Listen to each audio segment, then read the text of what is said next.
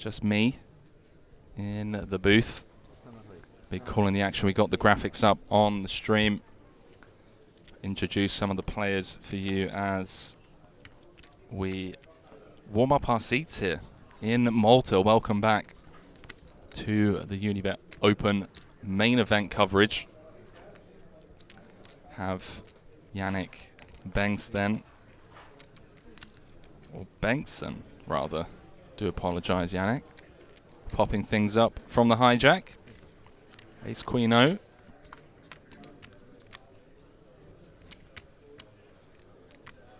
have Jon Per on the button. 6-5 of diamonds, actually flopping best on the Jack 10-5, although bottom pair backdoor diamonds maybe going to be difficult to get this one to showdown should Yannick continue barreling with his 2 overs and gut shot to Broadway. And well, that 6 of spades on the turn certainly made things a lot easier for Jon. Turning 2 pair. Yannick going small. Quarter pot on the flop, just south of 1/3 on the turn.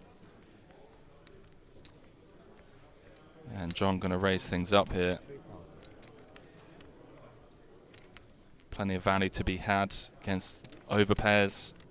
Ace Jack, King Jack, want to get some protection against hands like Ace Queen, Ace King, not allow them to realize their equity for just 900.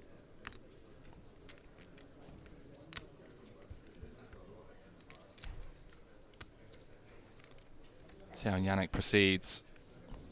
Yeah, he does just let it go. It's a nice pickup for Jon there. Flattening the button in position with the suited connectors, turning 2 pair. Here we are, chat.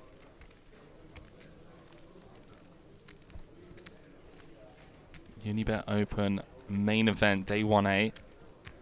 Have event number 6, PKO running on the side, satellites into this main, also running today and tomorrow.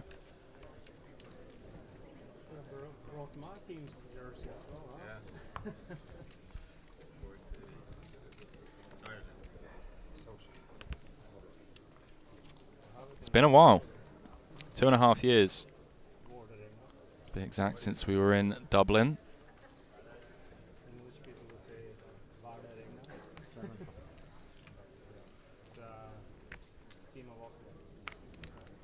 David Lappin going to bow out from the hijack. Jon unlikely to get involved as well.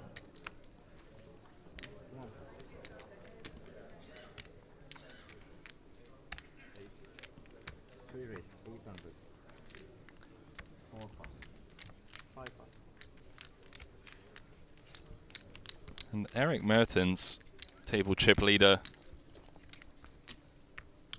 Early doors here in Malta. Chipped up to 1.5x starting stacks. Little raise and take on the button. Nothing to write home about. Let me know in the chat where you are tuning in from. Maybe came as a bit of a shock to receive a notification that we're live.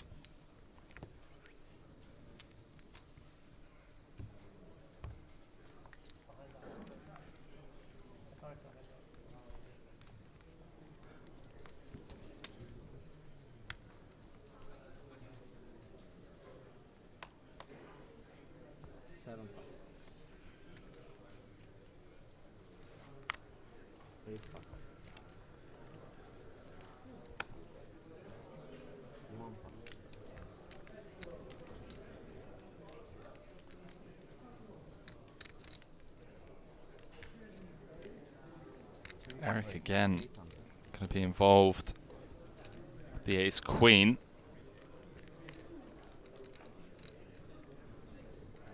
Comes with just shy of 3x. Not going to pick up any customers.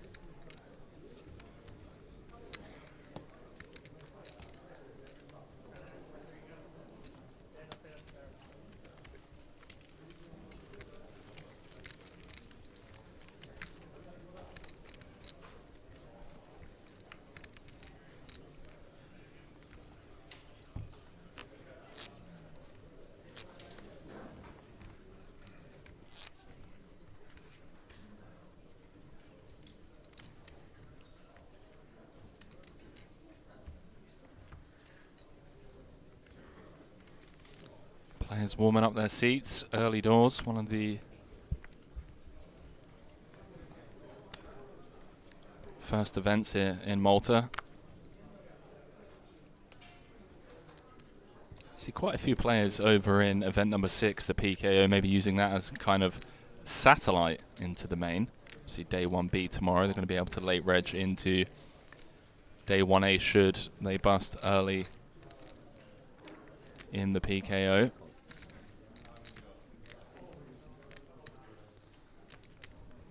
A Lapin coming with a min open from under the gun. 10-8 suited. Eric going to go set mining. Alan looking down at the 10-7 of clubs. He's interested. Blind's going to get out of the way, one would assume. Though Yannick is getting a pretty incredible price on a call with the queen deuce. Let's see a flop. You can see it's, queen is live.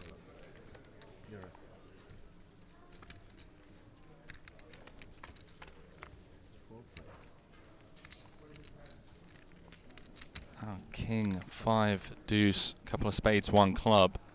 Yannick flopping a bottom pair. Eric's 3s are actually in the lead here.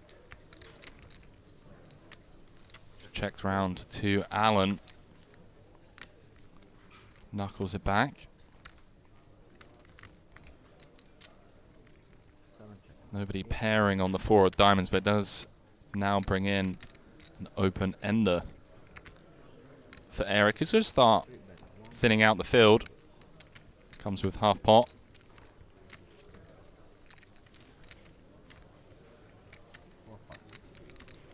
And this should get it done.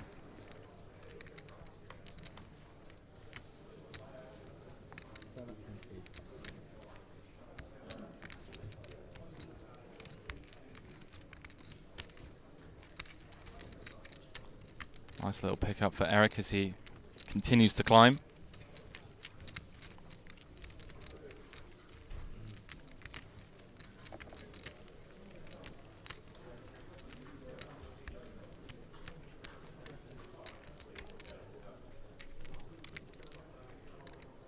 Shout out to KevMath over on Twitter, saying a triumphant return. The Unibet Open live stream. Action from day 1A here in Malta. It's underway. David Lapin at the feature table.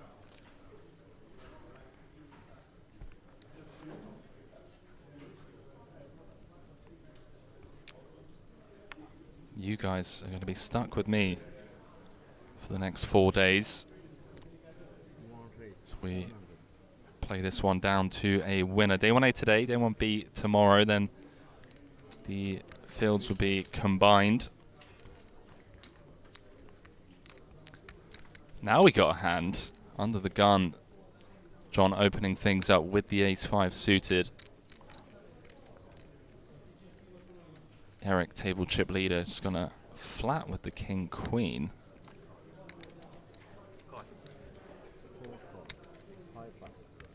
Suited, may I add. Alan with the same hand. The offsuit variety, and David getting a great price, going to defend with the 7-5. Little does he know his 5 is dominated. Alan under the gun. 3,200 in the middle. Ace in the window, followed by 7-4. Couple of clubs on board. Eric, table chip leader, flopping the nut flush draw.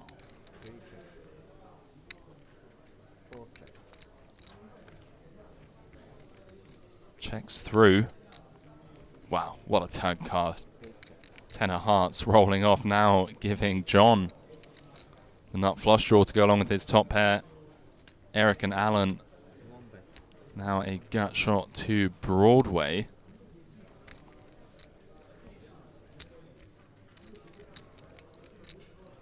It's Eric that's going to come firing. I apologize, sorry, it's John. John betting out. half pot with his top pair nut flush draw. Eric with nut clubs. 4 diamonds pairing the board on the river, and John with the check mark, 6,200 in the middle.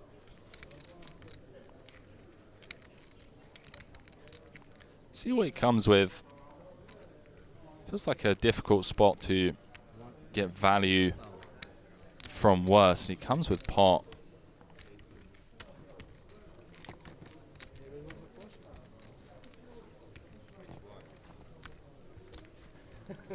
John saying maybe it was a flush draw. I say which one? I had clubs, pal.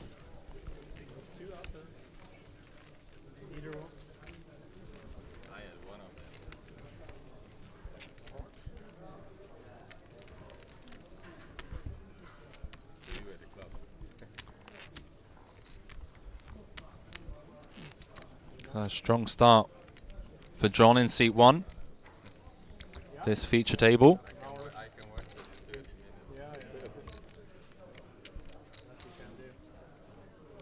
Eric knows. He's going to be able to watch this. Hemsdale 1 in the chat. Or is it Hemsdale? Or Hemsdale? Saying hi. How are we doing? Obviously, as always, let me know whereabouts in the world you're tuning in from. Maybe you're here. Maybe you're out there on the main floor in the mix, grinding this main. Love to hear from you.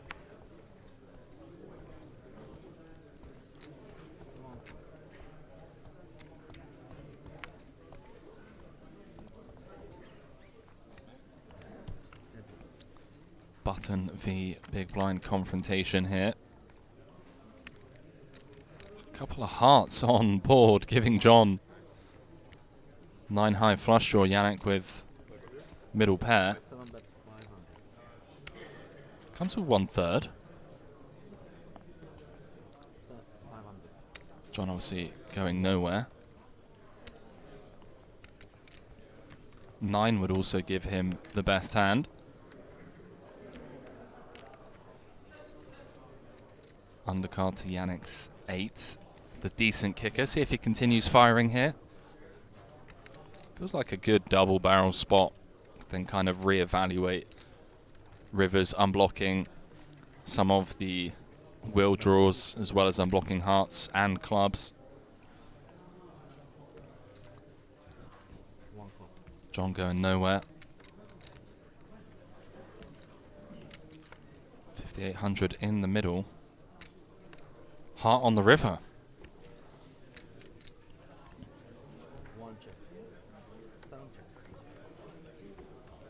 John checking it on over to Yannick, trying to give him some rope. John off to an absolute flyer here, rivering that flush.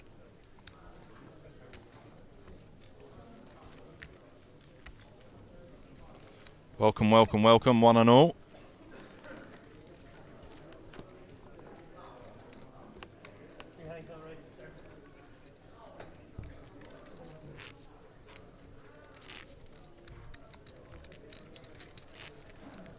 Unibet Open main event, day 1A. Yannick just texting the boys. Saying, all right, get the stream up. Send me hands.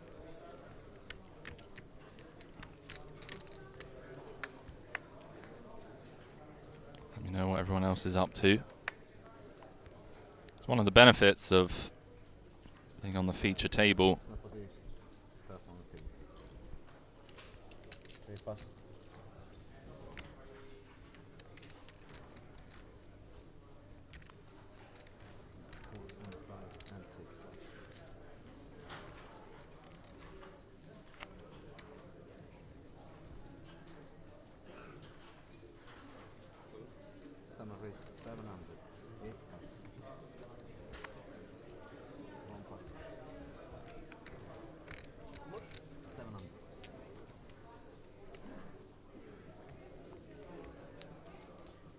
Yannick not deterred.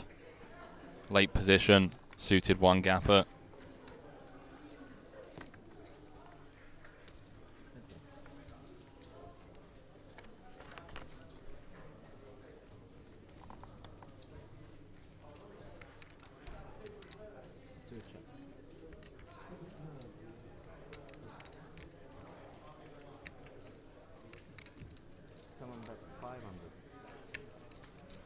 It seems to be a very consistent theme for Yannick, just firing out 1/3. Gets the better hand to fold.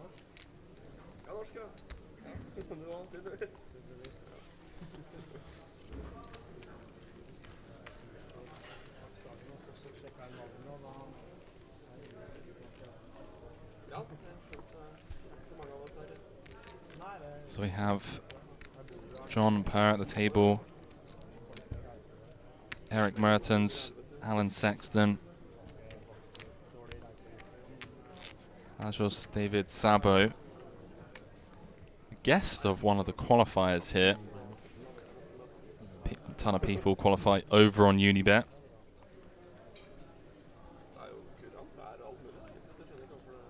Radoslav Yannick and of course David Lapin, all at this featured table.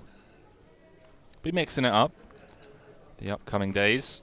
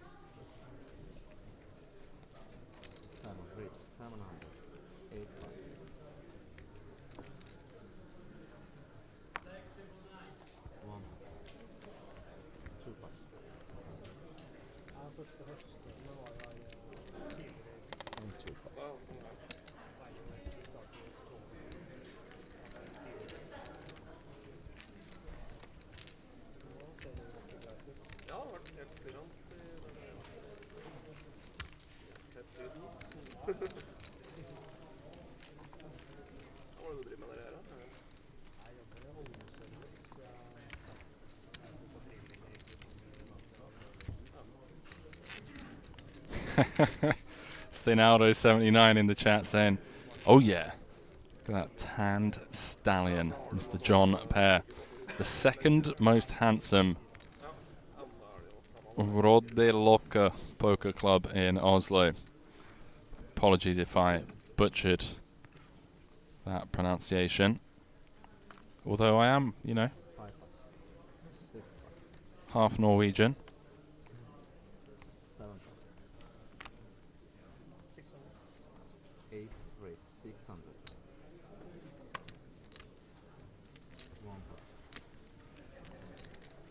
Appreciate you getting involved in the chat, Stenaldo.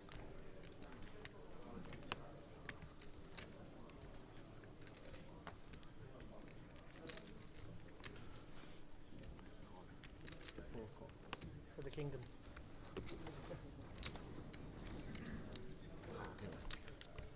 David up against fellow Irishman Alan Sexton. Ace Jack against King Trey. Alan flopping best, bottom pair, backdoor hearts. David with that ace of clubs in hand, as well as 2 overs. Expect to see him barrel on a lot of turn cards. Obviously has a range advantage in the form of over pairs. And wow, 4 of hearts on the turn. Now giving Alan flush draw. He's going to lead here. Comes with the half pot lead. I'm a fan of this. Look at this.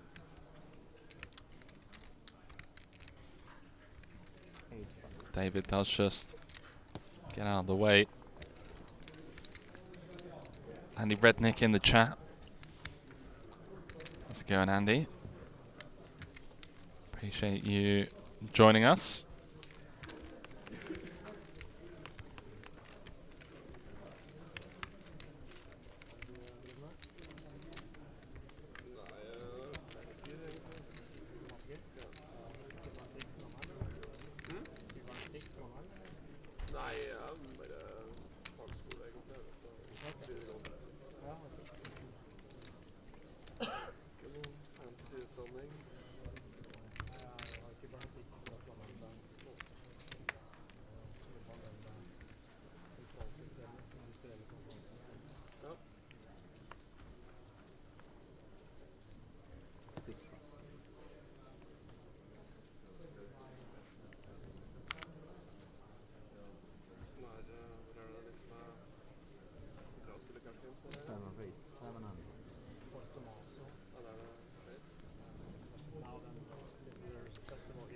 Just catching up with some of the content being put out over on Unibet's social media platforms.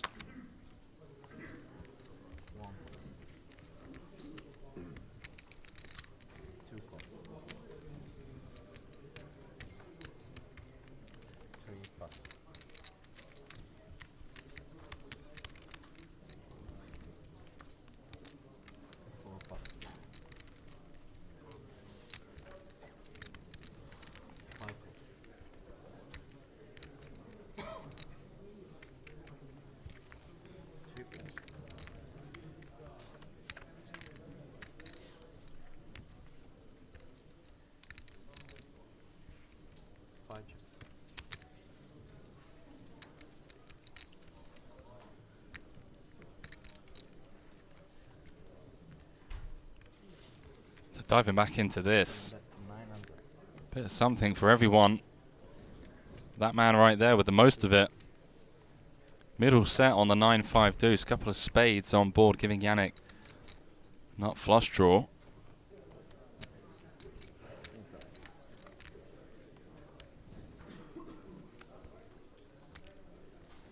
Ten of diamonds on the turn. Overcard to the flop. See how Yannick wants to proceed with his nut flush draw. Maybe try and knuckle and realise his equity, or just try and take it down here, fold out some gut shots. Some hands that are going to struggle against multiple barrels. It's a relatively small turn bet, just north of quarter pot.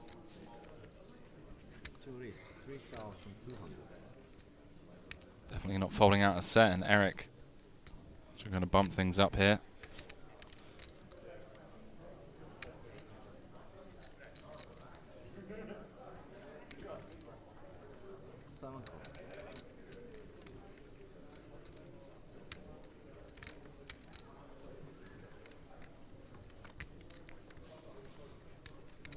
Yannick going nowhere.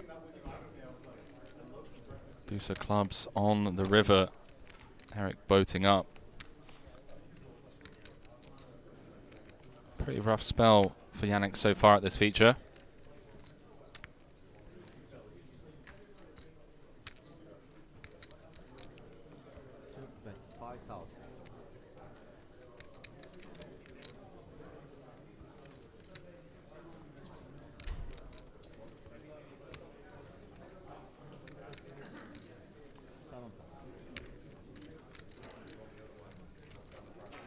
Eric not managing to obviously get value out of the ace high.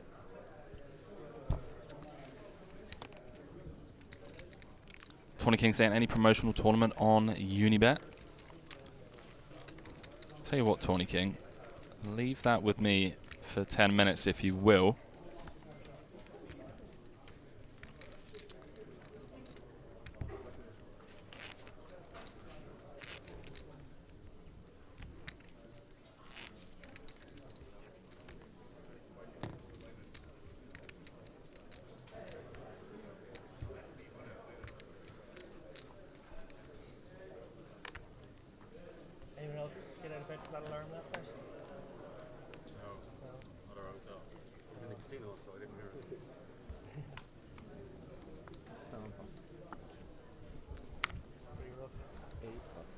Lappin just referencing last night around 4 a.m. Yeah, about 4:30, and like half the casino or half the hotel were in the lobby or outside the front. Like it was, most people didn't get up. I eventually got up. I was sort of like just checking was the floor warm yet. It was, so I stayed in bed for a while. It was so sustained. You kind of felt like you had to get up at some point. Yeah. But I met the sort of concierge and the guy at the desk, and he just like greeted me with a smile. I was like, no, we're not doing a smile here. I was like, two scenarios. One, the building's on fire. We're not smiling. Two, fucking Mocus in the building's not on fire. Not smiling either. So get rid of the smile and tell me what happened.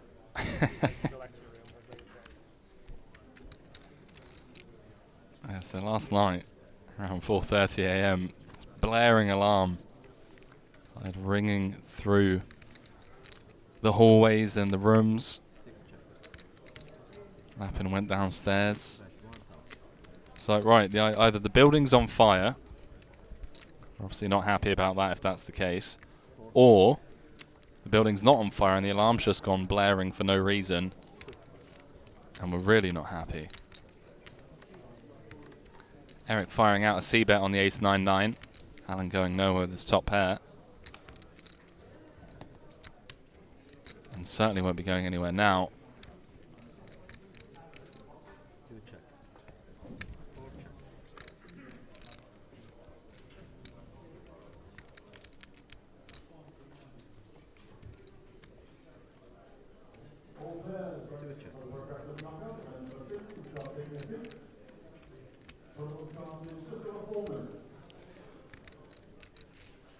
So Tawny King, are you still here? So I've got some good news, and I've got some bad news. So let me know if you're here. And let me know what news you want first. You want the good news or the bad news?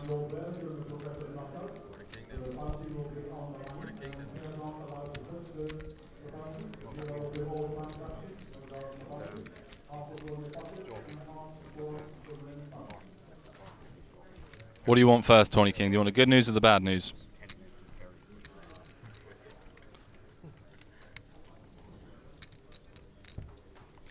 Want the bad news first? Well, the bad news is that the free roll doesn't start for another 3 hours. So it's currently 3:30 Central European time. The good news is that we have 2 free rolls every day. Got the Unibet Open Live main 1A free roll. 500 euros worth of tickets in that one, starting at 6:40 Central European time. I'll tell you what, seeing as you asked so nicely, I'm going to give you the password first. You're going to be the first one able to reg. You listening? You got your notebook out. I need you to write this down. Password is day 1A start. Day 1A start. Get one of the mods to create a Nightbot command for that, but I'll let you have that one first. You can be the first one to reg. Yo-Yo Broker saying hello, Henry, in chat. What's up, Yo-Yo? Thanks for popping by.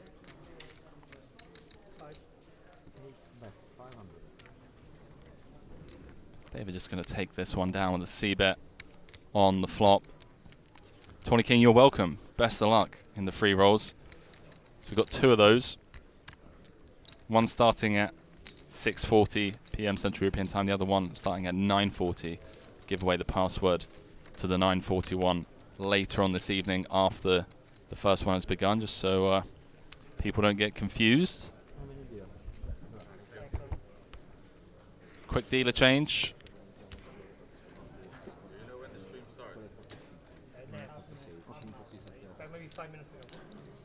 So a quick look at the chip counts at this feature table. Obviously very early doors.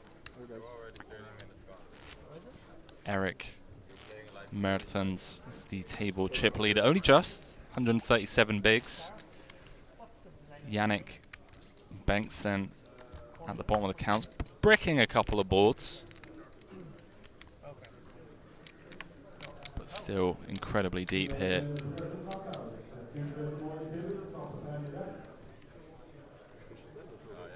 The whole card thing is not worked for the first couple of hands. T.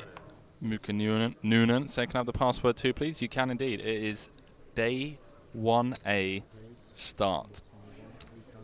500 euros worth of tickets up for grabs in that one. You hear your broker saying how generous of you, Henry. I try. Well, they probably make it a little bit longer so that the gap for the dinner break isn't as long. That's probably why. Kind of people shut off.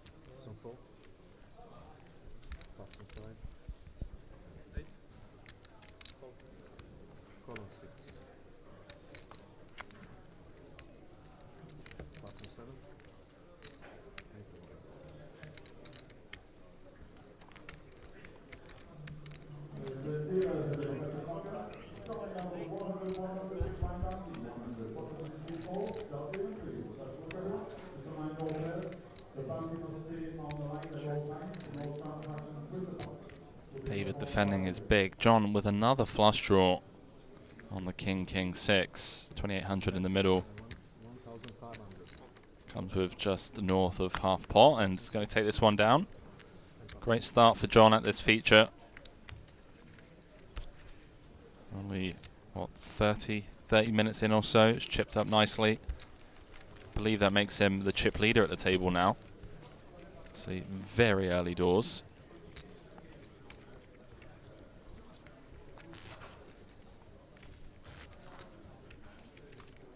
Are many of you guys staying on for the Battle of Malta next week?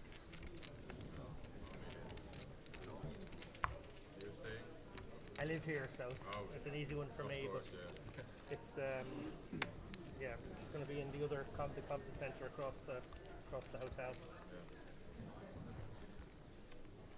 I'm just interested to know how many people sort of saw them right together and thought it's 2 weeks, 2 weeks in Malta.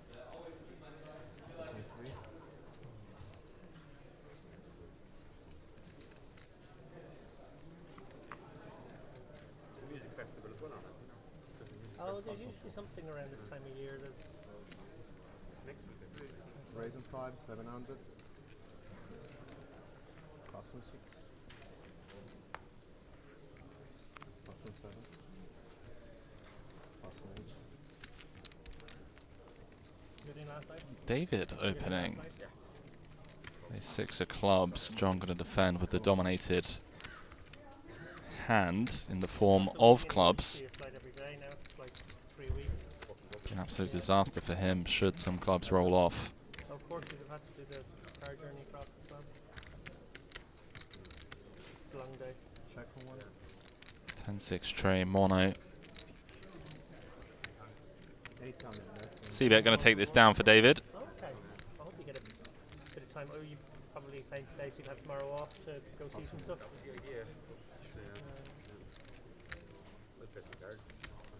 That's a lovely spot. The weather's lovely. Mdina in the centre of the island is worth seeing as well if you have time.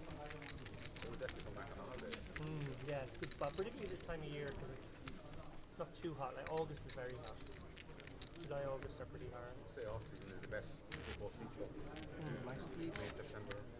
Yeah, exactly. Yeah, that's when my mum comes. You can kind of tolerate the heat then. Thank you, guys.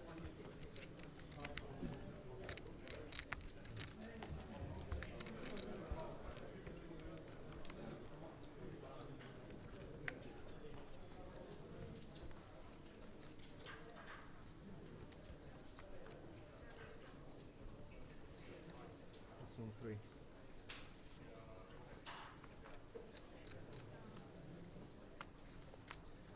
Custom 4.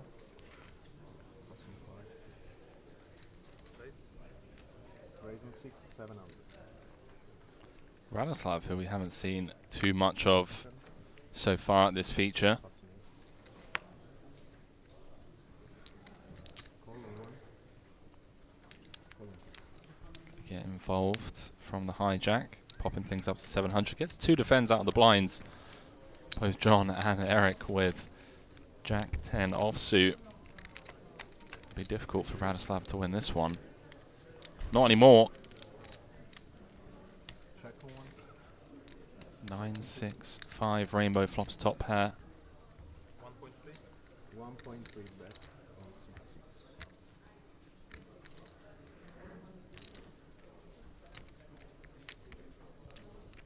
Call on one. Wow, look at this. John floating with the Jack 10.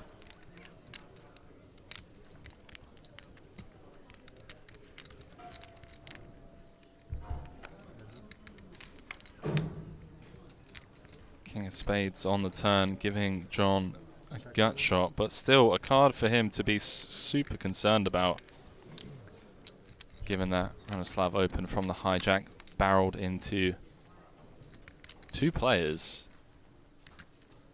As we arrive to the King of Hearts River, John with just Jack high. No real way to win the hand by knuckling. Decided to wave the white flag.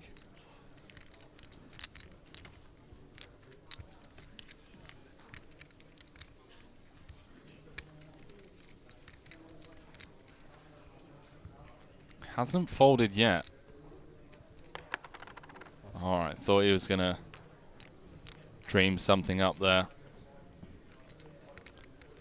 Form of a river check raise, but does eventually fold the jack high.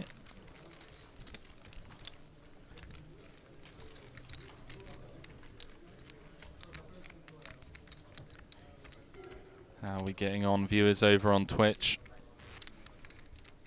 You here rooting for anyone in particular?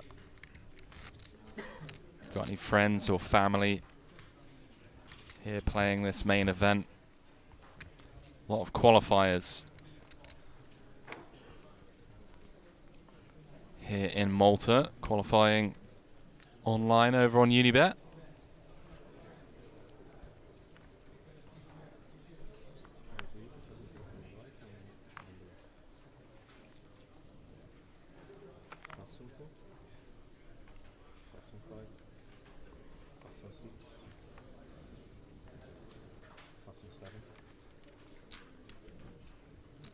Raise on 8, 600.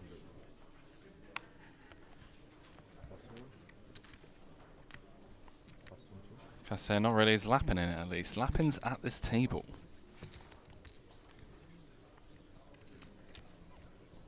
Are you just listening to me, and you got the earbuds in, but you're not watching the stream. There he is. Button down.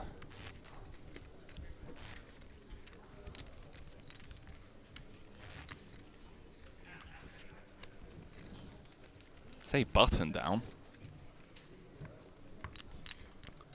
Multiple buttons down.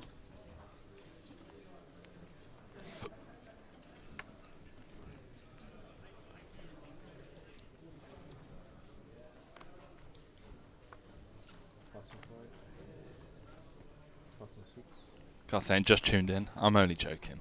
Appreciate you tuning in. QB93 saying, how's it Unibet? Password please for the main 1A free roll. 7. Well, firstly, QB93, welcome to the stream. Main 1A free roll password will be given out later on. Still 3 hours until that starts. But don't you worry. We'll be giving you guys plenty of time, plenty of notice.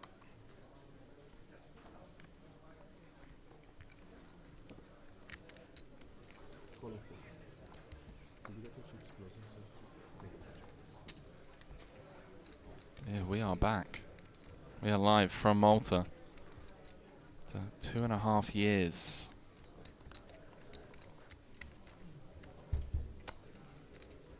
Keep saying, what's up from South Africa?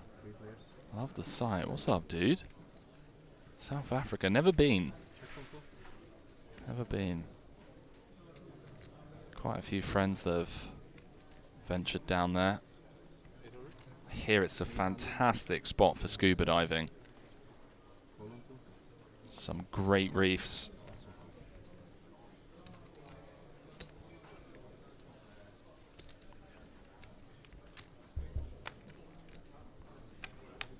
Yannick flopping best. Eric sticking around with the fives. Picks up a gut shot on the turn.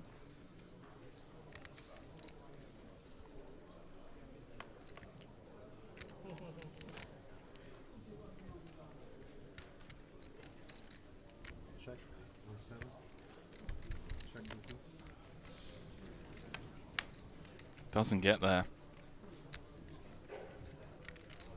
Yannick is going to win this one at showdown. Should it knuckle through. A6 is good, pal.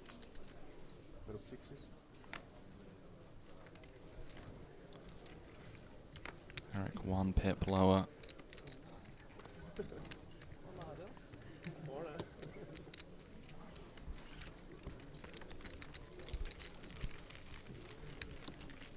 QB saying, come down and host an event. That would be epic. That would be epic. Poker event in South Africa, eh?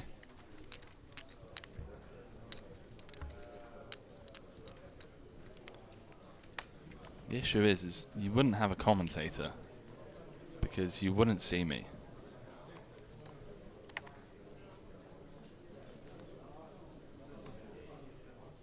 There are some insane places to scuba dive down there. Pattaya Banks, Sodwana Bay. It's the Sardine Run.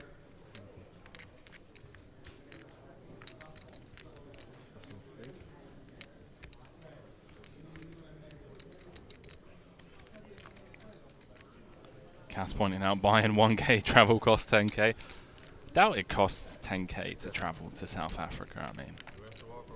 But I know what you mean, yeah. Wouldn't be cheap to fly down there, that's for sure.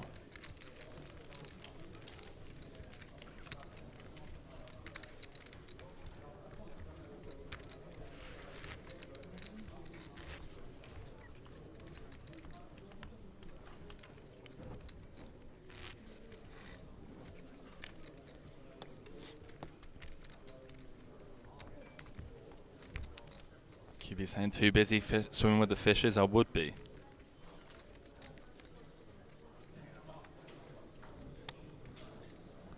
Let's see I believe that is the PKO running behind seats 7 and 8.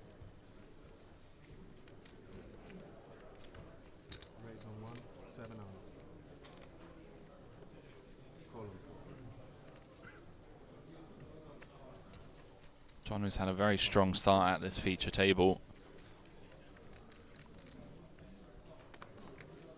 Gonna pop things up with the threes. Cassent underwater poker tournament. Now we're talking. Talk about really swimming with the sharks.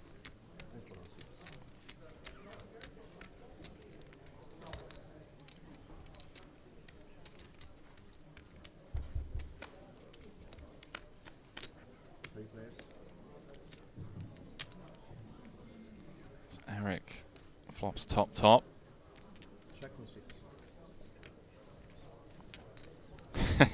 Taking the shark cage to the next level. Authentic sharks.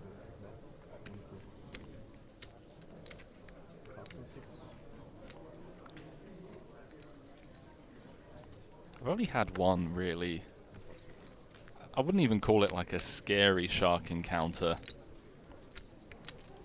It was more just unexpected. I was doing some free diving in where were we? It's the coast of Nusa Penida, I believe, which is just east of Bali. I was doing some free diving and visibility wasn't great on the day. And there was just this black tip. I just looked over my shoulder, just minding my own business. Looked over my shoulder and there's just this massive black tip. Swimming just, I don't know, 10 feet away from me. Wasn't really interested in me, but it still kind of startled me a little bit. Caught me by surprise.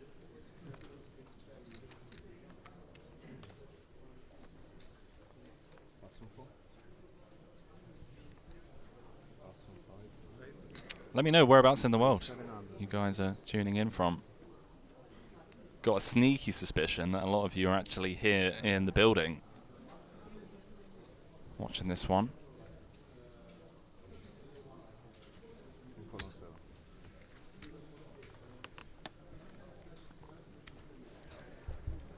Yannick going to defend the big.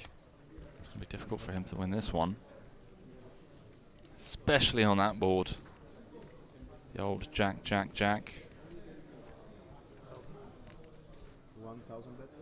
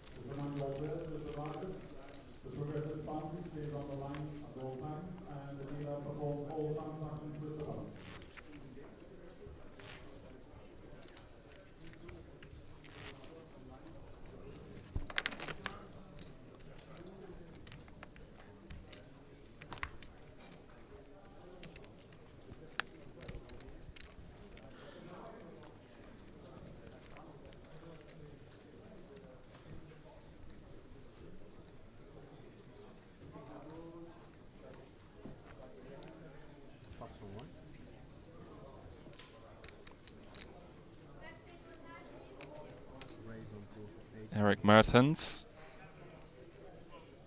Plus 3. Not had the best start this feature. But still above starting stack, so Plus 5. can't win a multi-day tournament in the first few levels, Plus 7. as much as we'd all like to think we can. Follow me.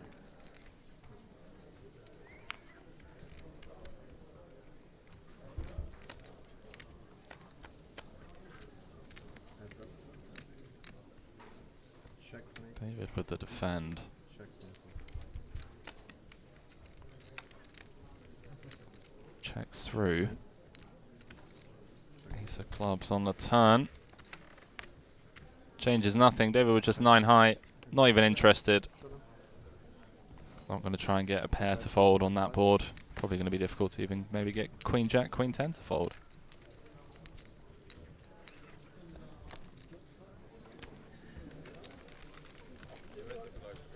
Like I was saying, I'm already budgeting for first prize money if I double up once in a tournament. You and me both. I'm definitely guilty of that. Definitely guilty of that myself.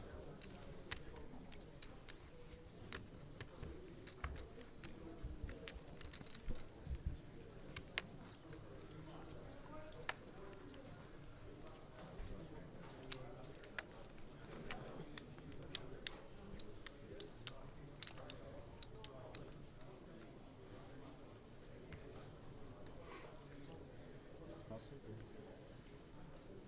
Plus 3.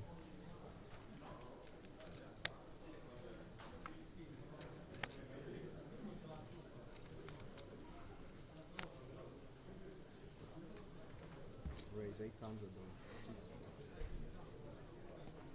Plus 5. Plus 6.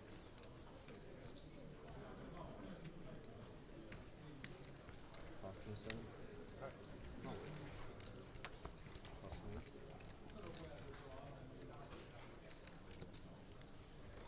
Follow me.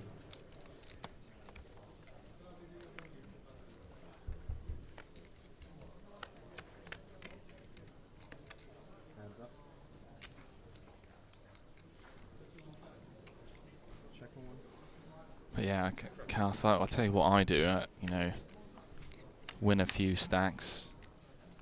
Late reg hasn't even finished. I'm looking at, you know, I'm like, okay, it's going to be, how much is going to be up top? Buy my mum a car. Check on one. Put a deposit down on an apartment. This, that, and the other. Check. 7. On 4. The rates. Fold on the flop anyways. Well, it's essentially better problem.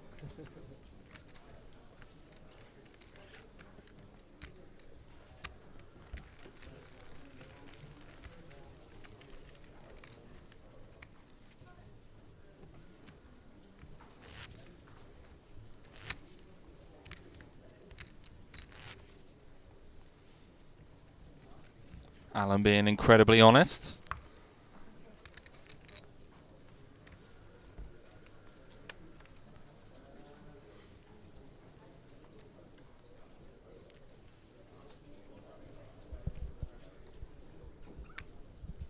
Awesome.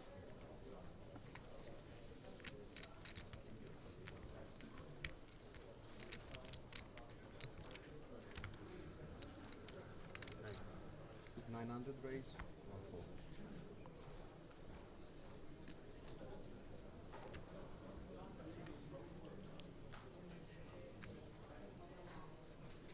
Raise on 5. 2900.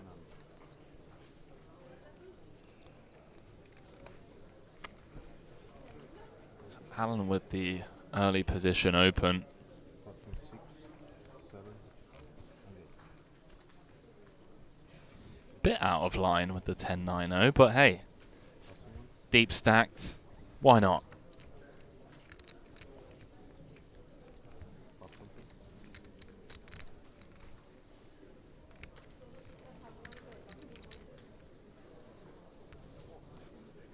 Is just going to get out of the way. David taking that one down with the ace-king.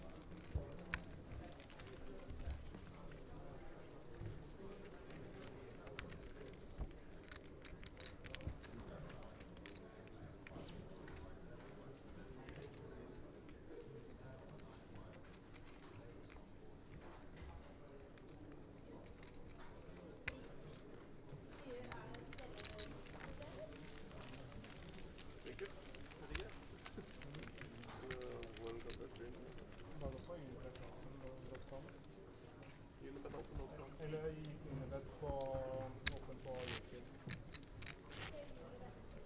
Ja, Unibet åpen på YouTube, tror jeg.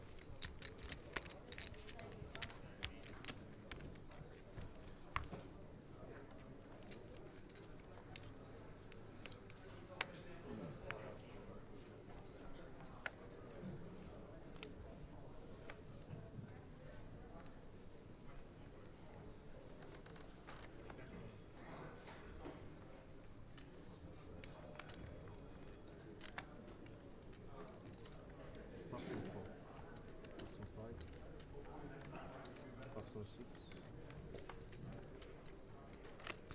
Pastor 7, and 8. Pastor 1.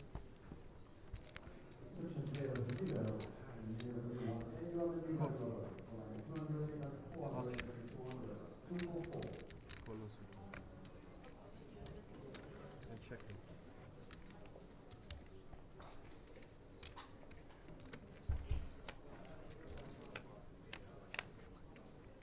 Heads up. Check on 2. Bet 300 on 3. And call it.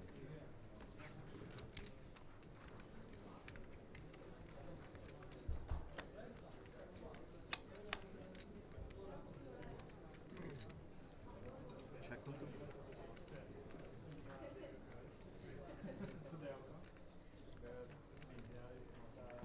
Bet 1100. Apologies, chat. Had to just quickly take care of something. I'm back. The old solo stint. The commentary booth, love it. It's just me, players, the cards, and you lot at home.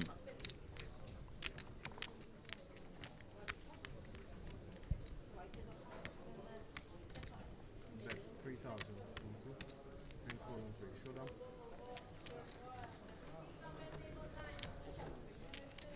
And the Eric v. Eric battle of the blinds. Eric won and Eric lost. One with trips and the others just 9 high.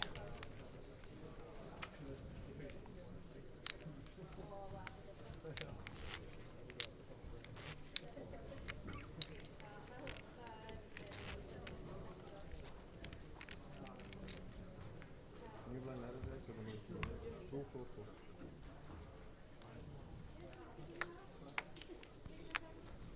Quick shot over the shoulders of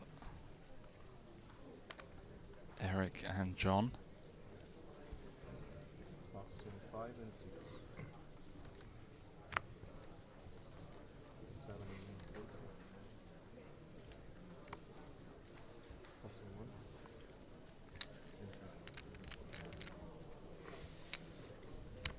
King saying after a long time watching Unibet live, it's been a minute. It's been a minute. There were, you know, talks through the grapevine.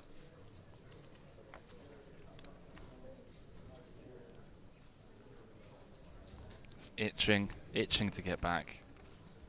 Meet up with Raise. some good friends and players, staff. Where the old commentary journey for me began many years ago.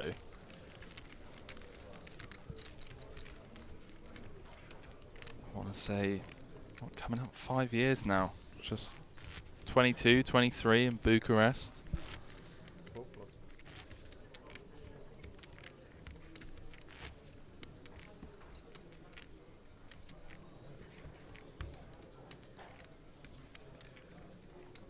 See in the chat, listen to all the episodes of the GPI award-winning podcast, The Chip Race.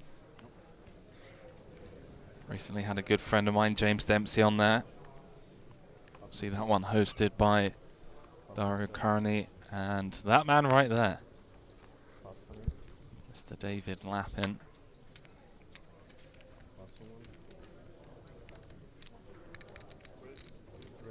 2000, Sito. Passing 3.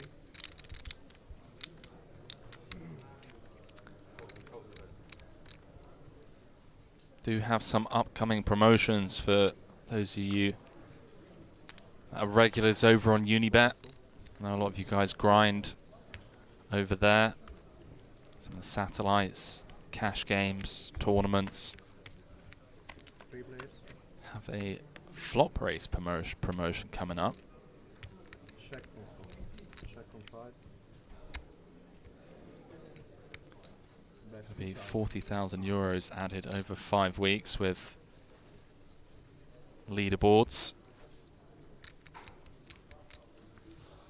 for different stakes. 20 King saying it's always good to see live tourneys as well, get to learn a lot. You do. You really do. To see kind of like what adjustments to make.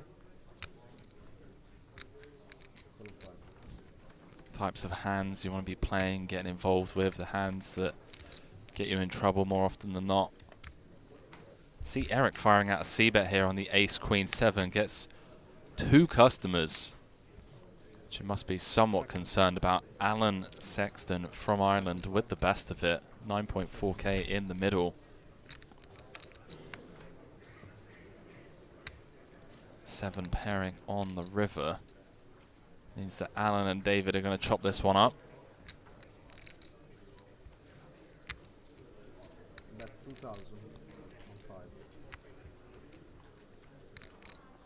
Passing 2,000 block bet from David. Alan obviously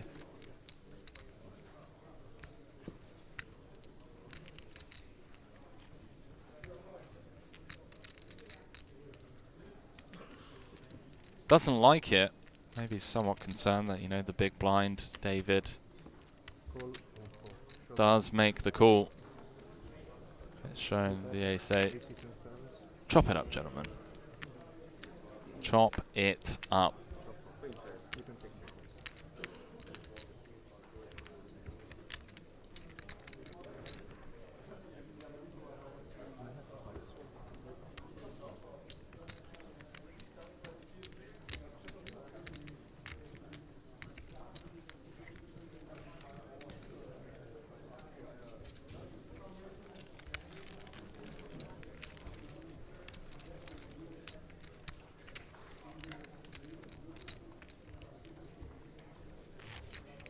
Yeah, tack. Pocket fives, no way. Yeah, always. Five.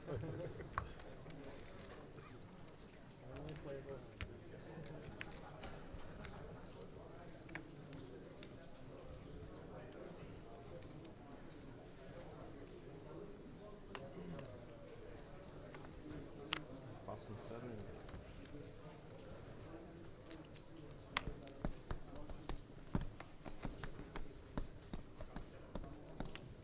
Raise on 1, 700. Nothing, 800. 800.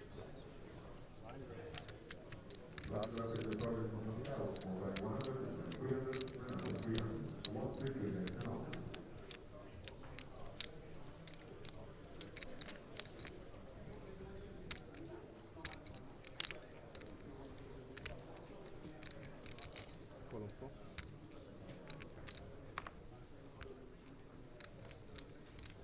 Passing 5. John, who's been off to an absolute flyer here. Feature, just going to pop things up with the Queen 8 suited. He's going to pick up 3 customers behind. Hearts alive, Queen is live. As we head to the 5-4 deuce, 2 hearts Check on 6. board. John with the flush draw, Vladislav with the open ender. Alan with the 2 overs and gut shot to the wheel, as we can see, no good. 2000. Eric really the only player completely bricking here. Vladislav not going to go anywhere, one would assume. Call on 6. Flicks in the 2K.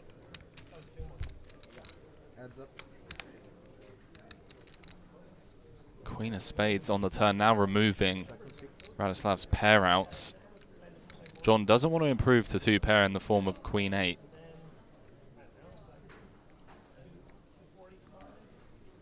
4,000 in the suit one.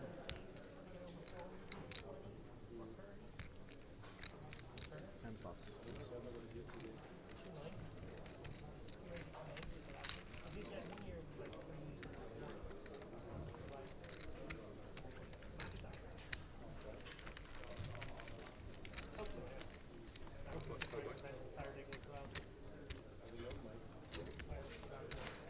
No, they have.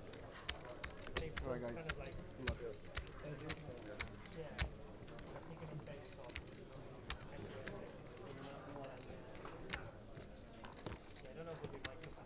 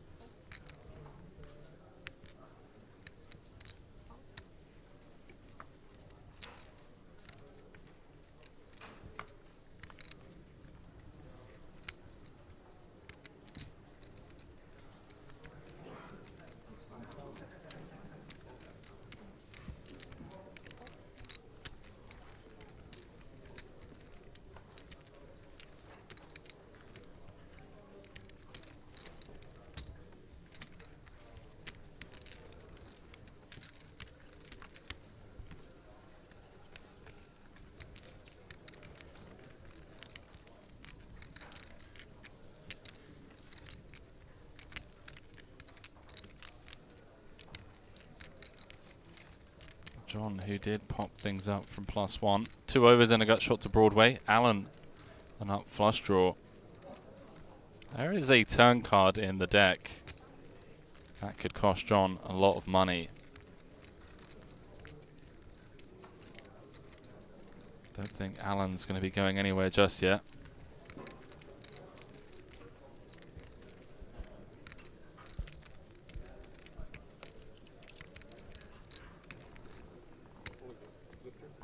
How long have you lived here? Moved here in 2015. Came on holidays. Never went home. A couple of Irish friends moved here to run online and live here in South Ireland, and they said come over for a visit. It was an EPC, and so I came over. 18 was right? The last two was 18. Yeah, there was one in 2015 that were in the September, October. Oh. Sure it was an EPC. Maybe it was a. No, I think that was true. I think it was. And came over for that, and yeah, we never went home with my girlfriend. Really enjoyed it. And we decided to stay on. They had an extra room, they had a 3-bedroom place, so we just stayed with them for 4 months until their lease ran out and had our own place. Yeah, it was good. Oh, look at this. Alan fast playing the flush draw, raising things up on the flop. King of diamonds on a turn, 12.6 in the middle. John turning top pair, top kicker. Alan now picking up a flush draw.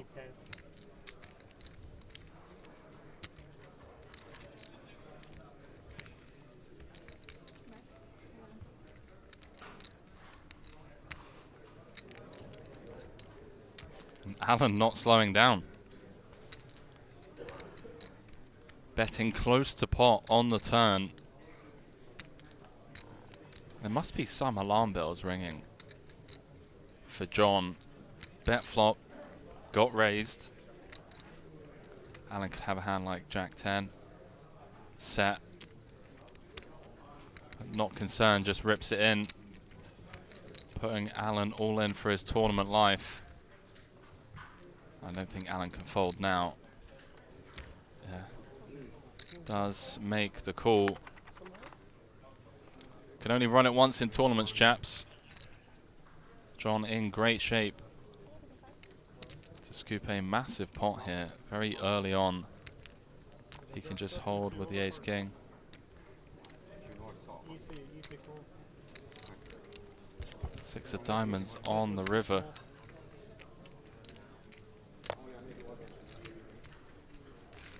Alan Sexton didn't seem too thrilled. Tiny bit above those 4-8 and I have two very large. I have to call. Not very happy about the ace-king call on the flop. Is that the 1,000? I know it was definitely a 5. I think it's I skillfully threw it straight into the blues. Thank you. Another 5 call. Yeah, John kind of just defending himself, saying, look, it's a small raise on the flop. Only one that has change winning all the pots. That's been nice.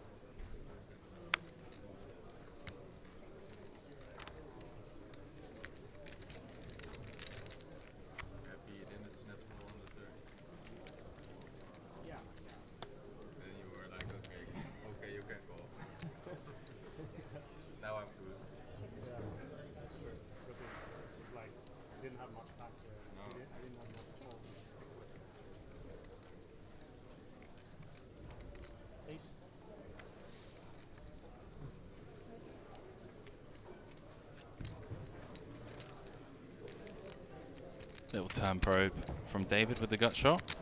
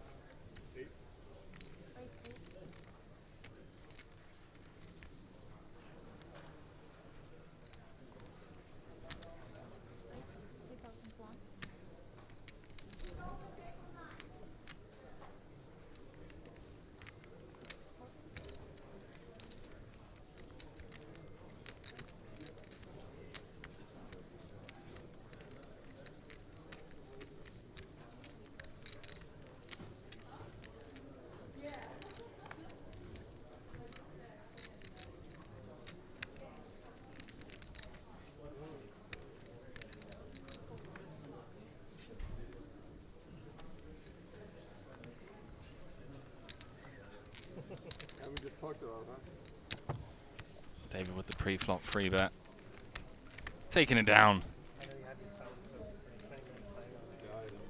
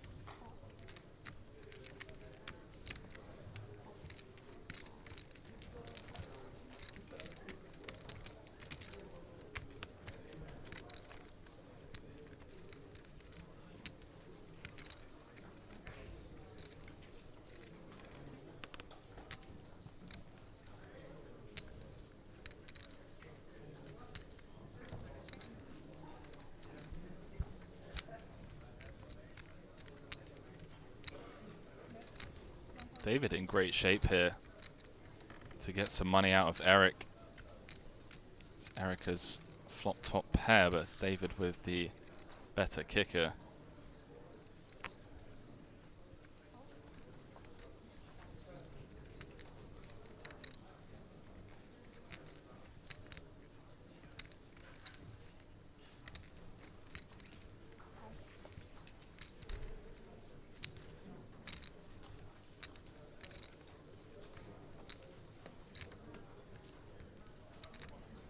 Seven of diamonds on a turn, 6.5 in the middle.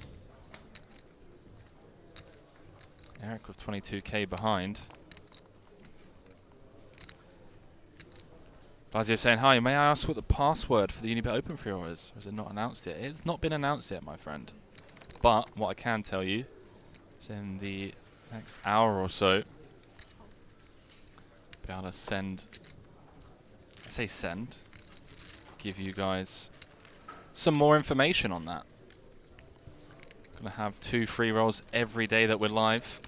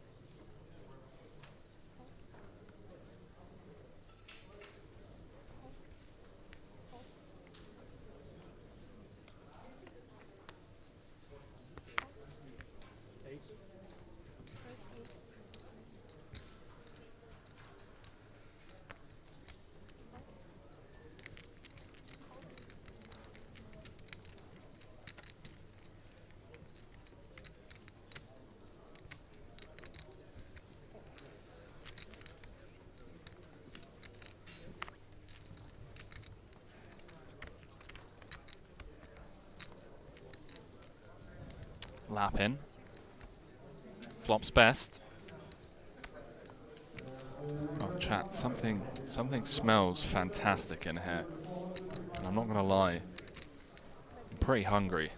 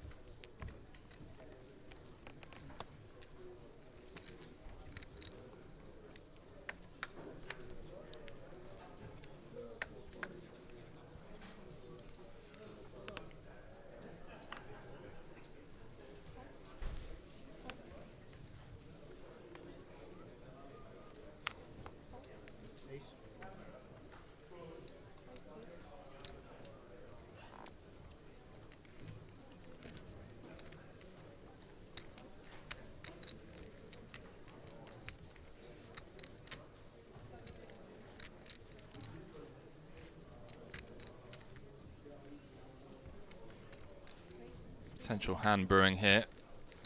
Hijack v small blind. New player joins the table. Essa. Gonna bow out. From the big. Would have liked to see a flop, but he has seen an open from the hijack and a 3-bet from the small. Our first 3-bet pot of the day. 7,000 in there. David needs to find some diamonds or an ace. I do apologize for the delay in the graphics. King, Jack, 9 rainbow. So Eric comes with the size down. His 3-bet pot. Laughing with the gut shot to Broadway and backdoor diamonds.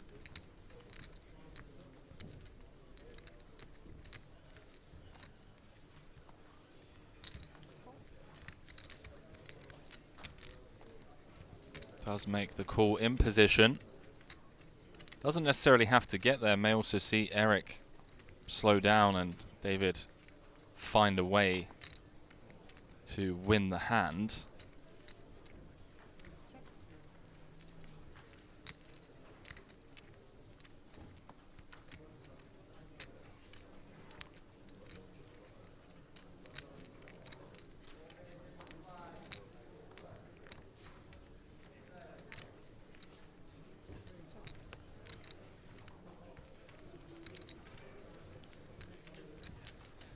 That's a turn card he would have liked to see. Sorry, a river card he would have liked to see on the turn. 4 diamonds.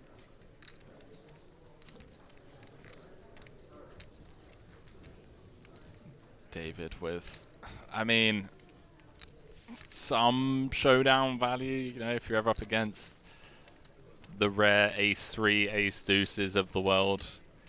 Now losing to ace 5, ace 4, 11.6 in the middle. Feels like once your opponent checks to you on the turn and river has some form of showdown.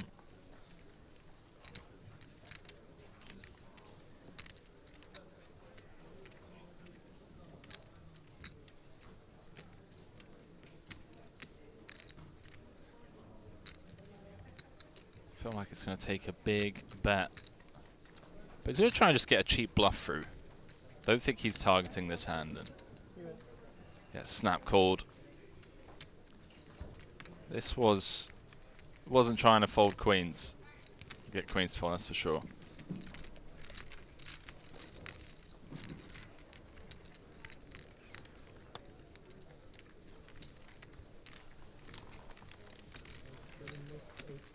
That was what I was thinking there. Nice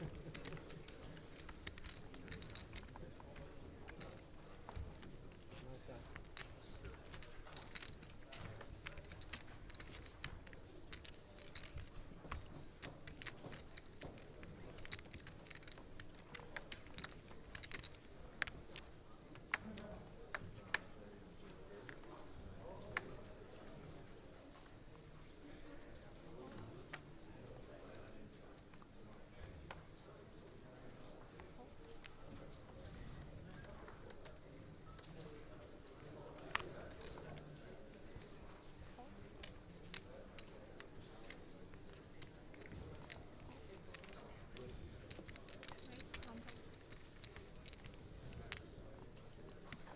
What's up, Hemsdow?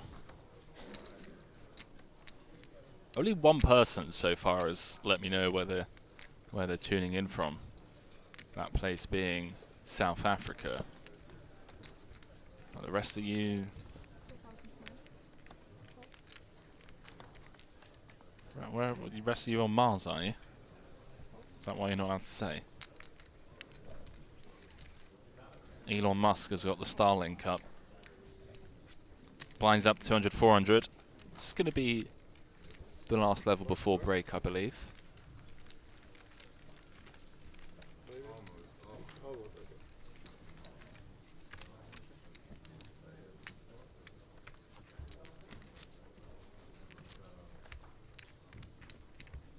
Good enough.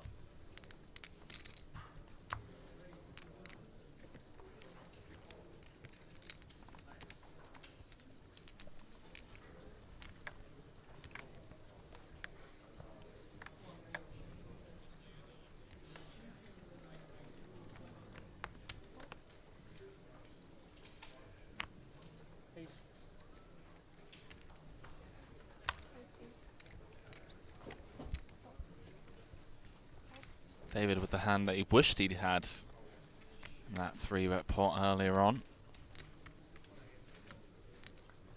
Eric getting a bit fruity in the cutoff table captain. Feeling good about his game right now. Did just win one off of David. Flicks in the call from the cutoff, 7-5 of clubs. Radislav going to defend his big blind with the ace trade, flops top pair. David with a potential hand he could go barreling with. Has equity. blocking some of the strongest parts of the potential big blind defending range.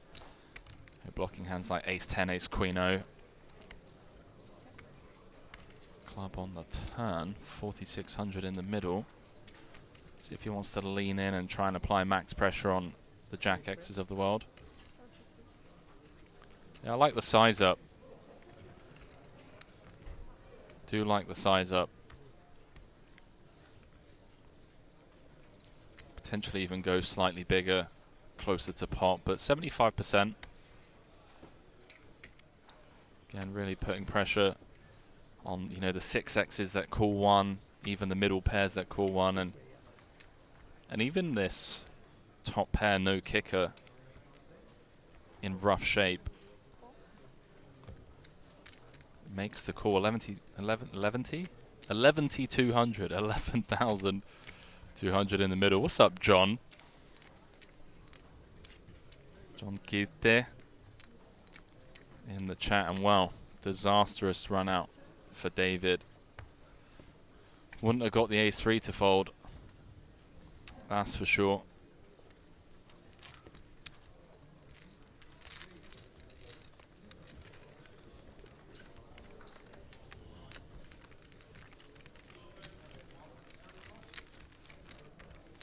John saying, Henry, this must be the dream event to commentate on, Henry. It's a lot of fun, man.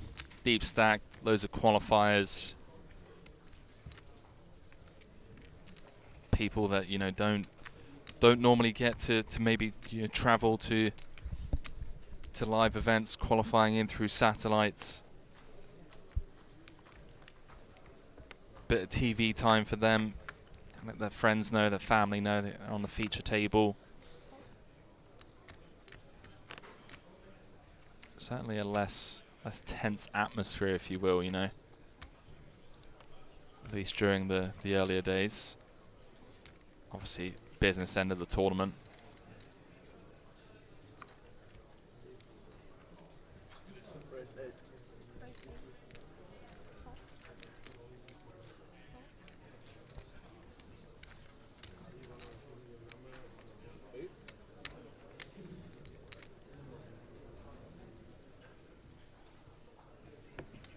John Kidd saying you can just have fun, it's not as scary as come to hit the 200k. I mean, look, still got a job to do. Klein Drext in the chat saying, good luck, Eric. Which one? There's two. There's two Erics at the table.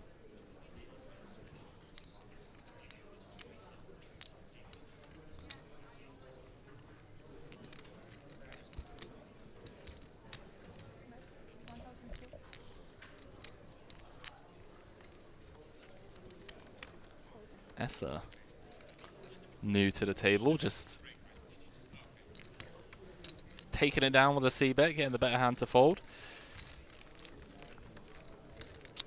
John saying, is this the Intercontinental? The Intercontinental Hotel, it is indeed, my man.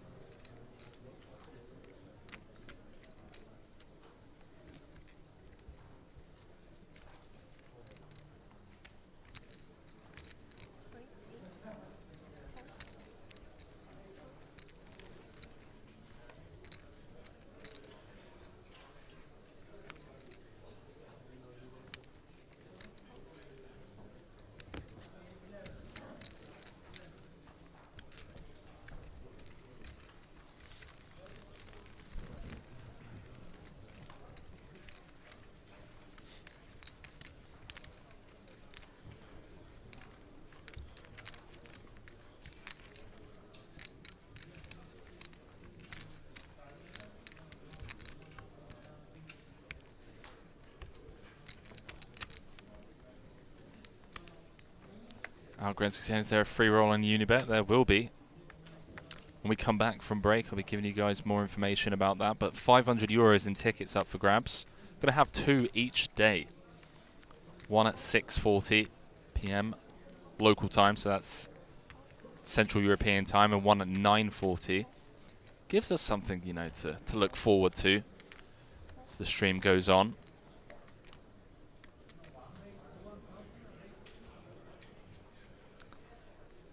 John Keith is saying, John, I like this guy already. He's chipped up nicely, this feature.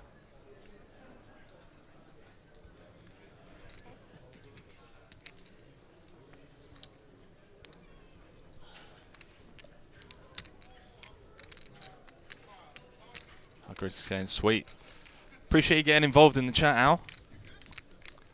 Make sure if you have got the stream up, you are lurking. Get involved. Give feedback if I butcher any names or any hands, or you got any questions. How about this from John? Button open from Yannick and. Every time. No, not every time. You can change Only when I this have a to- good hand. I mean, you had it so far, so I can see it. Oh, four.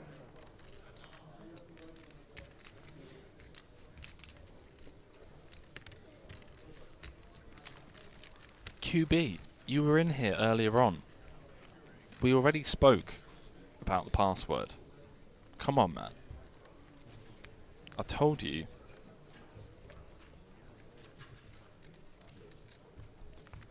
John Keith is saying John must be Norwegian. Well, his full name is John Per Percent.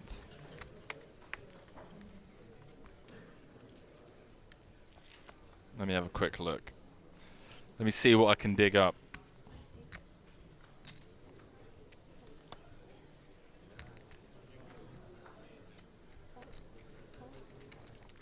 He is Norwegian. He is indeed part of the Norwegian Armada.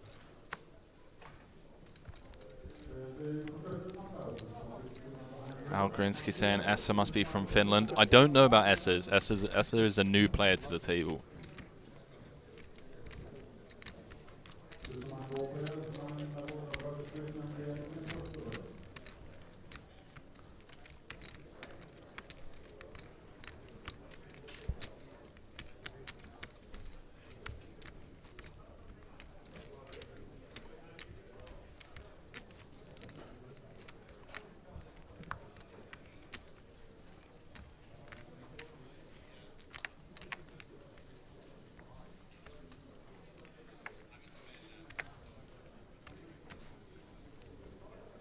Essa looks finished though.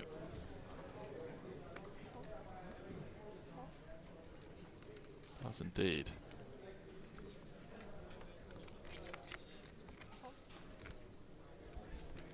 David Lappin. One of the shorter stacks at this feature table. Just a couple of bluffs not going his way. He's obviously played many live tournaments. Won't bother him too much. As anything's possible. Can spin it back up. Buy-in was 1k, that is correct out. So we head to the Queen 10-10 board. David's just going to knuckle the 8s back.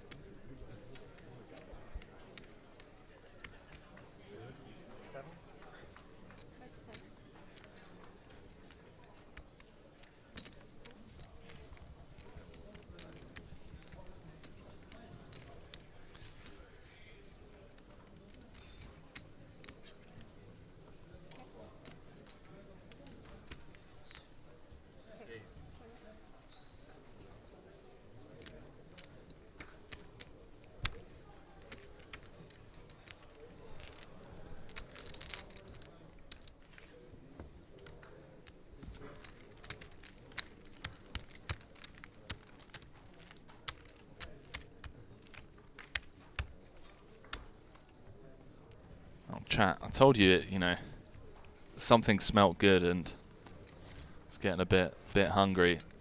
My man Robin coming over, saving the day. Grab me a sandwich. Like I say, where's this tournament? We are in Malta, my man. We are back. Unibet Opens are back. I believe 100, I want to say 150 qualifiers. Don't quote me on that. Might be 120. It's somewhere in that realm.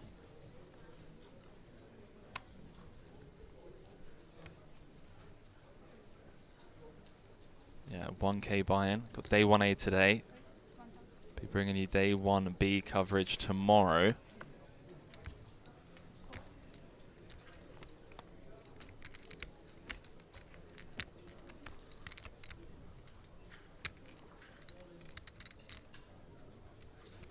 Potentially be joined by Daro Kearney.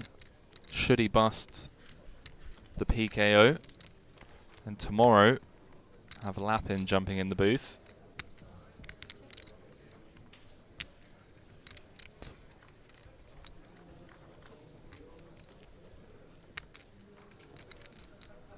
So we do have the first break of the day coming up in around 20 minutes time.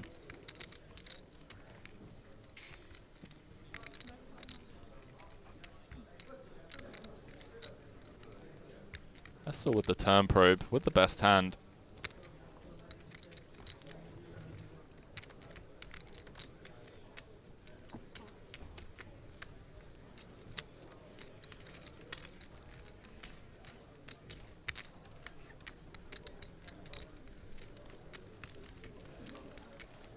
John saying seat 2. Definitely looking at the stream. Yeah, maybe got the boys back home on the rail. Got the group chat open. What did he have in that hand, you know? Has to be done. Has to be done. Any info you can get.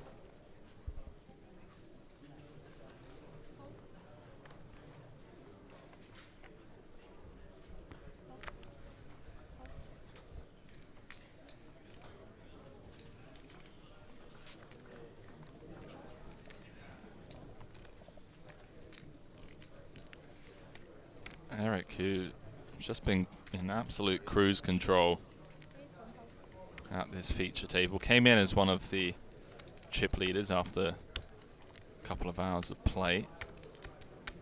Chipped up to almost 2 starting stacks.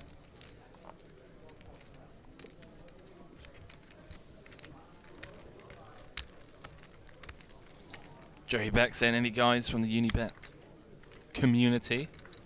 One would hope. A bunch of qualifiers. Radislav being one of them, qualifying over on Unibet. Lapin is more Maltese than Irish at this point anyway. Hey, listen, be very careful about saying that. Make sure he doesn't hear you, at least.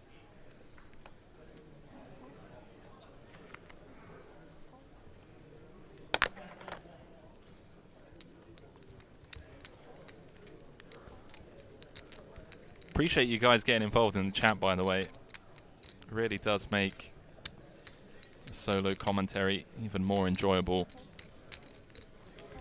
Some banter back and forth with you guys, some conversations. As always, let me know if you're grinding on the side, what you're grinding, how you're getting on, whereabouts you are in the world.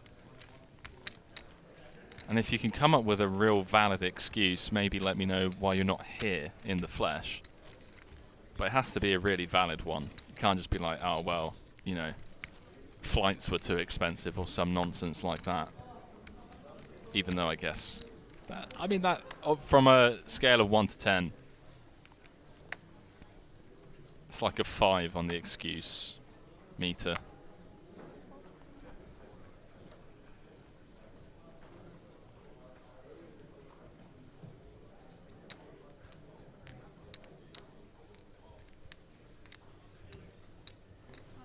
And I dusted off my David Lapin avatar for some cash games.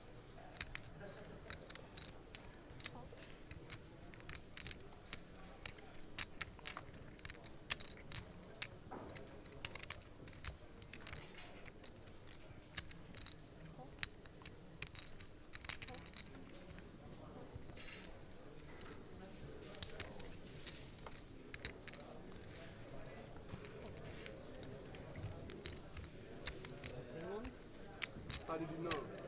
It's a wild guess. Where are you from? Norway. It's got a battle of the Scandies. John against Essa. Queen 10 against 8s. So we head to the Ace 5 trade, 3 diamonds board.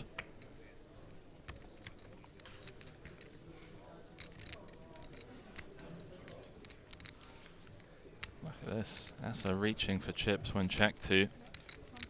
Just trying to fold out, you know, the suited broadways of the world, the pairs without a diamond that are concerned about this flop. That good stuff. See how Essa proceeds on blanks. That's not a blank. Brings in a 4th diamond. Was obviously already behind to any ace. Does pick up a gut shot, so it feels like one of those ones where against an ace we have equity in the form of a gut shot. We can get these pairs to fold.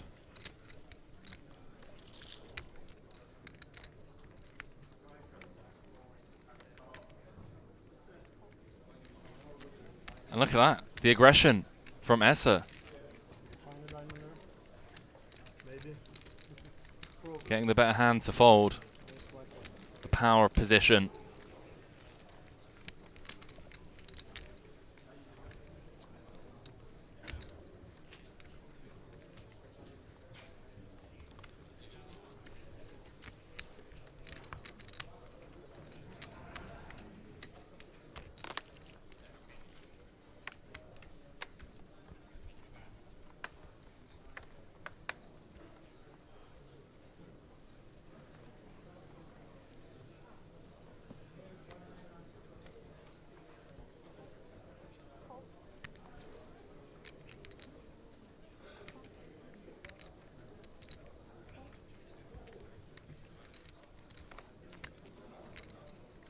David with top of range in the cutoff.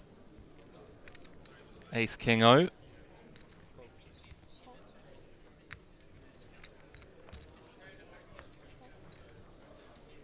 Radislav gonna pill in position, dominated however. Has some kicker problems.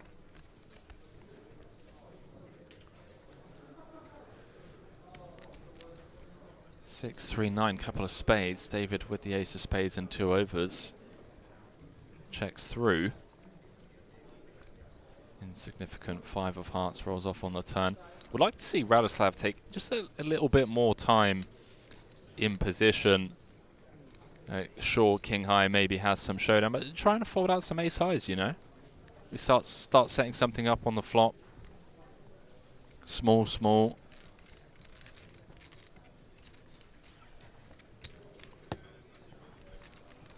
Julius Mackie saying S is one of the greatest MTT players coming up.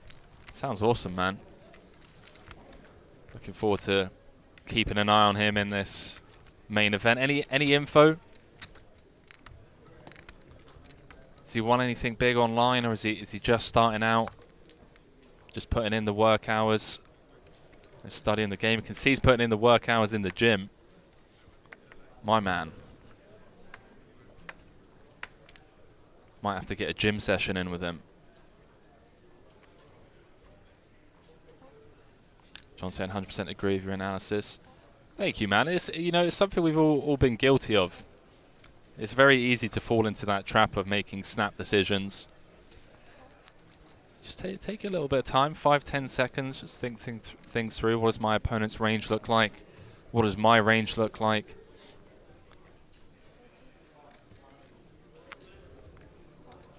My opponent snap checked to me twice. You know, looks like ace high. Maybe I can start putting a bunch of pressure on that. Not this time.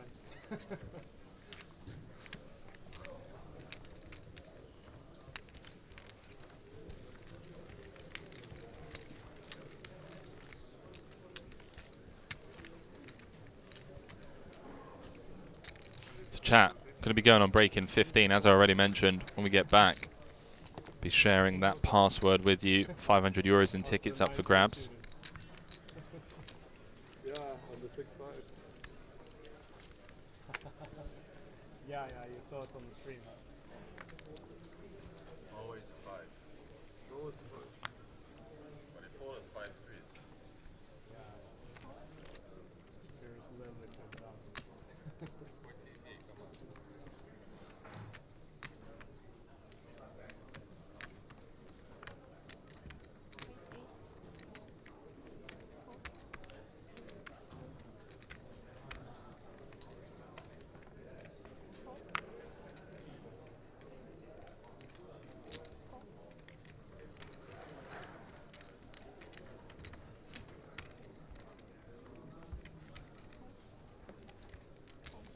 Couple of playable hands here. Essa with the EP open. The King Jack suited. David just going to pill on the button with the 10s. Well, how about that for a flop? Eric also defending is big, but one would assume it's not going to be overly ambitious about this flop. Queen 10 deuce, middle set for David Lappin. 3K in the middle already, so SPR of 6. Essa coming with just north of 1/3 with the open ender. 44.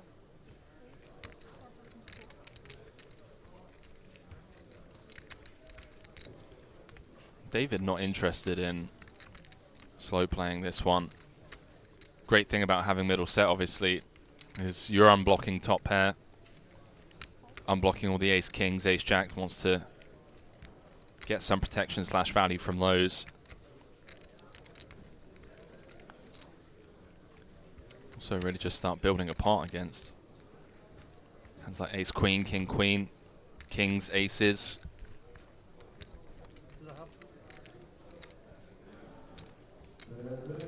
So Essa does call with the open ender.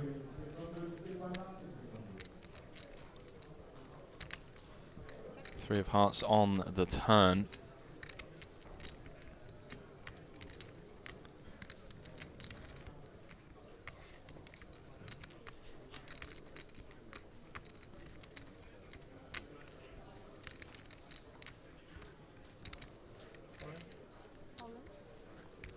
And David just jamming.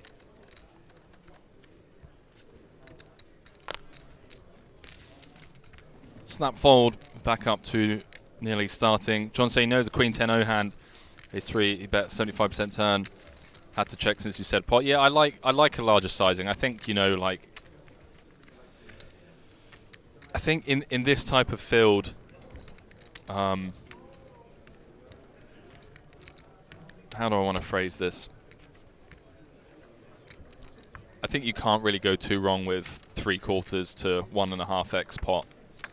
But yeah, I was definitely leaning more towards the larger sizing, and glad to see you ran that one, mate. Thank you. I think it makes a ton of sense, right? Given what our range looks like from +1 against the, or was it? I think it might. Yeah, it was +1. +1 against the big blind.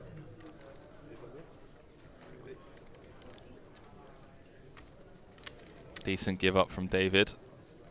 According to John, when he does bet 75%.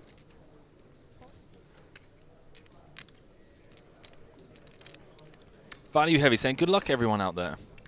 Cheers, Value.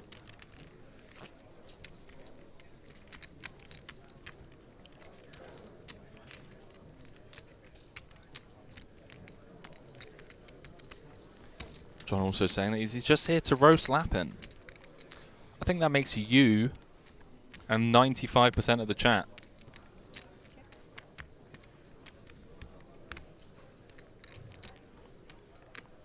I'm saying, is that password key already out there? It is not. We're going on break in around 10 minutes.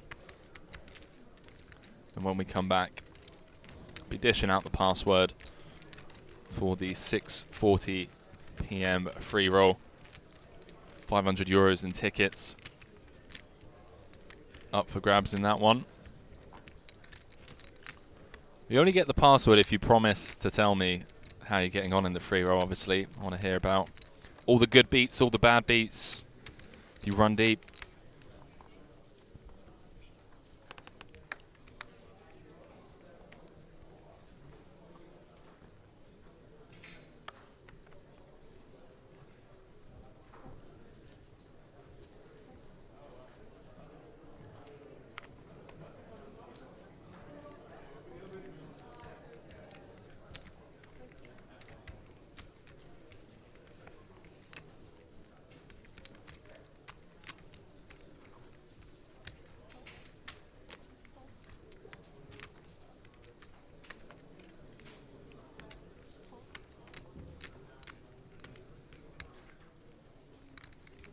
multi-way affair here. Lappin, the one kicking things off from the hijack with the sixes. John wanted to see 3 with the Jack 10. Flops best.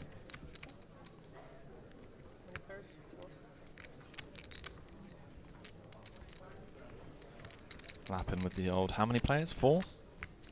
1 over to the sixes. Let's come out.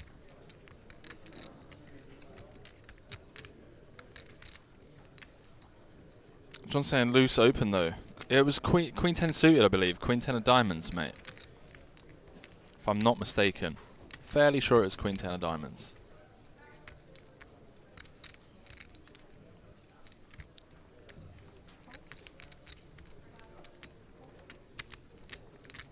I was going to go on some spiel about him blocking, you know, like queen jack of diamonds, jack 10 of diamonds.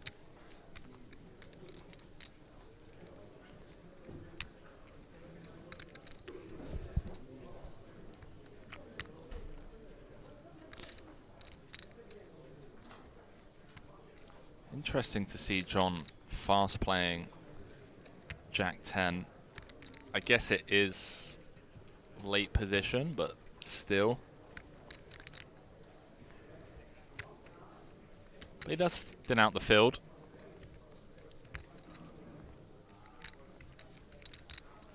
David with a weird one. Kind of 6 of diamonds. Block. Yeah, nice. It's annoying. Somewhat wrapped around the 4-5. But having that 6 of diamonds in hand, blocking some of the, you know, semi-bluffs, ace 6 of diamonds, 6-7, that kind of stuff.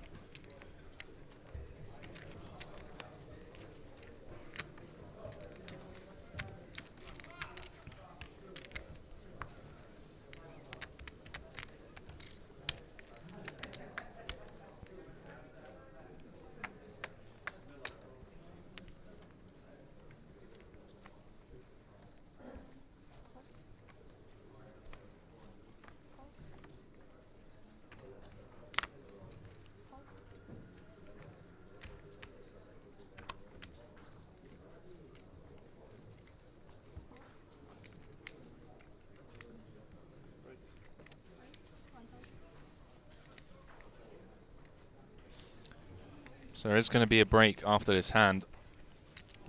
Eric trying to just get one last one through at the feature table.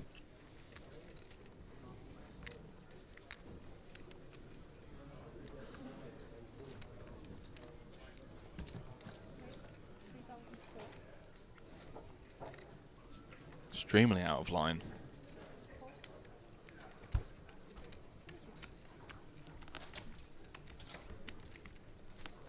Opening things up with a 7 deuce.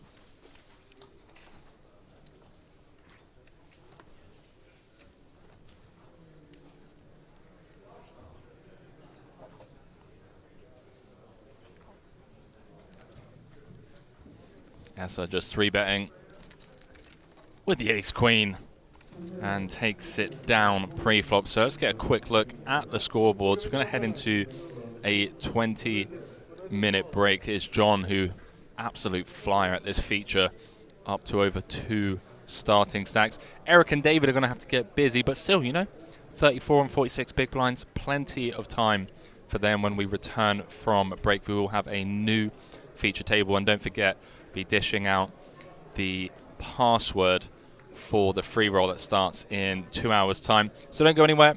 I'll be back with you guys very shortly, and well, you know how it is. Just stay out of trouble for the next 20 minutes. See you soon.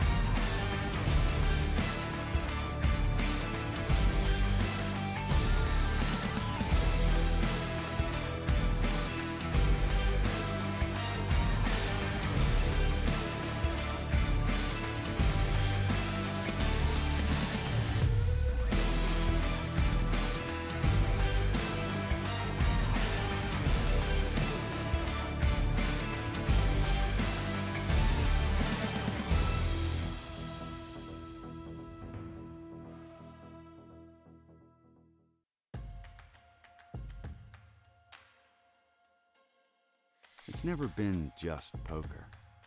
It's not a lifestyle. It's just who I am. Sounds silly? I don't think so. I love my life and everything around it. We're like a family. Look at those players, having fun, laughing, enjoying life. Love it. You know, this is a real deal. An opportunity for everybody. You want to feel a real adrenaline boost? Then go all in with Bluff.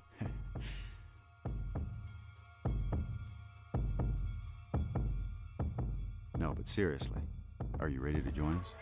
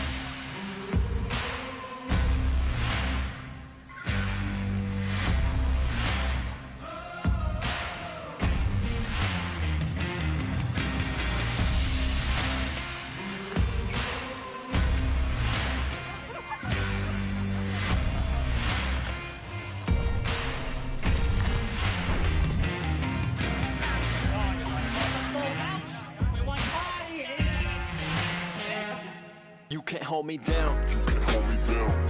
You can't hold me down. You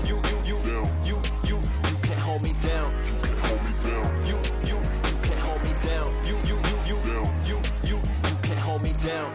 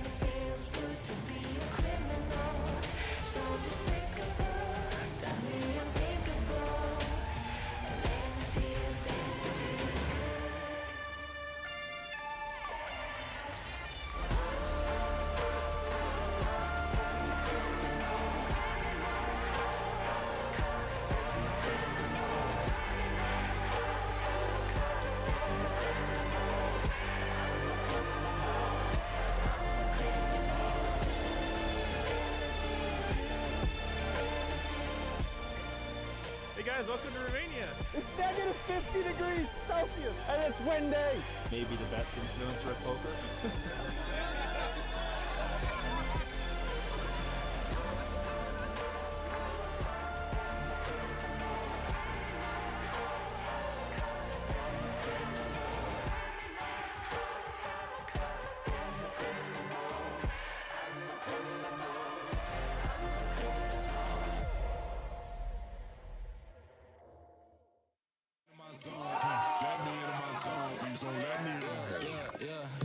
Gon' play that, take you down, I'ma say that. Mine need me a couple dollars, telling you now this payback. So I take that, ask them now what's Sage at. I've been going to the top and I got what they not, so I know that they hate that. But I'm on now, all these lanes gonna zone out, and all these lanes gonna take what I did and they switch and they want.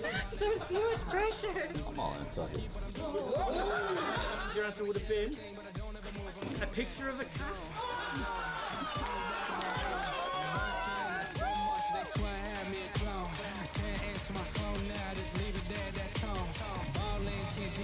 Cause I'm back in my zone now.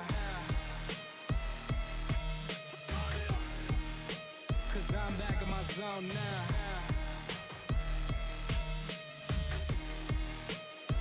Back in my zone now. Ballin' can't beat me up cause I'm back in my zone now. Our journey starts here at Unibet Open London. Hello and welcome to Unibet Open London, where we are here getting ready for our Tag Team Championship, where we pair one of our ambassadors with one of our streamers, and we see how much they can learn about poker in one sitting.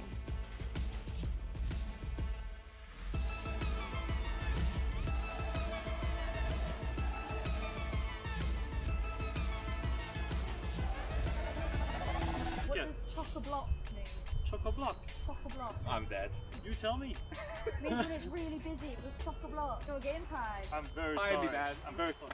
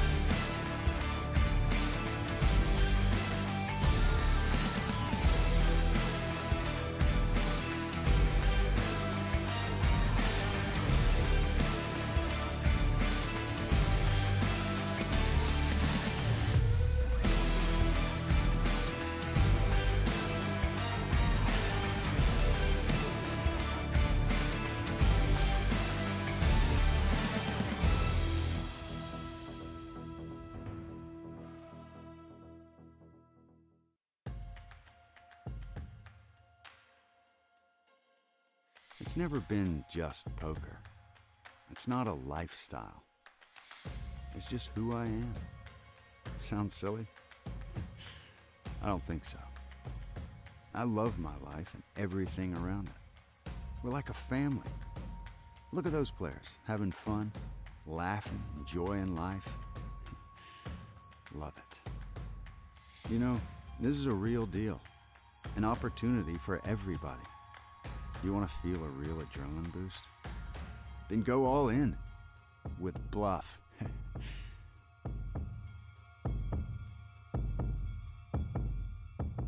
No, but seriously, are you ready to join us?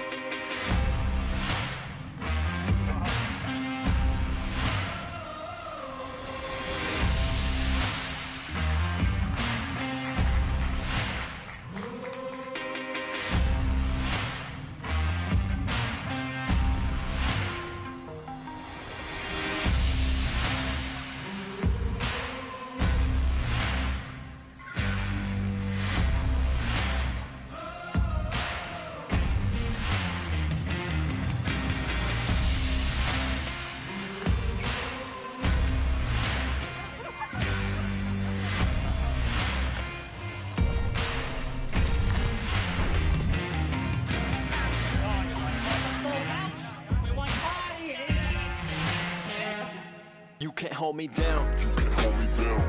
You can't hold me down. You can't hold me down. You can't hold me down. You can't hold me down. You can't hold me down.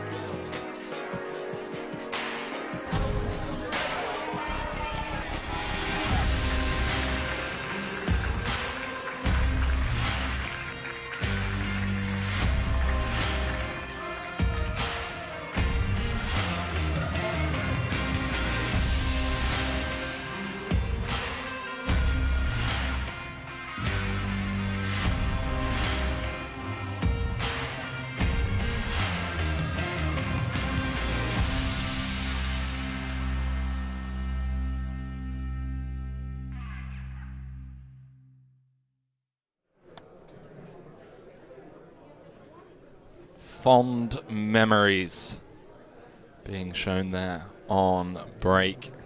Highlights from events that feel like they happened a lifetime ago. Stay casual 2.5 year hiatus as the world stopped. But we're back. Unibet Open main event, day 1A, live from Malta. First event in 2.5 years, and it's funny, you know. There are times where it just feels like just yesterday we were out in Dublin. So we come back to a new feature table. is de Jong, the chip leader at this feature. 109 bigs. Andrei Javkov, just 35 big blinds. Shortest stack, but you know, these blind levels, lengthy. It's the reason why so many people enjoy coming to these events and why they try to qualify over on Unibet. I say try, we had over 100 qualifiers for this one. We'll give you guys the official numbers. Piano Cat in the chat. Lockety saying hello, Peps. How you doing, Lockety?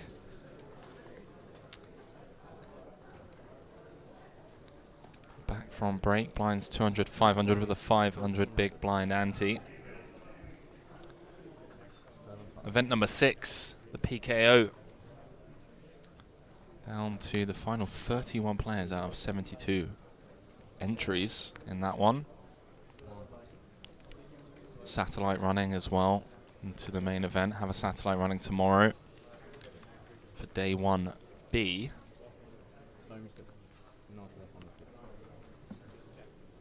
it no headphone? Yeah, it's supposed to be, but not telephone on the board of the.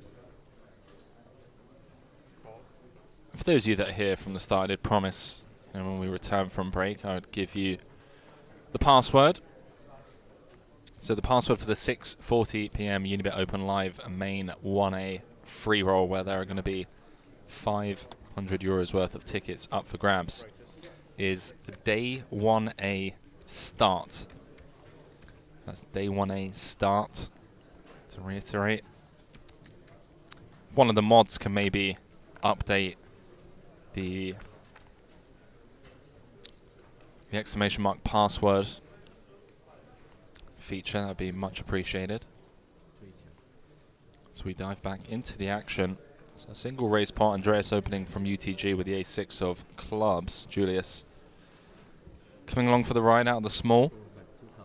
King Queen of Diamonds flopping a royal draw. Casper with middle pair. First to act is Julius. How's he going to play this one? 6,400 in the middle already.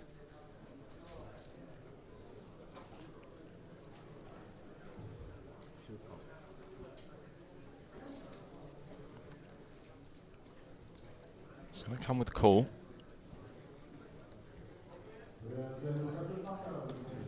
Yeah, discipline lay down from Casper. Sometimes kind of fall in love with the back doors and just, it's like, nah, middle pair no good.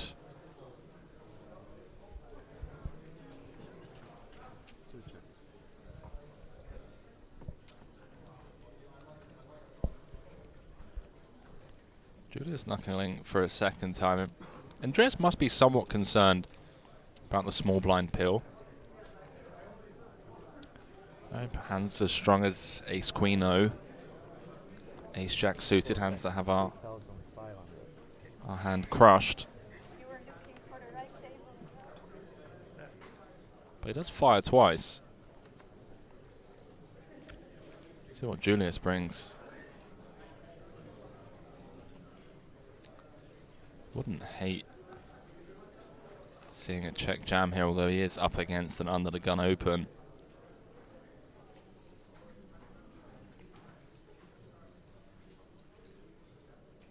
Appreciate that, Piano Cat. Exclamation mark password in the chat.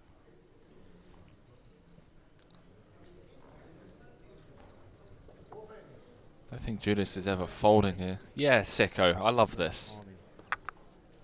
I'm a big fan of this. Just really pushing our fold equity. Have plenty of outs. Should we get called up? Called up? Looked up, rather. Really strong play here from Julius. Andreas maybe regretting barreling turn.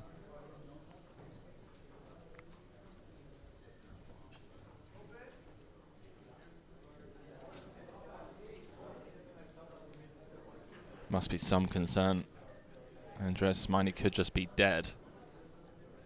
Well, as you know, he has 72% equity, but this line from Julius, just smooth calling from the small pre-flop.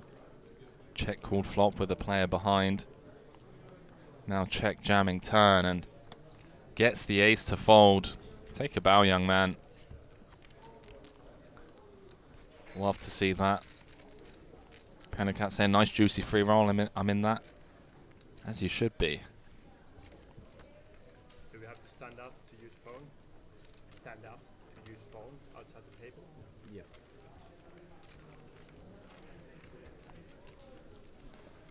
Julius can't wait to text the boys in the group chat.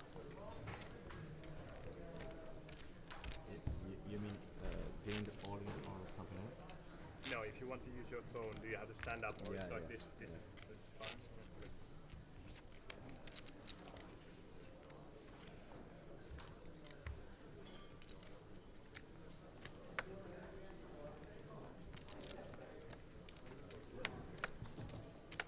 Can't wait.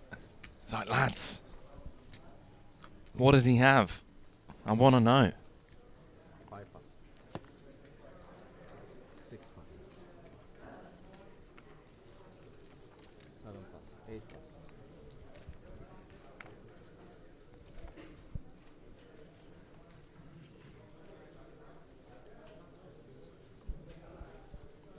Andre with the king, queen of spades. Hello. Just rips it in. In it goes. 2 plus. 35 big blinds. It's like, all of it, please, dealer. I've had enough. They call, they call. I'm all in.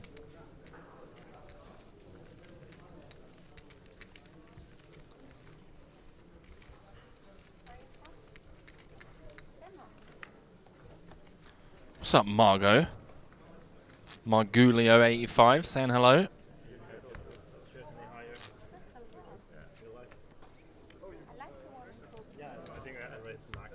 Where are you tuning in from? Margulio. Whereabouts in the world?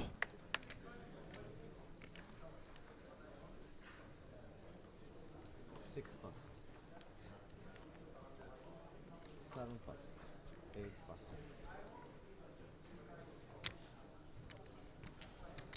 1 plus. 2 plus. 3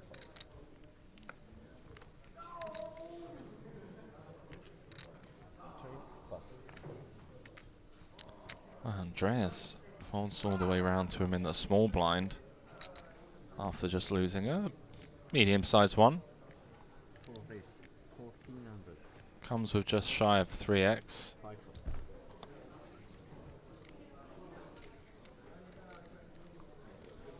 Delia going to defend her big with the threes.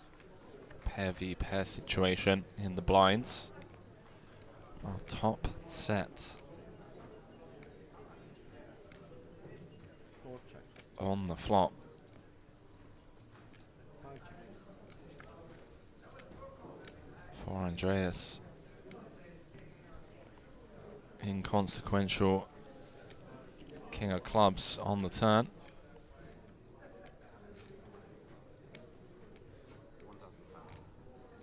4 bet 1500. 5 plus.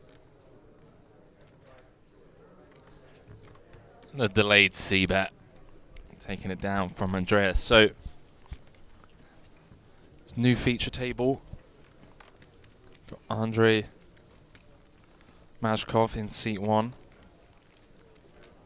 Kasperi Kutanen in seat 2. Kasper Klickgaard in seat 3. All qualifiers, by the way, all qualifying into this event online over on Unibet. Andreas Hagen in seat 4. Didn't qualify, but here he is in Malta.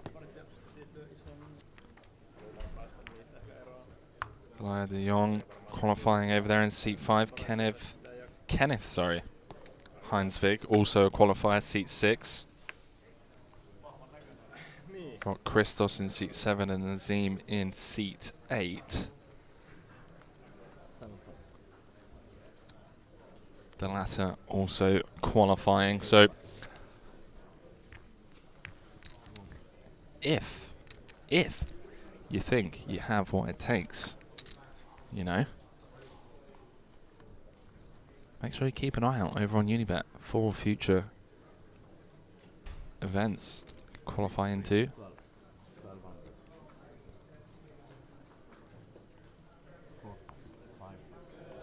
Hands on saying, well, well, well, double D at the table.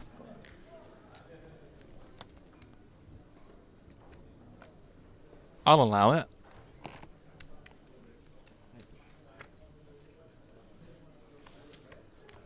Ratanol tuning in from Canada. What's up, Canada? Good morning. If you're in Canada, which part of Canada? It's going to be, if it's 5 o'clock here, I guess if you're in Montreal, it's like 10:30 a.m. if I'm not mistaken. Vancouver must be around 8:30, thereabouts. I could be completely wrong, and you know, I have Google at my disposal, or I could even ask Siri.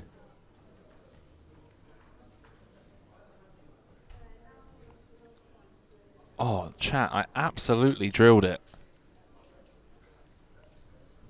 8:30 in Vancouver.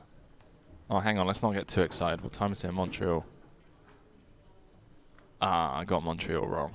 My bad, my bad. 3,000.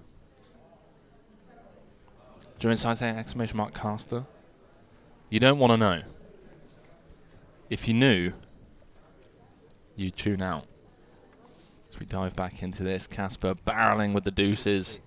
6,700. And Kenneth with the old check raise min click.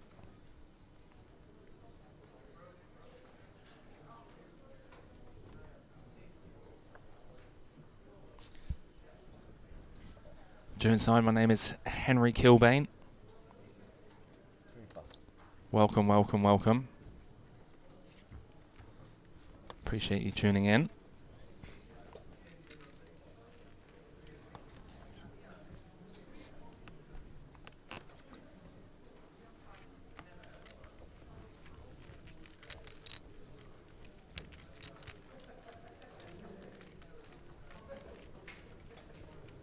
Going to be calling the action for you guys over the next, I was going to say a few days, I mean the entire festival, until we crown a champion, first champion in 2.5 years.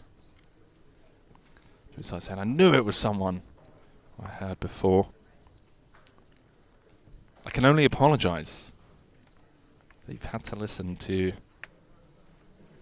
my dulcet tones and rogue chat, questionable banter, weird sense of humour, you know, but the easy excuse for that is just that I'm British, and I apologise for that.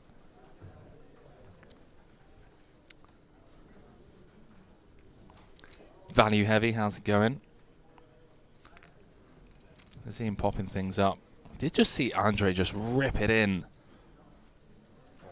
Just open jam the king queen. Gonna flat this time. One seat over. With the nines, and well, fortunately for him, he did take the lower variance route, as Andreas is just waiting in the cutoff with the Cowboys.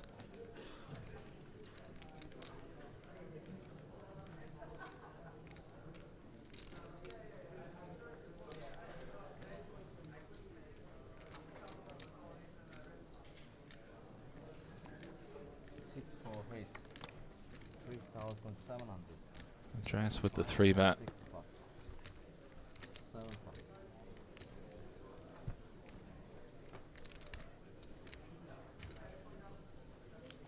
Just I say, come on. Don't be like that. I'm in the UK, so I'm used to the Brits. I'm only jesting, my mate. My mate? My man. Or my woman. You never know. Welcome to the stream, ladies and gentlemen. It's been a while, but here we are. See what Andre brings with the 9s. Again, we saw him take the aggressive line not too long ago.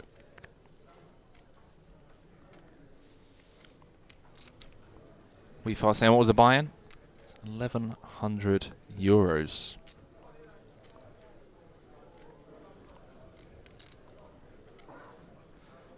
I was saying there's a massive caster shortage recently.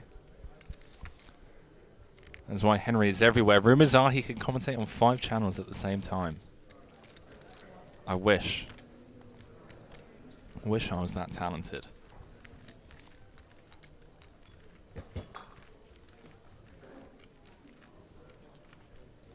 Unibet Poker France saying, hello guys, enjoy the Unibet Open in Malta. See you at the very end of October in France for the 100th Unibet DSO. You don't have too much fun out of there, Unibet Poker France, without me.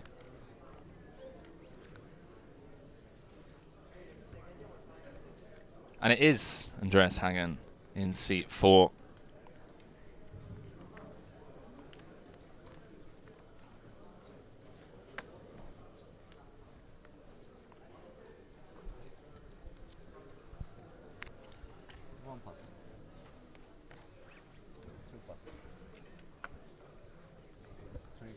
Now I'm gonna let you guys know I'm gonna be, just a quick moment of complete transparency whilst everyone folds their rags.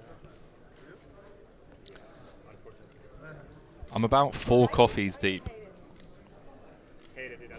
so there's gonna be an inevitable sugar/caffeine crash in what I can only assume is going to be in around about 2 hours time. Fortunately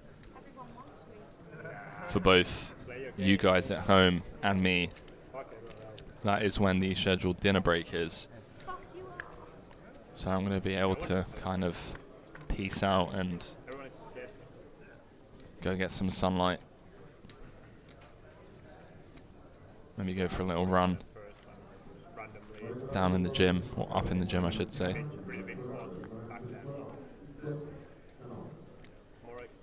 Value Heavy saying, hardest working commentator in the industry. Appreciate it, thank you. It's a fun grind, not gonna lie. To just come to these events and call the action for you guys and gals at home.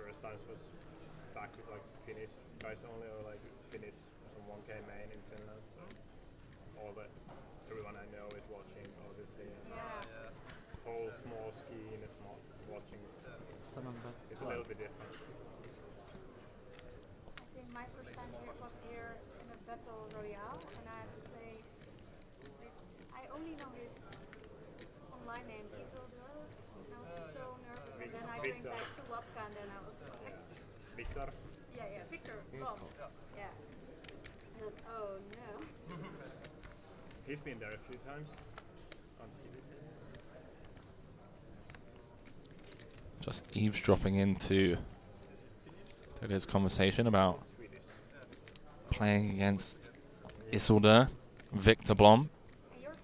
I want to say that was Dublin. Dublin 2020.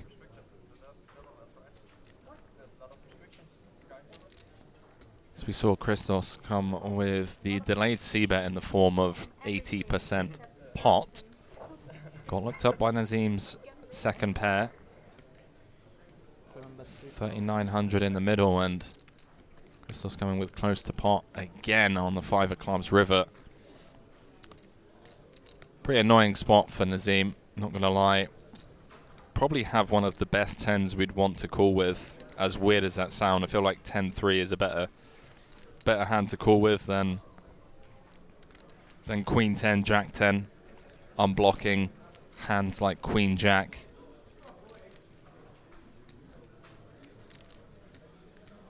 Jack King, although you could argue that Jack King would kind of check with its showdown value.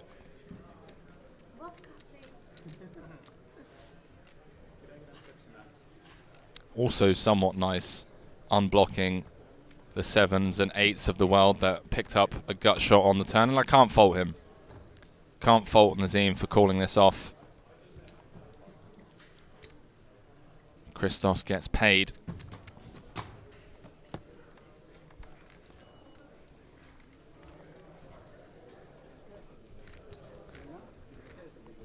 Unibet Poker France saying Nazim qualified on unibet.fr for 150 euros.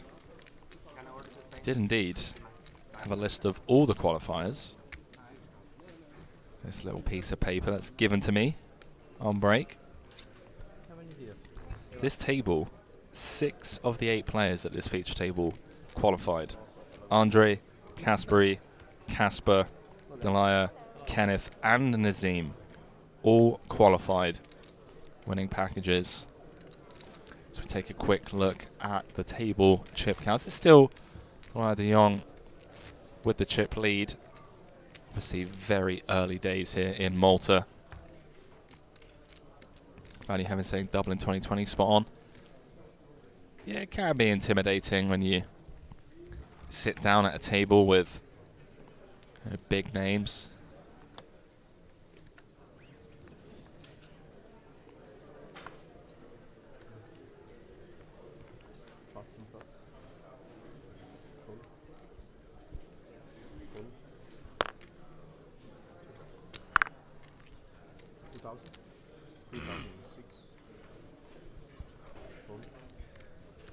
Kenneth just bumping things up here. The old 4x from the cutoff. I'll take down the blinds and the big blind ante.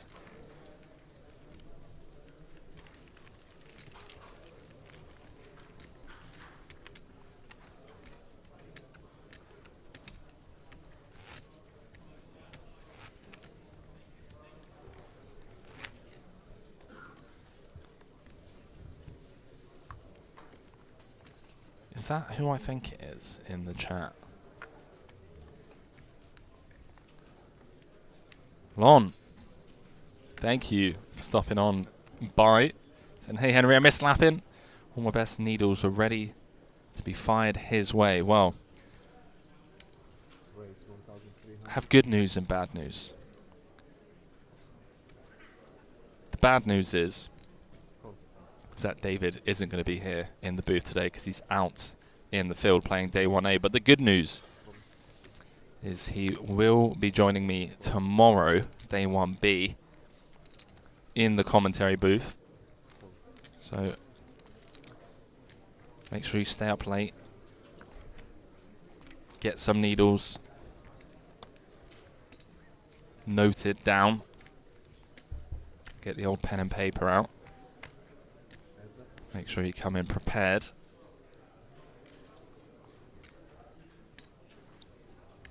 And then I'll kind of, I'll tee them up for you when you arrive. Rubbing hands now. There we go. Like I said, at this point, you probably built up an immunity to our needles.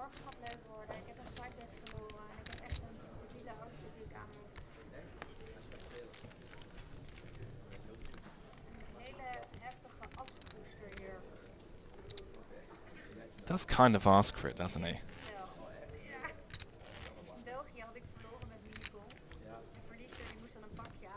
Never really hear Lappin getting needled and then feel any type of empathy for him. You just kind of, inside you. Oh yeah, that sounds deserving. Kind of deserved that one. I'm looking forward to it, Lon. Looking forward to it.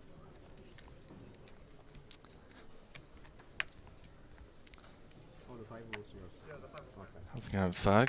Long time no see. Welcome to the stream.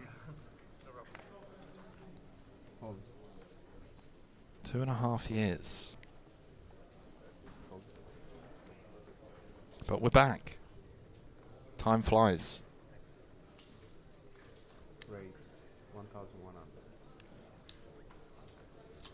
See that event number 6, the PKO. Lost over half the field already, just a couple of hours into that one. I'm saying, what time do you start with him? Well, it's 5:40 local time now. Central European time. Going to be kicking things off tomorrow around 3 p.m. local, so about 3 hours earlier than now would be my presumption. That's if he arrives on time, obviously. I am booked in to just be doing solo commentary for the festival, but the likes of Lapin, Dara, some of the other ambassadors will work their way in to the booth. I'm saying 8:40 a.m. here. You Vegas based then? 8:40, what's that? That's, yeah, you must be. Oh no. You could also be LA. I always get the time zones confused. But I'm fairly sure when we drove from Vegas to LA, the time didn't change.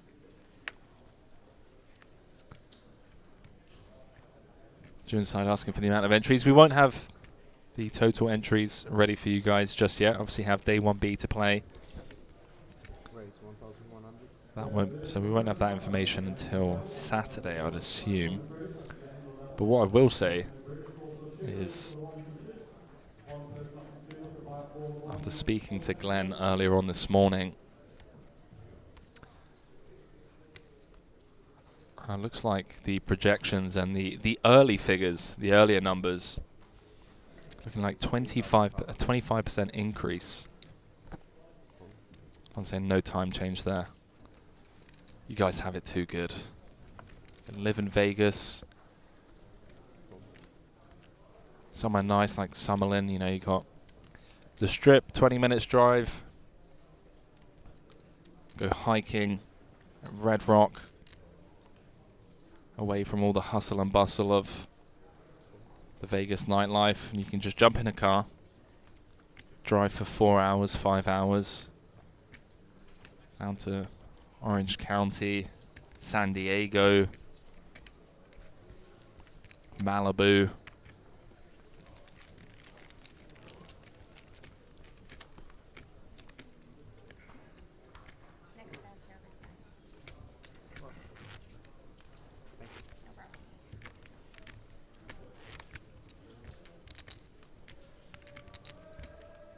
Everyone is so eager to pay that. They can't wait. I can wait. If you want to pay 2 times. If you know anyone, Lon, that's, you know, looking for a British husband, eligible bachelor right here. I guess the only downside would be having to pay taxes for poker earnings, but the good news is I'm not very good at poker. So, jokes on the IRS. Can't tax me if I don't win anything.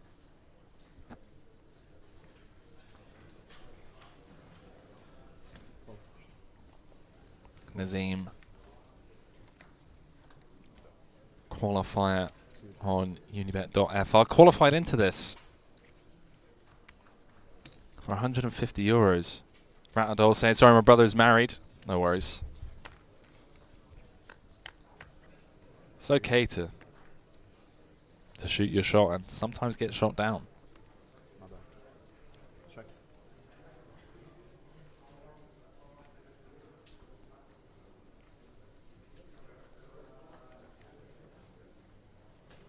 So Nazim still with the best of it on the ace tray deuce rainbow. Feels like a really nice board to continue firing on. 2 overs to the board. Bet 1,500. Your opponent shouldn't have many 2 pairs, and we can really start applying pressure pre-flop on the 1 pair type holdings. Even a top pair in the big blind be tough to face multiple streets of pressure. Fly with Queen 4 of diamonds. Takes her time, but does eventually fold. I'm saying you and me both on all accounts.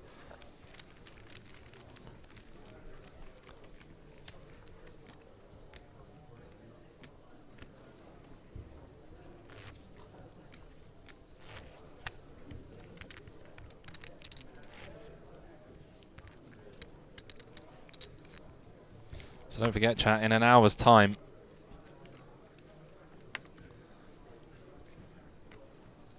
that free roll over on Unibet, 500 euros worth of tickets up for grabs, exclamation mark pass in the chat. As always, let me know how you're getting on in the free rolls. Andre, ace queen suited. Based on what we've seen so far, may just elect to open jam this one for 16.5 bigs.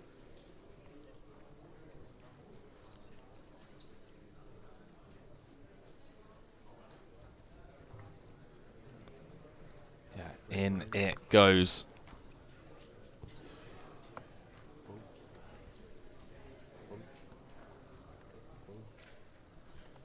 Folds around to the big blind. 8,300. I believe Kenneth has looked at his cards.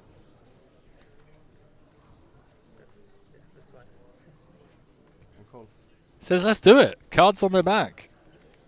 All in and a call. And it doesn't get any fairer than this. Ace queen of hearts. Andre the player at risk. Kenneth making the call from the big with the pocket threes. And we have our first flip of the main. At least at the feature table. 17-3 in the middle. Queen in the window. Followed by the 5 deuce. Some backdoor opportunities being presented to Kenneth. And well, 9 of clubs on the turn. Removing all of those options. Drawing to 2 outs once. No dice. 10 of clubs on the river. Andre gets the full double.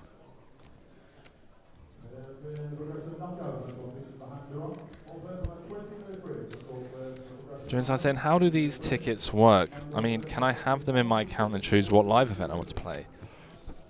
I believe so. That is a great question.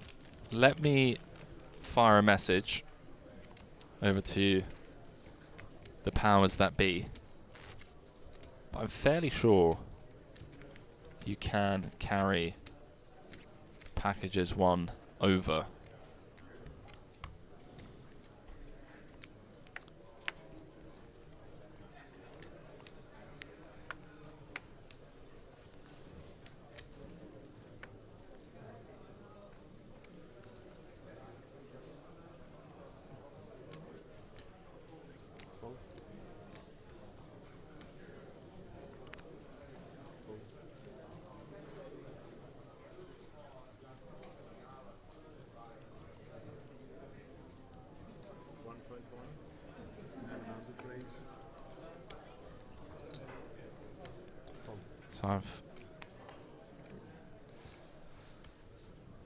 So if I'm forced to play a live event, I don't see the reason to play the free roll.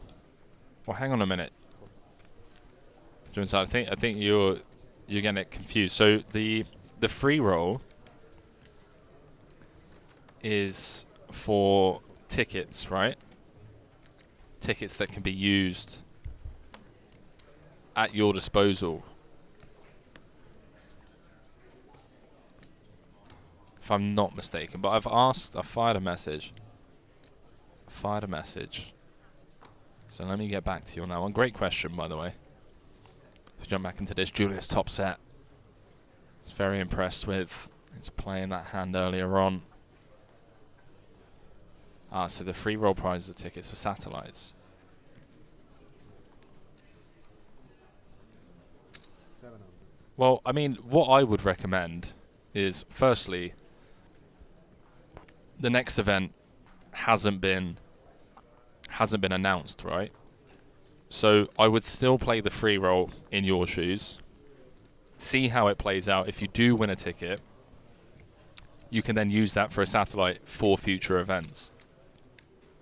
And you never know, maybe you're available, maybe you can travel, maybe you win the package and the timing's right and it makes sense for you. So I wouldn't kind of shut down the idea of grinding that just because you're unsure at the moment, because it may be the case that you win a free roll ticket, you then qualify into a future event. But as far as I recall, the team were always pretty flexible when it came to that kind of thing. Like, we understand, not everyone can make it. This hand is most likely going to be over and done with. Christoph with just bottom pair.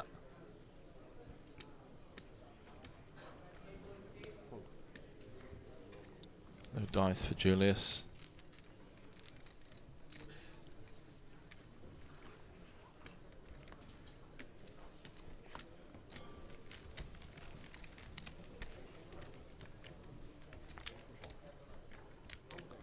Cuss just saying, if it expires, just bully more TBC. There we go.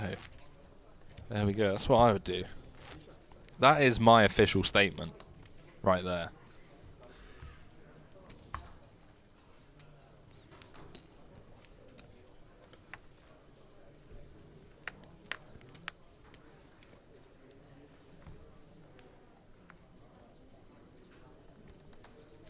Yeah, so just receiving word that we can't make any promises, but the value would always be converted into what's suitable, like bonus points or whatever, if you can't move it forward. But at the end of the day, we don't exactly know the exact details for the next event. So my advice would be get in the mix, play the free rolls. We've got four days of free rolls with thousands of euros of tickets up for grabs, and just try your luck.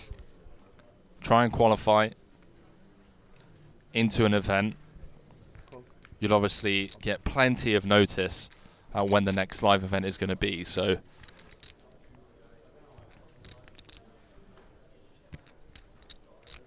in my opinion, it feels like a no-brainer.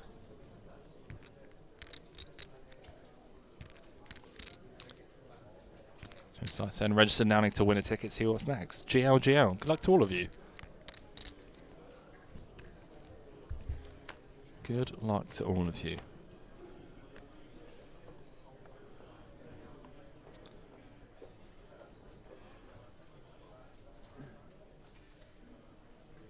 There we go. Sean was saying the point of these tickets is to play at a live event because the €2,000 package is nice. And if you bust day one, it turns into a nice seat rate. That sounds like someone that's talking from experience, and I respect it. Hands on saying, is there already a new event planned? There is not. No details as of yet.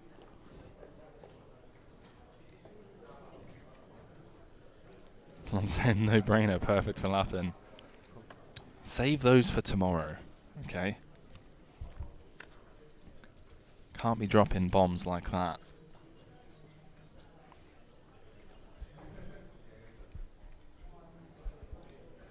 Diving back into this. Last time Christos got the best of Nazim. It's 2 pair against Nazim's middle pair. Got paid 2 streets. Now, with the worst of it in the form of Jack High, but does have both pair outs and a live flush draw. And the aggression on the turn, Nazim's ace high.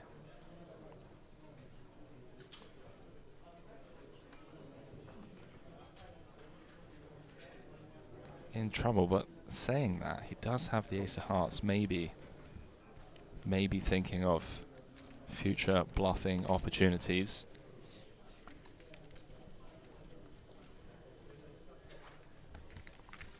Saying tournament buying 1100, travel and accommodations 900. The look on Lappin's face when you bust him with a 3-outer, priceless.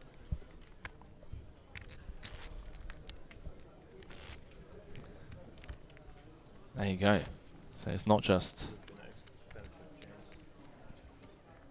the €2,000 in immediate value.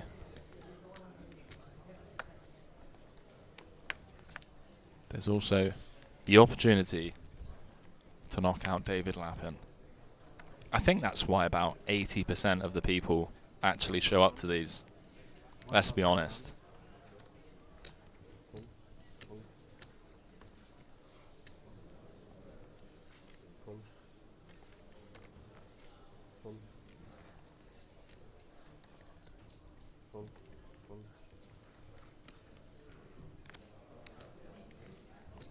Wow.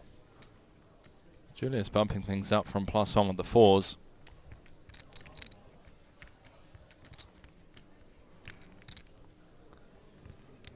Andre in the big with ace king. 30 bigs. Can you put your cards in the box? Thank you. So I can keep them.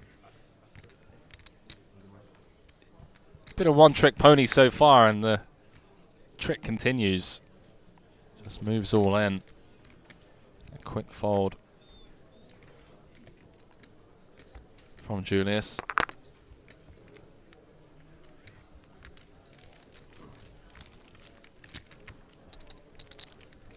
Yeah, keep them a little bit longer than that. Yep. Thanks, Nightbot.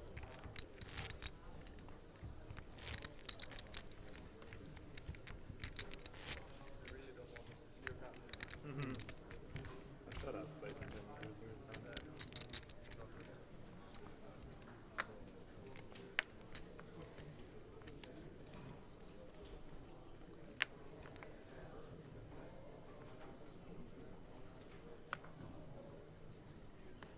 Fold.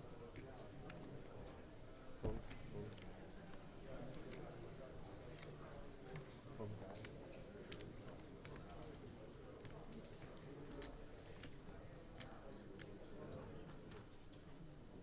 Raise 1,100. Fold.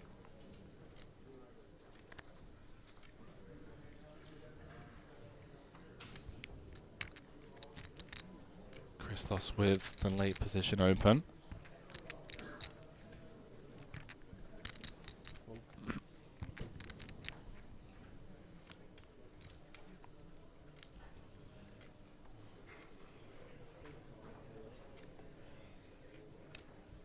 Fold.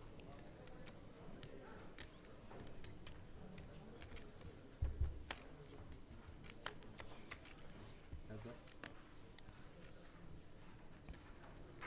Check.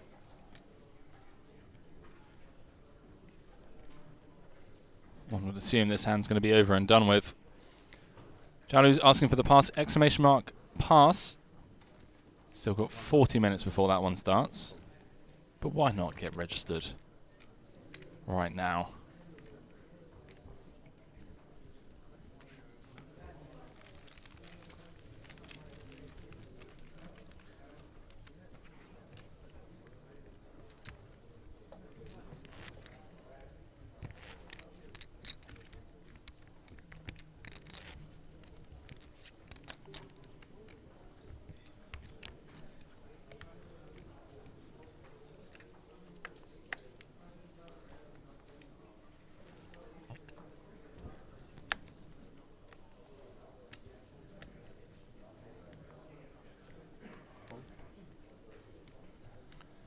Al Grinsky saying can't find the free roll. Is it available for people living in Sweden? Unfortunately not, dude.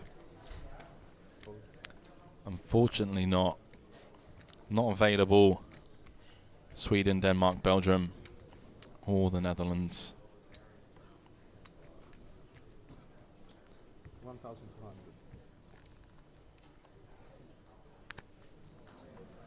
Fold. Fold.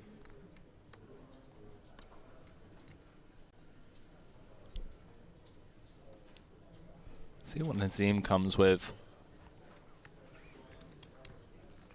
In position, glad to see him open. You know, some of these spots with the suited connectors, people tend to pass up on, as I'm joined by none other than Unibet ambassador, author, and podcast host Dario Carney, just in time to see Nazim flop the nut straight against Casper's nut flush draw and gut shot after defending the big. Yeah. This could get very big. was out of nowhere. Nazim continuing for 1/3. Now in Casper's shoes, against the cut-off range. Couple of options on the table here, right? Yeah, your hand is almost so strong you can just call. You have so much equity, but your hand is obviously strong enough to just get in at this point as well. Not against the nut straight, but you're not going to be up against that very often. It does come with the check raise. And Nazim's shoes. Absolutely loving life. Yeah, now just trying to decide whether he wants to just call and keep in bluffs, or he wants to try and get it in now before a scare card comes on the turn. Kind of feel like the way that this table has been playing, I haven't seen many check raises or people taking like aggressive lines post flop.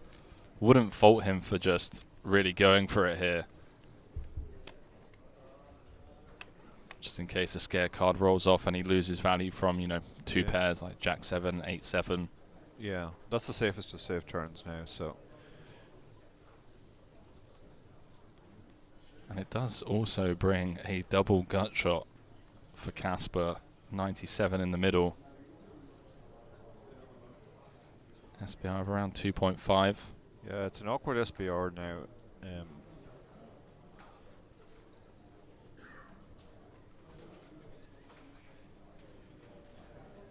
Could possibly think about check raise all in here as a line. But he's going to continue. I think that effectively commits him now. Yeah, I was about to say that kind of sizing. Should Nazim jam? Yeah. Yeah, the pot would be there'd be another 40,000. Right. Yeah, the pot's going to be 40 and only 15. So with the double gutter and the nut flush draw, he would have to call it off. And such a pure turn card for Nazim. Yeah, I wouldn't mind to see a check there, because you can check raise all in with fold equity, and you don't mind the check behind either. Potential for one of the biggest pots, if not the biggest pot of the day. Cool. Just comes with call. SPR of around 0.6 going to the river. Casper doesn't get there. It's going to be even more difficult to get over pairs to fold now. Yeah. As some of the immediate hands that we already mentioned. Jack 8, 8, 7 now obviously being counterfeited.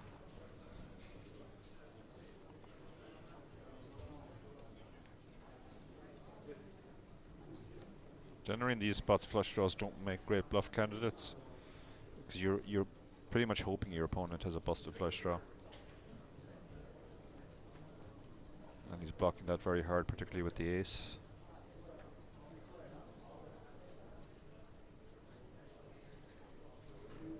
Oh boy. But he's decided there's just too much in there, yeah.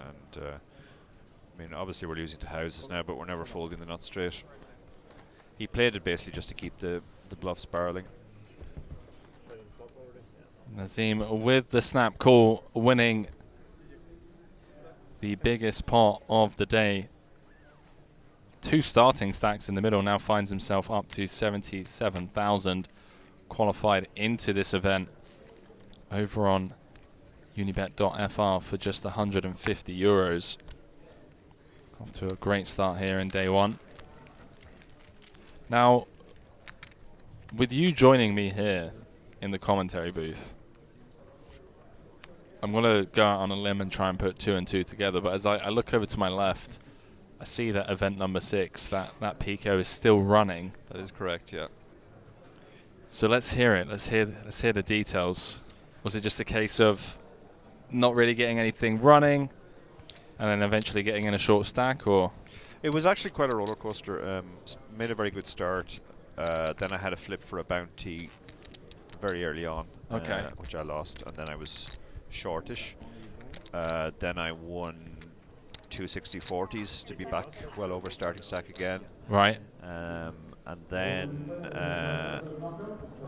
I I lost. I thought I might actually be ahead with ace-9 when the button shoved 6 big blinds, and he had a massive bounty, but he actually had aces, so I definitely wasn't ahead, and I didn't pull ahead either.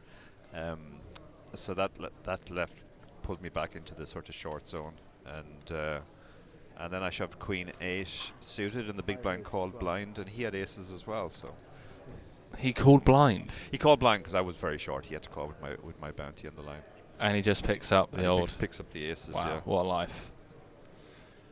A few shout outs in the chat for you, Dara. Risk it for a biscuit. Oh, on the hi mods. Emily. Great to see Emily always in the chat. Oh look, this Delia's got queens here. Queens for the lady. And Nazim with position and a hand that he wants chips. to 3-bet. Yeah. And chips. That is right. Fresh off a double.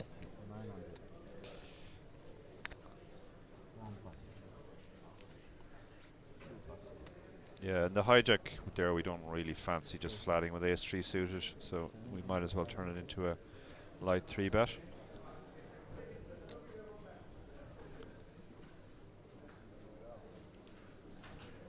Yeah, I'm a fan, especially against under the gun range. Fold out some hands that actually have us crushed pre-flop.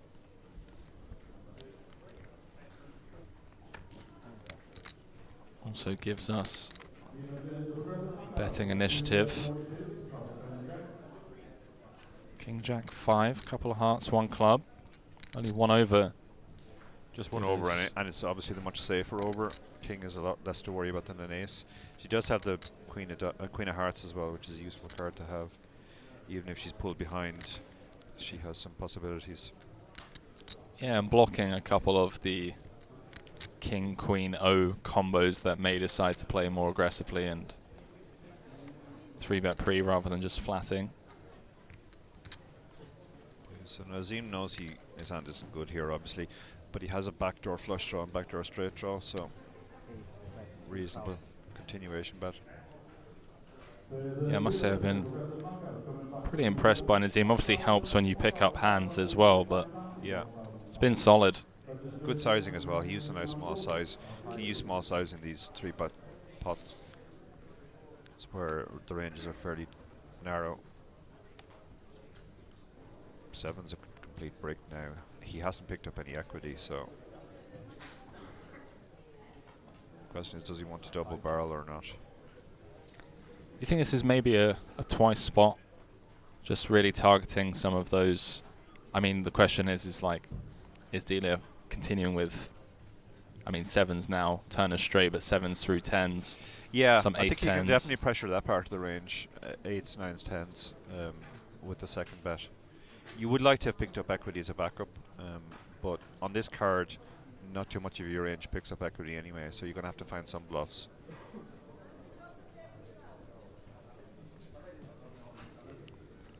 Delia did look a little bit uncomfortable on the flop as well, so if he's picked up on that, and he's gone for a bigger sizing this time now. Has indeed. Kind of asking Delia the question on the turn, are you willing to play for it all on the river? Yeah. Setting up a very natural river SPR. Yeah. Big It's fan of this a sizing. safe turn card, but it's also not a turn card that improves Delia in any way. You know, a 10 or a 9, she would have picked up a straight draw or a gutter. A heart, she would have picked up a flush draw. But she's considering it anyway. It's just taking It's a gross spot now because she really is just beating a bluff now. And her hand never improves on the river. Almost never.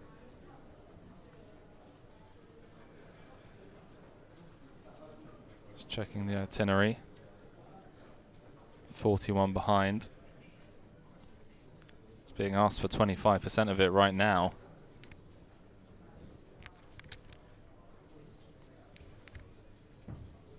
It's going to keep him honest for one more, Dara. She has made the call, yeah.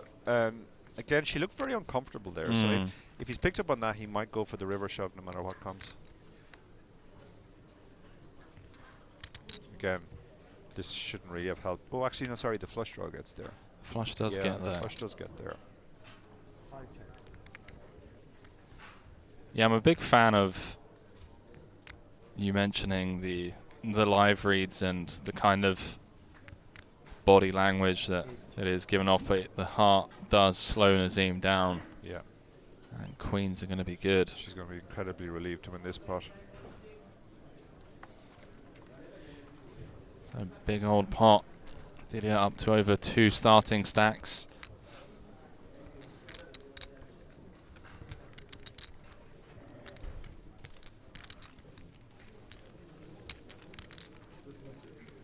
Any update from Lappin? Last I heard, he had a bit over starting stack. Okay, so he managed to spin it back up a little bit. Yeah, Monica looked like she had a huge stack. And she already final tabled the opener. She was 9th in that this morning. So Yeah, she had a really interesting spot actually. I don't know if you heard the hand. she told me she had a very interesting ICM spot that she wanted to run by me, but she didn't give me the details yet. She opened hijack off of 10 with ace jack O. I believe she was 8 of 9 at the time with one shorter stack that was going to be in the big blind the next hand. And how many big blinds? She had 10, the shortest stack had 8, so he was going to have to put in, 25% of his stack in the very next hand. Yeah. And she initially started off by kind of opening with the idea to fold to a jam, but then it was the chip leader that jammed on her.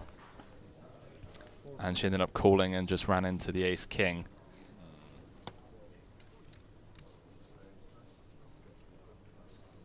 Yeah, it's interesting. That's what I put a thing on Twitter yesterday of things we got wrong before the solvers came. I saw that. Yeah, and that I was a actually very forgot that interesting one. conversation. I forgot the one that it's perfectly okay to raise fold off 10 big blind stacks. That used to be considered absolute heresy, but now, particularly with the post-flop ICM solvers, we know that that's perfectly fine when ICM is very extreme. So Nazim and Delia are at it again. But Delia gives up quickly with the 4s here. That's really not the board you want for 4s. Yeah, I couldn't agree more. You see more and more people nowadays kind of get down to that 15 big blind territory, Dara, and they start thinking, okay, well, like I'm in now. Like I just have to. I only have 2 moves: jam or fold. Yeah. And you've got people like yourself and others out there that really study the game and the ranges, and yeah, it's okay. It's fine, Yeah. You raise to 2 bigs, you get jammed on, you fold, you still got 13 bigs. Yeah. Yeah, I remember the first person who really started doing that online was Pisano, the Brazilian, and nobody could figure out what he was doing at the time, but it made perfect sense. He was using like really weak aces, knowing that the jamming range just had the rag ace in terrible shape. People tended to actually jam the same range as they called off.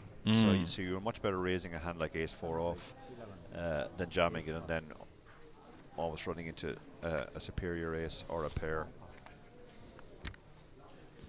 So quite a few hands out in this stretch of play. Yeah, I've been very impressed by Julius so far. Played hand of the day for me earlier on. Seems like a very competent young man. Yeah, it looks like there's a 3-bet incoming there. Very standard with the queens.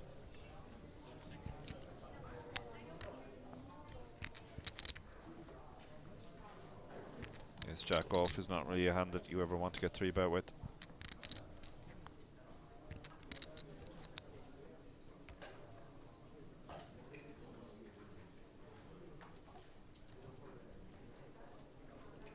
Suitable 4-bet bluff candidate. Yeah, it's never a hand you want to flat out of position to a 3-bet, but it's in the right category of hands to turn into a light 4-bet. It's just below the calling range, so it doesn't work as a call, but it does have some blockers.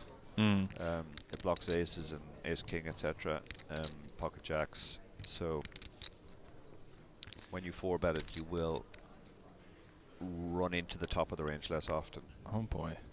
Yeah. Hello. Looks like he's continuing anyway for sure. Yeah, and I must say, if there's ever someone at the table who could have a light 3-bet based off of the very small sample that we've had at this feature table so far. It's certainly Julius. He really does strike me as someone that is very competent. And if you think somebody is capable of a lot of light 3-betting, then Ace Jack off is a perfect hand to turn into a light 4-bet. That's 60 bigs up against an under the gun 4-bet. Do we ever really have a jamming range here? It's difficult because if we jam like in any snaps, we're not going to be good with queens. We're playing for ace king. And we're going to fold out all the hands that we're in really good shape against. So it's very difficult to construct a jamming range here. Could the flip side to that argument be, you know, if we do jam, we increase our stack by, you know, 1/3, and we also just get that additional, well, the 30% equity that the ace 5s, the ace 4 suiteds of the world. That's quite useful, yeah.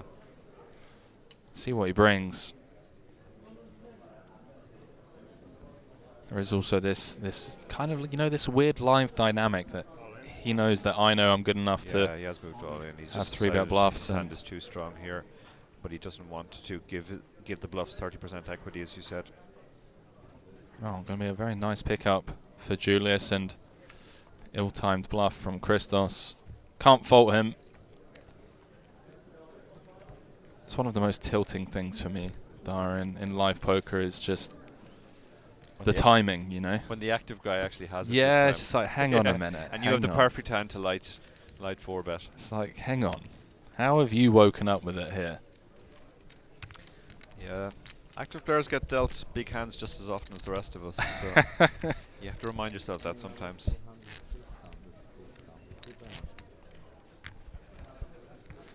The blinds are going up. I believe it's going to be dinner break after this level, if I'm not mistaken.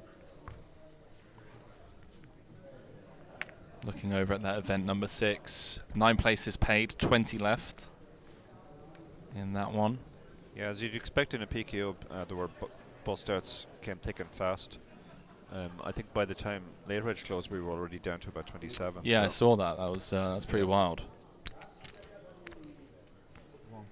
But the bounty was pretty big. It was half the buy-in, so people were incentivized to gamble for it.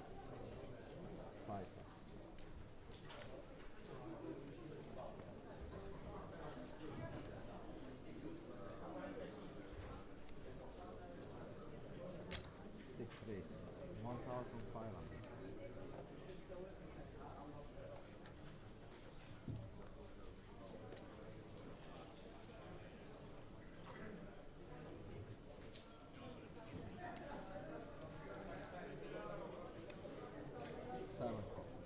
Christos just going to defend. Felt like he was maybe thinking of 3-betting the offsuit king. Yeah, it's a hand you're probably supposed to do both things with. It doesn't have much playability. If you 3-bet it and get 4-bet, you're not giving up too much because it's such an ugly hand. But at the same time, it plays fine in position as well.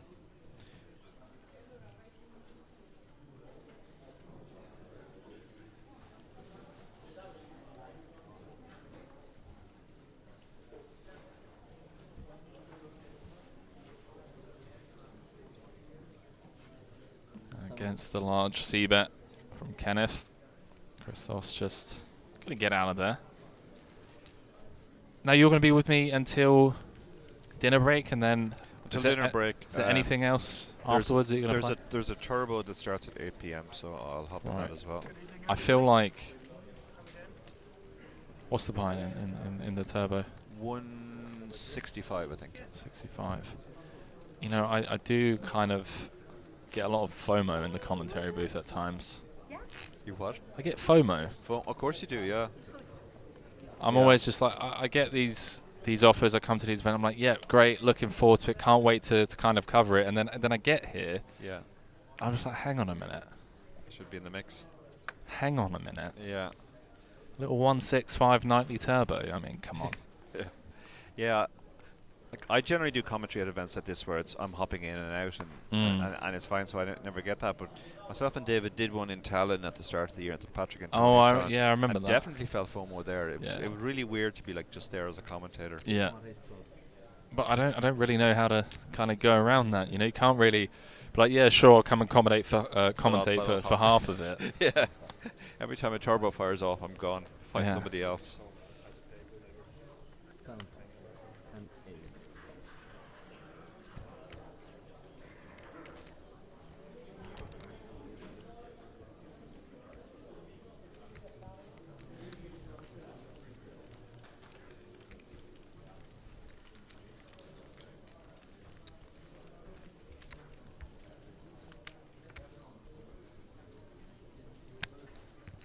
Don't forget that password is in the chat. That free roll starting in around about 20 minutes time.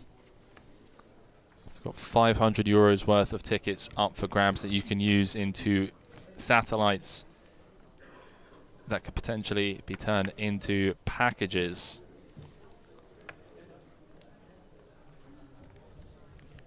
For future Unibet Opens. 3 plus.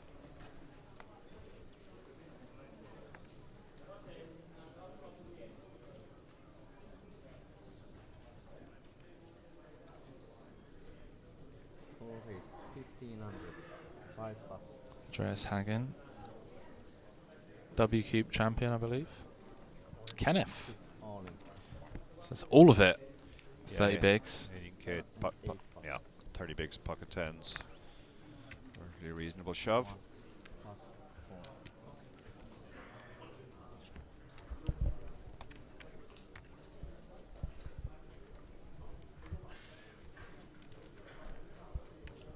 Long time no see. Finally. Yeah.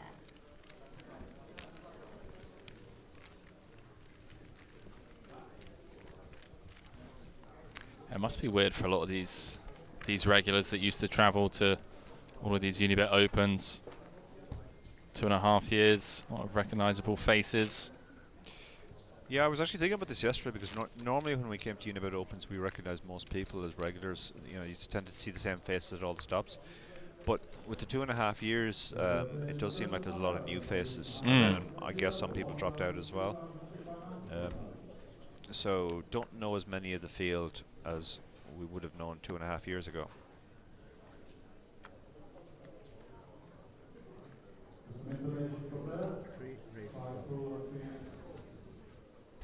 New faces that have also turned 18 within the last 2.5 years. Yeah. Now able to come out and battle. Yeah.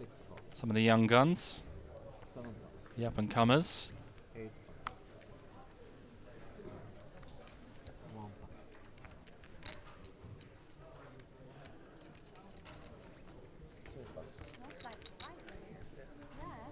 plus. Smells like what? Fire. Did you get out of bed last night? No, Same I'm Irish. I'm the exact same. We don't move. We're like, unless I see actual flames in my room or at the very least smoke, I'm not moving. I did get out of my bed just to look out the window and see Same if there here, was any right, evidence, yeah. and I was like, there's definitely no fire. Yeah. I looked out. I already had a plan in my head because I got this balcony where I could actually kind of jump my way down. So I was just like, thinking exactly the same thing. I was like, I look, thought I can swing from floor to floor. That's It'll be it. fine. If it's it like comes to that. if I've completely butchered this, you know, Yeah. there are options available to me. Yeah. So I was just like, I took a video, in my family group chat. It's like 4:30 a.m. The sirens go. I was like, hang on a minute. So we jump back into this. So Kenneth with flop trips. I'd really like to see him slow play this. He fast played a couple of big hands before. Yeah.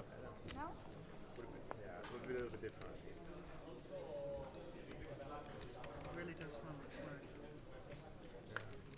like smoke. We had fucking day 4 a.m. last night without us. Yeah, I think the players are talking about the 4 a.m. Fire alarm that we had here yesterday. I heard David talk about it as well. Yeah. Apparently he went downstairs, the concierge was smiling, and David was like, no smiling. No smiling. So either the building's on fire, which means there's nothing to smile about, or the building's not on fire, which definitely means there's nothing to smile about because you've woken me up at 4:30 in the morning. So which one is it? Yeah. He's like, oh, no, you can go back to your room. No one told anyone anything. The elevators continue to work.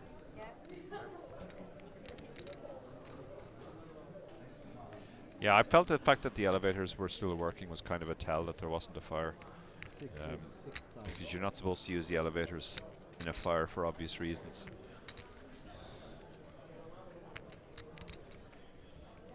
I felt for Monica though. Monica is hobbling around on crutches at the moment, and she hobbled down the stairs. Yeah.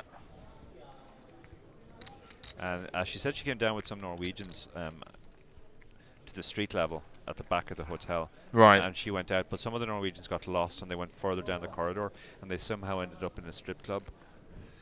Classic. I've done that. Have you not done that before, Dara? Where you just get, you wander from a. You get you're lost like, and my hotel is on fire. You have to let me in now. Yeah, you just accidentally stumble your way into a strip club. Guilty. Yeah.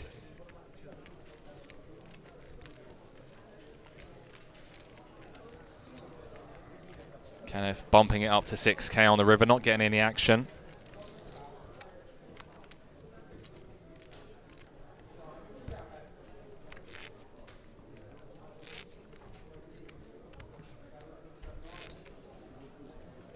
Played with Delia in the opener yesterday. Delia's always great fun to have at the table.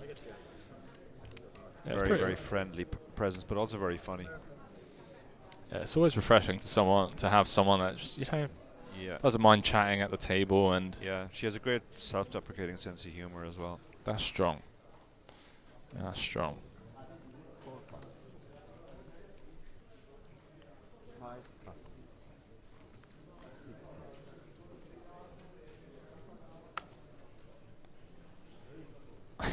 plus. Napa and saying classic Norwegians.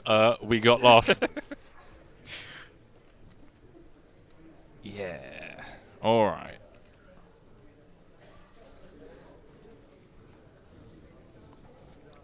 So late position, hijack v cut off. Nazim v Christos, round 3 potential at this feature. Yeah, you can go a couple of ways with ace jack. It's the kind of hand that if you do 3-bet it, you're pretty much just folding out the stuff that you're in great shape against. Exactly. So most players do favour a call here.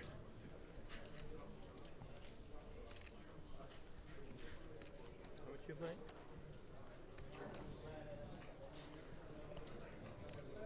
I love deliberately asking people that have me covered, especially in cash games. People that have me covered, I'm like, sorry, how much are you playing? It just really grinds their gears. It's just like the ego gets triggered straight away. More than you, buddy.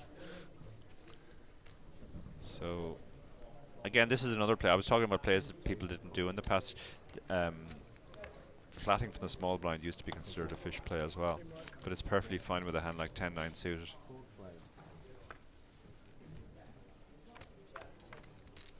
Oh, 58 in the middle. Swing and a miss for everyone. Christos's trays. Hard board still to the hit this best one. hand.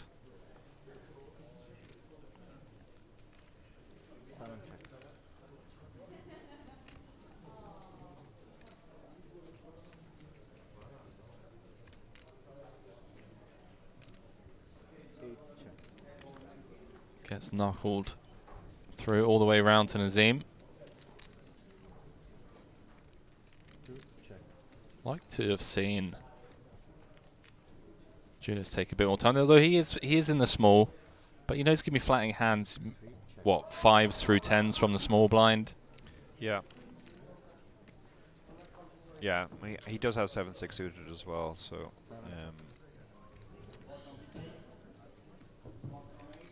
William as well defending the big with the gut shot. Wouldn't have hated a stab, although it's always daunting against 3 players. And well, so the flush gets there on the river, and I think Nazim is going to have to pay this off. Oh, he's gone for the check with the flush. Interesting. I don't know if he has yet. Oh, okay.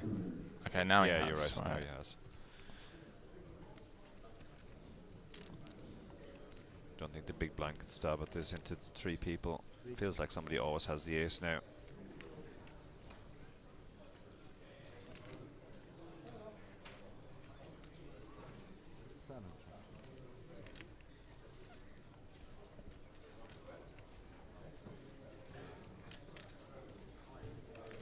Nazim taking his time here because it's not an auto bet, because you have to think, well, what actually calls me if I bet? I guess you're targeting mostly worse aces.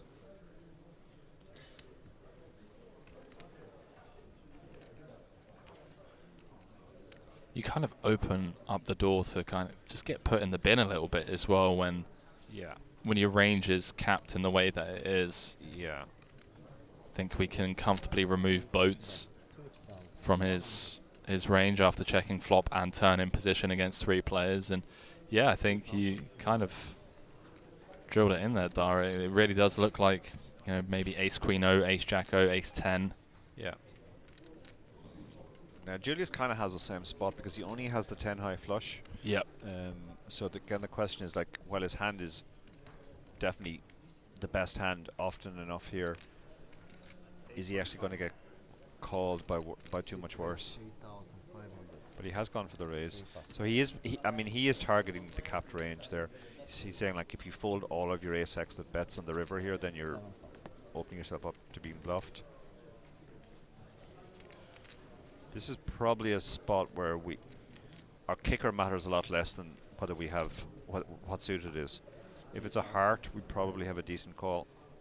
But the jack of clubs, we're only beating a bluff.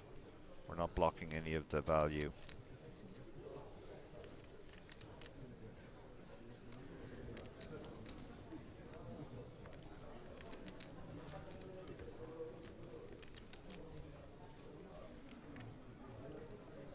Yeah, I'd much rather call with like ace 10 with the 10 of hearts, Ace ace 10 jack. of hearts, yeah, ace 9 of hearts, any of those hands, which actually block the hand that Julius actually has.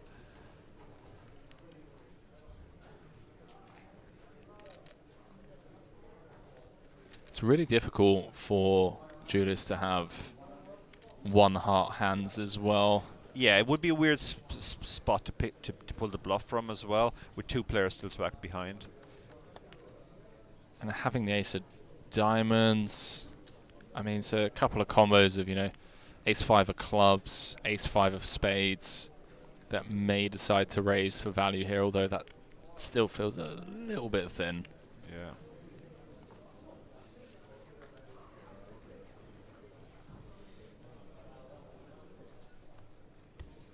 Yeah, good fold, good fold, very good disciplined fold. I think a lot of people there would just click the call button because they have they had the ace which they hit on the river, but I think he worked it out that not a lot of natural bluffs there, and he would much rather have a heart. There it is for those of you that have only recently joined us. I know a lot of you already have the password, but for those of you that don't, in 10 minutes time, 500 euros worth of tickets over on Unibet. Password is day1a start. As always, keep me updated in the chat on how you're getting on. Always fun to sweat alongside you guys.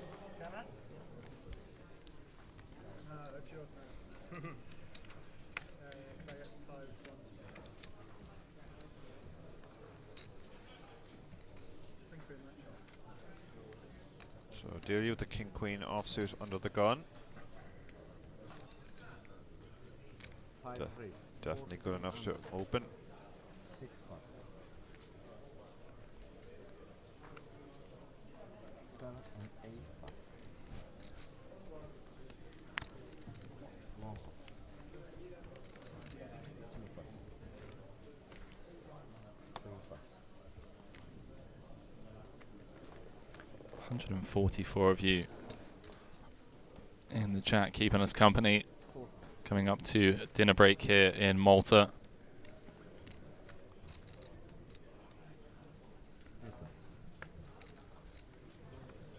Also have a look on break as to how many entries we're up to.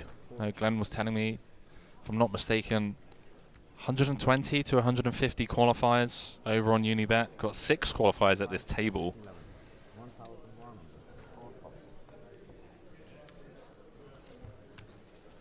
And if you include Dara and David, you know that means there's going to be at least 152 entries. That's a very yeah. I'll take the over on that. I think tomorrow will be bigger than today. Typically the case, right? It's typically the case, and I think even more so with the 4 a.m. Fire alarm going off. I think a few people might have decided they were going to sleep this one in. Honestly, I was like, only just landed, knackered. You know, like, right, going to get a great night's sleep, come in fresh. 4:30 or 4:30 a.m. It's the not worst time as well because it's the middle of your sleep. So that's when in like your deepest state, right? yeah. I'm assuming it was just some drunk tourist on the way home just pressing. I wonder because it actually went off yesterday morning as well at a more respectable hour. It was like 11 a.m. or something like that. But it actually woke me up yesterday as well, so I think they might be having a problem with their alarm system. Wait, so it went off the morning before I arrived? Yes. At 11 a.m.? At 11 a.m., yeah. Oh, that's pretty ridiculous. I have to put the old earbuds in tonight. Yeah, somebody told me that they were talking to the receptionist or somebody, and she said that the system had been installed just before the pandemic and therefore hadn't been tested too much. So maybe they're doing testing on it now at the not worst time for us.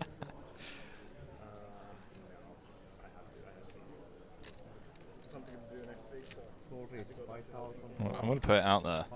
If it goes off at 4 a.m. again tonight, there's going to be a Google review.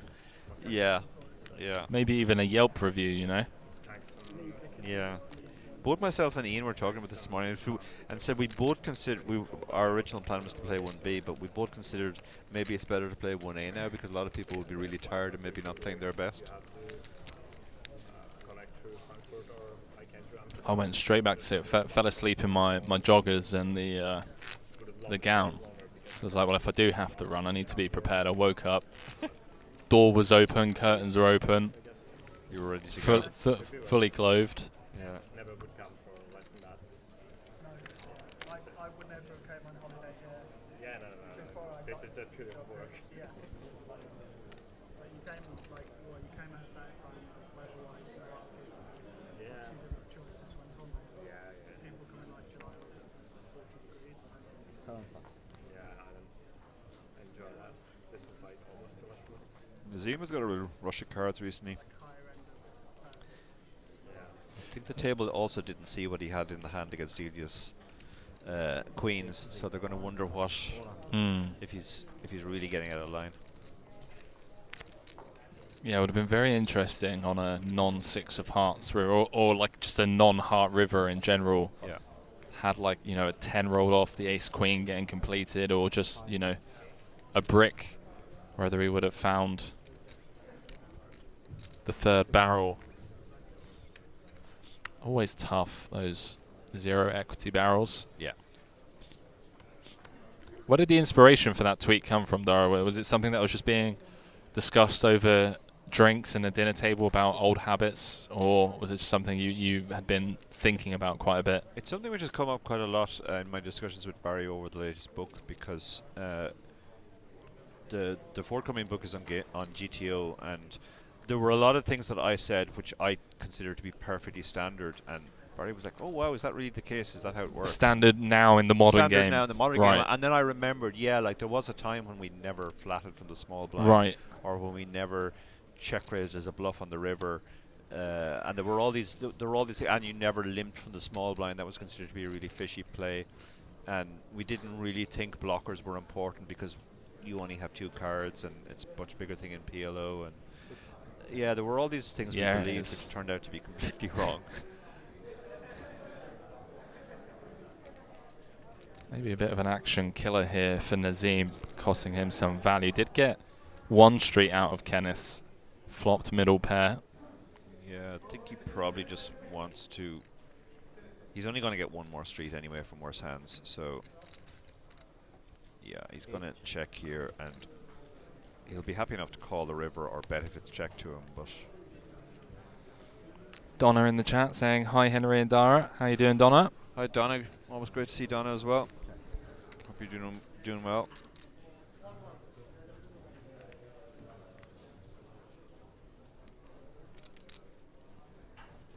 Now I did warn you guys about an hour ago that I was 4 coffees deep, and that the the caffeine and sugar crash was imminent. So I'm now standing up, trying to just get the blood flowing, because the sugar levels have completely crashed. Yeah. I don't want to carry the entire stream.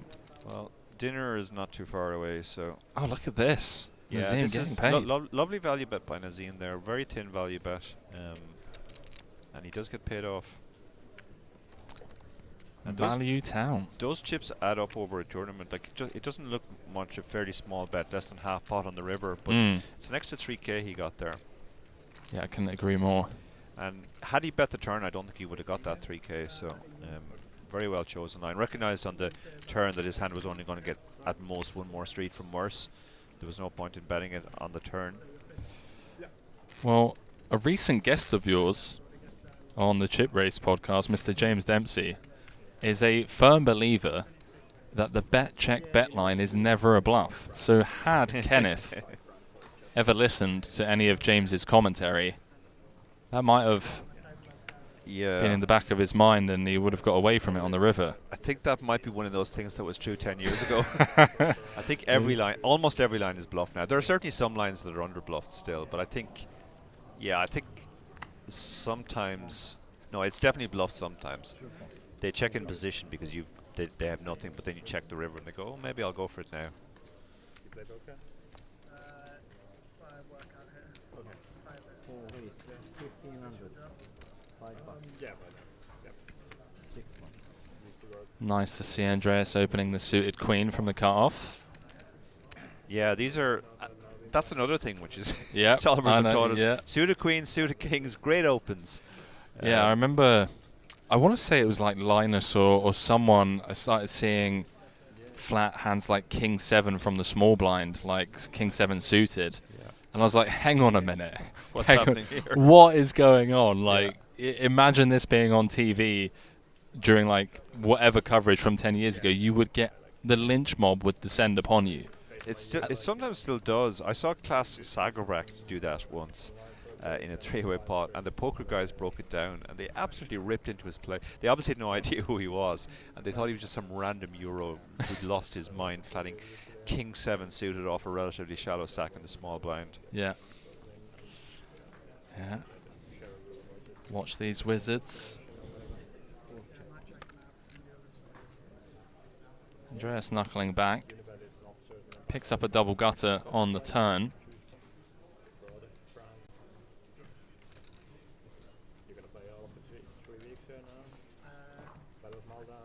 Christos. Such a coordinated board.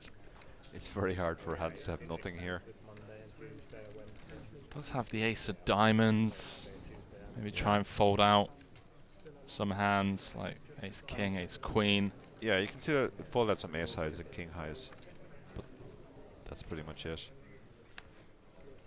Now he might decide he needs to bluff. The queen high doesn't have a lot of showdown on this board because so many of the low cards have something else. You're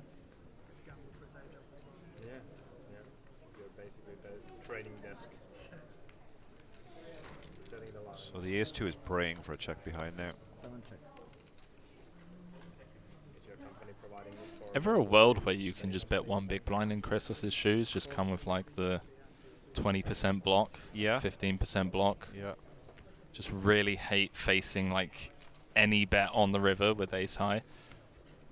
Yeah, that's definitely a thing. I think that's I call that the Ape Styles play because he's the person I've seen do it the most. Yeah, we had I thought with Danish guy before. See, it's been I mean, seen so much of that in recent times, especially in the last year. Like, yeah, you can even get called by like king high, so it's yeah, it's a weird one. Like a weird mergy block. Yeah. I say mergy, I guess you're probably never folding out better, but I think there's too many people watching right now. Day one action. I think we're pretty safe.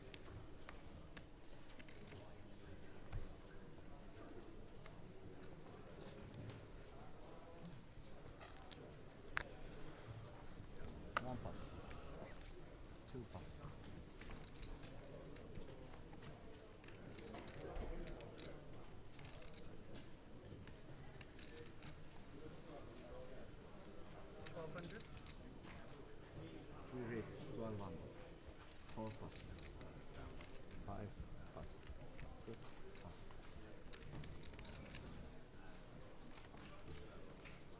7 plus. 12. 8 plus. William opening off of 18. Yeah. Heads up. Queen 9 suited is a nice hand, obviously, and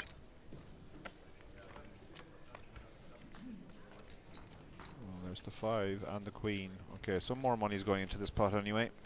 5 in the window, queen in the kitchen. 8 check. Got to be careful, make sure Lon's not listening, because he DM'd me saying that I own royalties if I use that line on air. 3 bet 1000. He was in here earlier on, Dara, in the chat. Oh yeah? Saying, where's David Lappin? He's been preparing some needles, apparently. Oh, good to hear. Yeah, so the 7-5 has to continue here. You don't love it, like you have a pretty bad bottom pair, but you have a backdoor straight draw as well. Interesting turn card now. That's a better card for Nazim than William. Ever see any like 50% leads here on the turn, something around half pot? We certainly have leads here. It's whether we want to do it with this hand. This hand, which has showdown. It's probably more a case of we want to do it with our draws, because this hand also doesn't really improve on the river unless we hit a 5, which there are only 2 left on the deck. But if we had something like even a gut shot like Jack 10 9 6, could make a reasonable lead here, I think. Yeah, recognizing he didn't like that card. Similar spot. We're much happier to call a lead on the river now than we would be to face a check raise on the turn. Well, that turn card potentially going to make William some more money. It's gone check, check, all the diamonds brick, the ace kings, ace jacks of the world. Yeah, I think we can definitely value bet if we're check to here. Nazim might even try to a blocker here.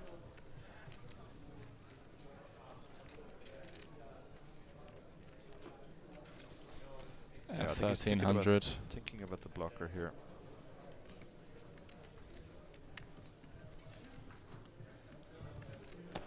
There it is. 1k into 5.3. Now you have to ask yourself, that's such an obvious blocker, can I raise it? He's decided in the end just to call. Yeah, Nazim probably actually, I mean, it looks, that might look like a weird play to a lot of people at home, but he probably saved himself some money there, because he was probably going to call anything up to half pot on the river, and that probably would have been the size half pot roughly, so. Multi-purpose bet there. He could get called by something like ace high, just because the bet's so small, but he also saves himself money against a queen.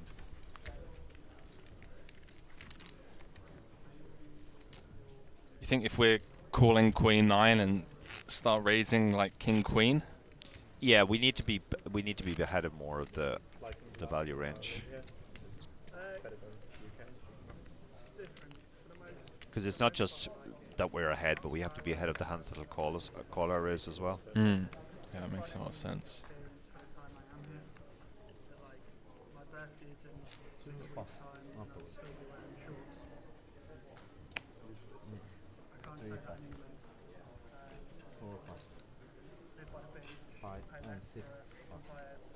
So dinner break in an hour and 26. Received word. The share hands team. 1,300. It's not a very good price. Okay. So you're happy that you're here now? Yeah. Yeah, if you never go to Wolverhampton in your life, you're not missing out. You don't miss? Yeah. Okay, good to know. Yeah. Where are you from? I'm from the Netherlands. One call. Very nice. Do you live here or on holiday? No, I'm here for Unibet Open and then Battle of Malta. Nice. Yeah. Battle of Malta should be a lot of fun. I love it, and I always run deep in the Battle of Malta. I don't know what it is, but my lucky tournament. I played it twice in April.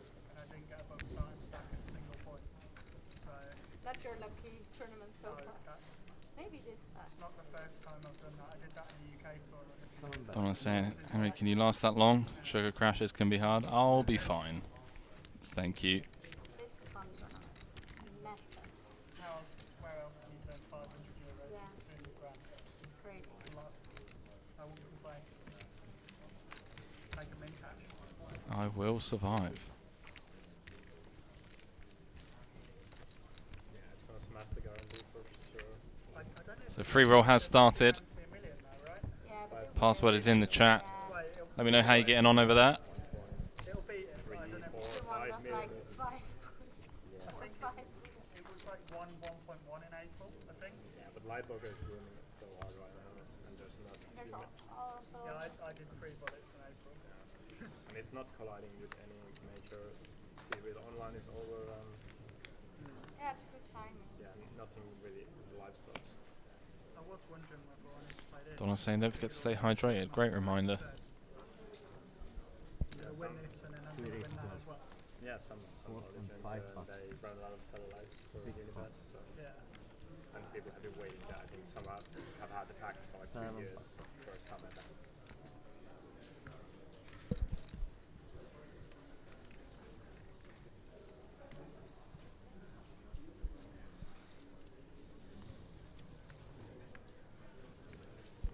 Big fan of Nazim at the table so far. Seems to be very focused, kind of dialed in, aware of how everyone's been playing. And can't fault the tight fold. Ace Jack O against the under the gun open of William. Yeah, I don't mind that at all. Andre has been a one-trick pony thus far. Seems to only have 2 moves. Either all in or fold, and he stays true to the trick. Gets a snap fold.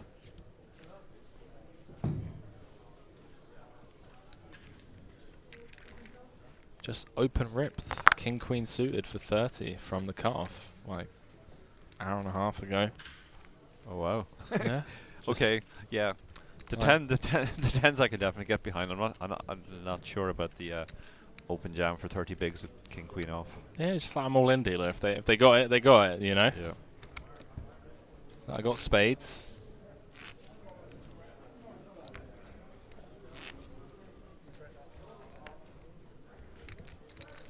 Oh no. You got on small blind.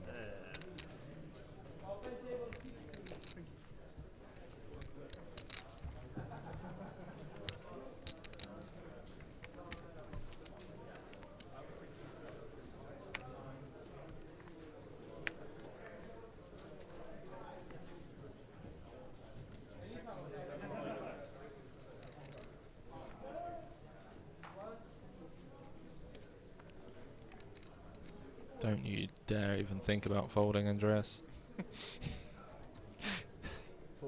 It's against your religion, Henry. And as beautiful as 9-8 suited. I don't care if we're playing 12-handed. Well, maybe I would, but 7, 8. 1 plus. 2 plus. King trio, yeah, this is a very ugly hand to play against an early position raise. So yeah, especially against the 2.5x, right? yeah, yeah, they're pretty much the worst hands against that. The high-low hand with no that isn't suited. You'd much rather have something like 8-6.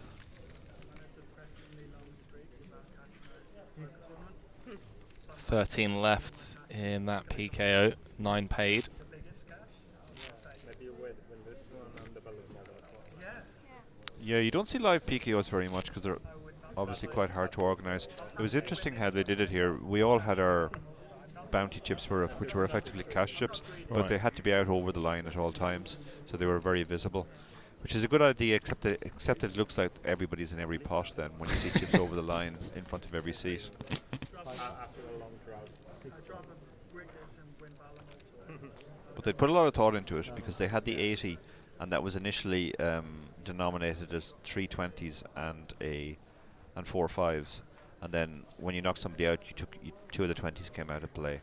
So there was always enough 5s in play that you were going to be able to chop the progressive part of it. Bet 1400. Should there be like a 3-way all-in, or? Well, that would.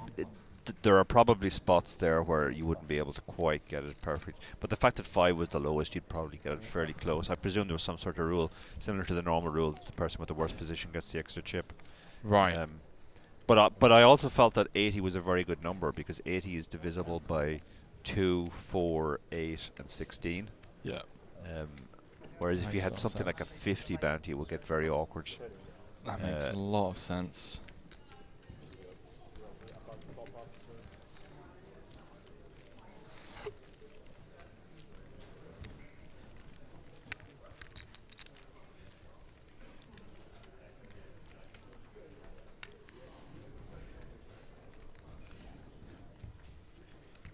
See if I can go cold turkey tomorrow on the coffee.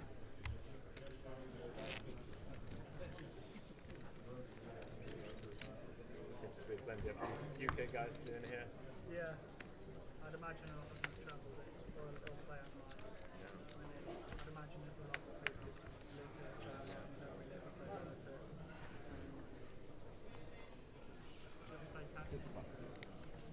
Not for games.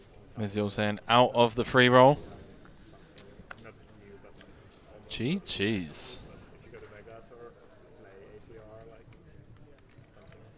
something just to be Quick stint. or regulated. Race 1400.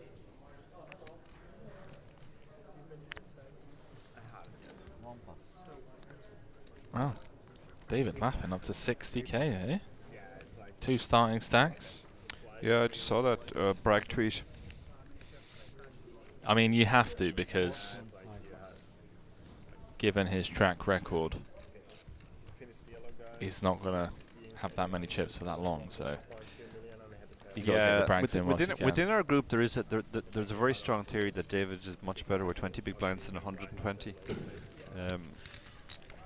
If he's got 20 bigs, we can just see him grinding it through, and it'll all be fine. But sounds like you. Yeah, but I think David does probably tend to spew when he has 120. He feels like he can play every hand and he can push people around a bit more than you actually can.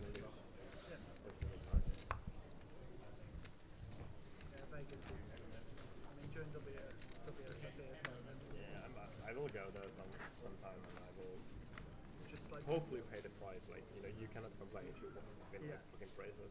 It's funny how that changes over the years. My first big win, I literally went post to post. I was day 1 chip leader, day 2, day 3, and I ended up winning. So for a while, people used to say I was a great front runner, but I was a terrible short stack player. Okay. And I actually was a terrible short stack player at the time because I was converted from cash, and you know cash players never play with 20 big blinds or less. So I had really no clue what to do, short stacked. But I put a lot of study into it, obviously, and got better. And now probably the popular belief is that I'm much better with 20 than 100, which is probably true as well. I think it's probably true of almost all tournament players, though. We just don't spend enough time in the 100 big blind zone. Yeah, that's why you see so many pros just like max late regging. Yeah, I'm very much on team max late reg for a number of reasons. Unless it's a PKO. Unless it's a PKO, yeah. Just energy conservation as well. Even online, it just means you can get more volume in. If you're registering the start of everything compared to max late regging, you're just going to play 2 or 3 times more tournaments. Oh, look at this. Julius forced to fold the king-queen suited.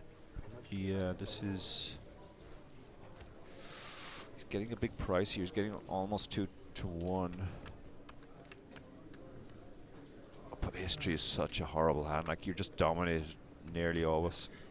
Yeah, and also even getting 2 to 1, you still need like, what, 33% equity, which... Yeah, like you really have to put a lot of king queens and jack 10 suited into the reshove range before you're getting anywhere near that price. Pocket 2s. It was hijack v button v big blind.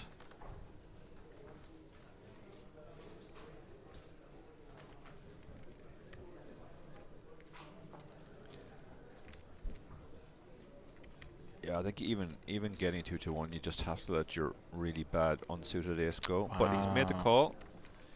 Does call it off. Big chance for Kenneth here to double up. More than a 70% favourite. I wanted a close-up shot of not Andreas, so the King Queen suited. Just like, 3-bet me with that shit. Yeah. The thing about King Queen suited too is its hand, which does really well 3-way. It actually prefers to be 3-way than heads up. There's a famous hand where Bonomo flatted. I think it was actually King Jack suited. Yeah, it was King Jack and he suited. called off a double all-in when it came back to him, and people were scratching their head. But King Queen suited, King Jack suited, those hands play very well 3-way. Yeah, I remember it being Ben CB was in the hand as well, wasn't he? Yeah, that's right. It was Ben who... it's Ben that kind of... was like, what the hell was this? And then looked at it in the solver and said, actually, this is one of the 2 hands that can do this. No dice for Andreas. Down to 11k. Kenneth with the double and back up to, well, almost 1.5 starting stacks. Yeah. Online qualifier. Loving life at the moment. Always a nice feeling to get your double up.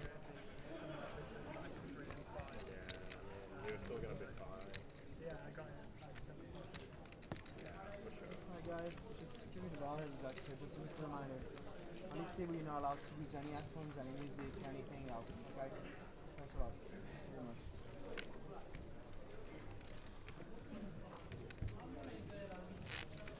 Yeah, I was wondering, because usually they, for a couple of years, they Some ruling about not using phones or headphones. It's interesting. Yeah, people are much more paranoid about that, obviously, since the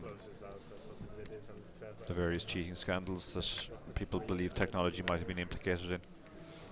Name one, I dare you. Hmm? Name one, I dare you. Mike Possible.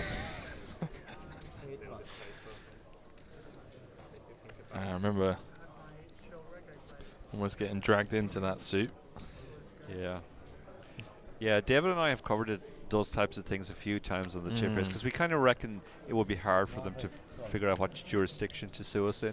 Yeah. David's in Malta, I'm in Ireland. Yeah, They're exactly. in America. Like, we're not going to show up for a a US court case. Yeah, that's a good point. I'm like, yeah, good luck sending me the subpoena. Like, where are you? What, you're going to send it? Send it to some random place in Bangkok and hope that it, you know, finds its way to me. Come on. Is it? You guys ever get advice? Like, if there is like a topic on the podcast, like, well, I really want to cover this, but you know, there are some fine lines. You go to like Andy or some of the team where you're just like, do you mind us covering this? Or we've had a few. It was a learning curve for us. We definitely went over the line a few times early on, and wait, you guys went over the line. There were discussions, which it was explained to us how far over the line we could, or how close to the line we could get. Right. But for the most part, actually, Unibet are very forgiving on that. They allow us to say what we like. I remember after the first of those incidents, they just got us to put all opinions expressed are our own on our social media. That makes sense. To cover themselves, basically. Jumping back into this multi where fair, Andre opening up from +1, Julius flatting the ace-10 of clubs. Kenneth and Christos coming along for the ride out of the blinds. It's Andre that's flopped best in the form of top pair, but one seat over. Julius with the nut flush draw. And backdoor straight draw as well. Over to the king. 9,400 in the middle. Andre with just 16k behind.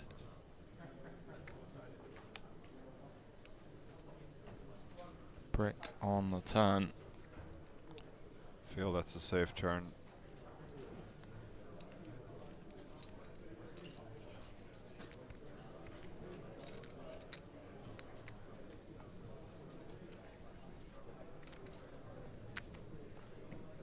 One bet. 4,500. I'm a fan of this sizing.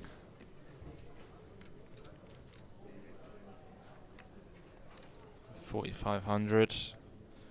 Be around 18 in the middle. Going to a river. Yeah, there's a lot of draws there. This is a different spot from the previous one we saw with Nazim, where he decided to check the turn with a fairly marginal hand. On this board, there's a lot more draws, and you can get value from the draws on the turn rather than the river. But at the same time, your bet on the turn gives you the possibility to get to the river relatively cheap. Okay, the backdoor spades got in there, but they shouldn't be too big a concern. No, you'd have to be up against like specifically ace deuce of spades or like ace queen of spades that just flat pre and felt like they had to call flop. At a position, this probably is not a bet. Given the talked on the turn about how many draws there were, which and they've all pretty much missed now. So you know, the 10-9 is missed. 10-9 suited if that's in there, and the clubs have missed. So you just check and try and induce a bluff from those hands. That makes sense. Which is exactly what Andre's done. And if you're behind and you bet and get raised, it's a fairly horrible spot. So it's a much more comfortable check call. And if you're behind, it showers anyway. You know, it's just like sometimes you get dealt out of the tournament. Yeah. Yeah, so he's going to induce the bluff here. And with only 11k back, I mean, he's just getting such a price. You've top pair, all the draws miss. You're just beating all the draws now, so I think you have to just say, yeah, I'm going to be beaten quite a lot of the time here, but not 3/4 of the time. If there's ever anyone that was going to fold, can't fate. Can't blame Julius. Yeah, like we're only beating a bluff, but there are lots of bluffs here, and you're getting such an amazing price, getting 4-1 now. It's hard to call off the last year chips though, with top pair marginal kicker. But as Doug Polk says, sometimes it's just your time to die. You just gotta accept, yeah, I'm gonna bust the tournament a lot of the time when I call here, but I'm also going to win the pot more often than I need to. We only need to be good here about 22% of the time. We've got to be good at least 40%.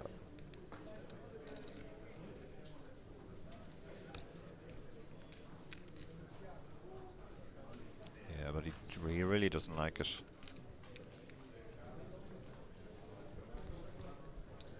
All he needs to do is click call and be up to 40,000.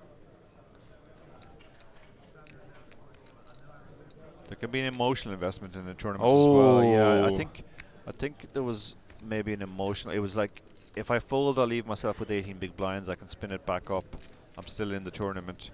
If I call and I'm wrong, I'm out of the tournament. Nice pickup, Julius. You can see the gulp there, which is always that I just got away with something. It's always worth watching people's reaction after what people sometimes call 6th Street. Because you can pick up a lot of information there. I think that's a Tommy Angeloism, actually, 6th Street. He literally looks like a man who got away with larceny there. So looking relieved. over the shoulder. So like, relieved. Anyone just witnessed that murder? Yeah. Is my alibi strong enough? Yeah, it is very hard to call off your last chips with a really marginal hand. As I said, he knows he's going to be still in the tournament if he folds, but he's going to be out of the tournament maybe as much as 60% of the time if he calls. I heard Phil Galfond talk about this years ago. He said that like the human brain is not designed to understand odds very well. Like in a spot where we only need to be good 20% and we're actually good 40%, we still have this natural human impulse to fold because we're like, well, I'm usually behind. I'm behind 60% of the time, which is more than half of the time. So it's very hard to overcome that human bias of like, well, I think I'm behind most of the time here. Yeah, so your gut's kind of going against the math, if you will. Yeah. That makes sense. During the break, we're going to move your table to table 1. So we're going to care about the chips. You don't need to do So Floor just coming over, letting them know that during the break their chips will be moved to one of the outer tables and we'll have a fresh table.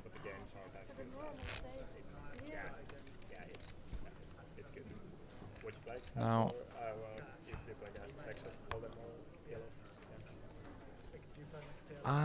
right, I stand corrected, chat. So I thought the dinner break was 1 hour and 26 minutes away, but I stand corrected, Tara. It's a 1 hour dinner break in 26 minutes, which was 23 minutes ago. So we're actually going on dinner break in 3 minutes' time. I'm not sure there is. Look, I'm telling you, he doesn't believe me. He's gone out. He's back nodding. Yeah, that's an enormous relief to me because I thought we weren't going to get a dinner break. Yeah. Because I was told dinner break ended in 50 minutes, and or rather, dinner being served ended in 50 minutes. Well, I managed to put 2 and 2 together somehow. Well done, Henry. After butchering it first time round, when the floor came over. Kenneth, heater continues. Andreas going to lose even more chips here, just hasn't really managed to get anything going. Some ill-timed bluffs and aggression. Fires out a continuation bet. Kenneth with top set.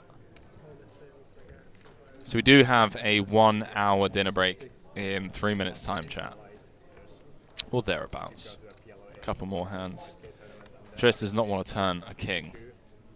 Will be showers.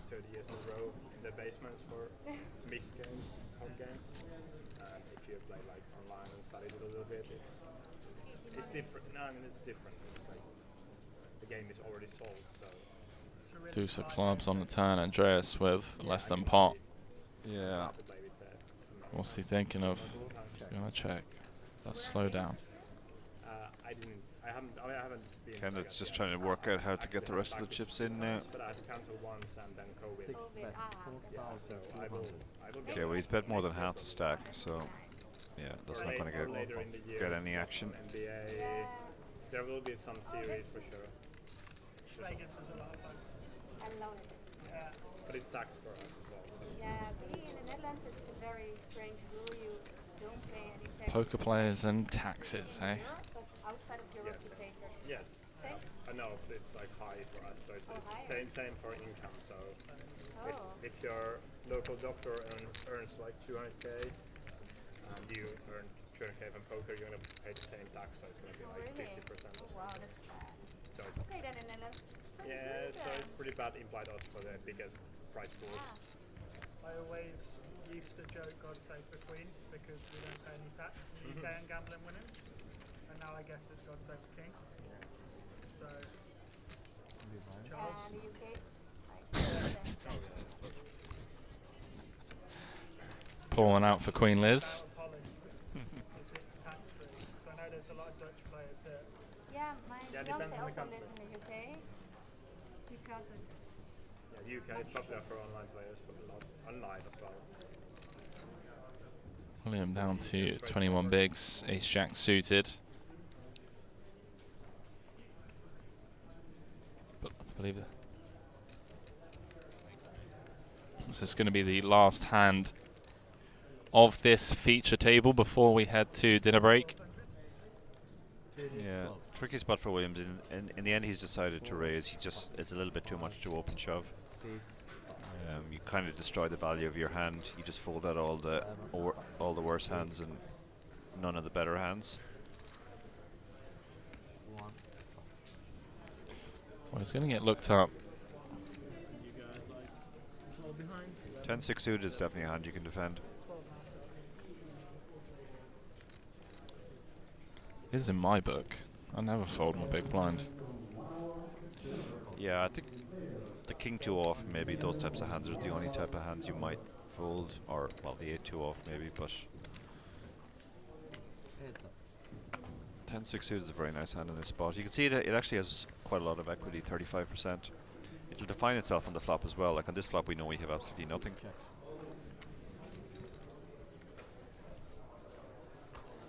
Oh, top pair, top kicker for William. We're losing to a 7. We're going bust to a 7 anyway, so we just start to try and get value. And that is it. That is it, ladies and gentlemen. First dinner break of the festival here in Malta. Going to be gone for around about an hour's time. We'll take a quick look at this feature table's chip count. Delia de Jong going into the dinner break as one of the table captains. When we get back, we'll have a fresh table for you all, and we'll see you guys in an hour's time.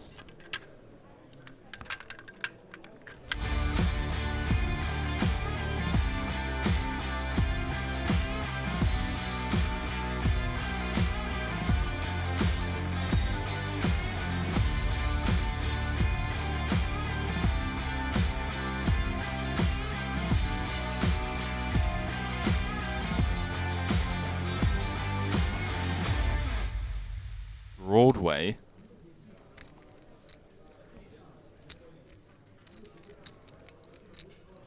It's Eric that's going to come firing. I apologize. Sorry, it's John. John betting out half pot with his top pair nut flush draw. Eric with nut clubs. 4 diamonds pairing the board on the river, and John with the check mark, 6,200 in the middle.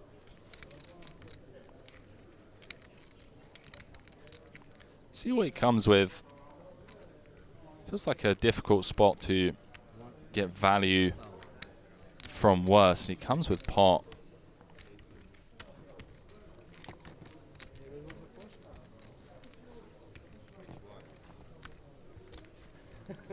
John saying maybe it was a flush draw.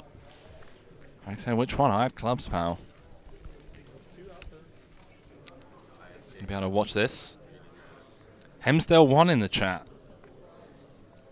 Or is it Hemsdale? Or Hemsdale? Saying hi. How we doing? Obviously, as always, let me know whereabouts in the world you're tuning in from. Maybe you're here. Maybe you're out there on the main floor in the mix, grinding this main. Love to hear from you.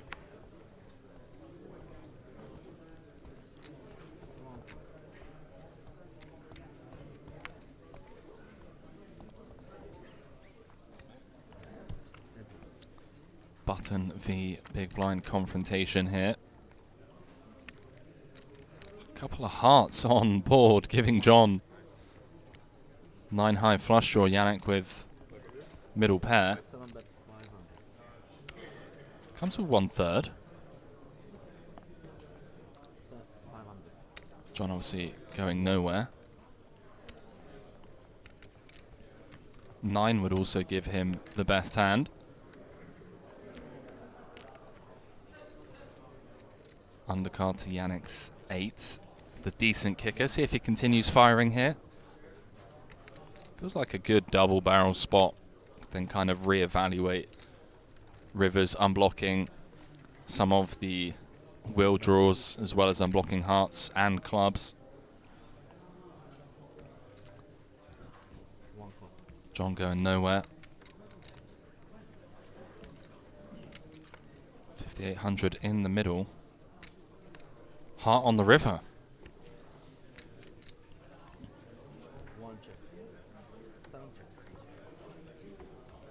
John checking it on over to Yannick, trying to give him some rope. John off to an absolute flyer here, rivering that flush.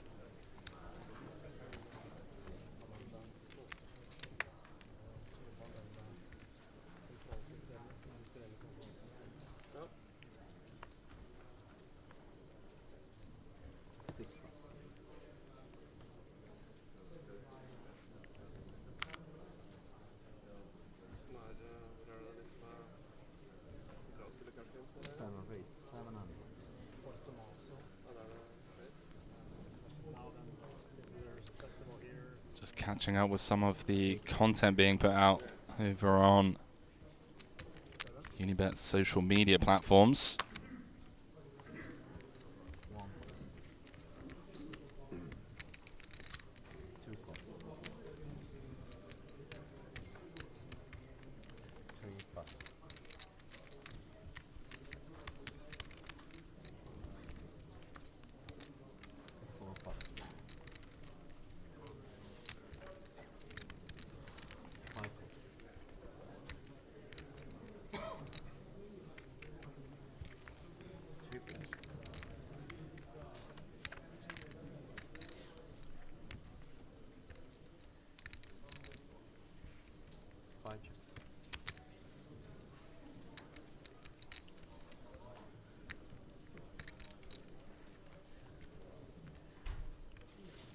So diving back into this. Bit of something for everyone. That man right there with the most of it. Middle set on the 9-5 deuce. Couple of spades on board, giving Yannick nut flush draw.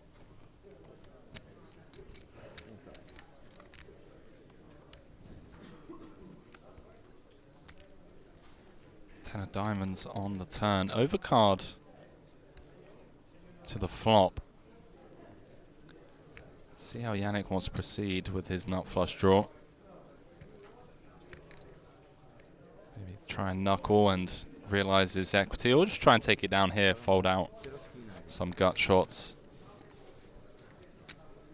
Some hands that are going to struggle against multiple barrels. It's a relatively small turn bet, just north of quarter pot.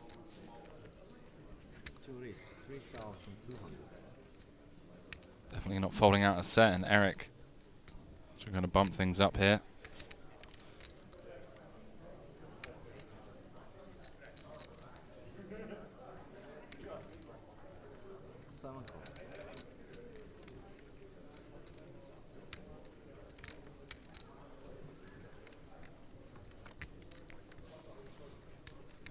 Yannick going nowhere.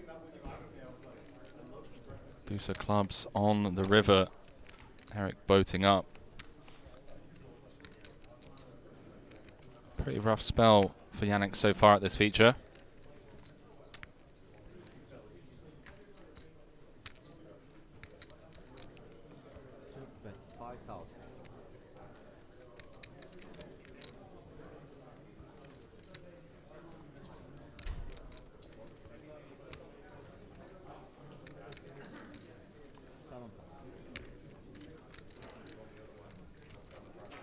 Eric not managing to obviously get value out of the ace high.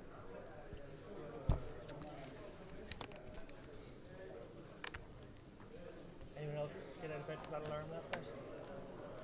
No. Not around now. I was in the casino, so I didn't hear it.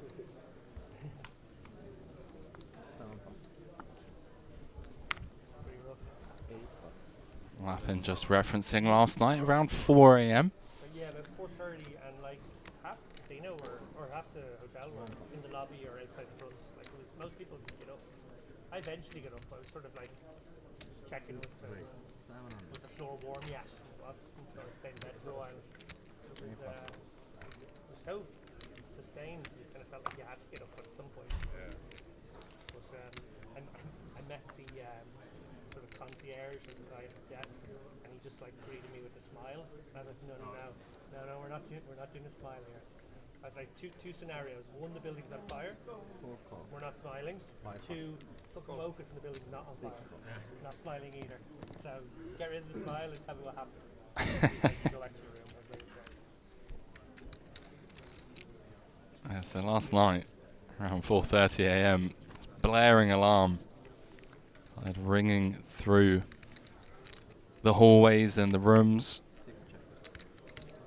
Lappin went downstairs.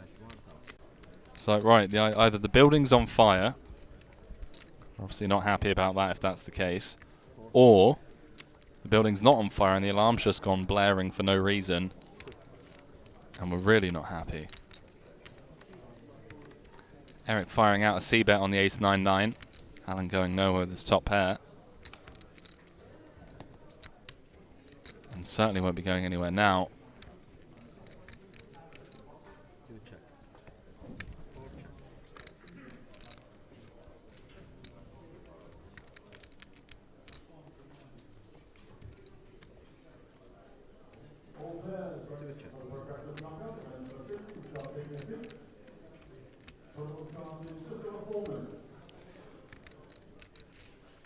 So Tawny King, are you still here?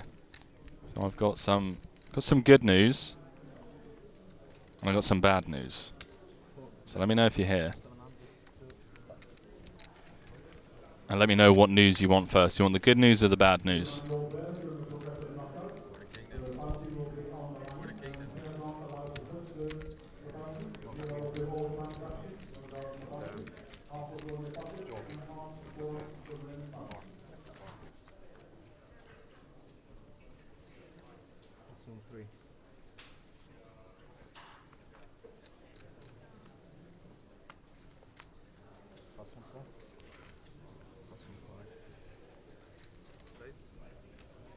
on 6, 700. Radoslav, who we haven't seen too much of so far at this feature.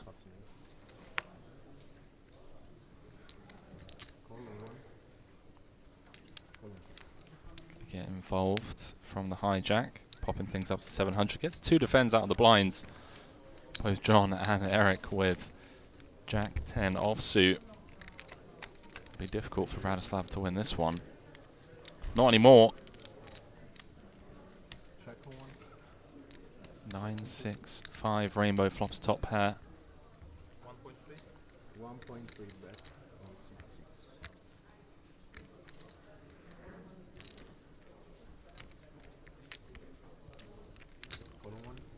Wow, look at this. John floating with the Jack 10.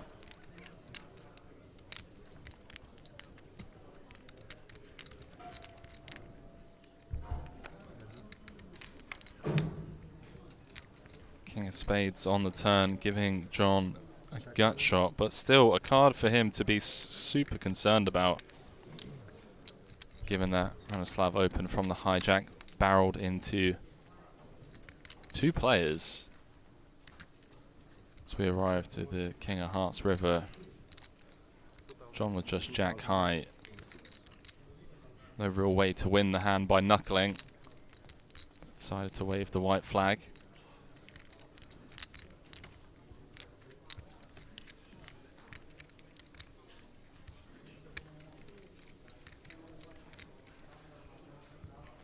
Hasn't folded yet. Alright, thought he was gonna dream something up there. Form of a river check raise, but does eventually fold the Jack high.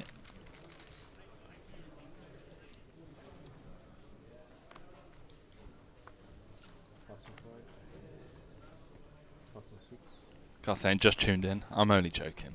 Appreciate you tuning in. QB93 saying, how's it Unibet? Password please for the main 1A free roll. 7. Well, firstly, QB93, welcome to the stream. Main 1A free roll password will be given out later on. Still 3 hours until that starts. But don't you worry. We'll be giving you guys plenty of time, plenty of notice.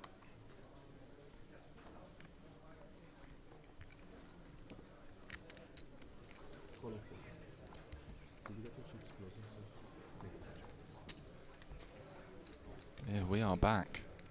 We are live from Malta. 2.5 years.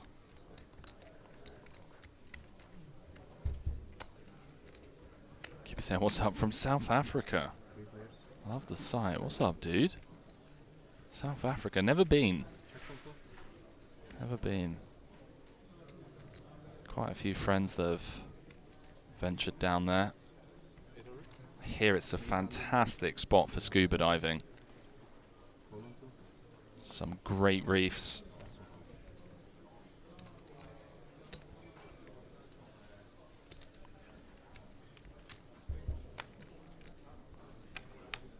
Yannick flopping best. Eric sticking around with the 5s. Picks up a gut shot on the turn.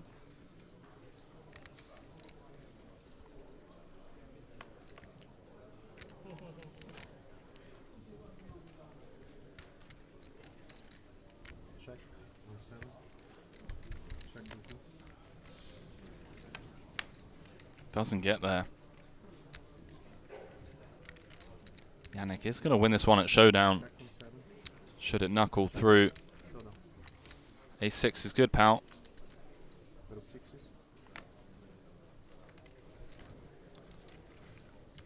Eric 1 pip lower.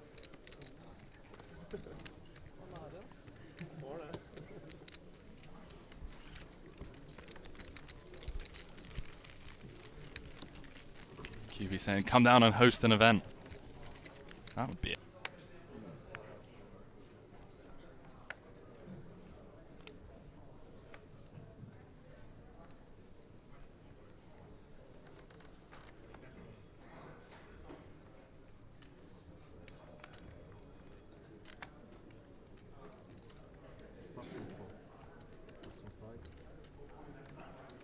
Plus on 6. Plus on 7 and 8. Plus on 1.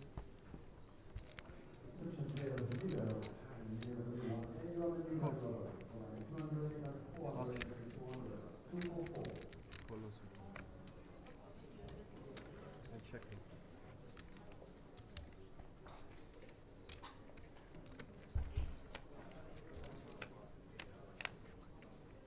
Heads up. Check on 2. Bet 300 on 3. And call it.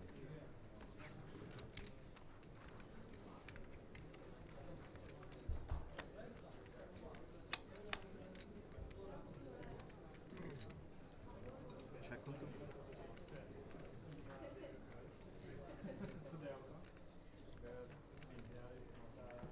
Bet 1100. Apologies, chat. Had to just quickly take care of something. I'm back. The old solo stint. The commentary booth, love it. Just me, players, the cards, and you lot at home.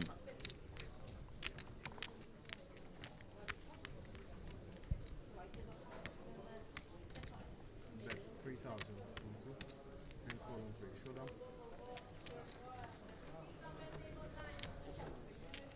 And the Eric v Eric battle of the blinds. Eric won and Eric lost. One with trips and the others. Just a good friend of mine, James Dempsey, on there. See that one hosted by Dario Carney and that man right there, Mr. David Lappin.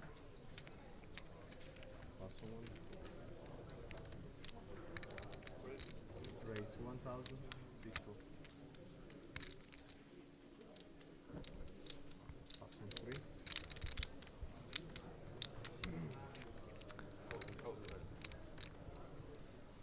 Do have some upcoming promotions for those of you that are regulars over on Unibet.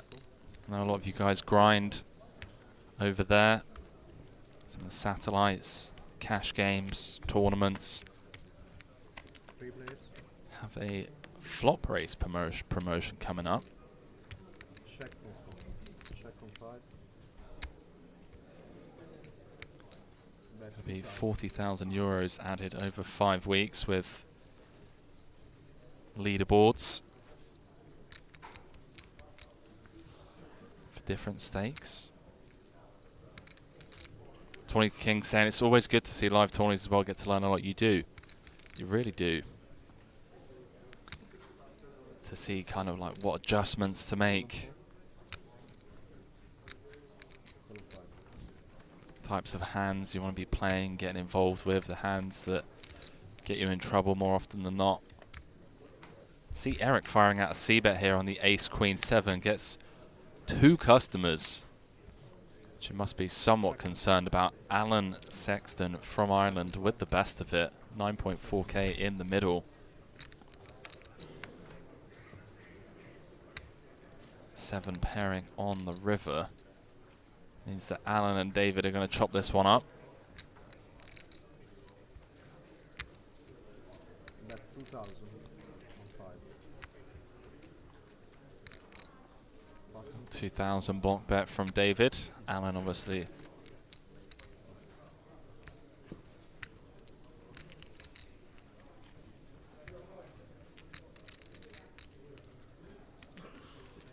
doesn't like it. Maybe somewhat concerned that, you know, the big blind, David, does make the call. It's showing the ace-8. Chop it up, gentlemen. Chop it up.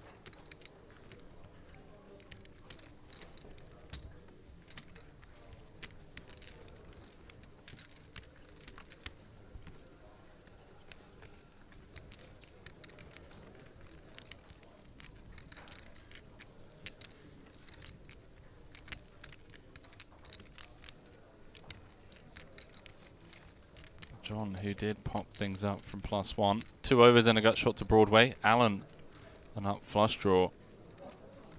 There is a turn card in the deck. That could cost John a lot of money. Don't think Alan's going to be going anywhere just yet.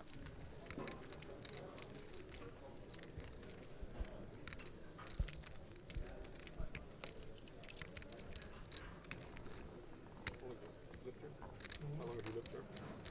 Moved here in 2015. Came on holidays. Never went home. A couple of Irish friends moved here to grind online and live here instead of Ireland, and they said come over for a visit. It was an EPC, and so I came over. 18 was right? The last two was 18. Yeah, there was one in 2015 that were in the September, October. Oh. Sure, it was an EPC. Maybe it was a. No, because that was true. I think so. I think it was, and came over for that, and yeah, we never went home because my girlfriend really enjoyed it. We decided to stay on. They had an extra room, they had a 3-bedroom place. So we just stayed with them for 4 months until their lease ran out and had our own place. Yeah, it was good. Oh, look at this. Alan fast playing the flush draw, raising things up on the flop. King of diamonds on a turn, 12.6 in the middle. John turning top pair, top kicker.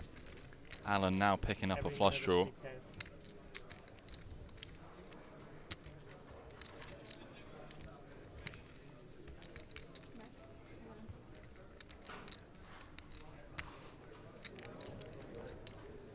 And Alan not slowing down. Betting close to pot on the turn. There must be some alarm bells ringing for John.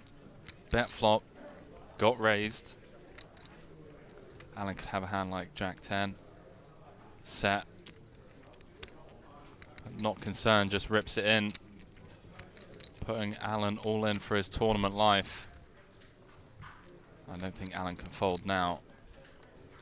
Yeah. Does make the call. Can only run it once in tournaments, chaps. John in great shape to scoop a massive pot here very early on. He can just hold with the ace-king.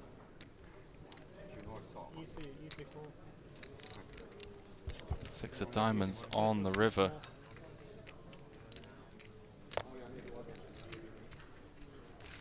Alan Sexton didn't seem too thrilled.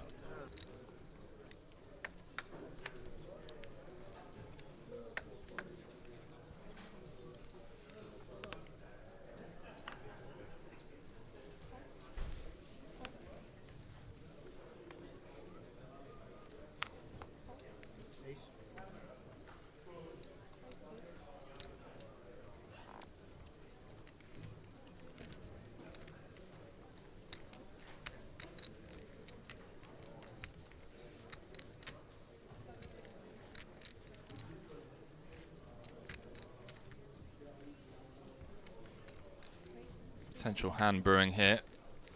Hijack v small blind. New player joins the table. Essa. Gonna bow out. From the big. Would have liked to see a flop, but he has seen an open from the hijack and a 3-bet from the small. Our first 3-bet pot of the day. 7,000 in there. David needs to find some diamonds or an ace.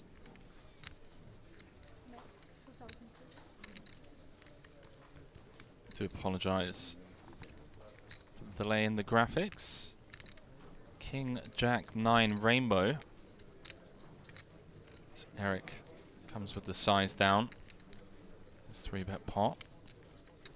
Laughing with the gut shot to Broadway and backdoor diamonds.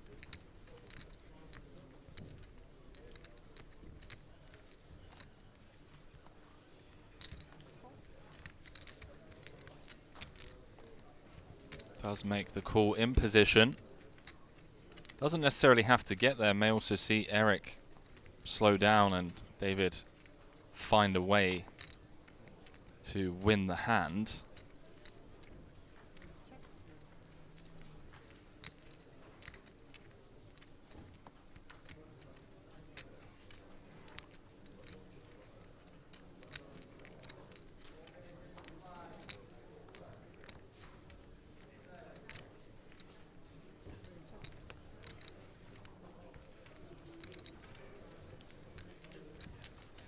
It's a turn card he would have liked to see. Sorry, a river card he would have liked to see on the turn. 4 diamonds.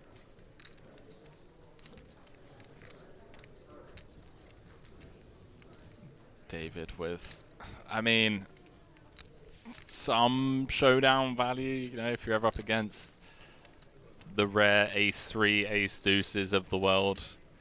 Now losing to ace-5, ace-4, 11.6 in the middle.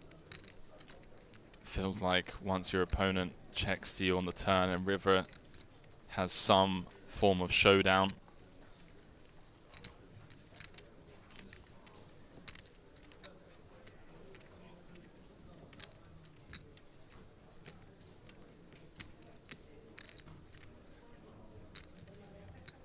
Feel like it's going to take a big bet. But he's going to try and just get a cheap bluff through. Don't think he's targeting this hand. And get snap called. This wasn't trying to fold queens. Get queens to fold, that's for sure. That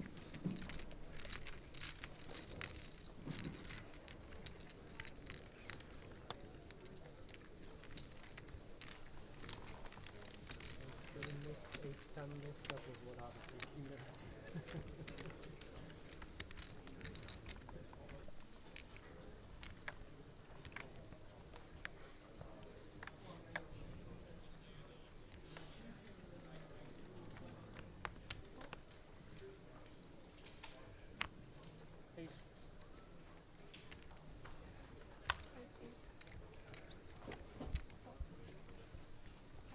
David with the hand that he wished he'd had in that 3-bet pot earlier on. Eric getting a bit fruity in the cutoff table captain.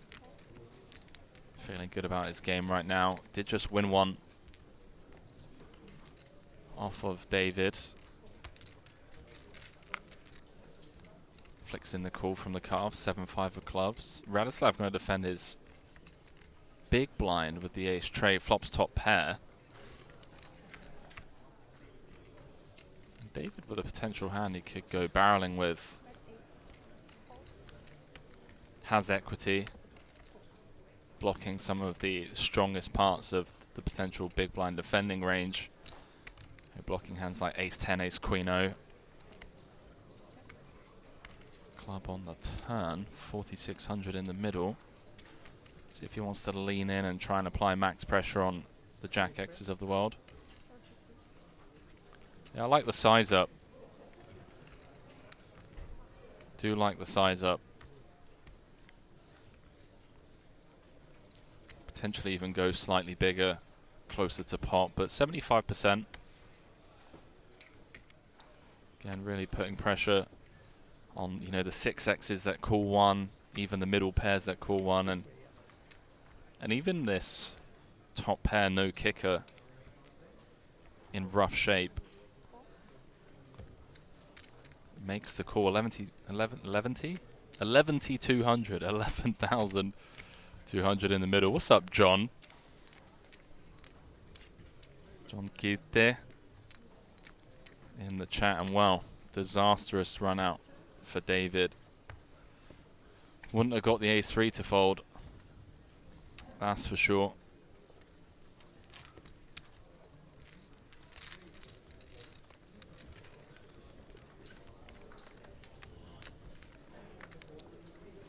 Always a 5. Always a 5. But it folded 5 threes. There's a little bit of that. Come on.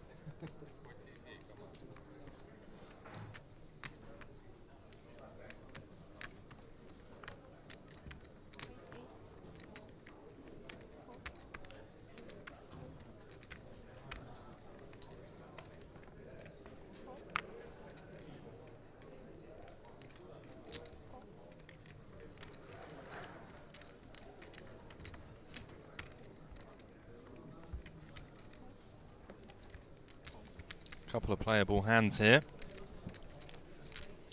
Essa with the EP open. The King Jack suited. They're just going to pill on the button with the 10s. Well, how about that for a flop? Eric also defending his big, but one would assume it's not going to be overly ambitious about this flop. Queen 10 deuce, middle set for David Lappin. 3K in the middle already, so SPR of 6. Essa coming with just north of 1/3 with the open ender.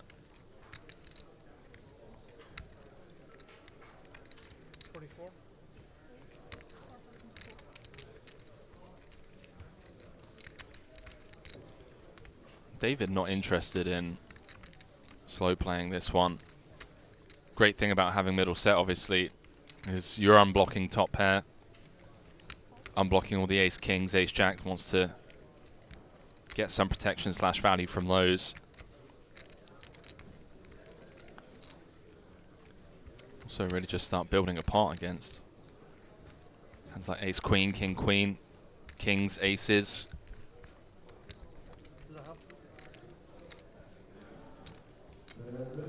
So Essa does call with the open ender.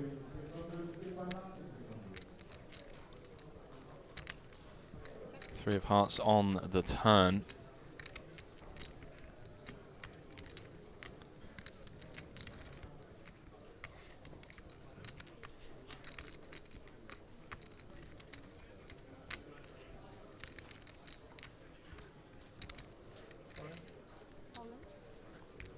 And David just jamming.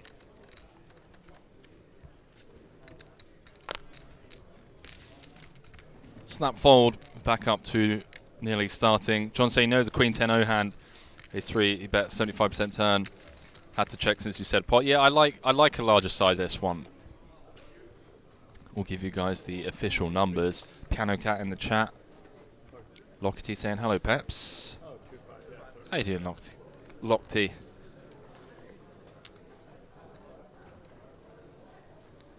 Back from break, blinds 200, 500 with a 500 big blind ante. Event number 6, the PKO. Down to the final 31 players out of 72 entries in that one. Satellite running as well into the main event. Have a satellite running tomorrow for day 1B.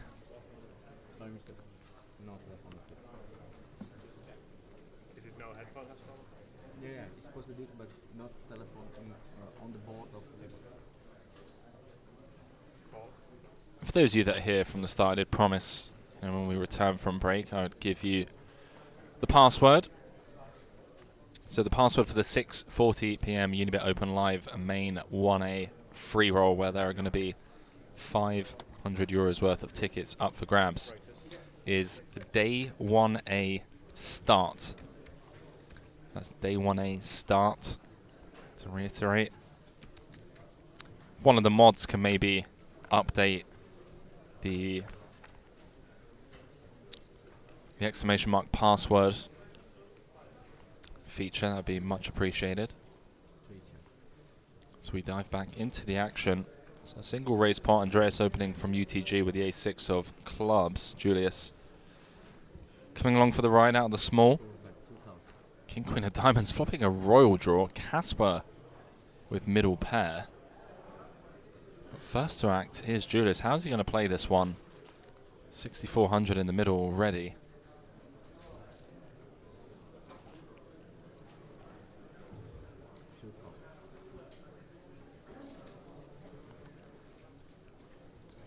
He's going to come with call.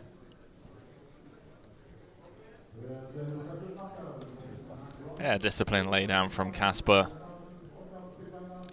Sometimes kind of fall in love with the back doors and just, it's like, nah, middle pair no good.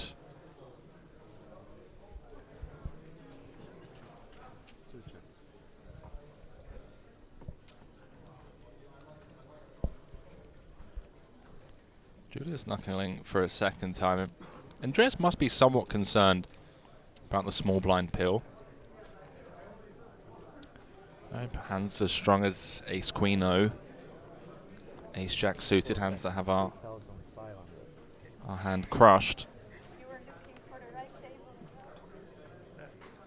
But he does fire twice.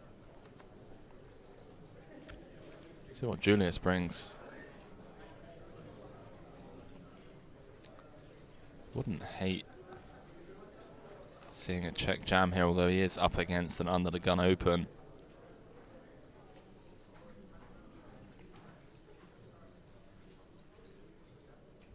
Appreciate that, Piano Cat.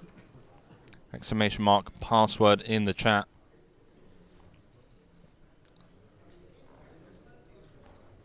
I don't think Julius is ever folding here. Yeah, sicko. I love this. I'm a big fan of this. Just really pushing our fold equity. Have plenty of outs. Should we get called up? Called up? Looked up, rather. Really strong play here from Julius. Andreas maybe regretting barreling turn.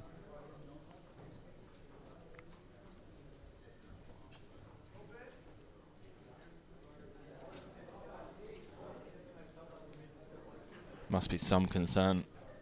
Andreas Miney could just be dead. Well, as you know, he has 72% equity, but this line from Julius, just smooth calling from the small pre-flop. Check called flop with a player behind. Now check jamming turn and gets the ace to fold. Take a bow, young man. Love to see that. Panicat saying, nice juicy free roll. I'm in that. As you should.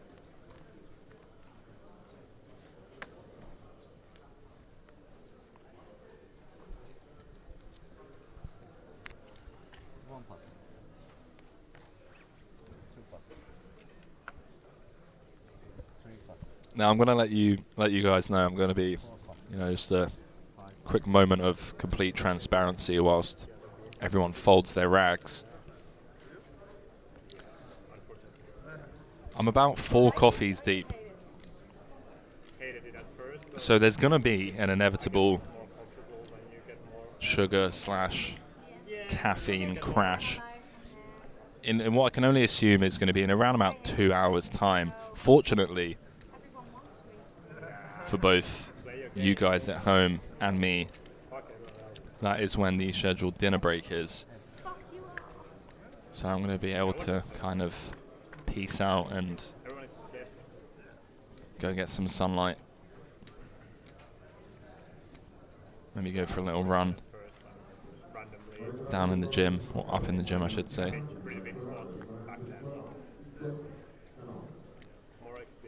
Value Heavy saying hardest working commentator in the industry. Appreciate it, thank you. It's a fun grind, not gonna lie. Let's just come to these events and call the action for you guys and gals at home.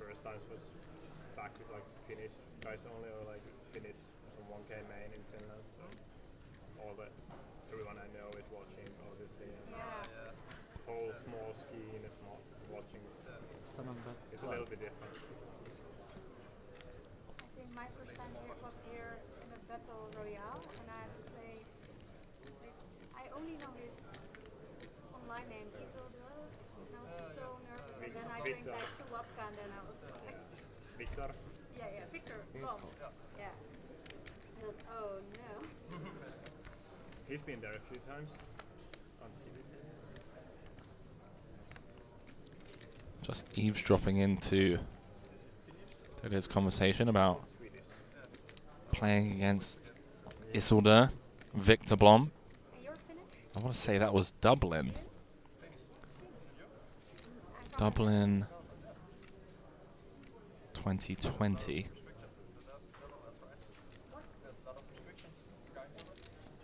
So we saw Christos come with the delayed c-bet in the form of 80% pot.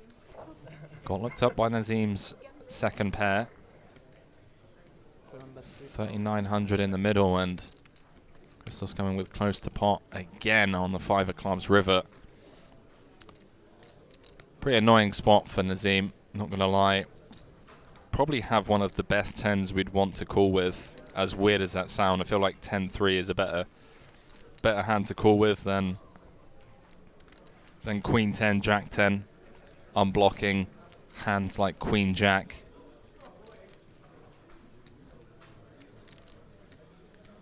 Jack King, although you could argue that Jack King would kind of check with its showdown value.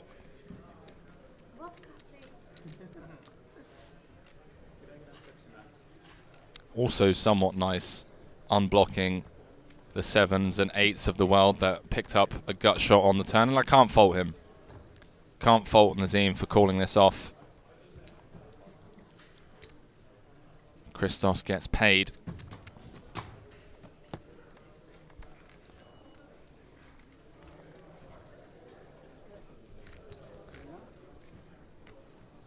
That free roll over on Unibet, 500 euros worth of tickets up for grabs. Exclamation mark pass in the chat. As always, let me know how you're getting on in the free rolls. Andre, ace queen suited. Based on what we've seen so far, may just elect to open jam this one for 16.5 bigs.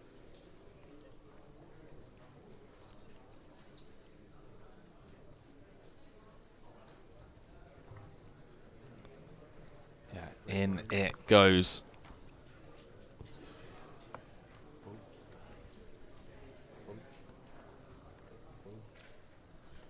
Folds around to the big blind.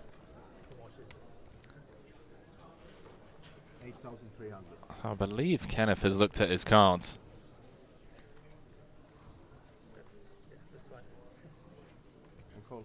Says let's do it. Cards on their back. All in and a call. And it doesn't get any fairer than this. Ace, Queen of Hearts. Andre, the player at risk. Kenneth making the call from the big with the pocket 3s. And we have our first flip of the main. At least at the feature table. 17-3 in the middle. Queen in the window. Followed by the 5 deuce. Some backdoor opportunities being presented to Kenneth. And well, 9 of clubs on the turn, removing all of those options, drawing to 2 outs once. No dice. 10 of clubs on the river. Andre gets the full double.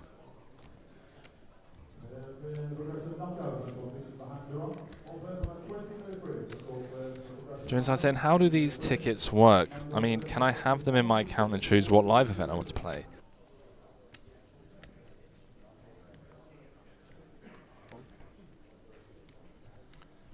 Al Grinsky saying, can't find the free roll. Is it available for people living in Sweden? Unfortunately not, dude. Unfortunately not. Not available. Sweden, Denmark, Belgium, or the Netherlands.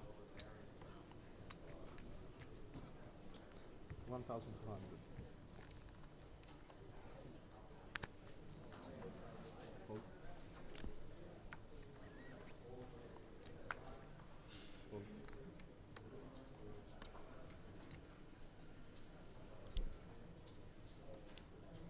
See what Nazim comes with.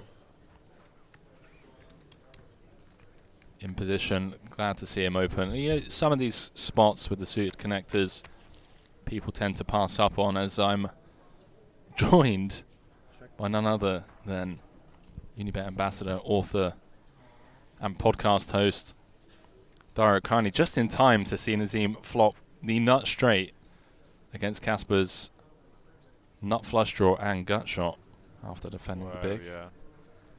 This could get very big. Was out of nowhere. Nazim continuing for 1/3. Now in Casper's shoes against the cut-off range. Couple of options on the table here, right? Yeah, your hand is almost so strong you can just call. You have so much equity, but your hand is obviously strong enough to just get in at this point as well. Not against the nut straight, but you're not going to be up against that very often. It does come with the check raise. And Nazim's shoes. Absolutely loving life. Yeah, now just trying to decide whether he wants to just call and keep in bluffs, or he wants to try and get it in now before a scare card comes on the turn. Kind of feel like the way that this table has been playing, I haven't seen many check raises or people taking like aggressive lines post flop. Wouldn't fault him for just really going for it here. Just in case a scare card rolls off and he loses value from, you know, two pairs like Jack 7, 8, 7. Yeah, that's the safest of safe turns now, so. And it does also bring a double gut shot for Casper, 97 in the middle. SPR of around 2.5. Yeah, it's an awkward SPR now.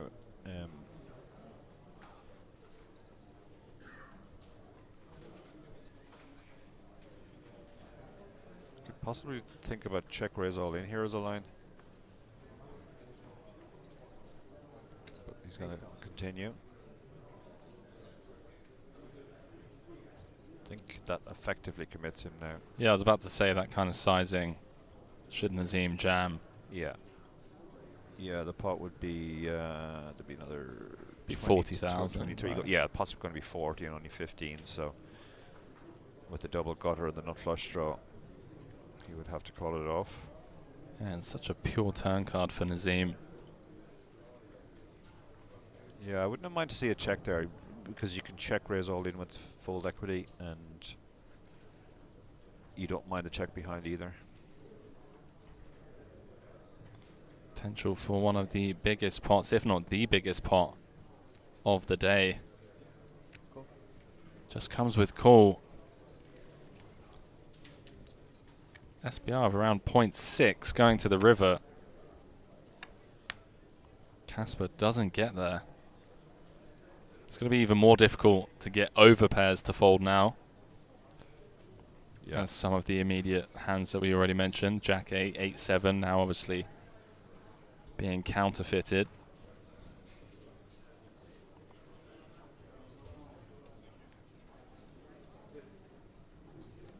Generally in these spots, flush draws don't make great bluff candidates, because you're pretty much hoping your opponent has a busted flush draw.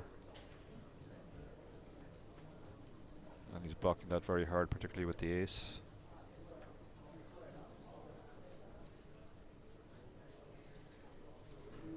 Oh boy. But he's decided there's just too much in there, yeah. And I mean, obviously we're losing to houses now, but we're never folding the nut straight. He played it basically just to keep the bluffs barreling.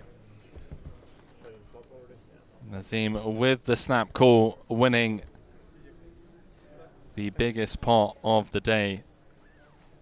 Two starting stacks in the didn't pull ahead either, so that left pulled me back into the sort of short zone, and then I shoved Queen 8 suited, and the big blind called blind, and he had aces as well. So he called blind. He called blind because I was very short. He had to call with my bounty on the line, and he just picks up the old. Picks up the aces. Wow, yeah. What a life!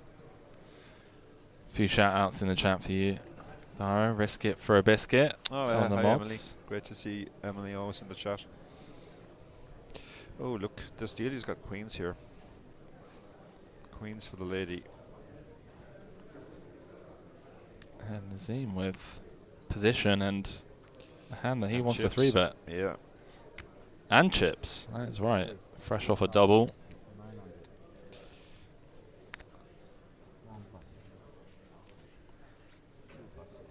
Yeah, and the hijack there we don't really fancy just flatting with ace-3 suited, so we might as well turn it into a light 3-bet.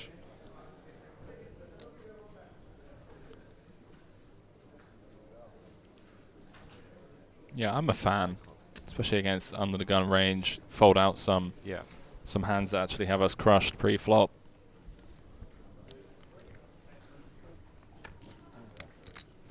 also gives us betting initiative. King Jack 5, couple of hearts, 1 club. Only 1 over. Just 1 over, and it's obviously the much safer over. King is a lot less to worry about than an ace. She does have the Queen of Hearts as well, which is a useful card to have. Even if she's pulled behind, she has some possibilities.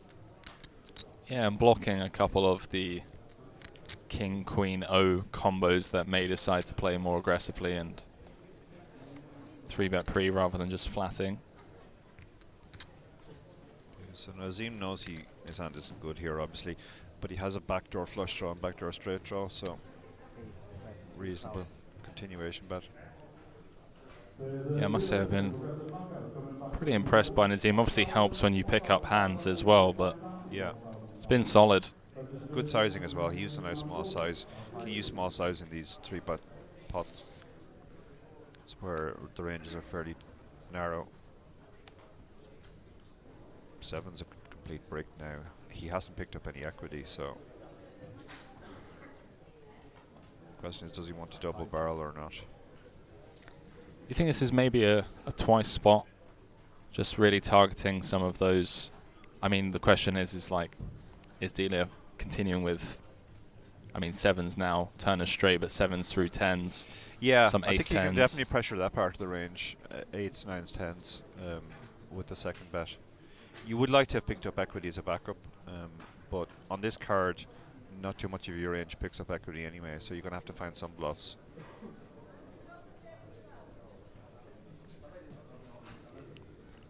Delia did look a little bit uncomfortable on the flop as well, so if he's picked up on that, and he's gone for a bigger sizing this time now. Has indeed. Kind of asking Delia the question on the turn, are you willing to play for it all on the river? Yeah. Setting up a very natural river SPR. Yeah. Big It's fan of this a sizing. safe turn card, but it's also not a turn card that improves Delia in any way. You know, a 10 or a 9, as she would have picked up a straight draw or a gutter. A heart, she would have picked up a flush draw. But she's, well, she's considering it anyway. It's just taking It's a gross spot now because she really is just beating a bluff now. And her hand never improves on the river. Almost never.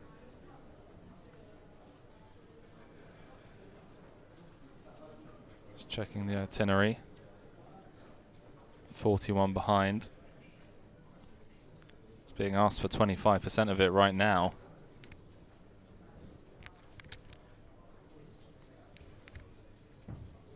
It's going to keep him honest for one more, Dara. She has made the call, yeah.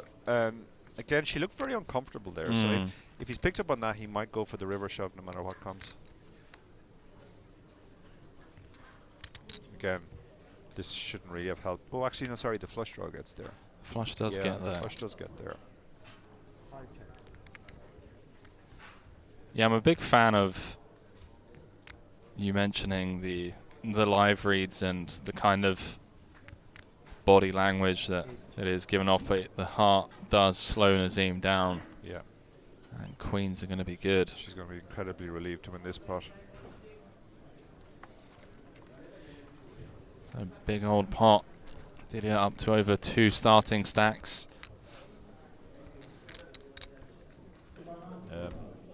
So don't know as many of the field as we would have known 2.5 years ago.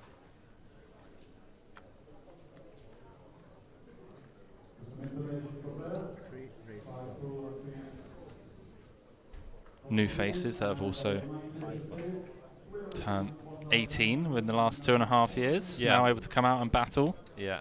Some of the young guns. The up and comers.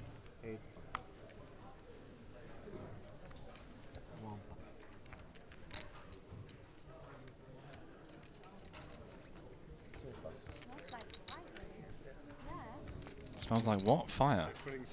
Did you get out of bed last night? No, Same I'm Irish. I'm the exact we same. We don't move. We're like, unless I see actual flames in my room or at the very least smoke, I'm not moving. I did get out of my bed just to look out the window and see if Same there was here, any right? evidence, Yeah. and I was like, there's definitely no fire. Yeah. I looked out. I already had a plan in my head because I got this balcony where I could actually kind of jump my way down. So I was just like, thinking exactly the same thing. I was like, I look, thought I can swing from floor to floor. That's It'll be it. fine if It's it like comes to that. if I've completely butchered this, you know, there are options available to me. Yeah. So I was just like, I took a video, my family group chat. It's like 4:30 a.m. The sirens go. I was like, hang on a minute. So we jump back into this. So Kenneth with flop trips. I'd really like to see him slow play this. He fast played a couple of big hands before. Yeah.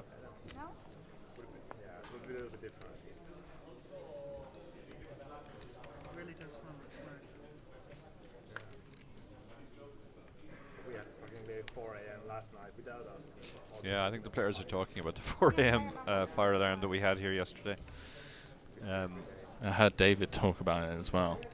Yeah. Apparently he went downstairs, the concierge was smiling, and David was like, no smiling. No smiling. So either the building's on fire, which means there's nothing to smile about, or the building's not on fire, which definitely means there's nothing to smile about because you've woken me up at 4:30 in the morning. So which one is it? Yeah. He's like, oh, no, you can go back to your room. The elevators continue to work.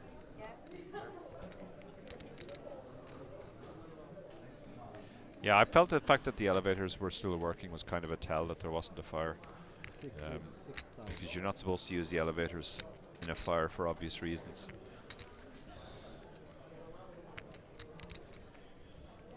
I felt for Monica though. Monica is hobbling around on Bless her, punches at the moment, and she hobbled down this.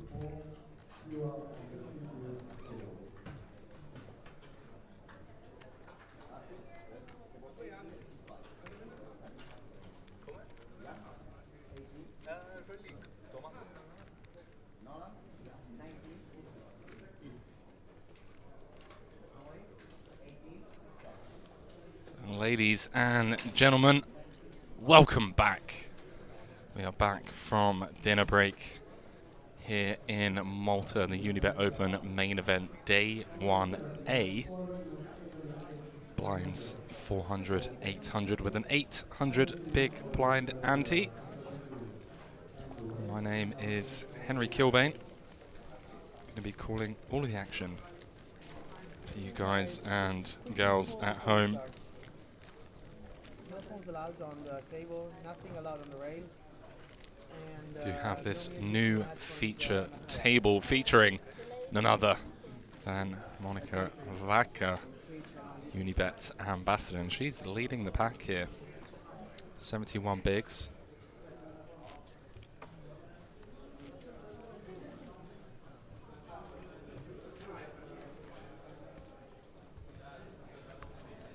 How was everyone's dinner break?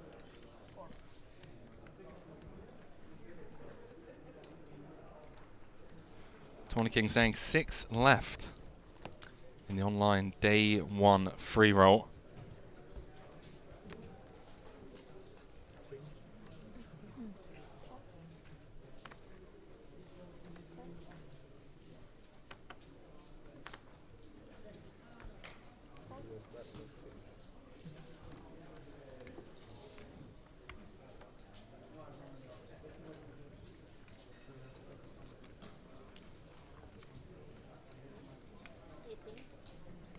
Talking of Monica and the chip lead,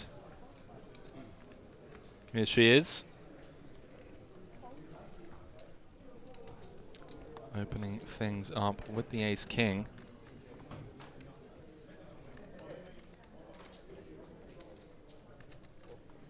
Simon in the big blind,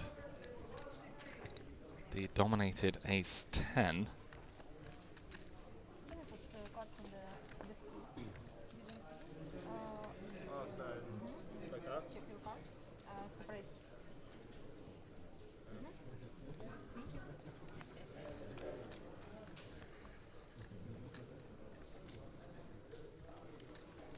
There you go, heads up to the queen, jack, jack, 2 diamonds flop. So Monica still with the best of it. Ace of diamonds in hand as well.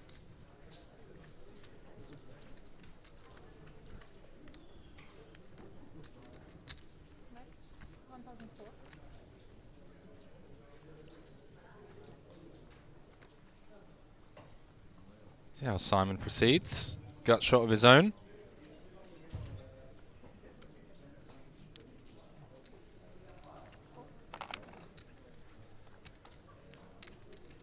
He's going to call. As the 9 of diamonds rolls off on the turn.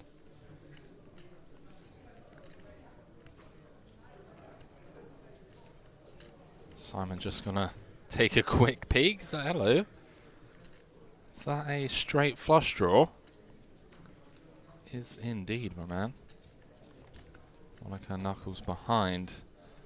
It's the 4th diamond rolls off, giving her the 2nd nut flush. 7,600 in the middle.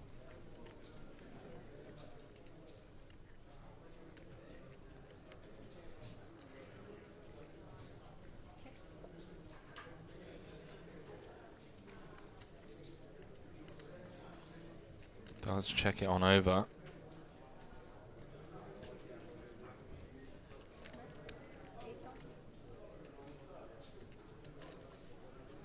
She comes with an overbet.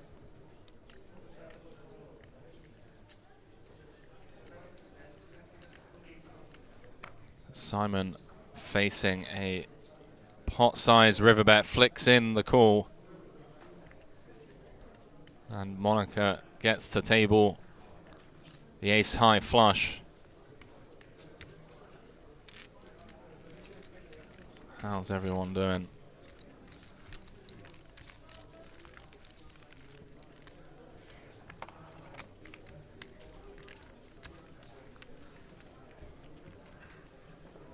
Did you miss us? We're back. The 2.5 years. We are back.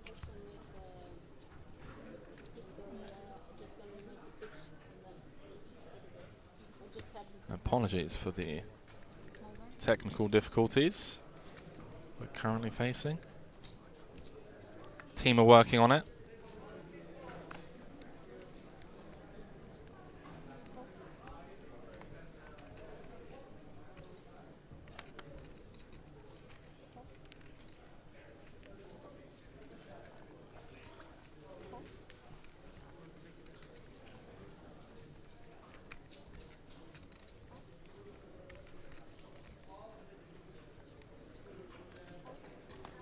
I don't know if any of you can actually hear me right now. Well, it doesn't matter. I'm going to continue. Continue doing what I do. A lot of you lurking in the chat.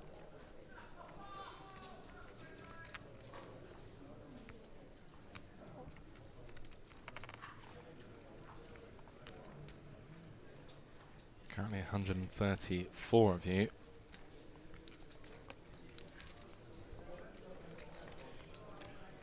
Looks like the sound is back.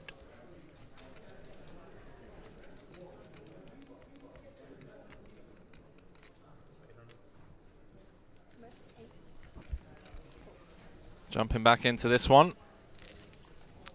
Stab on the flop with the jack high and the gut shot. QB saying thanks for the free roll, Unibet. QB, how did you get on? That's what I want to know. How did you get on? You're one of the first in here asking for the password, so I'm expecting good things from you.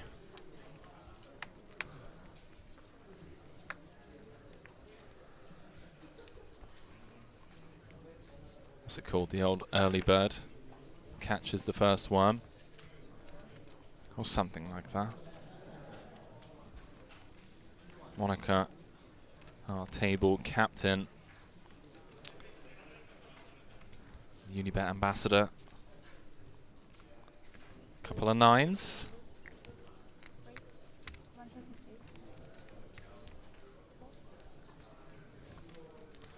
Don't forget, for those of you that maybe ran poorly in the free roll, we have another one coming up in an hour and 20 time. QB93 saying, #1, bro. What? QB?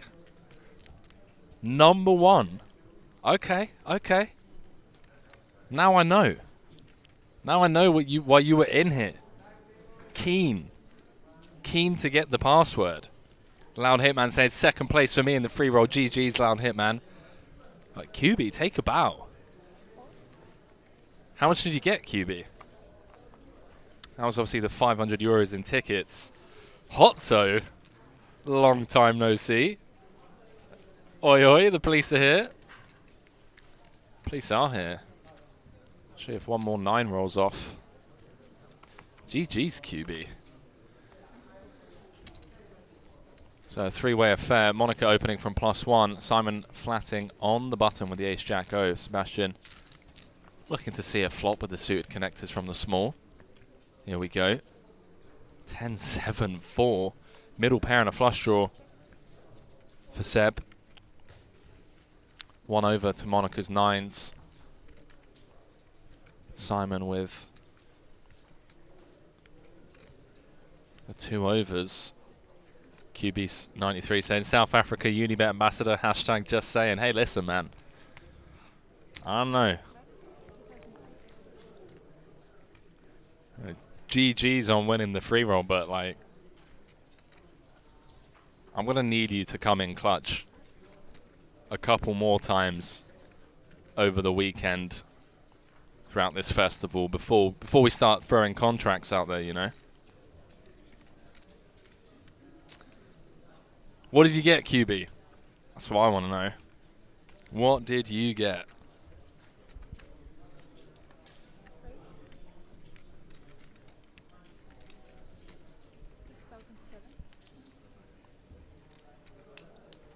Piano Cat in the chat. As we dive back into this. So Seb deciding to check raise his middle pair flush draw.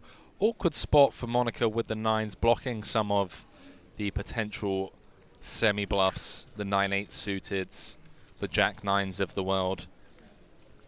Wouldn't fault her for leaning towards fold.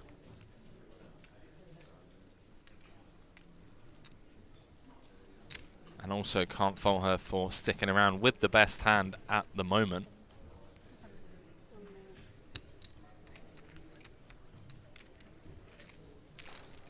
$20,000 in the middle already. 7 of spades on the turn, giving Seb trips. Hotsa saying, your boy's going to be playing day 1B. We will see you tomorrow, my man.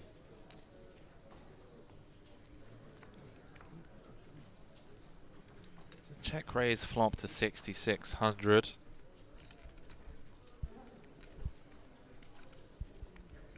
$35K effective. Want to set up a natural river jam.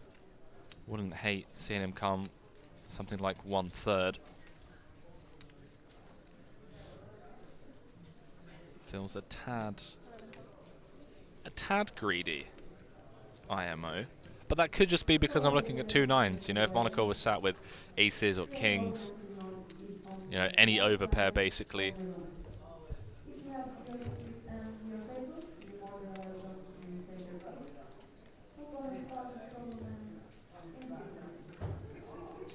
Can we say no worries, bro? On a mission to the live events. First place, €250 ticket. Let's go.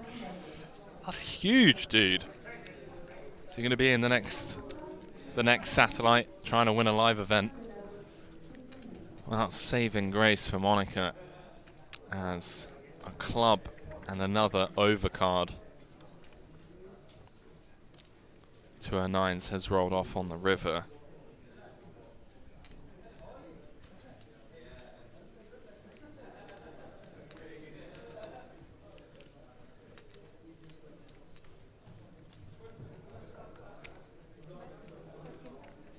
Wow, and Seb going with a non-all-in sizing with an SPR of around, what, 0.6.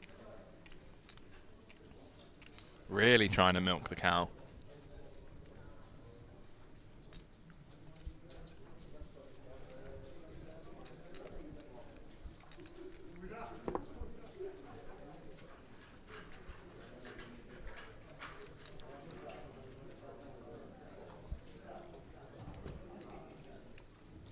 Pretty frustrating spot. The run out. It's good on the flop, outdrawn on the turn, and well, third club rolling off on the river. Blocking, you know, as we already mentioned, you know, the Jack 9s, 9-8 suiteds of the world.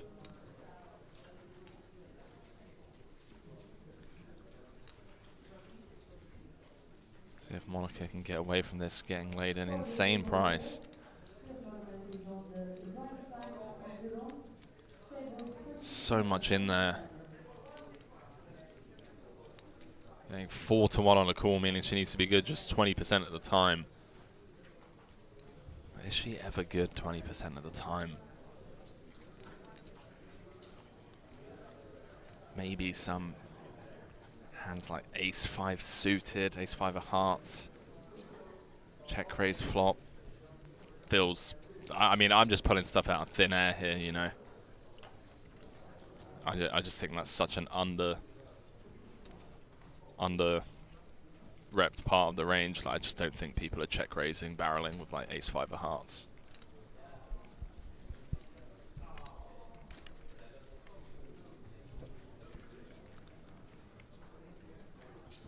Well, she looks like she's going to come with...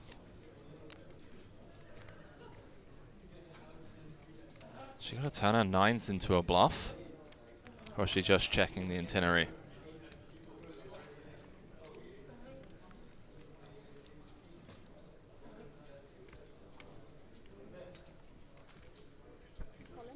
Wow!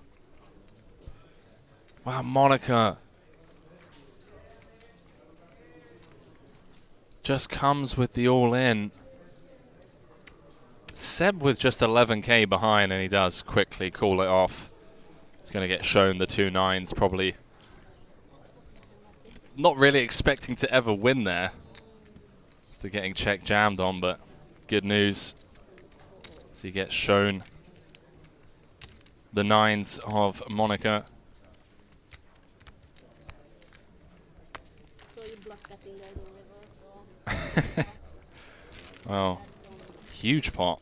91k, in fact. Biggest pot of the day so far at this feature table.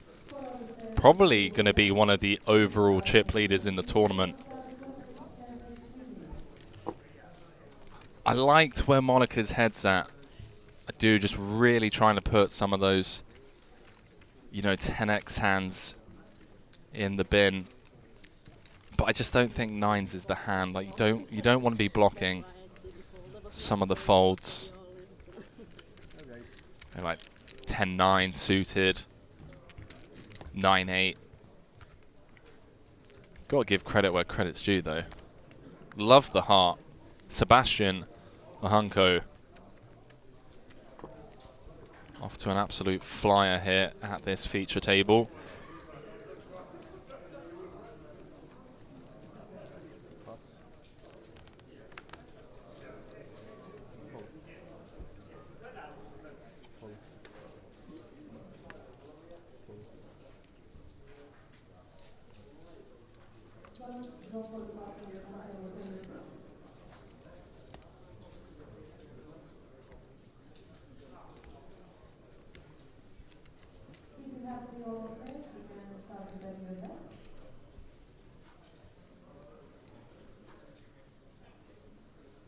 Raise 1,800.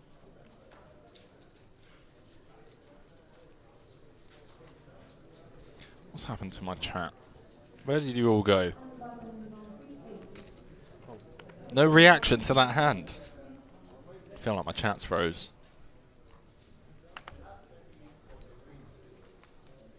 Oh, look at this, Sebastian. Flatting on the button with the 7s, and once he over. Alessandro with the ace-king.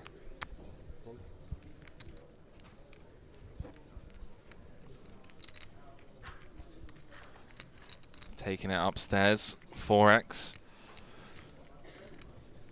I like the sizing, by the way. Really inviting for one of the shorter stacks, you know, if you go bigger. I mean, this practically commits Simon, right? But you still have to take into consideration the fact that you're 50k effective against Sebastian out position.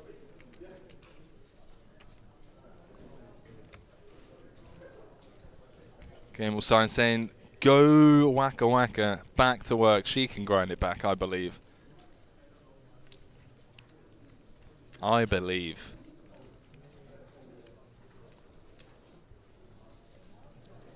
If anyone can do it, it's Monica. Sinal saying it's kind of committed with any hand. Oh, I disagree. I disagree. I think all of his 10x probably fold.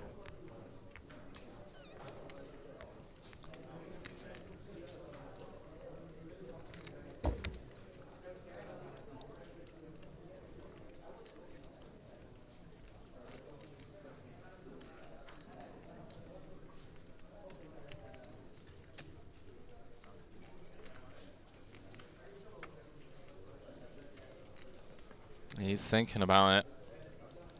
Doesn't want to let go of this ace-10. The longer he tanks, the more I believe he's going to get tangled up here against the ace-king. Maybe just feels like he's been pushed around a little too much. And look at this. He says run it. And Sandro just gets the snap call. Tables the ace-king. Simon.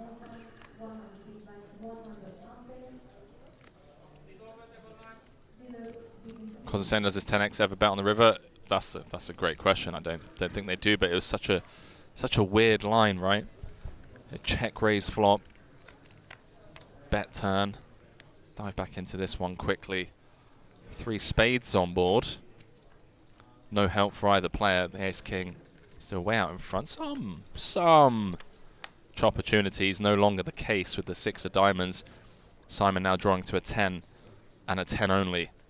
3 outs once. Ooh.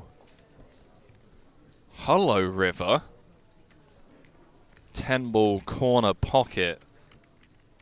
Simon just drills it. 1 foot out the door. 18,100. Yeah, I try to do something. Wow. Live poker is back, ladies and gentlemen. We are back. Bad beats. Bluff's gone wrong. Unibet Open Malta main event, day 1A. And I must say, it's been a buzz to the air. The last day that I've been here, I got in last night. Everyone just thrilled to be back. Return of live poker.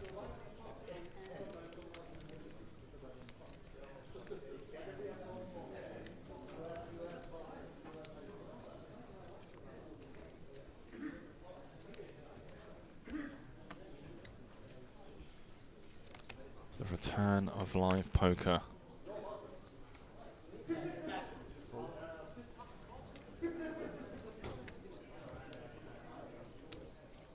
Raise 2,100. Some blinds. 400, 800, 800. Andre popping things up. 2,100 to go.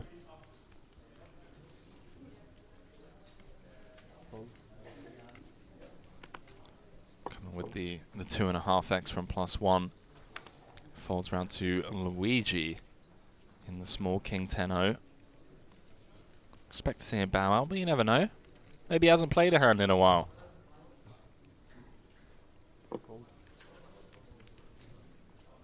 I'll tell you who's not going to be going anywhere. Monica, the king queen. Night shopper. Say good evening all. What's up, night?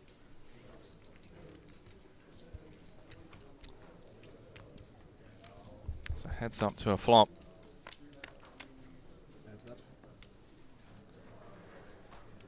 How do you like them apples? Couple of ladies. Check. For our main lady. Monica flopping trips.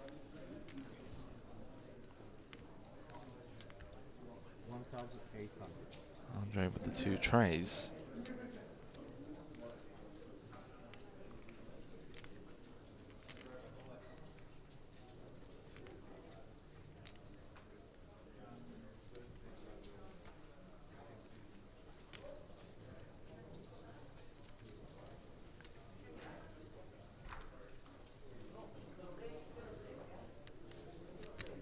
Continues for 18. The check raise from Monica.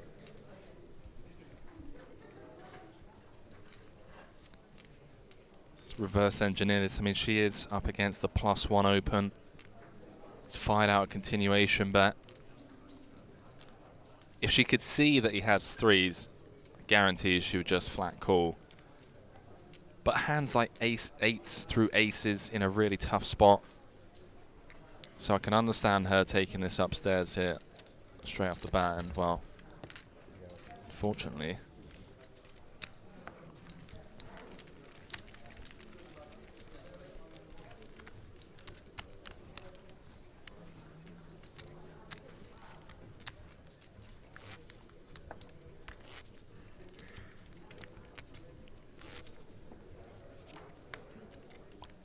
Losing a customer.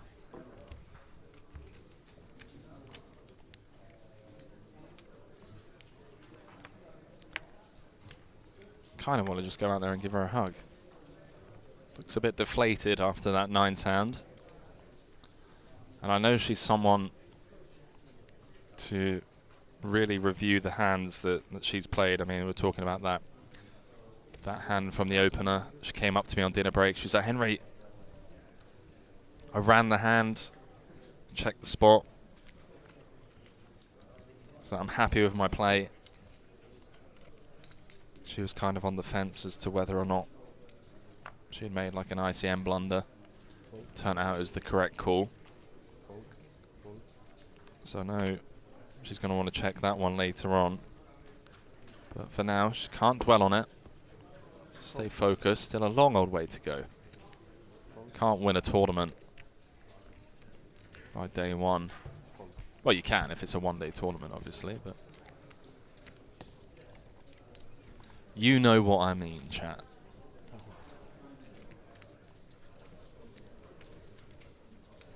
It's another 3-way affair. Andre, Alona, and Luigi. Luigi's 8 still good, but 2 overs to his 8, and he is up against an under the gun open.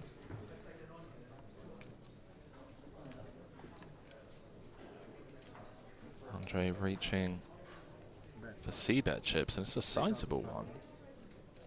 I do apologize. It's looking at the wrong part of the graphics.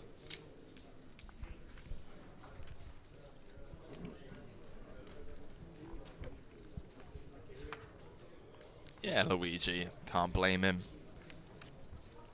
Easy when we're sat here at home, obviously.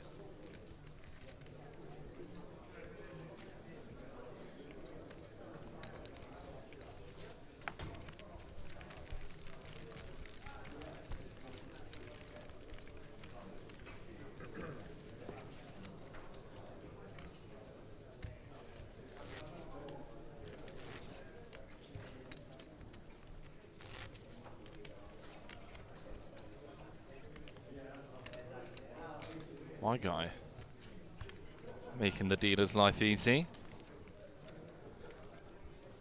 2 stacks of 800.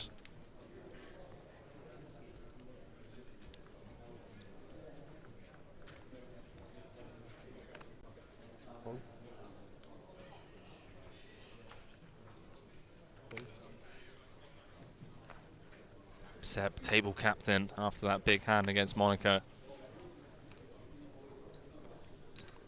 King 10 from +2.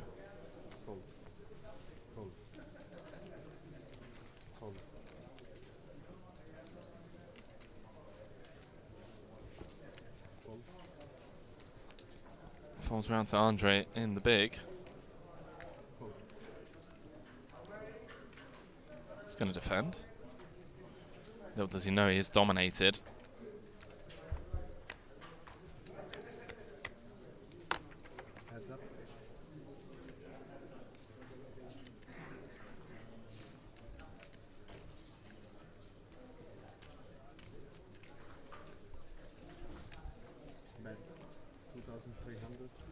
at this from Andre, just 10 high. It's really showing some great awareness on the 7-5 deuce. It's a board that favors his big blind defending range. Can just fold out ace-10 through ace-king. Well, I mean, I guess ace-king, ace-queen suited, those types of hands going to continue for at least one, but great awareness there from Andre.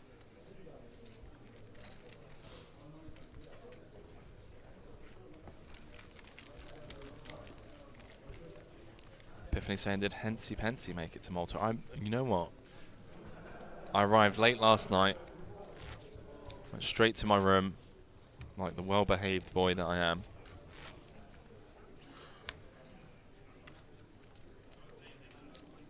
Ironed some clothes, unpacked my stuff, took a shower, which I'm sure a lot of people were grateful for after traveling all day.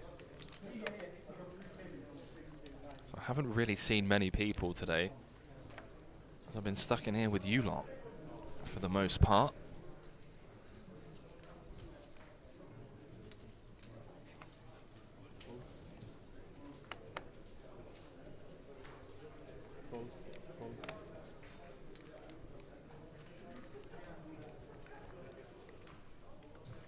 Raise 1700. Oh, go on then, Luigi. Fold. Fold. Fold. Opening up the 8-6 of diamonds from the hijack. You're not going to defend the 5 deuce. Dominated diamonds.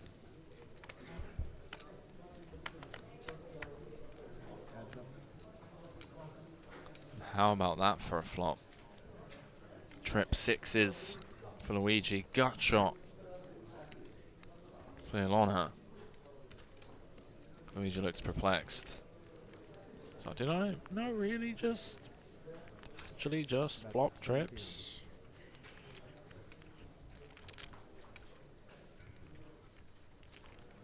Comes with the 1/3.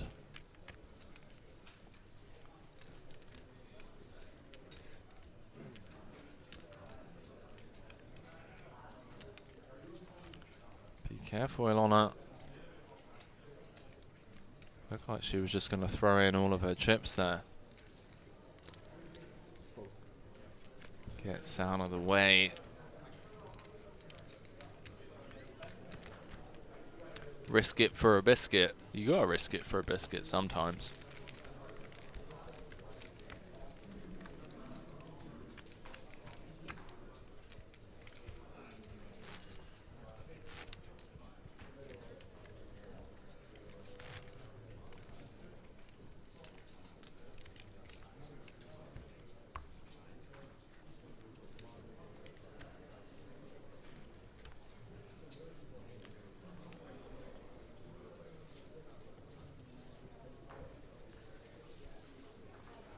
Fold.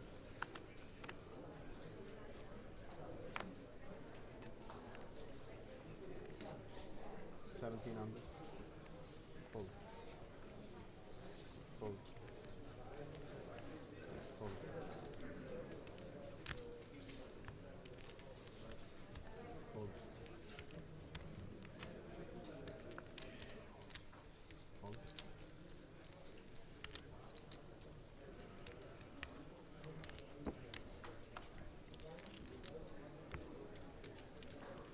Tab asking for the password. Well, you've missed. You've missed one of the free rolls, the €500 worth of tickets. Unfortunately. But the good news is, in about an hour's time, we have another free roll starting at 9:40 local time. Be giving you the password to that in about 15 minutes time, so don't sweat. You will be in there battling it out for some tickets. For the time being, we've got some action deep, relatively deep into day 1A. As Simon's defended is big up against the +1 open. He's flopped best. 1,500.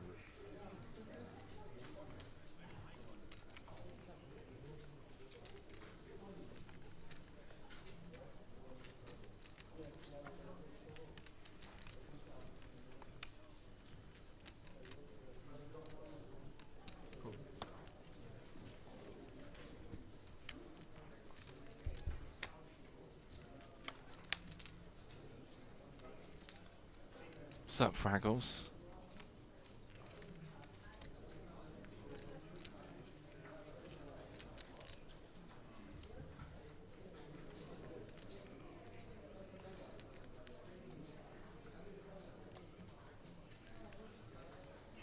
So I'm receiving word from 2,300. David Lappin that the Finnish rapper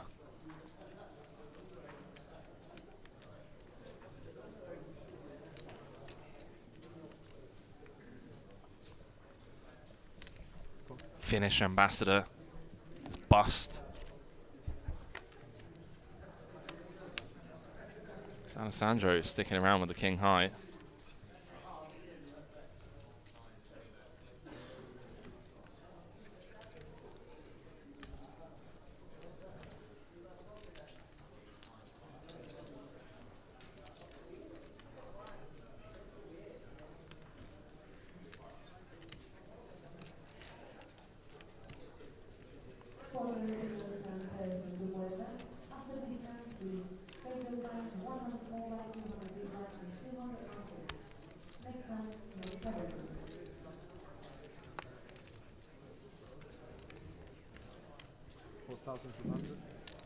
Attention players in the start line. Please take your seat. The tournament will start in less 2 minutes. Once again, players in the start line, take your seat. The tournament will start in less 2 minutes. Saying, oh God, can you imagine rap and finish? Yeah, that would be pretty intense, wouldn't it? So Simon going with block. Alessandro with king, queen high. He's up against a big blind defending range, beating hands like 3, 5, 6, 7, 5, 6.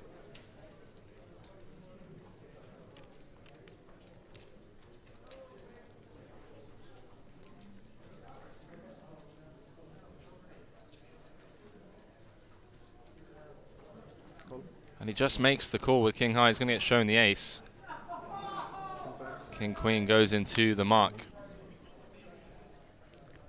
And Simon on an absolute tear against Alessandro. His ace 10 cracking the ace king just an orbit or so ago on the river.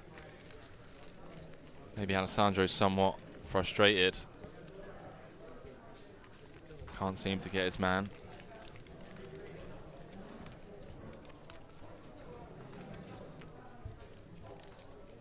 He's cruising.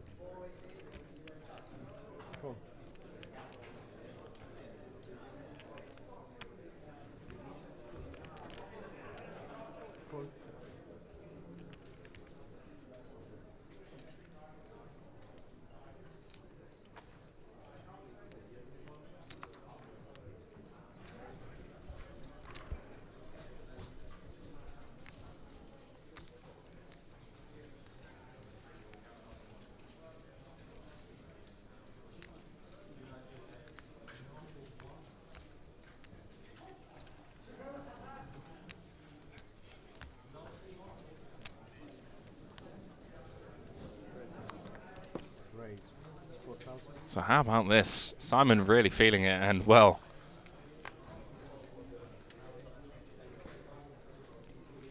Well. Talk about an ill-timed 3-bet came. Oh, sorry, ISO I should say. Andre limped in with the 8s. Ilona limped in with the Queen Jack. Simon making it 5x from the small, ace 9 suited, and Sebastian waking up in the big. 2 red aces.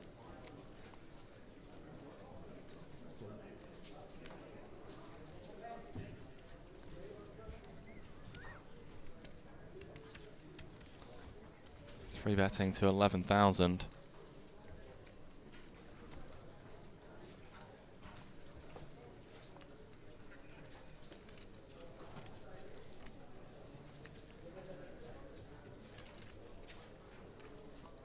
See how Simon proceeds. He's out position against one of the deeper stacks at the table.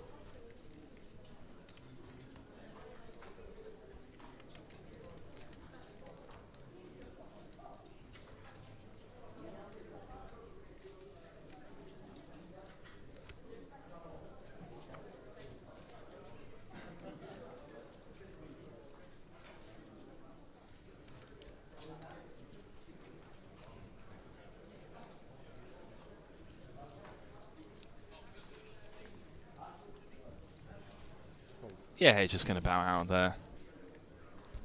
Maybe going to kick himself a little bit for not just limping in with the ace-9 as well.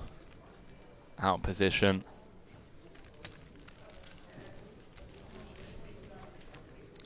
Piano Cat, just quickly, do you have the password? Do you know what it is?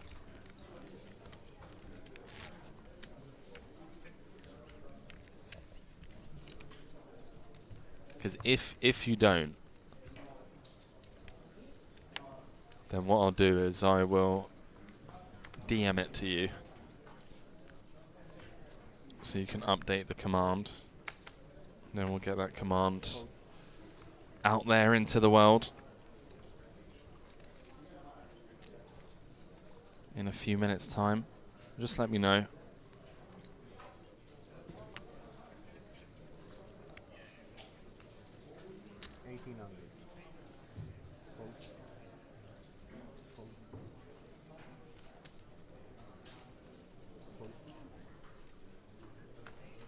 Monica popping things up here.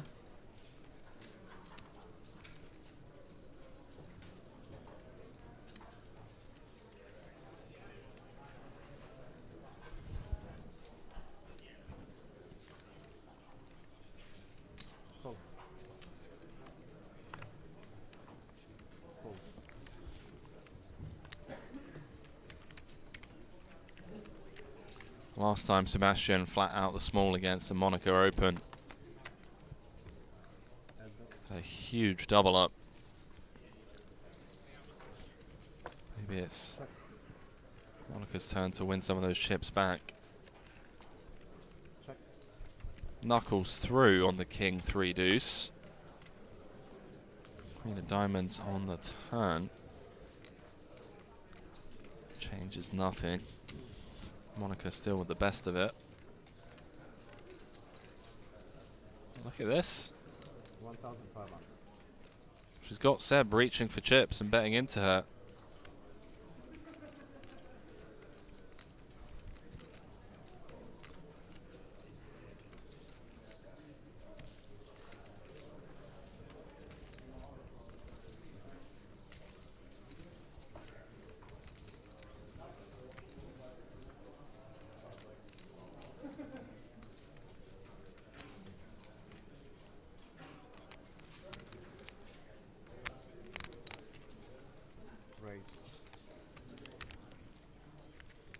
Unfortunately for Monica, unlikely to get any more value out of Seb's sixes.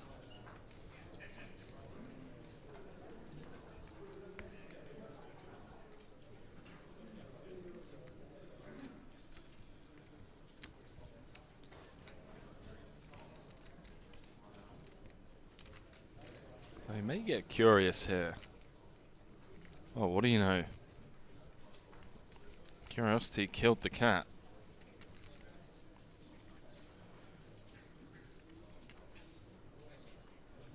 He's reaching, well, he was reaching for calling chips. Maybe he just feels like this line is really sus. Check flop, Queen of Diamonds on the turn. She's now raising. Is she gonna like raise with a hand like Ace Jack, Ace 10, Jack 10? Ace 4, Ace 5 of diamonds. Actually had a hand on the flop, but he does get out of the way.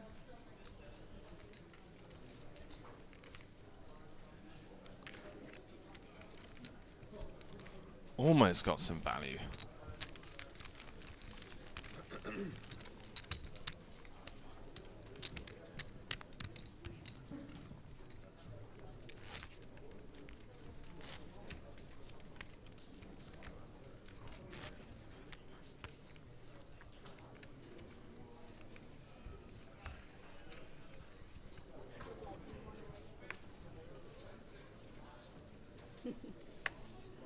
What's up, Headsy? Speak of the devil. Hi all. Just chilling over at Biscuits channel. GL. Have fun. Unfortunately not in Malta this year. Oh, good luck on the virtual felt.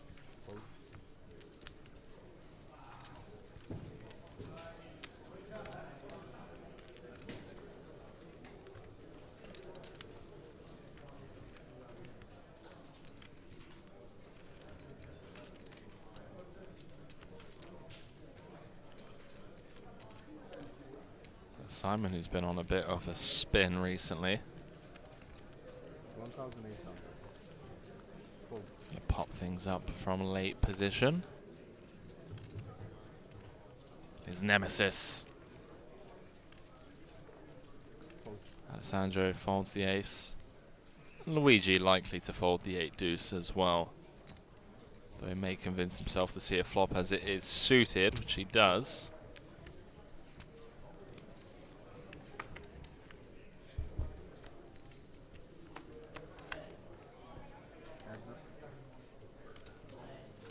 Well, how about that for a flop? Top pair for Simon, but Luigi in the big with a flush draw.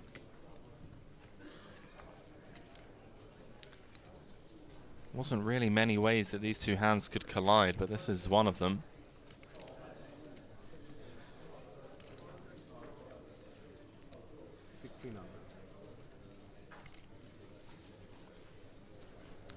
Facing a 1/3 size C-bet. Dark Angel saying you feel better now, Henry. Firstly, thank you for asking. And secondly, a bit of a stuffy nose, to be perfectly honest with you. I think I need some vitamin C, some Tylenol. Is it Tylenol? Not Tylenol. What are those like sachets that you get? That you pour into like hot water. You guys know what I'm talking about. We'll try and find some somewhere. Take a hot shower and go to bed. Get an early night.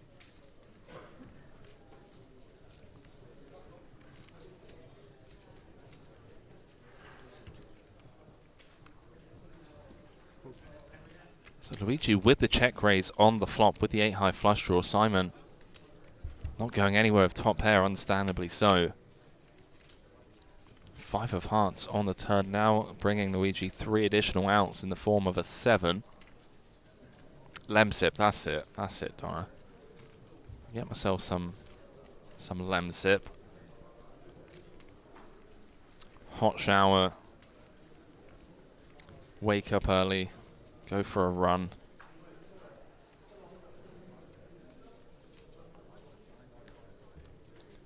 Luigi with the double barrel.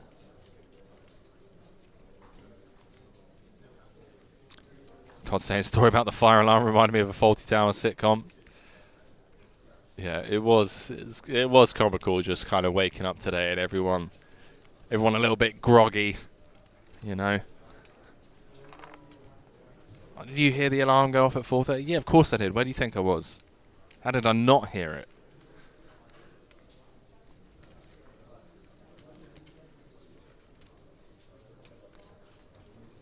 I was in a deep sleep as well.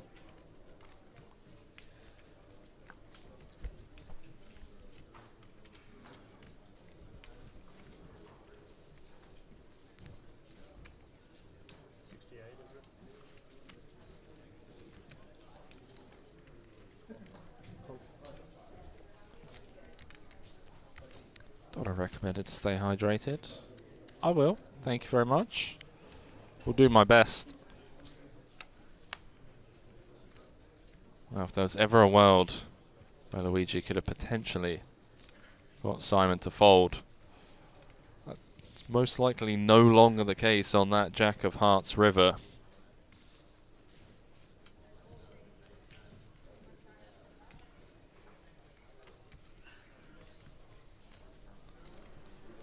$27,000 in the middle. Luigi with just 18k behind.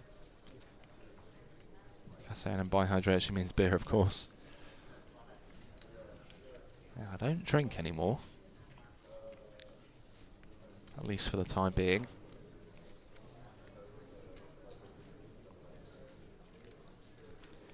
So Luigi knuckling it on over to Simon now.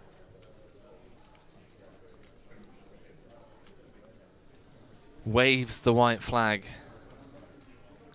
Maybe kicking himself a little bit for check raising, but you know, can't be results oriented.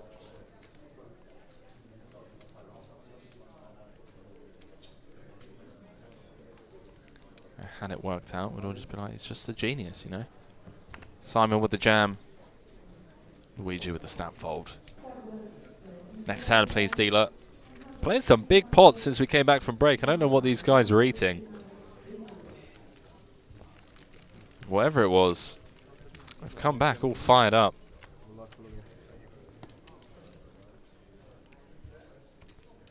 Playing some massive pots. We'll take a quick look at the chip counts that this feature table is. Sebastian Mohanko, chip leader, 113 big blinds. Simon Wilson, second in chip, 75 bigs. Monica, third with 43. Ilona Sibold, bottom of the chip counts, but still 17 big blinds. Plenty of time. We've seen it before. You can't win the tournament on day one, unless it's a one-day tournament, chat.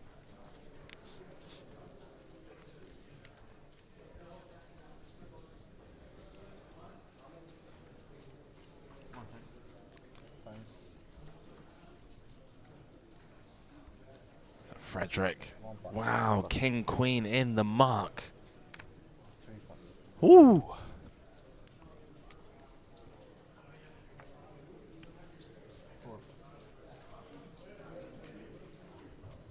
Not low poke saying I was in a deep sleep as well. Took me like 2 minutes to figure out what was going on.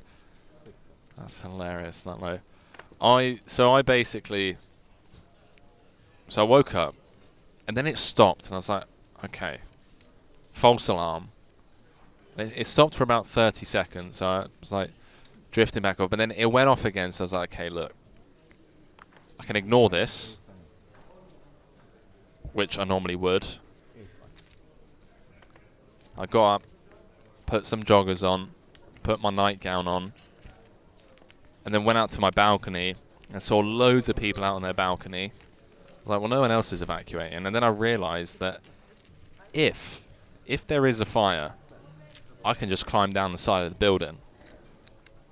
So what I did was I got back into bed, the alarm still blaring, fell asleep, woke up with the door open, the blinds are open, and I was fully dressed. And I just kind of lolled. I was like, wow.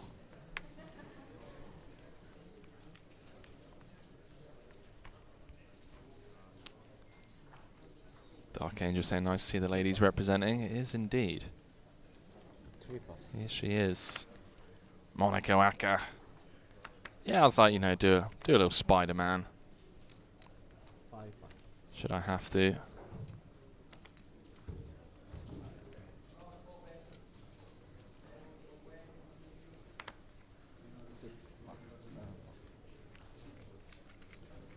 Should I have to?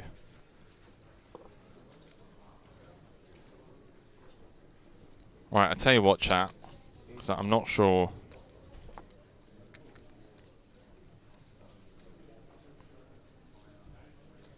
Not sure out of the mods who's being fed the information. So I tell you what, as an exception. I'm going to give you guys the password now, and then whoever has mod rights, if you could update the password so that the password is for the 9:40 p.m. Unibet Open Live late hyper. Okay, so €200 in tickets up for grabs. And the password is Night Turbo. Night Turbo. As we jump back into this, Monaco limping in the small. Frederick with the 3.5x ISO from the big, and Monica's limp jam the ace-4. All Frederick needs to do is click call, and he's got to fade 3 outs 5 times to double up.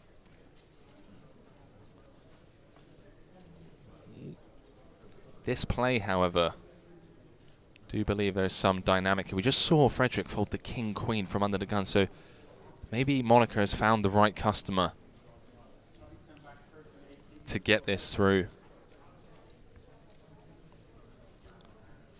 Maybe made a mental note that Frederick is on the tighter side of the spectrum pre-flop. Kiyoshima, my man, what's up, dude? OMG, my favorite caster. It does make the call. And Monica is 5 cards away from being down to just 12k. Came into this feature table as one of the chip leaders with around 70k and just kind of just run into it a few times. Still has 24% equity. They're going to chop it some of the time. Double paired board.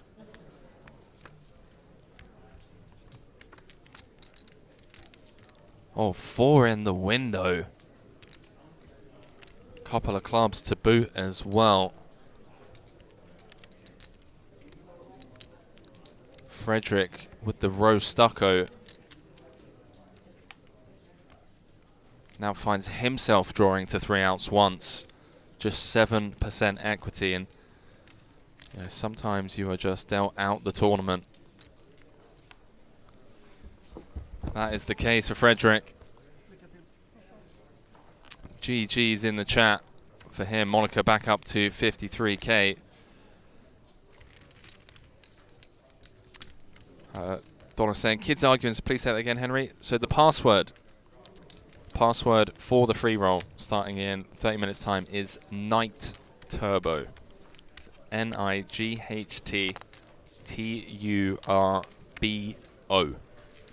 So get involved if one of the mods would be kind enough to update the command for !pass.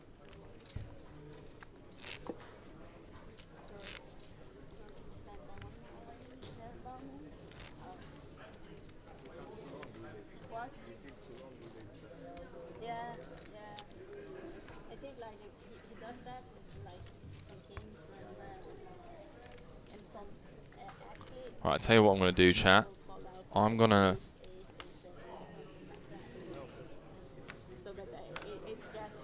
So the only issue with solo casting, right, is if you need the bathroom. QB saying thanks for the password, bro. Yo, QB, I don't even know if champions are allowed to play this one. Like, you know what I'm saying? You know, give the other people a chance. I don't know. But I tell you what, you've been active in the chat, been keeping me company since. So you're one of the first people in here asking for the password. You then ship it for €250. I can't say no. Can't say no. Get in there, do your thing, dude. And good luck to everyone, obviously. Donna updating the password command. Appreciate that. Dark Angel, thank you very much.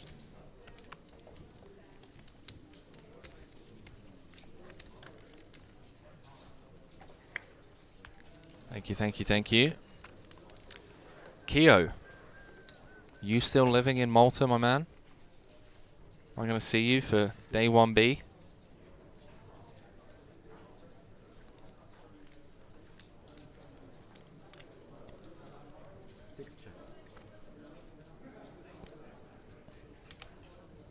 Reg to Reg saying, let's go. Good luck, everyone. Still 30 minutes till that one starts. Bit of a ways out. 2-bet, 3,200. Andre with the turn lead. Turning bottom pair, king high hearts. Alessandro with top pair. Makes the call pretty quickly. Andre does have that. Can't even get my words out. Does have outs. Any king, 3 or heart will win him the hand, and he could also potentially bluff river if necessary. Wow. I mean, you have to feel for Alessandro. Got the ace king in against the ace 10 for 40,000. Was one card away from having like a 75k stack, and now gets rivered in the worst way. Had a heart come off,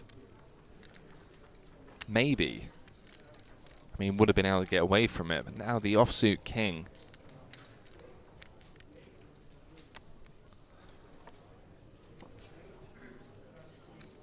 Kirsten, yeah, I don't think I'll play the main though. Might come around. Please do, mate. So go and get the janket, the old nighttime grind downstairs. You know how it is. Alessandro trying to squeeze some value out on the river, and little as you know, he's actually value owning himself.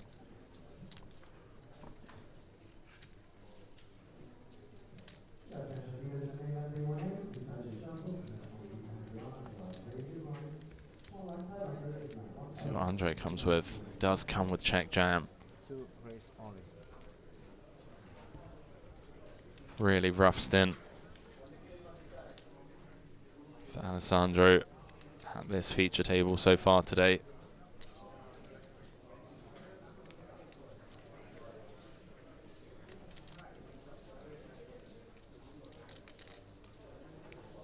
Doesn't really beat much. Andre would have to be turning ace of hearts or a queen of hearts into a bluff. We're obviously now losing to the random king X of hearts, which Andre has. Wow, he makes the call. And he's going to get shown the king 3. GG's, Alessandro. I feel like that river call was just a byproduct of the previous couple of orbits. Maybe just some signs of frustration being shown there. QB93 saying you're doing a banger of a job commentating on your own. Appreciate that, man. Thank you. It's been a lot of fun, and you guys make it a lot easier, you know. Having people active, keeping me company in the chat, discussing, you know, different topics, talking about poker. Open floor on TV. Makes it a lot easier. Open on TV. And I tell you what, tomorrow I'm definitely going to dial it down on the coffee, because that was rough before dinner break. I was getting a bit sleepy. So a quick look at the scoreboard here. As the blinds go up to 5,000, 1,000. 1,000 big blind ante. Sebastian, chip leader, 90 big. Simon Wilson, 60. Andre, 54. Monica back up to over 50,000. Luigi down to 20 bigs. Ilona nursing a 14 big blind stack. Let's go, plenty of time. 6-handed here, sure we'll be getting a player soon.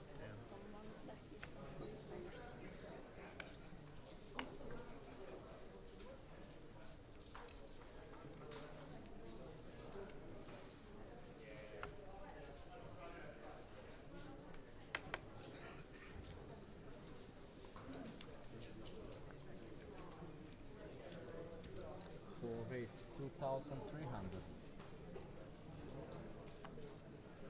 5 pass. 7 pass.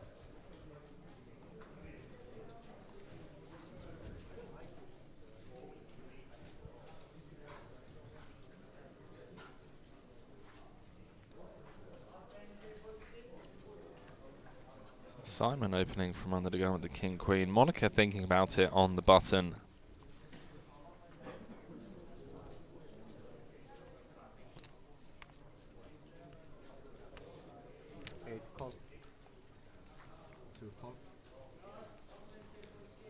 Donna making a great point as well. So it's also a lot more relaxed than what you've been commentating lately. You're more free to interact with the Twitch chat, the Twitch community. It's very true. That is very true. I must say, normally, 6 hours into a stream, I'm kind of feeling it a little bit, but I'm not today. It's been great just catching up with everyone, old faces.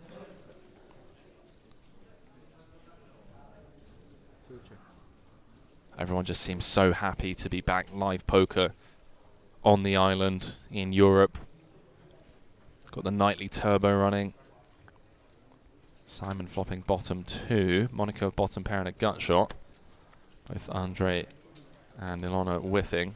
Night Shopper saying, will you get some company in the commentary booth the next days, Henry? I will.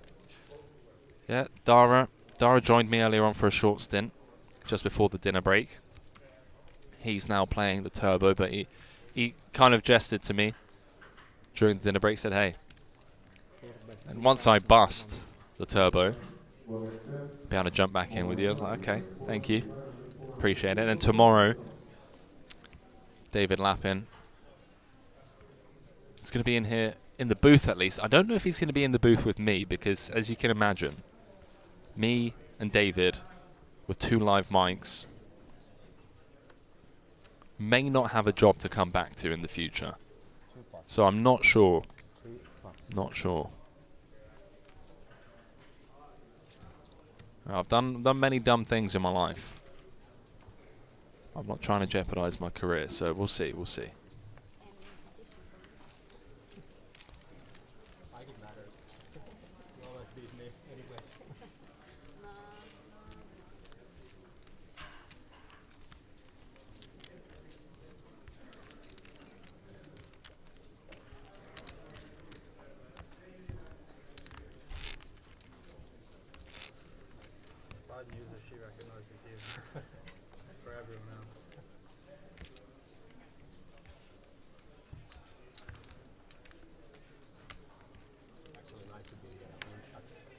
Cold tables for many hours, like freezing.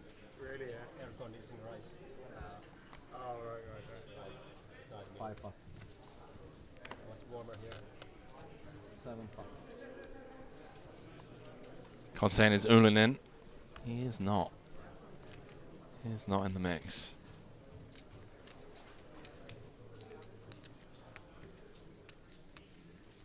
Eight threes, 2,100.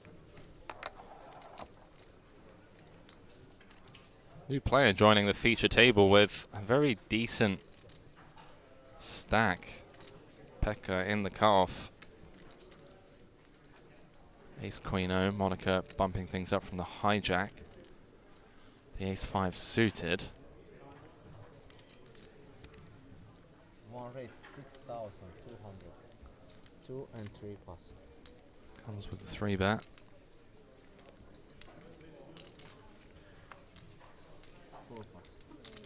Kodso saying doesn't play these stakes anymore. That is true. He is definitely living his best life. I'm saying I hope he's got the bracelet insured. It's safe. It's safe, let me put it that way. Okay, same with Henry, also I'm so proud of my boys. Thank you, Donna. Thank you. It's been a fun ride. Been a very fun ride.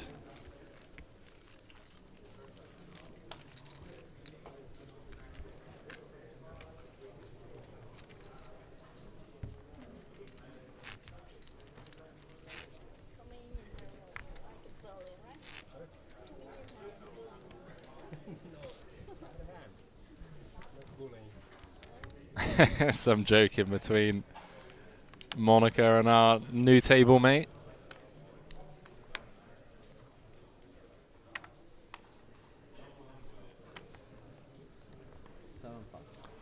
Alright, chat, I'm just going to mute my mic for a couple of minutes.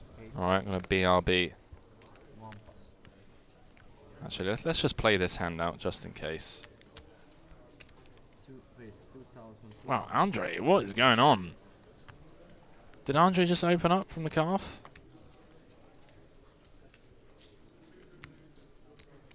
Wow, yeah, really frisky.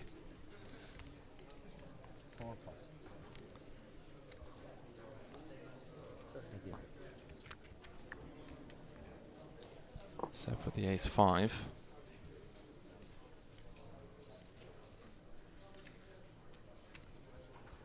Five calls. 101.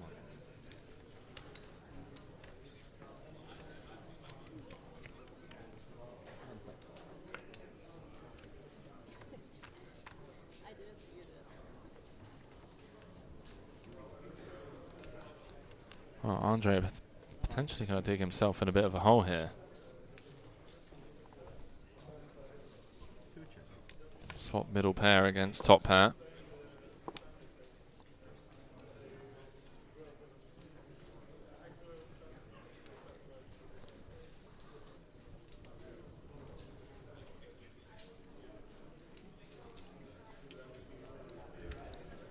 Five bet. 2,700. Seb with the turn probe after being checked to... Sorry, after it checking through on the flop. And look at this. Andre now turning his hand into a bluff. Some street poker being played. I mean, it's kind of on the fence about the open pre, but if you're gonna find these spots,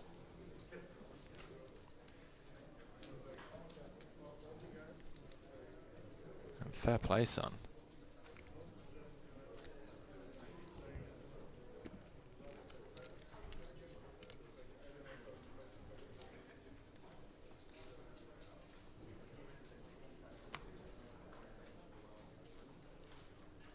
Yeah, gets top pair to fold. Well played, Andre. Alright, chat, I'll be back in just a couple of minutes.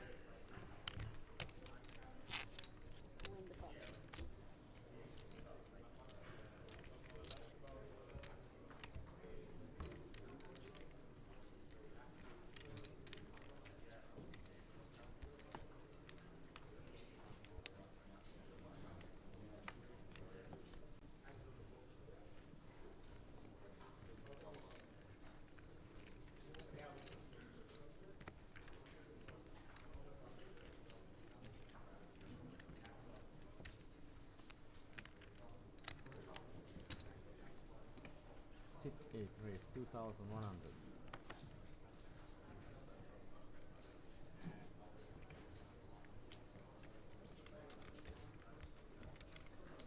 One call.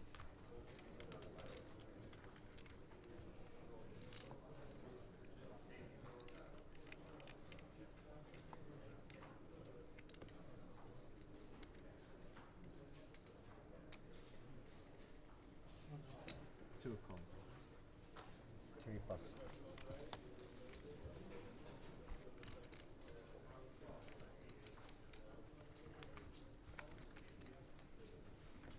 Four plus.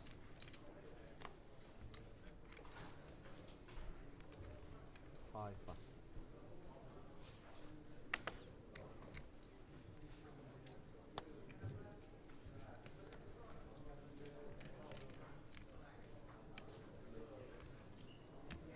Seven call.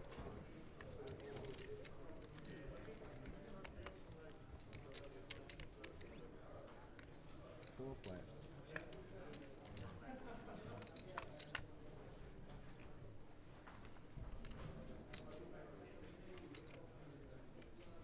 Seven check.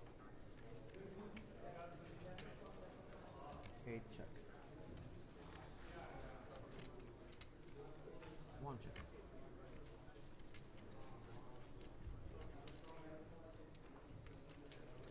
Two check.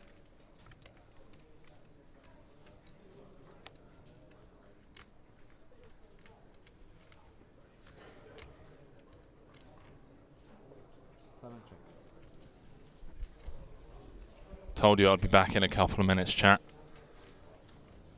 But let's be honest. Did you miss me?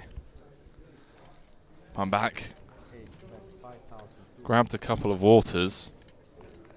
So I didn't want to annoy Donna. She's been reminding me to stay hydrated.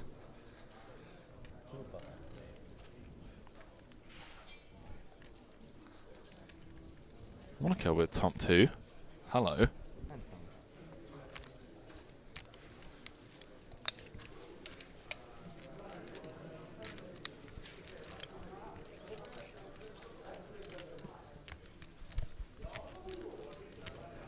Welcome back, and yes.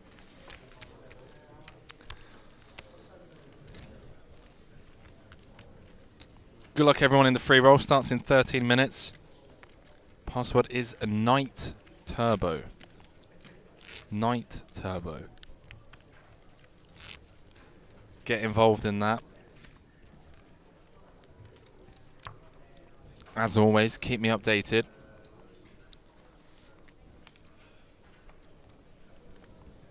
Yo, Gamels. Thank you. So welcome back. You have been missed.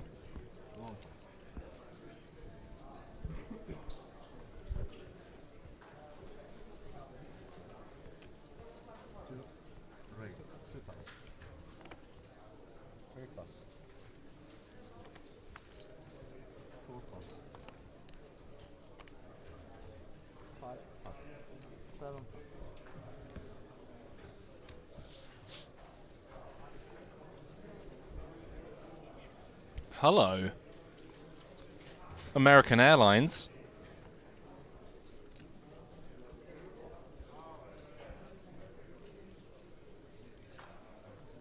Andre opening from +1 with the Jack-8 of spades. Monica with the aces. Very similar stacks. 8 raise 6,000. Comes with the 3x. Really inviting sizing from the big.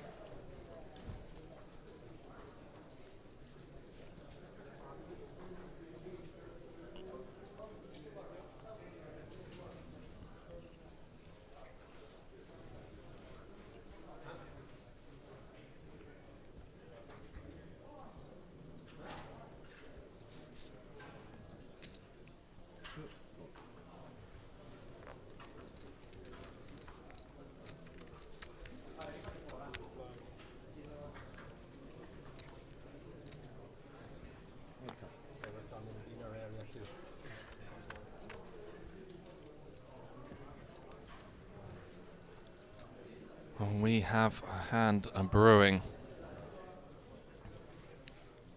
13.5 in the middle. Monica with the aces. Andre with the Jack-high spades on the King 5-4 board. Say spades. Jack-high spades draw. 4,500. We know he's not going to go anywhere just yet. We've seen him take some very aggressive lines. Obviously this one's slightly different. 3-bet pot, +1v big blind. Just comes with call.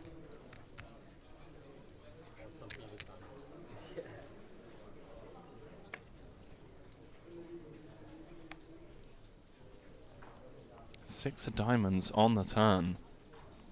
Now giving Andre a gut shot. No, there shouldn't be.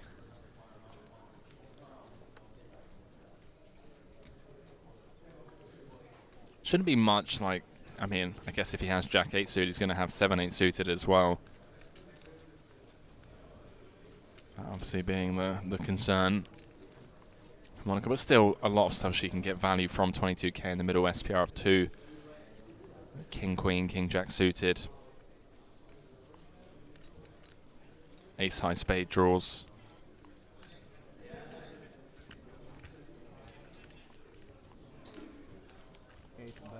Oh, you sicko. That is maybe the only bet size that Andre didn't want to hear. was the all-in.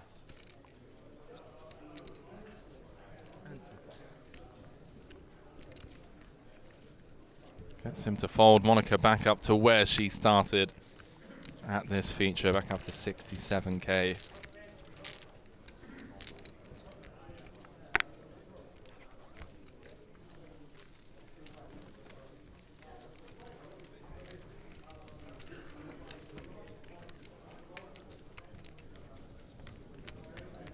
Have an idea.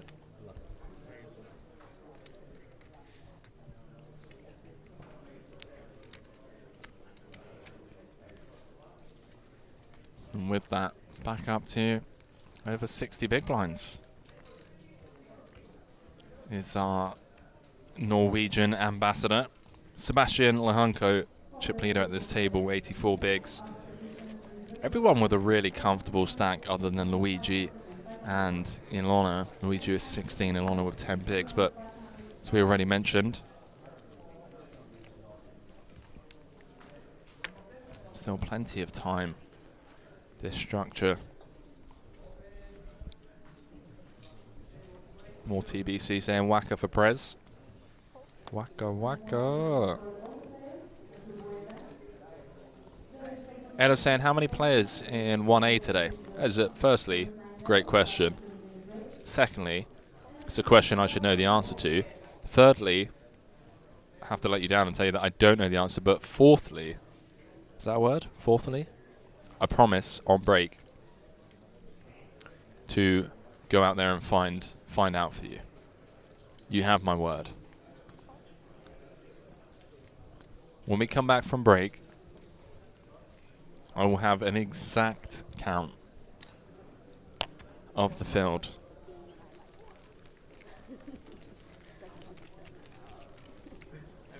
And as an apology, because I let you guys down, I'll let you enter the free roll for free. That's on me. You can have that one. Password's Night Turbo. You get a free entry. 88888.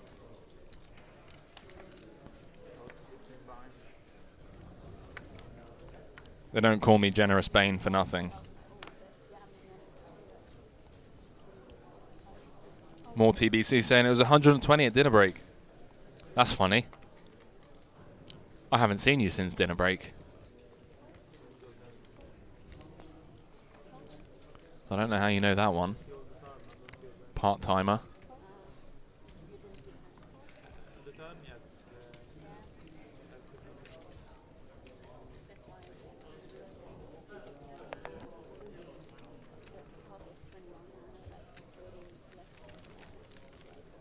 There it is.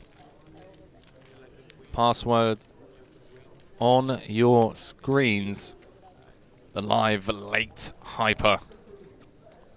Kicking off in just 5 minutes time. Password is, of course, Night Turbo. 200 euros in tickets. We already had one champion in the chat today, taking down the main prize in the first free roll, 250 euros.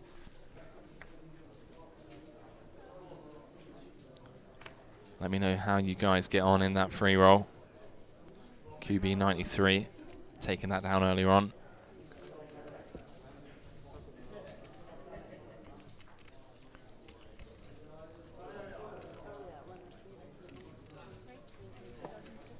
More TBC saying they won't let me in the booth either in case we break the internet. Kind of makes sense, you know. It's one of those things where you hear that, and your first reaction is to kind of get defensive. And you're like, oh, hang on, no, what? I'll be fine. But then you let it simmer for a good 5 minutes. You think about it. And you slowly start nodding to yourself as the reality sets in. And you're just like, you know what? They're right. Maybe we would break the internet. Makes sense.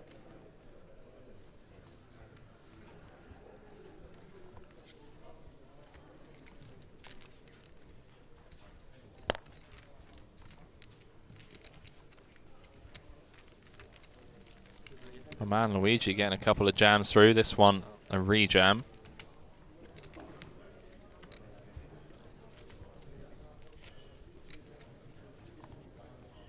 funny because Monica's card protector is Luigi, and she sat on his direct left. It's me, Mario.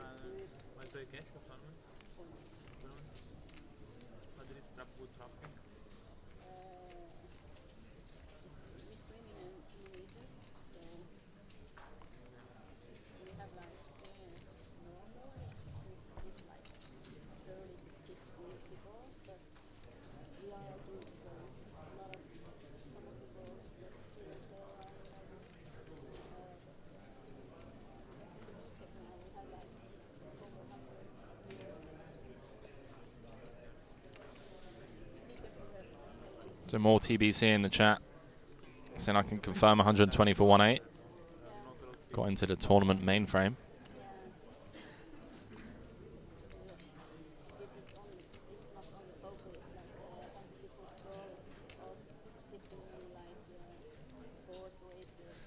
Oh boy. Simon. Simon. As we jump back into this action.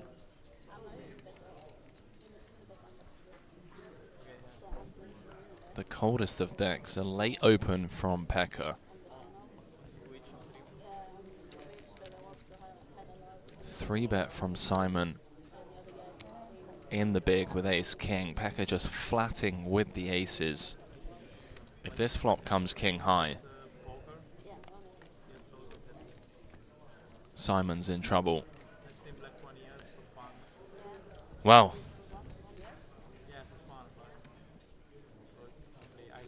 maybe he gets out of trouble in this one.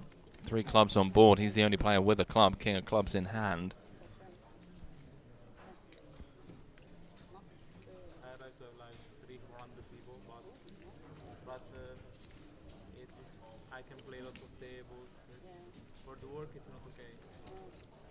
$19K in the middle.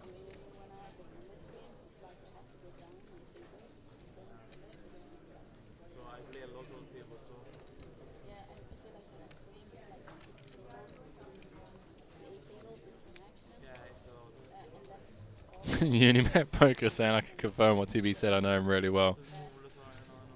Panicat saying TBC's gone split personality again. It's like that guy from Split. I was thinking that.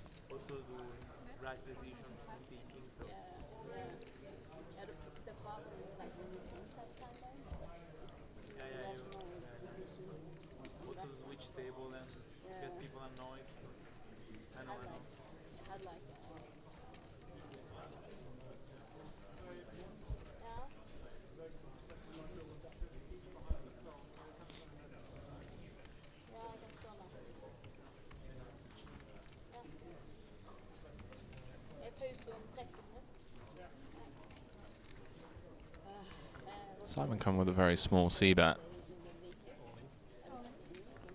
Oh boy. Pekka just rips into him.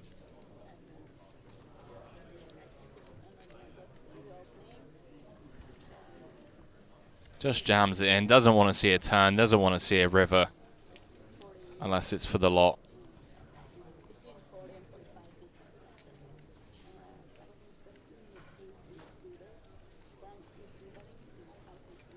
Simon just not going to get to realise. I mean, there's a world where he's just dead. There's a world where he's just dead, right?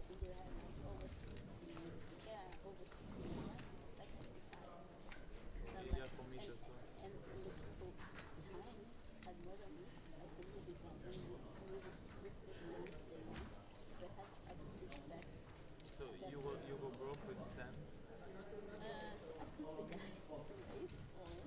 guy is on. It was crawling last 10 seconds, I think. I don't know if it's crawling. He's crawling again with gas. But I'm like, it was so funny because I'm like, and everything. And then it's like 20 X, 20. Simon deep in the tank on this one. Knows he can't really call it off. It's frustrating as it is. Playing a 3-bet pot.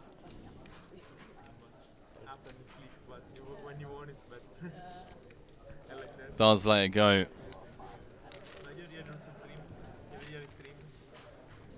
Packet giving him a bit of a stare down. Do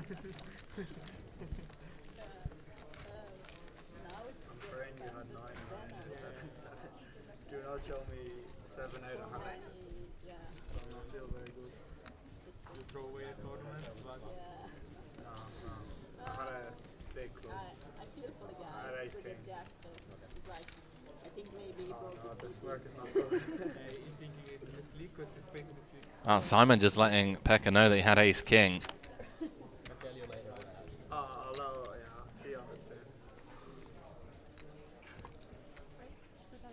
He's right, he is going to see it on the stream.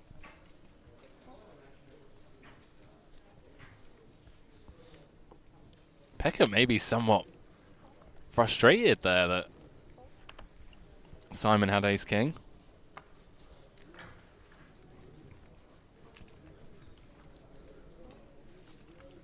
It's like if I'd known he had a hand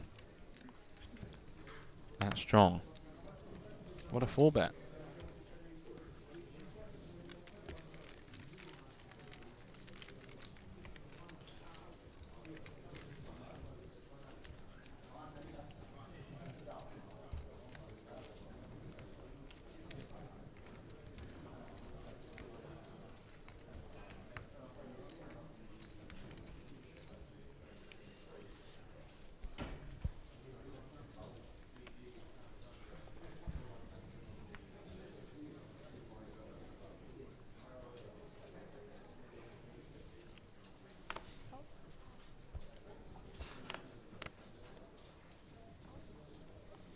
Been a topsy-turvy feature table day for Monica, but she's back up to where she started this feature table.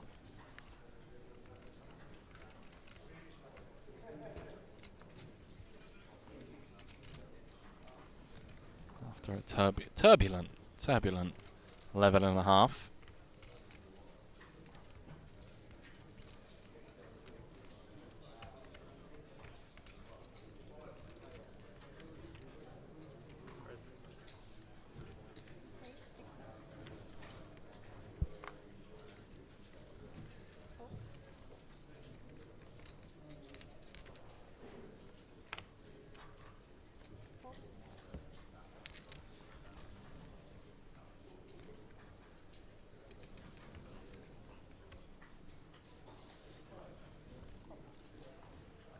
Maybe Simon just picking up on the fact that, I mean, obviously he has a great hand to just 3-bet with.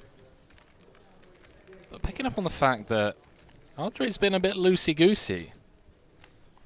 Been a bit loosey-goosey with the pre-flop raises. You know? Seen him getting a bit out of line. Just taking the aggressive route this time round.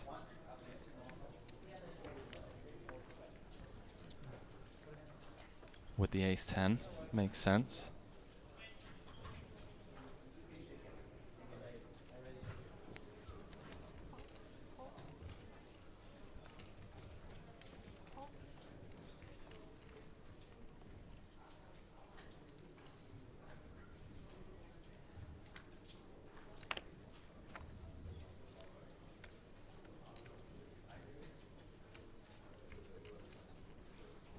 It's the great thing about these streams, right? You get the feedback in 30 minutes. You get your friends watching the stream.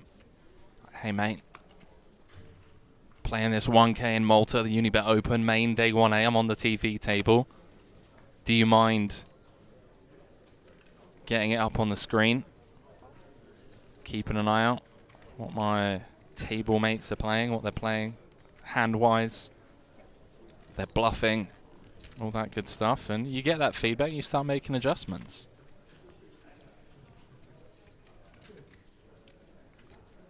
We dive back into this blind v blind battle.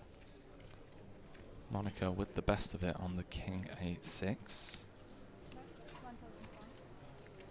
It's Luigi setting fire to 1100.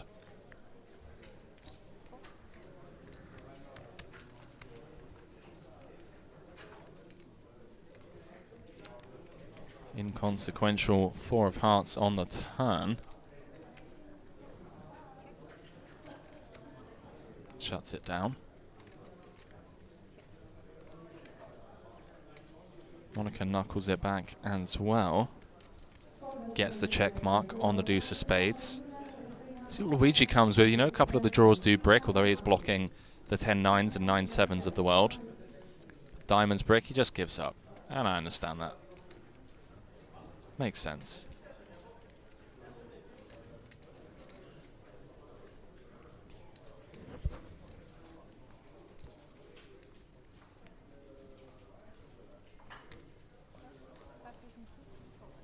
No nonsense from Luigi. Just snap folds.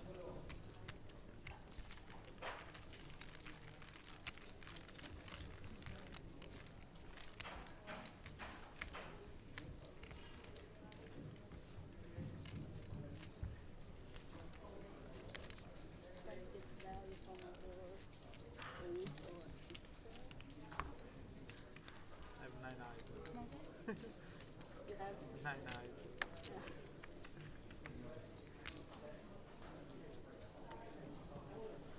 Then you have outs in the river though.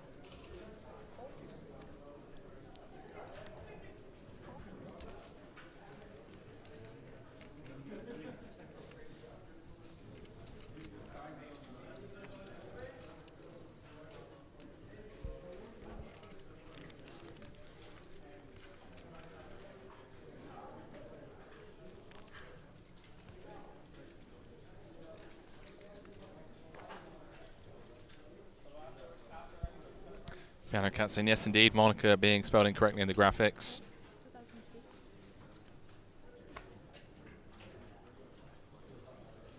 Well, you know how I like to take responsibility and full ownership for absolutely everything. This time round, I can't do it. Can't do it, chat. Not me. Not my responsibility. And not my fault. There's one man to blame. One man. And look, I'll give you guys 3 guesses, but the reality is you're only going to need 1. You're going to need 1 guess. So, you guys figure it out. Julius Mackie saying soon we will get to see some more Essa. You will indeed after the break. Finnish rapper Essa and Unibet Poker Ambassador David Lappin will be rejoining the feature table. See some correct guesses in the chat. Do you see some correct guesses? So hijack v big blind. Pekka sticking around with the ace-queen. Under-repping his hand pre. 2 overs and the queen of clubs. Deuce of clubs rolling off on the turn. Let's see if Simon maybe slows things down here a little bit.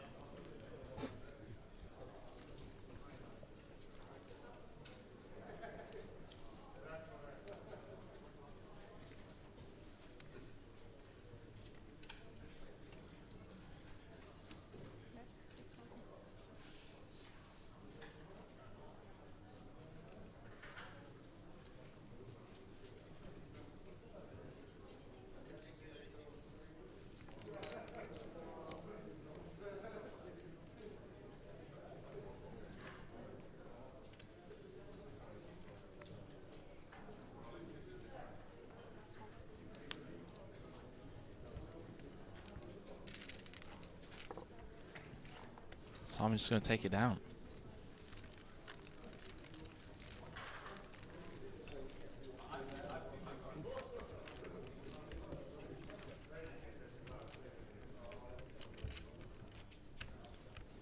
How's everyone getting on in that free roll? Haven't seen many updates in the chat, so I'm assuming either you've all busted and you're too embarrassed to tell me after begging me for the password, or you just haven't played any hands. I'm hoping it's the latter, because we had a deal. And the deal was you'd let me know how you're getting on.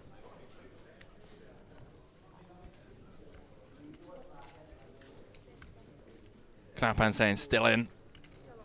There we go. Still in the mix. Donna saying, I'm always on the phone, his laptop's screwed.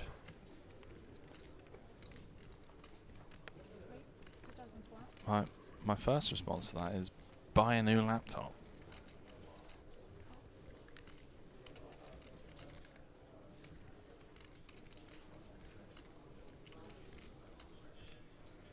But I know what you mean. So annoying buying new laptops, man. You know, you got to transfer all the photos and back up everything on the cloud or the moon or fucking Mars, wherever it is. Then got to like clean it, transfer it all over, save all your passwords, write down all your passwords. And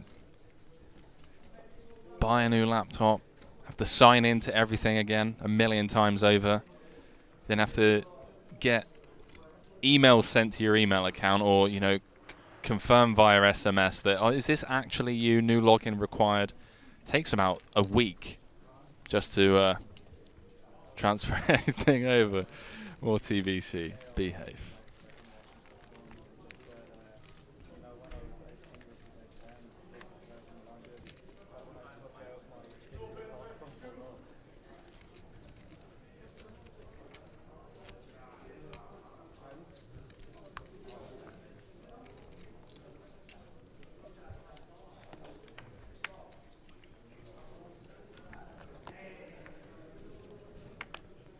It's tough, Piano Cat. I'll be honest with you.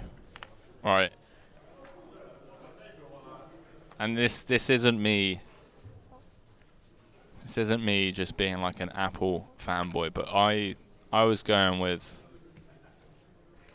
you know, Windows for my entire life. But I was getting sick to death of whenever I try and stream or upload a video to YouTube or edit something, that my processor, no matter how strong, i7, i9, whatever it was, sounded like a rocket. It sounded like Elon Musk was trying to send something to Mars, you know? So I finally made the jump. It's like if I buy an Apple product, everyone's going to call me a hipster. You know, I go for coffee and I get my laptop out to do some work. You go like, oh, there goes that guy. Billy No Mates. But I had to do it. And everyone I've spoken to that owns an Apple product, they just have no complaints other than,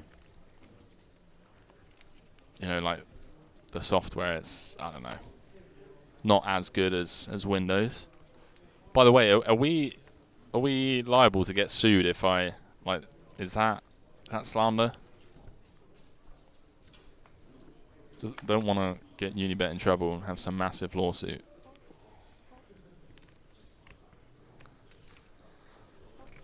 All the rags getting folded. Out to Pekka. Gonna be going on break soon. Andre with the what is going on, man? Andre popping things up on the button with the 8-3. This guy just absolutely love it. Donna saying, no, it's your opinion. Okay. So I can't get in trouble for giving an opinion. I'm glad. Freedom of speech. It's apparently still a thing. Mind you, let's be careful opening up that can of worms on stream, because you never know.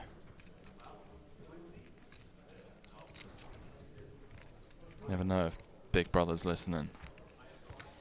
So Lorna, who has been really snug, by the way. Really snug. Jamming from the small with the 7. Simon in the big with ace-10.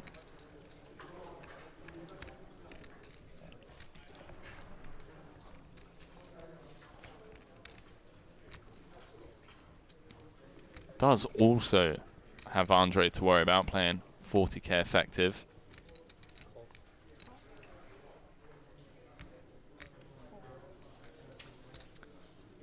So it does make the call. It says good luck. 28k in the middle, cards on their back. On a slight favourite with the 7s. I'm not going to lie, I'm rooting for her. You know, I meant to stay impartial in the chat, in the booth, but she's just been quiet, you know, just chilling. Just having fun out there. 7s so far so good. King on the turn, changes nothing. Simon needs to find a river again. Doesn't find it. And there we go. She gets the double. Let's go. To 28k. Simon's got plenty of chips. Lockley saying, so Apple, thanks for the recommendation. My laptop is flying indeed. Honestly, I was against it for years. Like, no, I'm not doing it. I'm not doing it. Blah, blah. But I eventually made the jump, and I'll be honest with you, I still haven't set it up. I haven't set it up. I'm still using my Dell laptop, but I'll be back.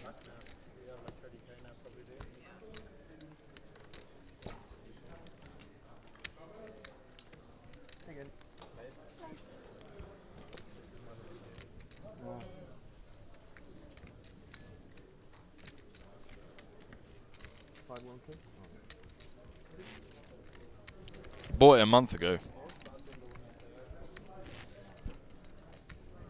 It's just been sat in its new laptop case that hasn't been used either. Just not tech savvy enough. Pardon?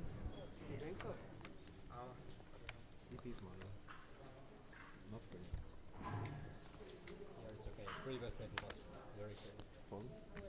Or TBC saying Dell for life. Yeah, if you want to buy a new computer every 3 years, sure.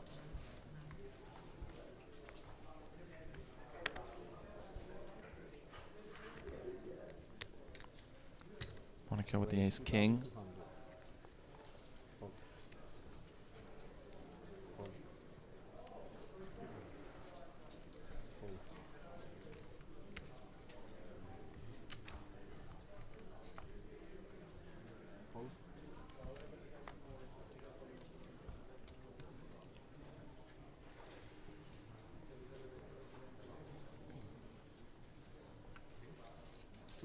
Password is Night Turbo.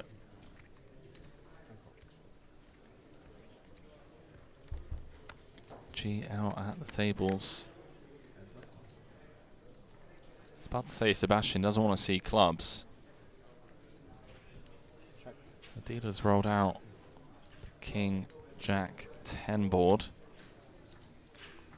Top pair, top kicker for Monica, as well as a gut shot. Sebastian with middle pair. And an open ender. Neither player wants to improve to 2 pair.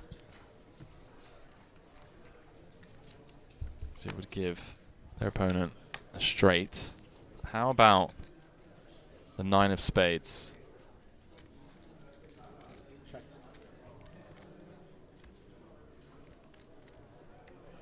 Check.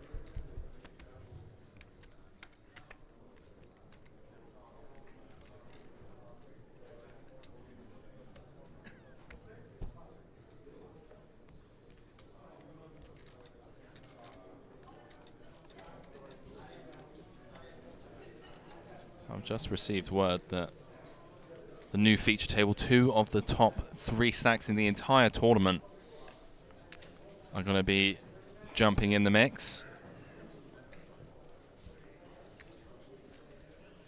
Potential for some huge collisions. Monica improving to 2 pair and snap calls. Sebastian just gets the table the straight. I said flush is not coming this time.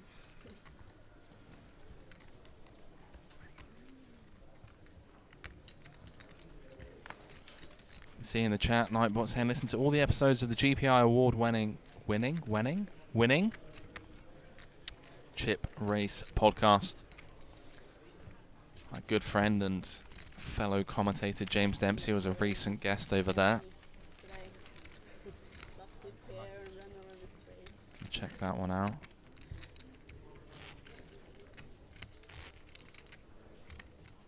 How late we try this evening? Peace, well. Again? How late is midnight? Is it 11, after You're this gonna play. break, right? Yeah, and you're gonna go back 3 more. Yeah.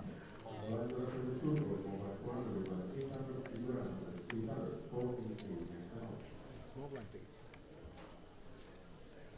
Yeah, you gain the 8.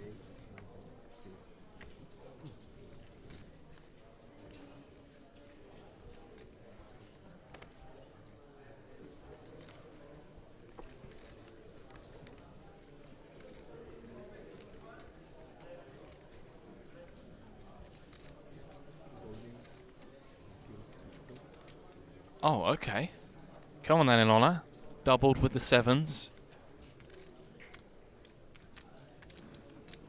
Raise 2,300. Now looks down at the aces. See if she gets any action. She's not going to. Essa just 6-3 in the big. Obviously not interested.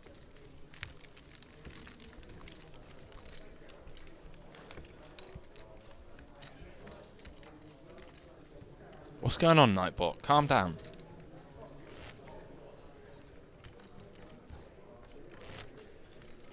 Someone had a word. Someone have a word. You at Poker saying 10 levels of play, stream boss. I don't know. You tell me. You're my boss. I have no idea. All I do is show up and, to be quite honest with you, talk nonsense for sometimes 12 hours, sometimes 4 hours, sometimes 8 hours. So I don't know. You tell me.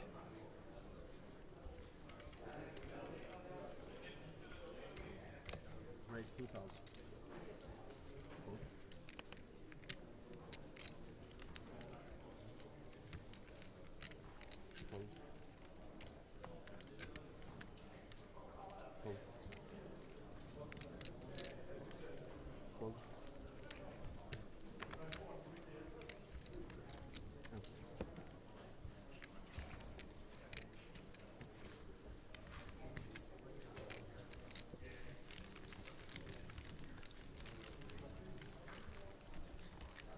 Nightbot's been drinking. Has indeed. Calm down, Nightbot. Few Essa fans in the chat. Come on, Essa. It's comfortable, 30k. Hovering around starting stack.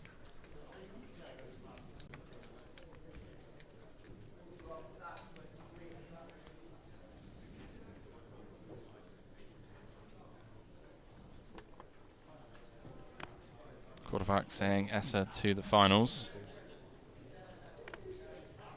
We'll see, a long old way to go until we can start thinking about final tables. Raise 2,300.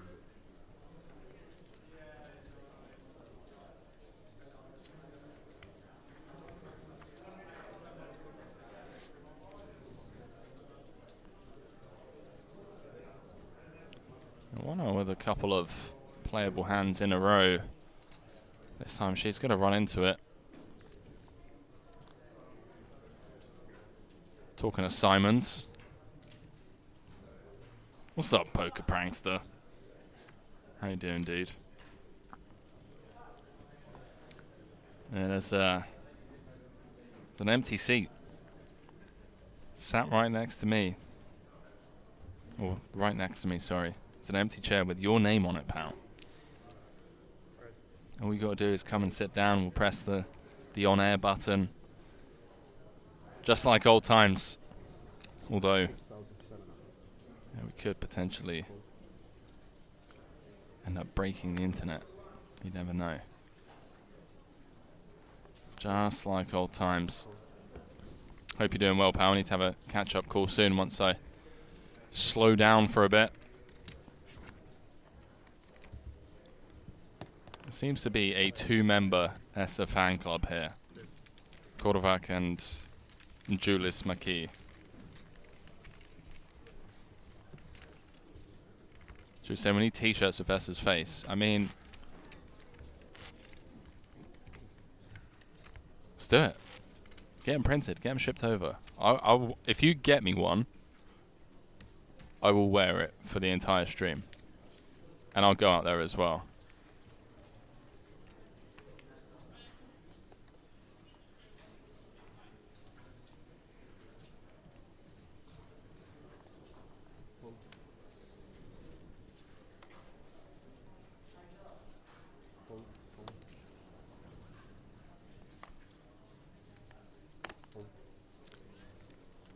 Sebastian's been pretty quiet since winning that big pot, which feels like a lifetime ago. It's actually at the start of play after the dinner break. Talking of breaks, next one coming up in just 4 minutes' time.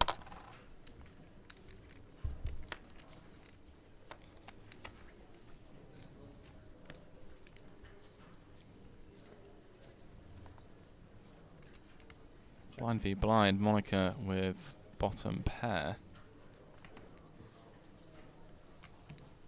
1,500. Pekka with middle pair.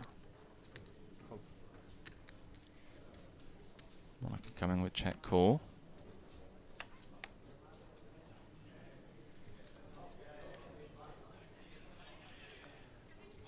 Check.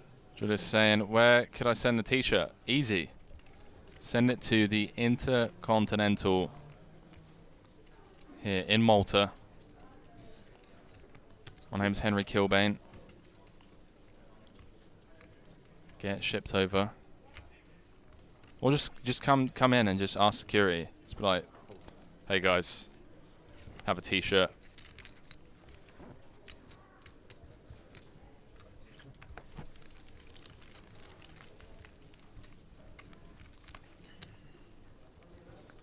Have a t-shirt for the H-Dog. Where is he? They'll point you over into the corner.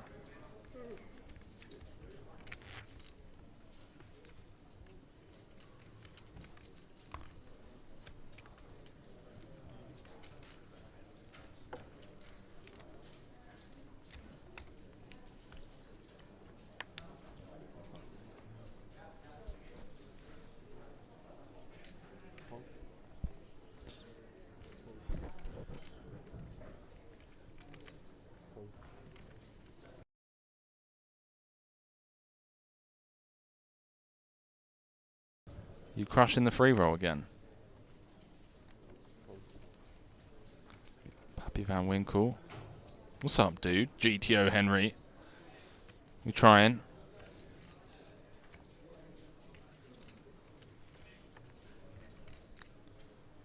Raise 3,500. Just saying, I'll bring one to the next Unibet Open. Can I get a vacay this time? I'm going to hold you to that. I'm going to hold you to that. One hand wizard. Put an F in the chat. F's in the chat for Harambe. Taken too soon. Wait.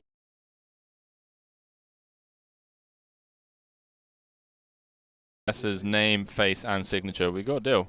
We got a deal. I'll be here. Check. Check. Check. Check.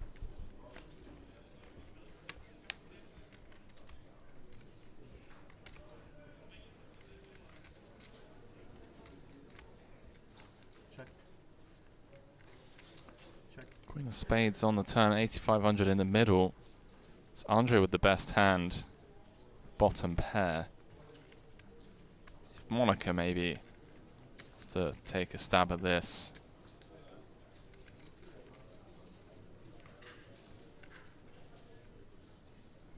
QB saying trying to go back to back, bro.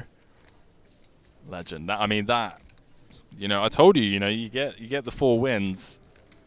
Then we start talking about new ambassador for Unibet South Africa. Pappy saying my man on the mic. Andre with bottom pair facing a very sizable turn bet, and great awareness being shown by Monica taking it down. Monica bringing like the M&M flavour. That hat. It's a bit drippy outside.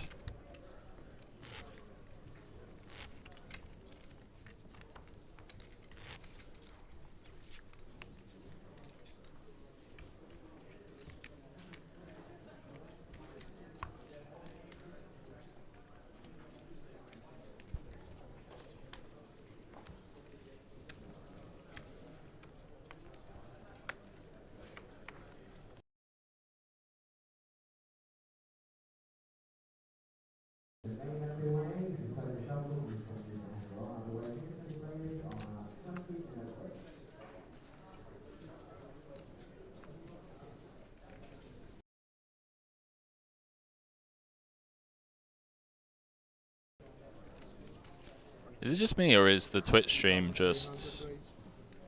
Is it my laptop? F's in the chat for the stream. It feels like it's being a bit laggy. MultiBC saying, how's Monica's lucky bin being discussed? I can't say it has been. Not going to lie. I believe it's going to be the last hand before the break, chat. I believe this is going to be the last hand before the break. Raise all in. Essa just ripping it in for 32 bigs. Fold. Fold. Fold. That's the bet saying 360 in the free roll. So good luck everyone in the free roll. I'm going to be going on break.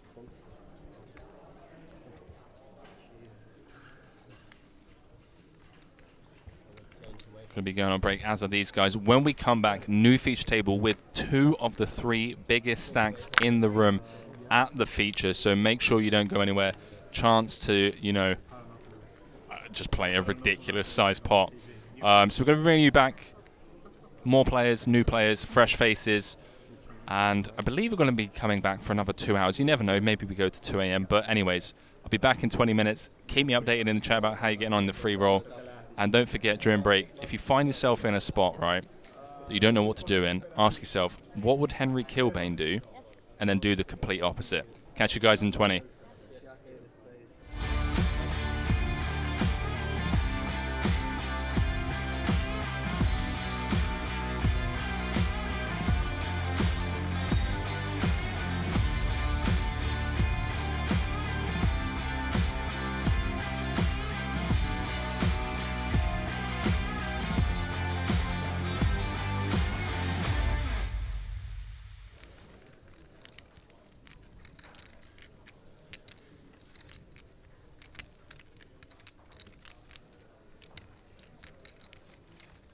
John, who did pop things up from +1. 2 overs and a gut shot to Broadway. Alan, an up flush draw. There is a turn card in the deck.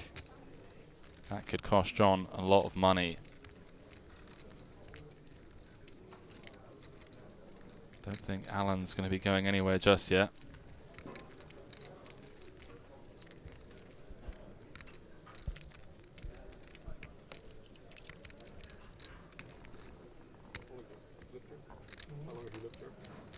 Moved here in 2015.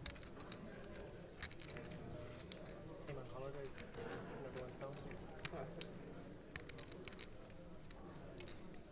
couple of Irish friends moved here to grind online and live here in South Ireland, and they said come over for a visit. It was an EPC. And so I came over. 18 was right? The last two was 18. Yeah, there was one in 2015 that were in the September, October. Oh. Sure it was an EPC. Maybe it was a... No, because I was trying to I think it was. And came over for that. And yeah, we never went on with my girlfriend. Really enjoyed it. And we decided to stay on. They had an extra room, they had a 3-bedroom place. So we just stayed with them for 4 months until our lease ran out and got our own place. Yeah, it was good. Oh, look at this. Alan fast playing the flush draw, raising things up on the flop. King of diamonds on a turn, 12.6 in the middle. John turning top pair, top kicker. Alan now picking up a flush draw.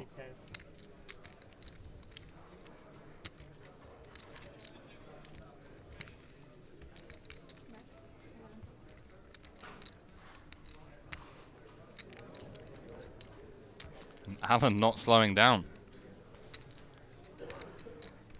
Betting close to pot on the turn. There must be some alarm bells ringing for John.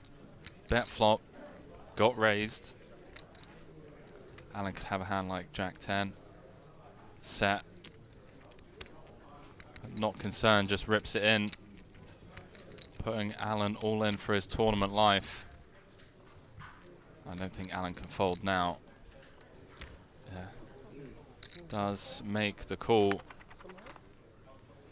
Can only run it once in tournaments, chaps. John in great shape to scoop a massive pot here very early on. He can just hold with the ace-king.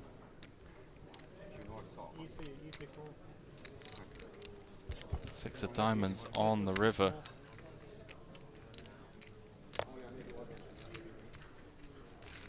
Alan Sexton didn't seem too thrilled. Exclamation mark pass in the chat. As always, let me know how you're getting on in the free rolls. Andre, ace queen suited. Based on what we've seen so far, may just elect to open jam this one for 16.5 bigs.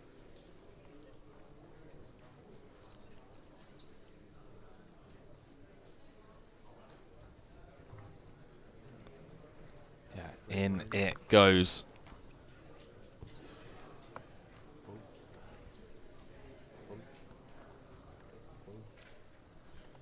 Folds around to the big blind. 8,300. I believe Kenneth has looked at his cards.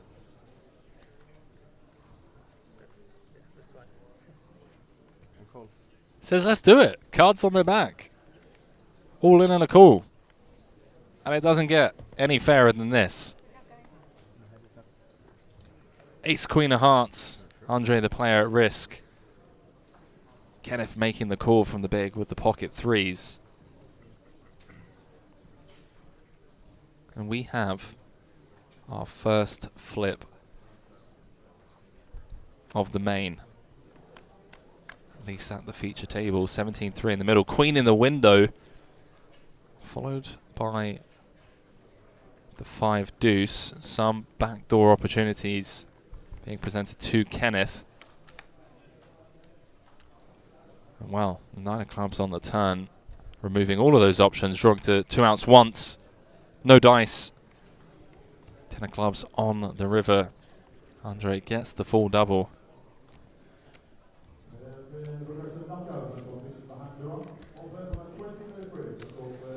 Jones, I was saying, how do these tickets work? I mean, can I have them in my account and choose what live event I want to play?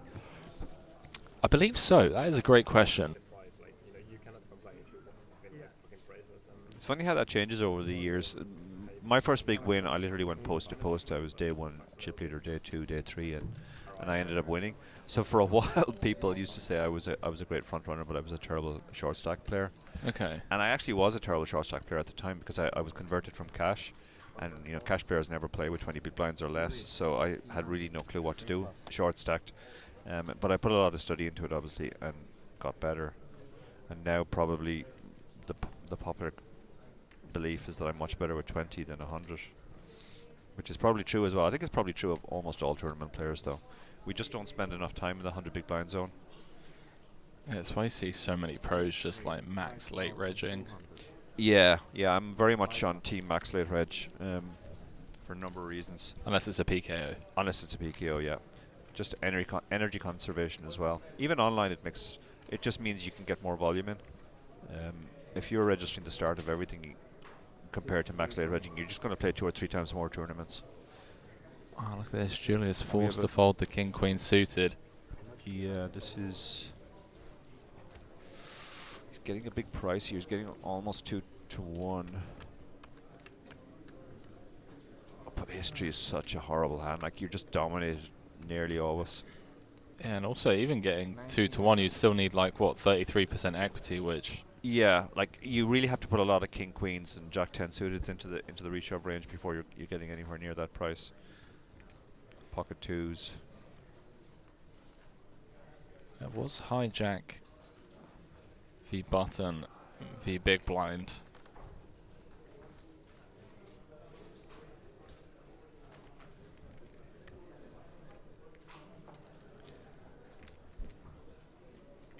Yeah, I think even getting 2 to 1, you just have to let your really bad unsuited ace go. But he's made the call. Does call it off. Big chance for Kenneth here to double up. More than a 70% favourite. I wanted a close-up shot of not Andreas, so the King Queen suited. Just like, you 3-bet me with that shit. Yeah. The thing about King Queen suited too is his hand which does really well 3-way. It actually prefers to be 3-way than heads up. There's a famous hand where Bonomo flatted. I think it was actually King Jack suited. Yeah, it was King Jack and he suited. called off a double all-in when it came back to him, and people were scratching their head. But King Queen suited, King Jack suited, those hands play very well 3-way. Yeah, I remember it being Ben CB was in the hand as well, wasn't he? Yeah, that's right. It was Ben who... it's Ben that kind of... was like, what the hell was this? And then looked at it in the solver and said, actually, this is one of the 2 hands that can do this. No dice for Andreas. Down to 11k. Kenneth with the double and back up to, well, almost 1.5 starting stacks. Yeah. Online qualifier. Loving life at the moment. Always a nice feeling to get your double up. What's it called? The old early bird catches the first worm. Or something like that. Monica, our table captain. Unibet ambassador. Couple of 9s.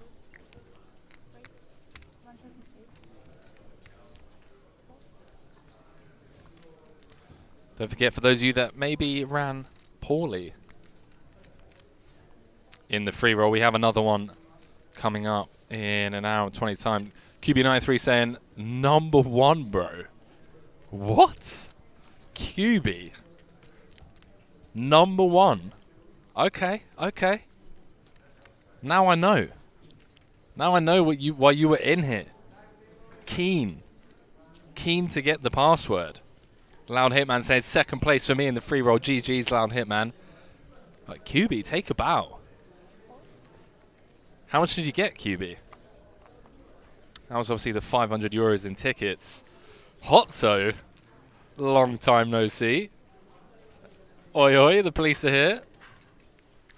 Police are here. Actually, if one more 9 rolls off. GG's, QB.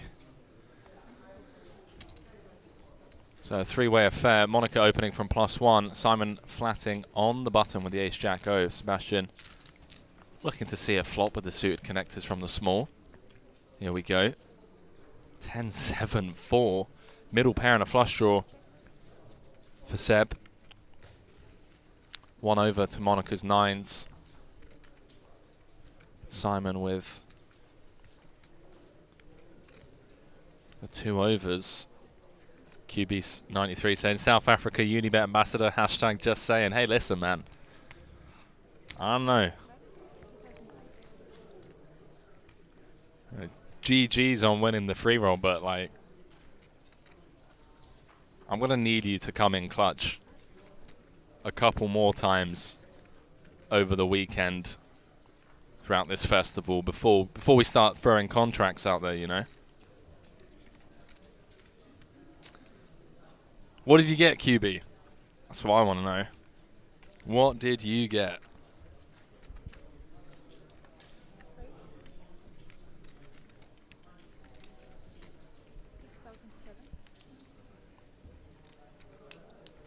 Piano Cat in the chat. As we dive back into this. So Seb deciding to check raise his middle pair flush draw. Awkward spot for Monica with the 9s, blocking some of the potential semi-bluffs, the 9-8 suiteds, the Jack-9s of the world. Wouldn't fault her for leaning towards fold.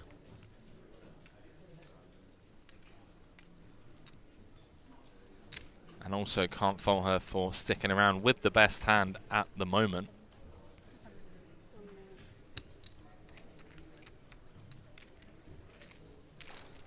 $20,000 in the middle already. 7 of spades on the turn, giving Seb trips. Hotsa saying, your boy's going to be playing day 1B. We will see you tomorrow, my man.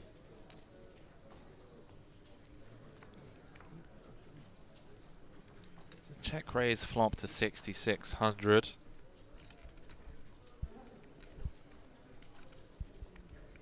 $35K effective. Want to set up a natural river jam.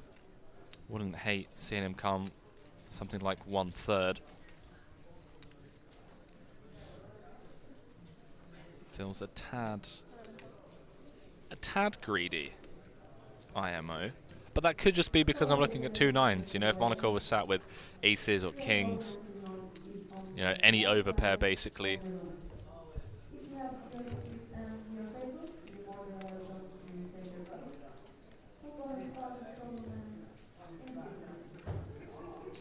Can we say no worries, bro? On a mission to the live events. First place, €250 ticket. Let's go. That's huge, dude. So you're going to be in the next satellite, trying to win a live event. Well, that's saving grace for Monica, as a club and another overcard to her 9s has rolled off on the river.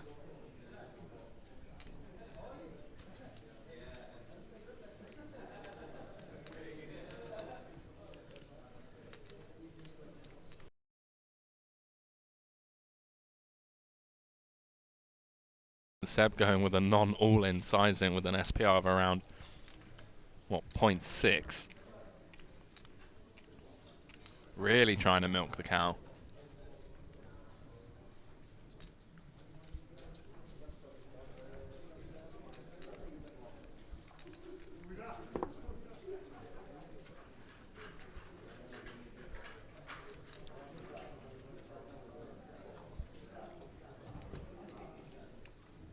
Pretty frustrating spot, the run out. It's good on the flop, outdrawn on the turn, and, well, third club rolling off on the river. Blocking, you know, as we already mentioned, you know, the Jack 9s, 9-8 suiteds of the world.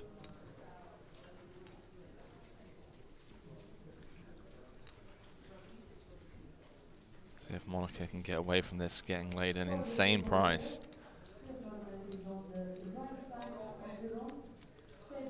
So much in there. Getting 4-1 on a call, meaning she needs to be good just 20% at the time. But is she ever good 20% of the time? Maybe some hands like ace-5 suited, ace-5 of hearts. Check raise flop. Feels, I mean, I'm just pulling stuff out of thin air here, you know. I just think that's such an under-repped part of the range. Like, I just don't think people are check raising, barreling with like ace-5 of hearts.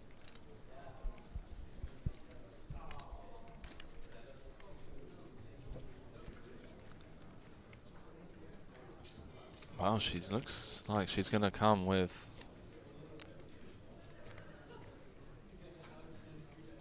She gonna turn her 9s into a bluff? Or is she just checking the itinerary?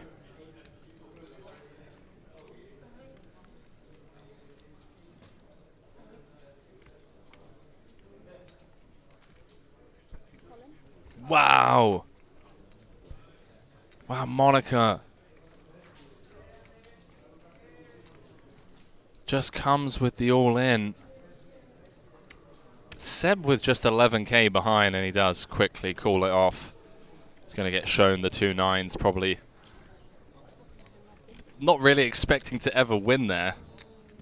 After getting check jammed on, but good news as he gets shown the 9s of Monica. So you block that thing, guys.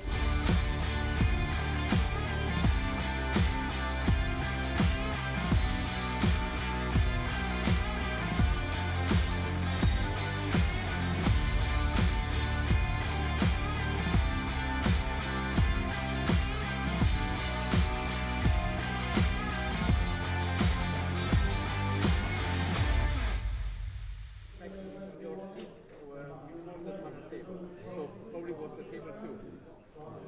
You were in table 2, right?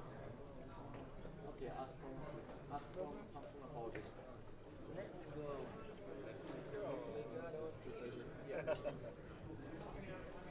So, warm welcome back from break, ladies and gentlemen. 30-minute delay. We are back live with day 1A, the Unibet Open main event. And as promised, we have 2 of the 3 biggest stacks in the room. So bearing in mind, was a 30k starting stack, and Ante and Simon between them have 12. Both playing 180,000 apiece. Potential for a monstrous pot to be played between those two. As we dive back into the action. Welcome back, Henry Kilbane. Calling the action for you guys and gals at home, wherever you're tuning in from. Let me know in the chat. Believe we're playing 2 more levels, but I'm going to get confirmation on that. 4 plus. 5 plus.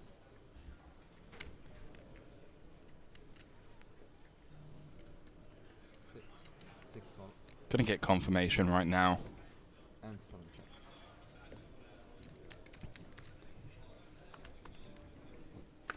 It's currently 10:30 p.m. local time. I think everyone started today around midday, so 12 hours sounds about right.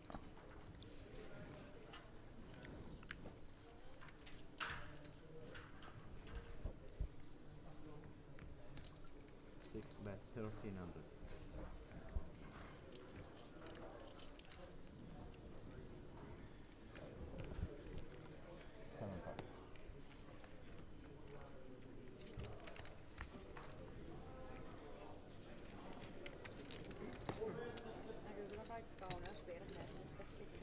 Tässä valaistuksessa. Säkit ja kortit ja kaikki näkyy. Where's the makeup artist? Yeah.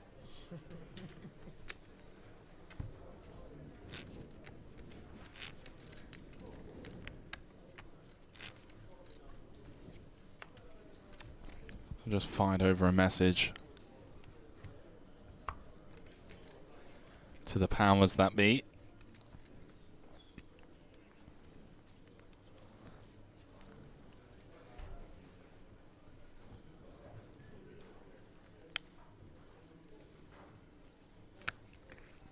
Plus.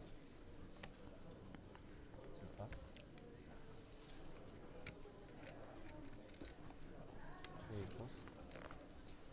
3 plus. 4 is 2.5.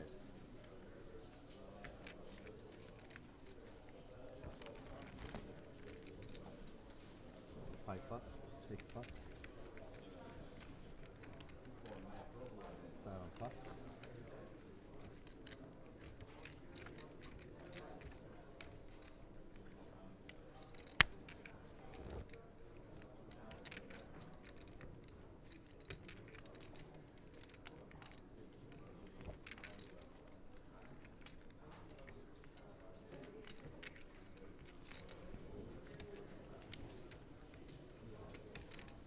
8 raise, 12,000. So just received confirmation. We are going to be playing until the end of level 12 today. End of level 12. So we've got another 2.5 hours. QB93 saying out in 14th, bro. Time for bed. Work in the morning, but I'll get you those 4 wins. Legend. What another deep run for you there, mate. GG's, man. Unibet poker saying checked structure sheet. 10 levels for day 1.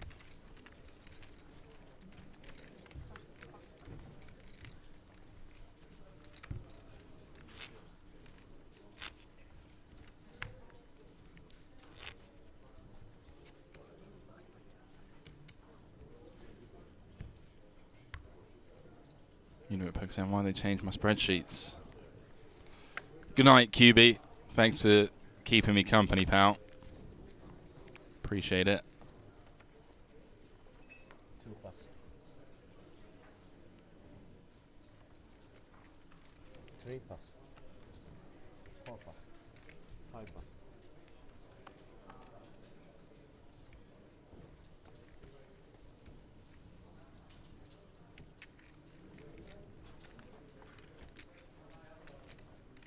6 raise, 2,600. 7 pass.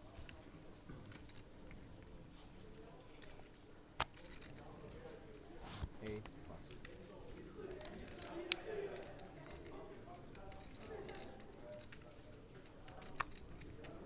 1 pass.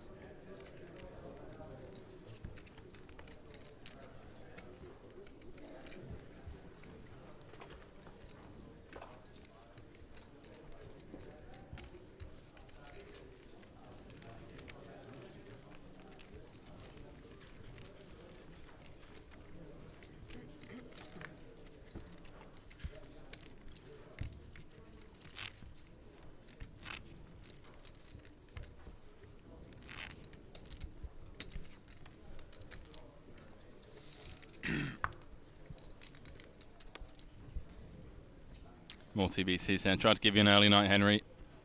It's all good, man. It's all good.3 pass. 4 pass. 5 pass.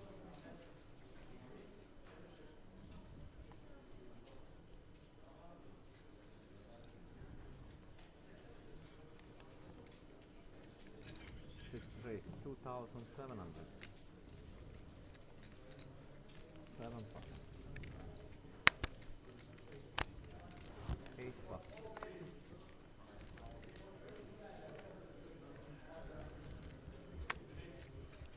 1 pass.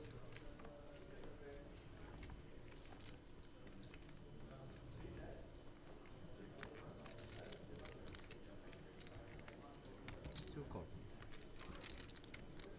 Right, yeah, so I'm just getting confirmation. So we've got 2.5 hours left today. Then we'll be back tomorrow at 2:30 local time. So that's 2:30 Central European time for day 1B. Saturday, main event day 2.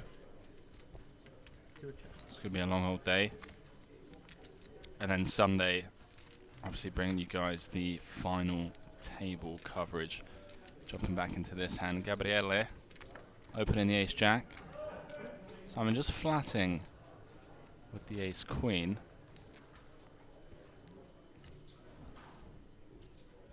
Check.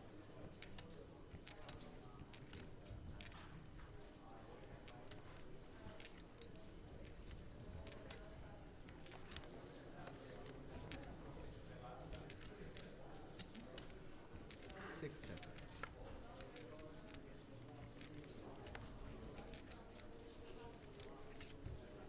And this one's going to get knuckled down all the way to the river.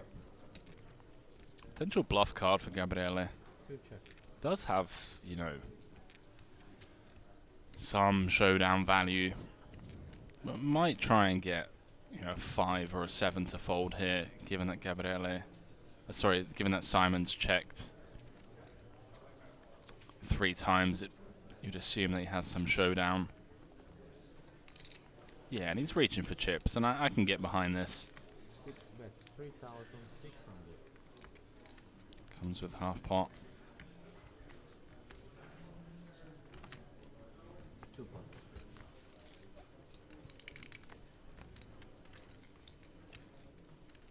Gets the better hand to fold. Well played, sir.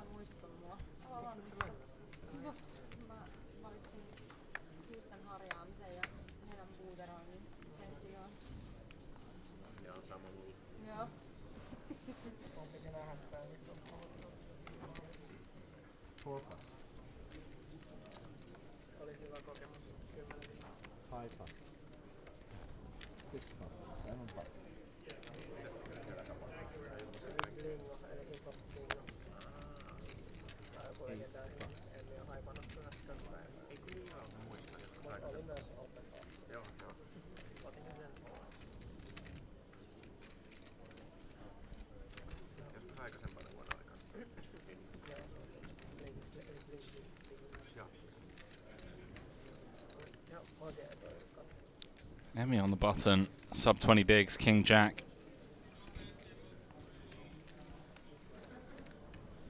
6-1 only. Yeah, she says just run it. Can't say I blame her, and well. Ill timing. She has run into the ace jack. And Focke gets out of the way of the 5-3. So Emmy in trouble. We need to find some diamonds or one of the 3 remaining kings.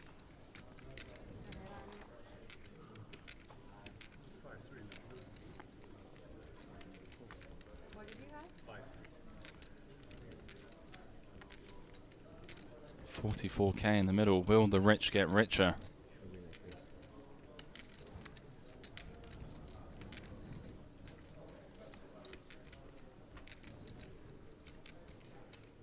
C5, please, dealer. Start off with the flop.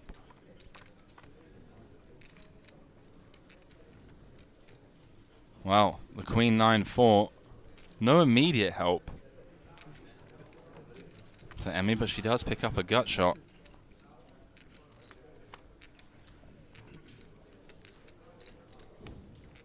No help on the 9 of hearts turn. Now just 1 card away from elimination.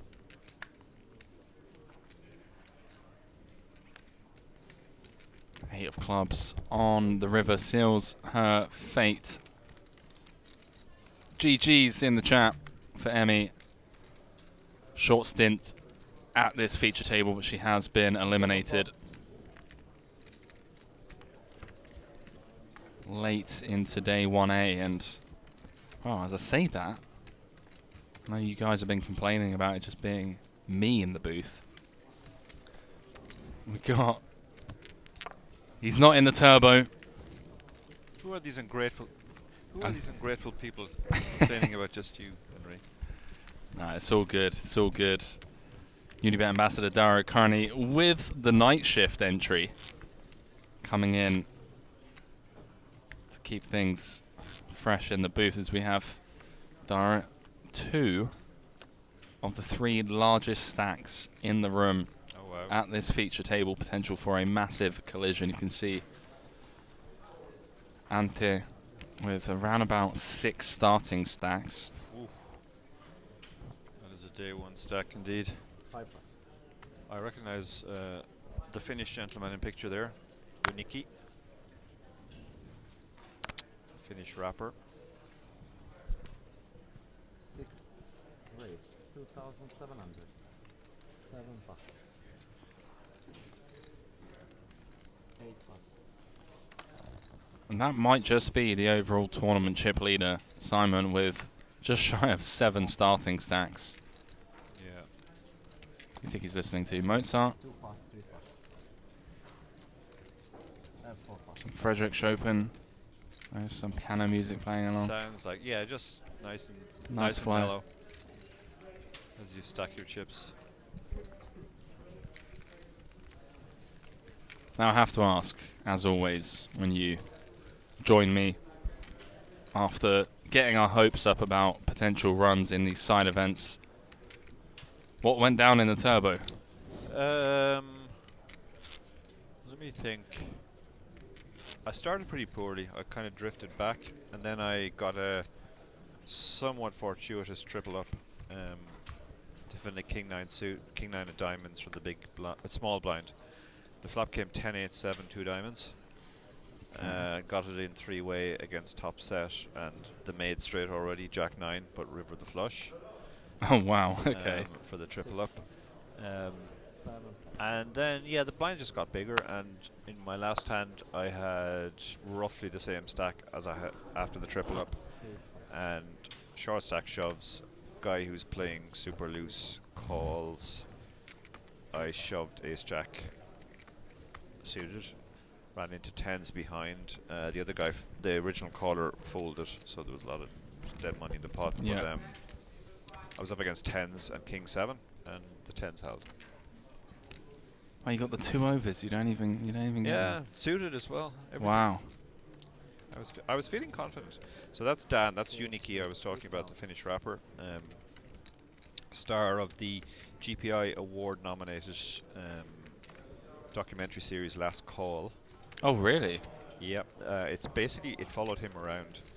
The first episode had him hanging out with Zygmunt Ilari Saimis in Finland, because he's best mates with him. And the second, and also Jens Kulinen was in that.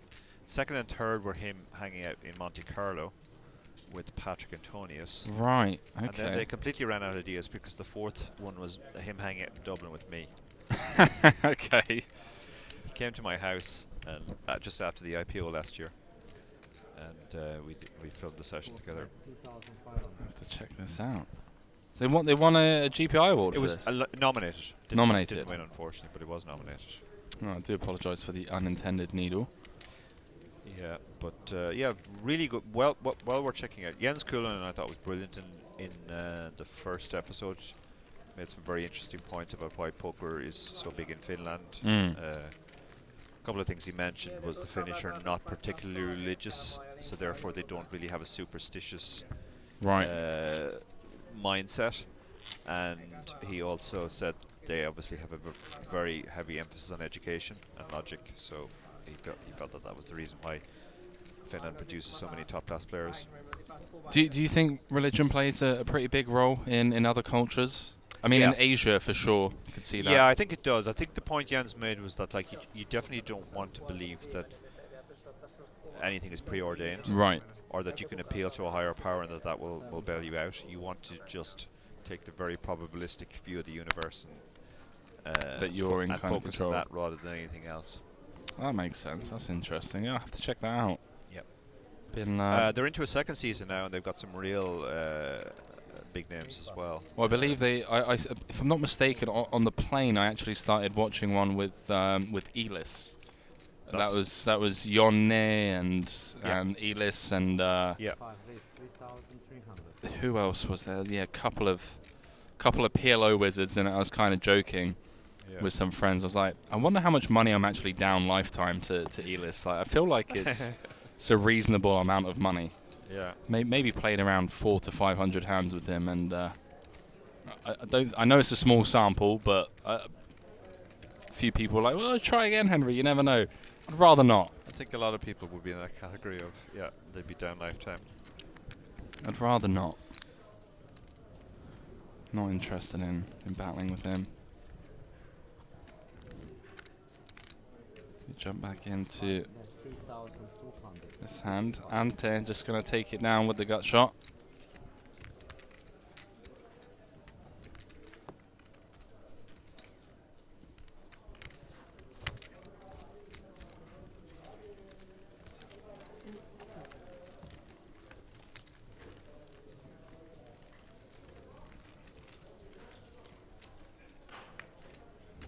Piano Cat saying €50 Supermoon ticket. Did you win? Is that you saying that you won?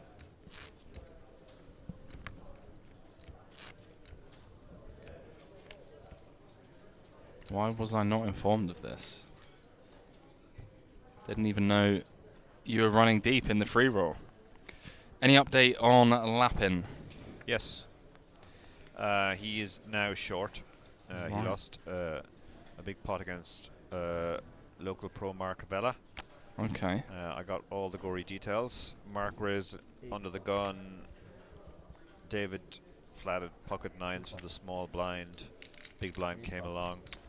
Flop came 7 high, 7-3-2, 2 diamonds. Wait, David flats what, sorry? Pocket nines. And it comes 7? 7-3 deuce. Right, okay. Check, check. Small bet, 30%. Call, call. King on the turn. Mm-hmm. Checked to Mark again, who bets 40%. David calls again. And the big blind folds. And the river's a queen of diamonds, which completes the flush. David doesn't have a diamond, and it goes check, check, and Mark has ace queen. Oh, okay. For the dirt in the river.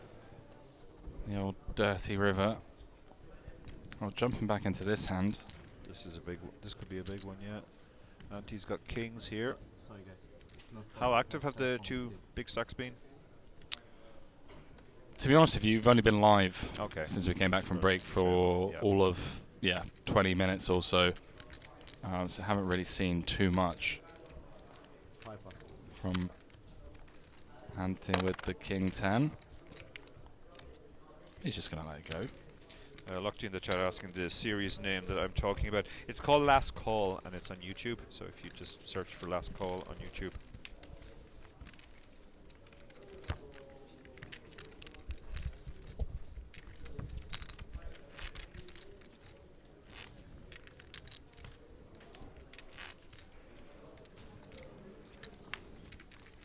Yeah, I've been slacking with poker content recently. People keep coming, oh, do you see this new video, that new video, and honestly there's so much out there now, and when you're a content producer yourself as well, it's just, pretty much the only content, most of the content I consume these days is podcasts, and that's only because I listen to them when I'm running. If I stopped running, I think I'd be consuming very little poker content. Well, Ante doesn't mind getting 3-bet this time round. 5 raise 2,600. 7 pass. 6 pass. Got the aces. 7 pass. And unfortunately for him, no customers other than Domenico in the big. Going to defend the 5 tray offsuit. Yeah, it's a fine hand to defend. It shouldn't get you into too much trouble. Not like you're going to go wild if you hit bottom pair. 8 check. I think the aces will bet here. There's so much they can call you. Apart from the pairs, there's lots of straight draws there. But even though he's wrapped around the 4, that's not enough to continue. Yeah, it's always frustrating. You see the 4 in the window and you're like, hello, hang on. Yeah, lots of ways I can have enough equity to continue with here.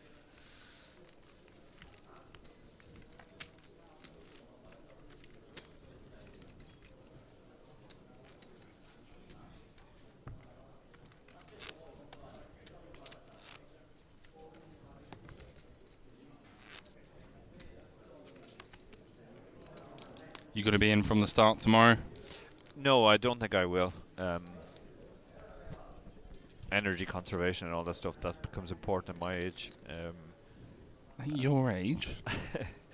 The early levels are just a little bit too I remember playing a tournament in Ireland once called European Deep Stack, and Right. we started like 1,000 big blinds deep or something with the first level. Jesus Christ. And I remember first hour I had an amazing level. I just like hit everything, and I was running over everything. And I counted my stack at the end. I think it was like it had increased from 100 to 104k. Because I'd won 40 big, I'd won 80 big blinds, I guess. And I was like, yeah, that's as good as it can get, really. And you just added 4% to your equity. It's not really worth it. Wow. So 1,000 big blinds effective at the start. Yeah, that was the gimmick. Okay. I often just max late reg stuff, actually. Myself and David went to the WSOP last year very late in the day. We weren't expecting to be able to go because the restrictions weren't lifted until late in the series. And we ended up pretty much max late regging everything. Simon with the defend. Ace-6 of diamonds. Outflops Gabriele's pocket jacks. I'm fairly sure I played cash with this kid. Recognize him from somewhere. He's got to probably come up to me like, yeah, Henry, you know, we're up drinking and grinding all night. It's been a while. Yeah. 1800. Certainly looks like a player, doesn't he? I'm very confident we played. So the weak ace just going into call down mode.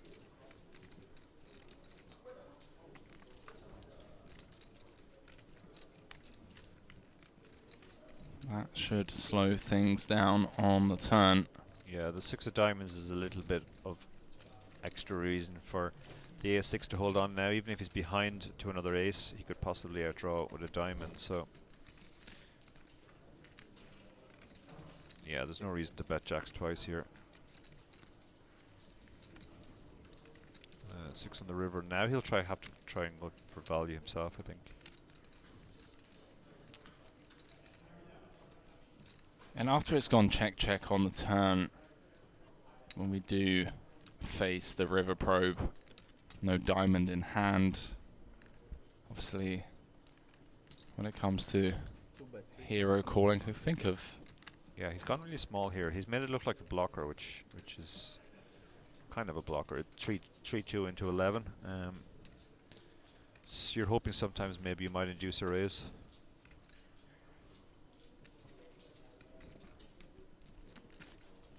I feel like this is one of those spots where Gabriele maybe levels himself into thinking that, oh, well, you know, I checked back on the turn. Maybe he's blocking with like Queen 9 with the Queen of Diamonds or something like that. Yeah, you could actually be beating some hands that are betting this size as a pure blocker. Oh, nice that's foul. a good Discipline discipline. laid down. Very, very disciplined. Yeah, maybe he subscribes to Flushy's view that the check call, check, the lead river is never. Or sorry, that was the. No, it was when the player in position. Yeah, bets, right? it's the bet check bet line. To be honest, I think that's a very under bluffed line as well. Although it should be bluffed more really, because you know the bet on the flop is just a continuation bet, and then when he checks behind.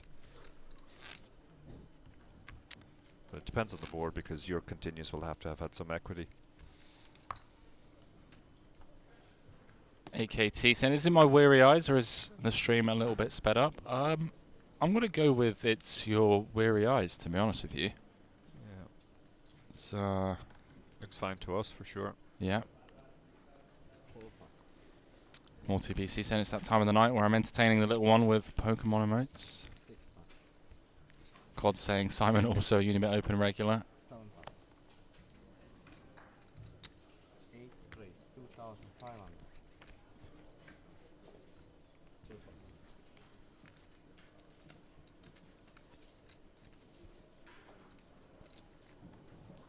plus. Oh, Fokke gonna defend. 2.5. Just be a bit careful, almost threw in a min click there by mistake. Wouldn't just go throwing out chips like that. Yeah. Flop top pair. This is about as good as flops get for 10-8. Backdoor spades to boot. Monaco coming with just south of half. Yeah, it's a flop where you're probably going to see bet always because the 3 and the 2 are almost they're cards that shouldn't really connect, so you're really only worried about the 8, which is just one card. He's gone for the check raise because obviously even top pair on that board is very vulnerable.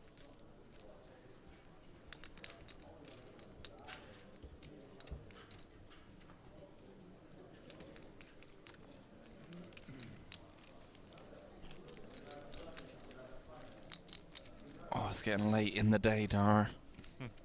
Inside for 8 hours. A long stint for you, Henry, on your own mostly. Yeah, it's not been too bad. Chat's been keeping me entertained. Some rogue chat and questionable banter.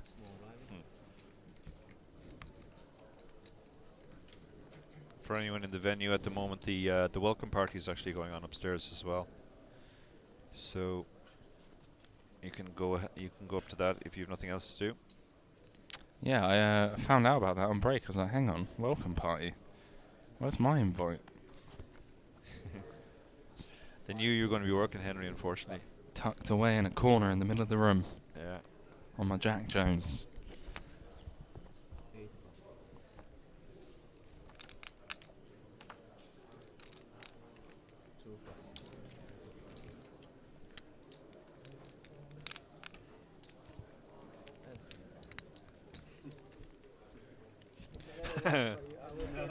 Dan with the ace king in the big blind gets a walk. Why do I get walk now? Asking why do I get a walk now? I had a good read.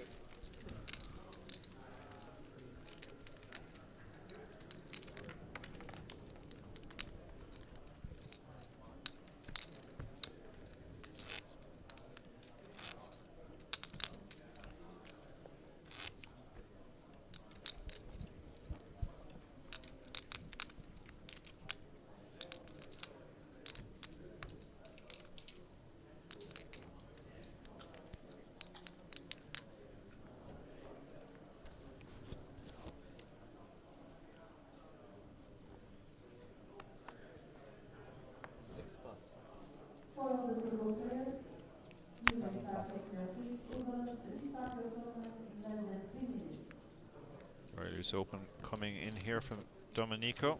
The queen deuce suited in the hijack. We were talking earlier about how you can open a lot of suited queens, but queen deuce is certainly wide. With 2 players between you and the button.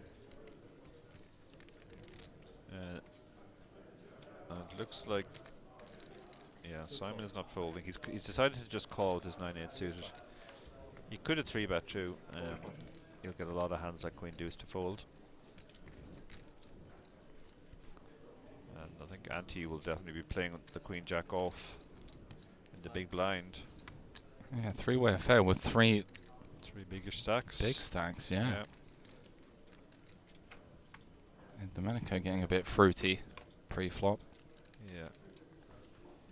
Okay, well, the queen jack loves that flop, but now the question is how to get paid. Yeah, action flop, all things considered. Simon with the open-ender, backdoor diamonds, queen no good. Domenico has all the backdoors here, backdoor straight draw, backdoor flush draw, and his queen is quite a useful card because even though queen jack is out there, he's blocking it. Simon must be somewhat concerned about the reverse implied odds here, right? Yeah, like yeah. He's if got a queen rolls off. He's got the ignorant straight draw basically. It's actually the 3rd best straight draw behind king queen and queen 9. Yeah, it's I like to call it the mug's end of the straight. Yeah. See him taking the aggressive route. Popping up to 10-5, and we were talking about potential collisions between the big stacks. Yeah, generally in these spots where you have a lot of draws, you're better off playing your nut draws relatively passively and keeping in worse draws. But when you have the worst to draw, like you have here, you're often better taking the lead. Wow! Did the Hang queen on. jack just fold? Wait, what? Was that a card what? reader, or Surely. That was not. Surely that's a card reader. That was not a card reader error. That is unbelievable. Queen of diamonds, jack of clubs. Wow. In the muck. I mean, I feel like you have to peel one. Like, even if you're up against jack 10. Or ace jack. Yeah. I mean, obviously you're worried about ace jack, king jack, jack 10. They're all beating you, but there's only one jack out there, so. And Wow. It's a pretty draw heavy board. As we said, 3 different straight draws there. Did not expect that option. No. I think he just didn't fancy tangoing with the other 2 big stacks, but if you're going to defend queen jack off and you get that flop, I don't see how you can fold without putting any more chips into the pot. Well, the rest of the table are now going to get the feedback, courtesy of the 30-minute delay that. Yeah. That man right there, Simon just got away with one. Does show the power of raising your pretty bad draw there. He folded out a very, very strong hand.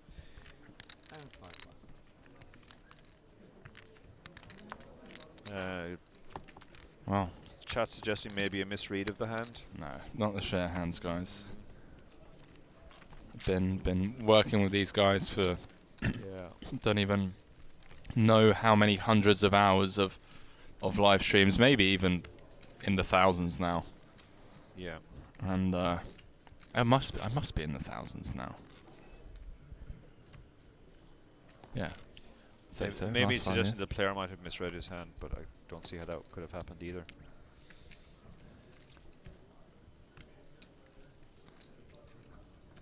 And that I can get behind. Yeah. But I normally recheck my cards before folding. Yeah, that's very good practice. Definitely been guilty of trying to get too cute. It's like, oh, I'm going to memorize all 5 of my suits pre-flop, and then the flop comes, I'm like, oh, nut flush. Look back down, just the blocker, get to the river. I guess I'm going blasting.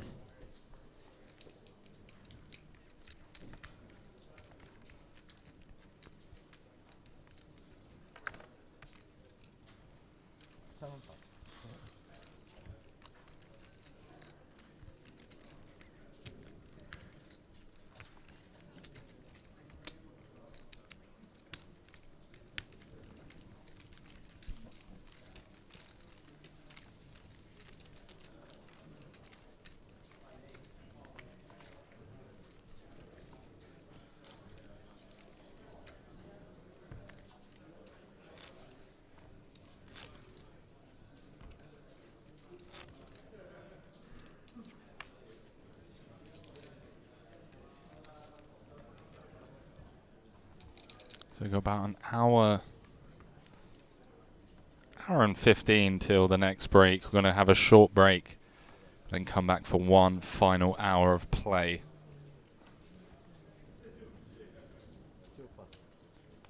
Then obviously everyone that bags and tags gets a day off in the sun. So go and enjoy Malta has to offer. They'll be back on Saturday, joining those that bag from day 1B, which hopefully includes the man sat right next to me. Hopefully, yeah. Or if not, 1C. 1C in the evening tomorrow. 1C is the evening, yeah. Right. Yeah. That's Last Chance Saloon.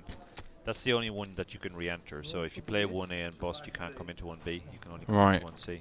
And 1C a turbo. 1C is a turbo, yeah.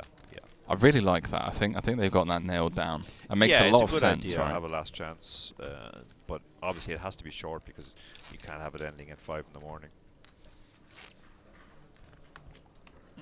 Oh, you can. Trust me. Well, I've seen that, yeah. Yeah, I played EPT Barcelona, and the seniors, which I believe started at 10 a.m. At about 3 a.m. we were nearing the bubble, and they told us they were going to play all the way into the money, and everybody was going like, that might be 5 a.m. From 10 a.m. till 3 a.m. in a seniors? In a seniors. Yeah, very, very cranky bunch of seniors it was. And they told us that day 2 was going to be 12. midday the next day. So wow. Everybody's complaining, and then they came back and said, "It's okay, guys. It's okay. We've talked to the organisers, and you can come back at 12:30 now." So. Oh, so they made you play? But they made us play. Now, luckily, the bubble went really quickly. I think partially because there was a bunch of very tilted seniors who just wanted to get to their bed. That's absolutely ludicrous. Yeah, it was. Like, if it's like an under 25s event, sure. Yeah. Let them play for 24 hours. Yeah. Well, talking of playing, Ante versus Ante. Hijack v Button as well. Battle of the Antes. I can guarantee you, This it's one guarantee. Ante's going to win this hand. Yeah. And Ante's going to lose this hand. Unless it's a chop. True. But I think all the money's going in here. One would assume late position v late position. Late versus late position. The jacks have less than 40 big blinds, so the Ace King will feel good about getting in against 40 big blinds. I just rips it in. And Ante with the jacks. Well, actually, yeah. We told you we got some big stacks at this table. Biggest pot of the day so far. 104,000 in the middle. Huge flip now for both players. Obviously, the jacks could be eliminated, but he could also breach the 100k mark. Ante could get through. Sorry, the Ace King. The Ace King could get through 200k. Got him. Flop, please, dealer. Oh, and Ante remains ahead of Ante. Are you pro Ante or anti Ante? Says Cass in the chat. Great question. Well, this dealer is pro Ante. Ace of spades on the turn. Now the jack's down to just 2 outs.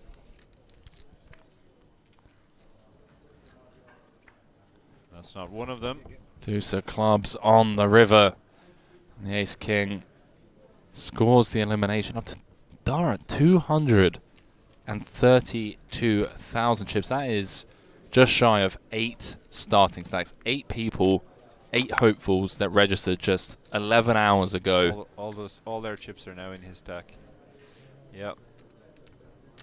So we lose Ante, but other Ante has a really commanding stack now.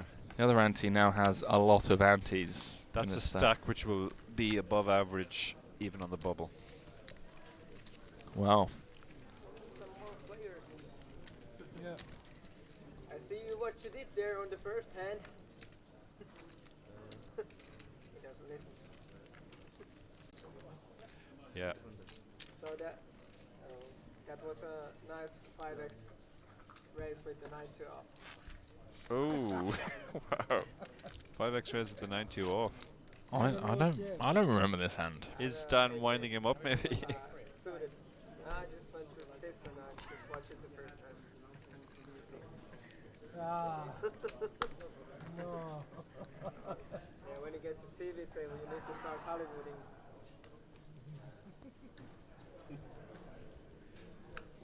Oh, mate, my back is absolutely cooked. Yeah. No masseuses. Emergency masseuse for Henry here. He's a tall lad, and the tall lads do have trouble with their back. Maybe not. Maybe have better. I've got a massage booked at 10 a.m. tomorrow morning. I'm worried that I'm not even going to wake up for it.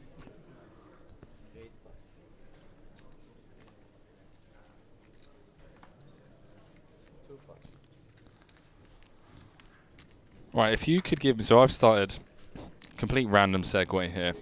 Yeah. But I've recently started running quite a bit. Yeah. If you could give me one piece of advice when it comes to long distance running, one hack that you feel like has helped you go further, what would it be? Increase your mileage very, very gradually. Don't do any major leaps because there's lots of different systems in the body that have to basically get stronger. Right. You know, your ankles, your knees, your everything basically. And if you increase your mileage too quickly, you'll certainly get injured. Okay. But if you increase it very gradually, like when I started running in my early 30s,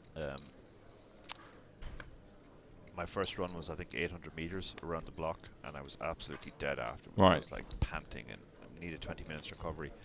And less than 10 years later, I was running 24-hour races, but it was a really gradual increase. Okay. I don't think I ever added more than 10% to my weekly mileage. That makes sense. So to your weekly mileage. Yeah. Oh wow. Yeah. So like maybe at the start I was running 5 miles, then 5.5, then 6, then 6.5. It was a really gradual increase. Focke getting there after check calling with the ace jack on the flop. Yeah. There is a jack. Can't say why run when you can walk. Morty BC saying not running is much better than running. In the bin. Yeah, I was listening to, I think I want to say it was an Andrew Huberman podcast episode, the Huberman Lab, and he was talking with a university professor, a psychologist, I want to say at Stanford or something like that, that had done a lot of work with like elite athletes and also had worked with a lot of like long distance runners, and something that they mention, and I don't know if you've had this yourself, is when you start, for example, a marathon, you obviously know how many miles you have to run, but you're not focused on the, I don't know how the mileage, say 20 miles that it is. They have these hacks where they're just like, a lot of the elite runners will focus on the shorts. The shorts of the person in front of them. Or or you're literally just always running to the next corner or the next post. Is that something that you do as well? Yeah, that was even more important when you went on to the really long stuff like 24 hours. Wow. Because if you think about that, it'll just do your head in, the thought that you're going to have to run for 24 hours. So you literally just focus on, I'm running to that corner, and then when you get to the corner and you turn around, you think, okay, now I'm running to the next corner. Yeah. That's wild. Yeah. Dark Angel saying, just drive. Just drive, yeah. If you're Dark Angel as well, you'll drive round and round the roundabout many times, so you won't actually get anywhere. I'm not gonna lie, I've definitely done that in my life. Yeah, Dark Angel gave me a lift in Brighton once from the casino back to the hotel, and we went around the same roundabout several times. Guilty. Quick look at the chip counts here. Wow. We've now got Mats Carlson joining the table with 189k. This is mental. Nobody's under starting stack here. Wow. There's no really short stack. 33 big blinds is the shortest stack. We've got a 7-handed table with like 700 bigs on the table. What is going on? Yeah. That's right. That's 500 at the top, 600, 733 and change. 20, 610. There's more than 700 big blinds there. Wow. The average stack on this table is more than 100 big blinds late on day one. Just your casual. Whereas starting stack is only 25 big blinds. Is it 25k or 30k starting? I think it's 30. 30, I think, yeah. So 25 bigs is 1,200, and the average stack on this table is 120,000. 4 starting stacks. Wow. Donna saying we got there eventually. That's it, Donna. You know, if they complain, just like get a bus next time. There, yeah. No, I'm not complaining. Get out and walk. It was very entertaining. That's what I used to say to my mum whenever she get in. Slow down, Henry. It's like, look, Mum, if you want to get a taxi. Are you telling us you turf your mum out on like the M5? She's a bit Larry. She is a bit Larry.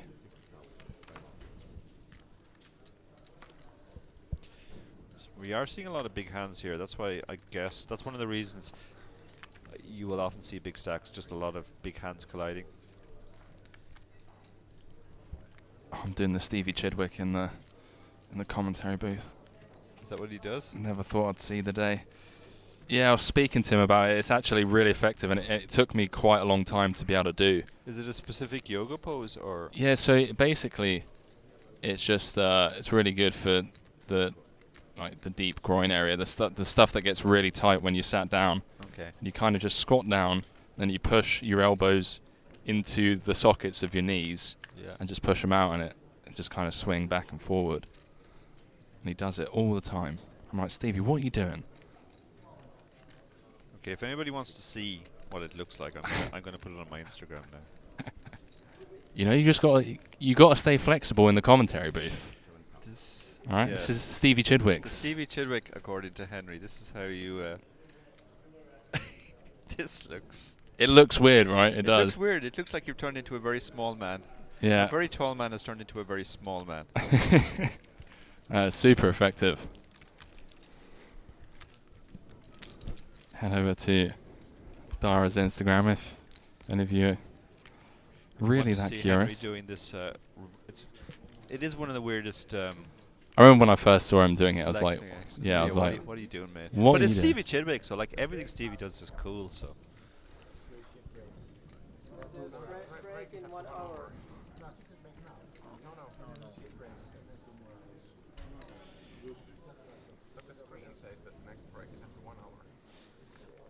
Mentioning the chip race there, not the podcast, obviously. One of the reasons why we chose that name was we wanted a name that people would use. The police did this. It was a hack. Their manager told them pick a name that's in the newspapers a lot of them, so that when people see that in the papers, they'll think of the band. So they came up with the police. And we wanted some poker term that people use a lot in poker rooms. Oh, fascinating! I never knew that. Yeah, we originally wanted to call ourselves the calling station because it seemed to fit with the idea of radio, etc., etc. Yeah. But that was already gone, so we settled on the chip race in the end. That makes a lot of sense. I see what you did there. Also did something similar. Yeah. Well, I can't even say that I'm a podcast host. Release like an episode every 2 months. It's difficult, but at least you've got past the 7. Somebody told me once that the average podcast only gets to episode number 7 and then stops. Oh, is it really 7? I thought it was. I thought it was a bit higher than that. No, like a lot only make 2 or 3, so they kind of drag the average down. But Right. Okay. I think the average is 7. Oh, I haven't even got there yet. I'm not sure Olivier Busquet used to make a great podcast, but I'm not sure even he got to 7. No, he kind of threw in the towel pretty early, didn't he? Yeah. Jungle Man as well. I mean, it's Jungle. Good luck, getting Jungle to commit to anything. Yeah. But he seems to be kind of like me. He'll do a couple of episodes, be really fired up about it, and then he'll just ride off into the sunset on his unicorn. It's hard because sometimes you're feeling it, and sometimes you're not. So for sure. I think Patrick Leonard started the podcast too, and probably only made 2 or 3 episodes as well. Did he really? Yeah, it seems like everybody's taking a try at it. I think it's one of those things as well. It seems easier than it actually is. People think, I'll just turn the microphone off, chat to my mates. But as you know from making them, there's a lot more to it than that. Yeah, for me, it's got nothing to do with the creative process. If anything, that's the part that I enjoy the most. But I really struggle with the post-production anxiety. Like, I record an absolute banger, and I know it's a banger, but then in my mind, I just be like, do I want to edit this? Do I want to put it out? Create reels, Twitter, Instagram stories, and it just eats away at me for 3-4 weeks, then I finally get around to it. But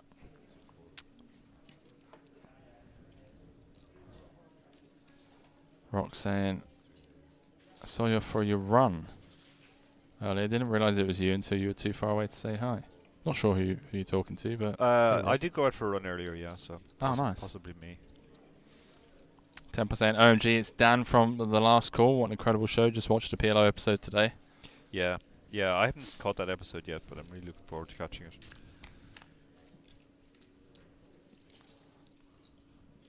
Domenico defending his big Fokke. With the aces, we've had a lot of aces today, haven't we? I mean, yeah. Well, that's why we have the stacks we have, I guess. 8 hours in, we've had aces a few times, chat. More TBC saying Chip Race hasn't reached 7 episodes, has it yet? Just 38 series and 6 episodes. Yeah, I think I've never really understood our seasons. David came up with this idea of we have seasons, but I don't really understand what it is. But I think there are 7 episodes in a season for some reason. But it makes no sense to me because sometimes we get to episode 5 and then we take a few weeks off, and we come back and we make 4 more episodes, and somehow It's that's just David being David. It's just David being David. You're right. Yeah. Yeah, he's just fancy play syndrome, fancy podcast. That's it. syndrome. Yeah, it's just like, oh, we have seasoned. We're, Yeah. you know, the higher. Yeah. Once it gets up to like season 34, episode 3, it's like, what's the point now? Can we not just give them numbers, please? Like every other podcast on the planet.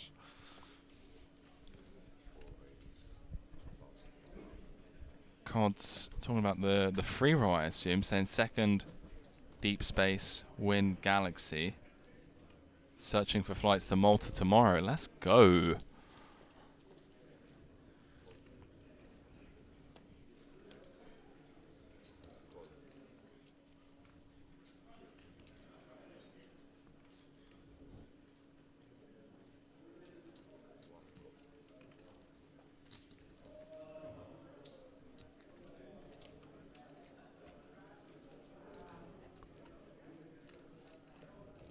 So looks like we have 4-way action here. Bunch of fairly mediocre hands, it has to be said. Looks like the ace-5 has flopped best, but he's not going to feel brilliant about his kicker in a 4-way pot.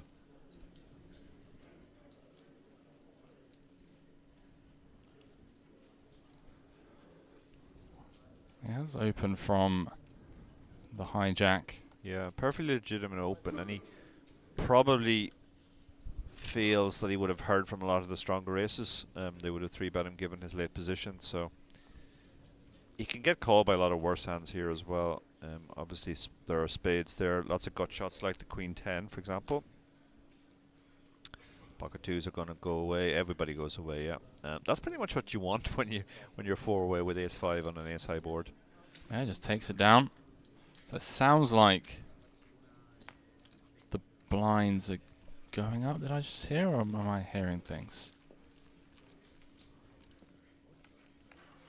Maybe I'm hearing things.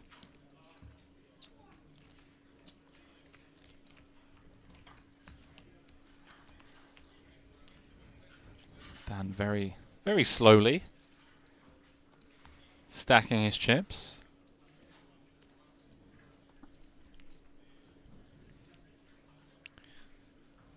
What I know of Dan, he's a very patient, deliberate player. You might expect a rapper to have a sort of a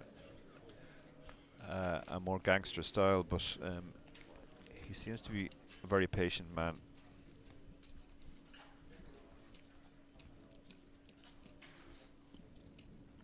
It's funny because I remember growing up, my grandparents really emphasizing how important patience was. But when it came to poker, I want to say the early stages of my career, truth be told, up until about a year ago. So for the past 10 years, patience was never really my strong suit. I would jump into a really juicy game. Yeah. You know, say I've been on like a waiting list and I see it as being super splashy or whatever, and I'm like, okay, I'm going to go in, just stay patient. You know, you're going to get gifted a stack eventually, but then I'll go in and become, you know, the guy that's being splashy, just trying to. Yeah. I can't remember who said this to me, but it was one of my favorite things anybody's ever said to me about poker. It was in my early days of playing, and they said to me that the reason why poker is very difficult for humans is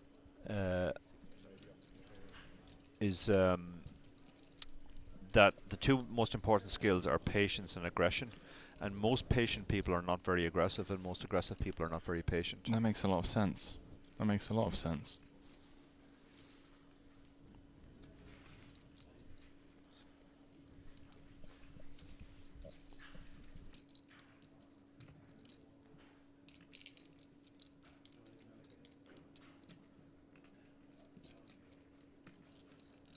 Nothing to lose. Got some new names in the chat.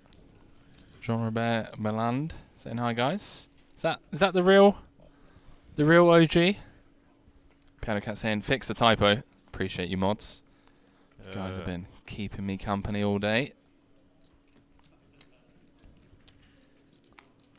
Yeah, if it is the real JRB, he will know my friend Jan, who unfortunately passed recently.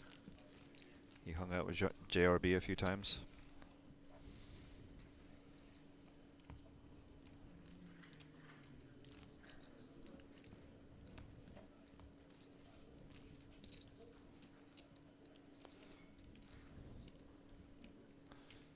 can tell that it's quieting down out there, deep into day 1A.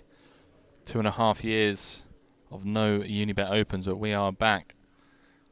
Strong start to this as well, Dar. I mean, you talk of, taking risks about bringing the tour back and the concerns about are people going to show up after so long, but strong start today, 120 people. Obviously, we're expecting more numbers tomorrow, bigger numbers, and then obviously have the flight 1C for those that don't bag in either day 1A or day 1B, but really happy with the turnout so far today. Absolutely, yeah.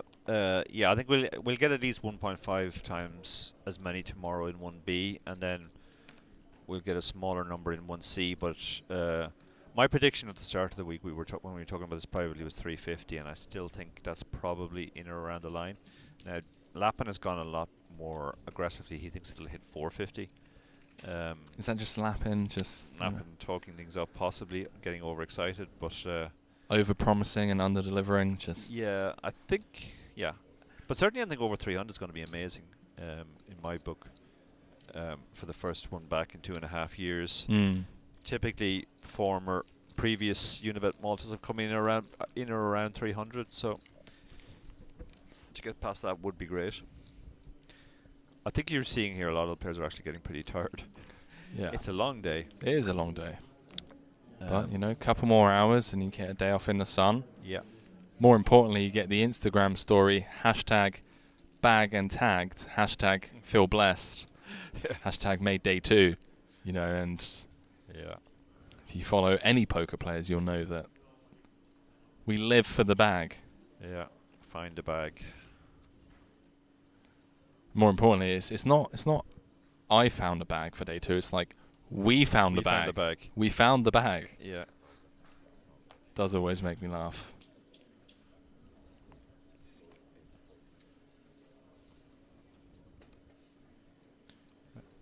I felt like Matt's had a bit of a hand. I don't know if that's just me. Yeah. With the live read, but nice live read there. Picks up the queens. Before I even got to see it. Aggressive chip leader.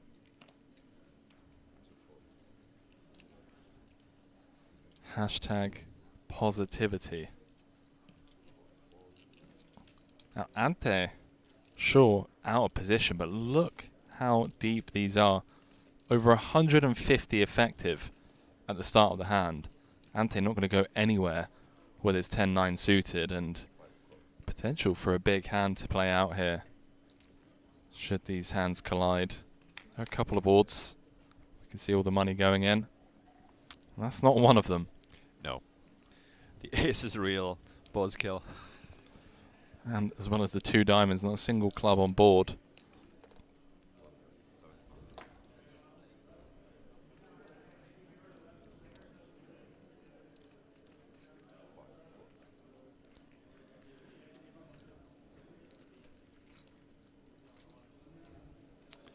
Matt's with the C-bet. Just taking it down.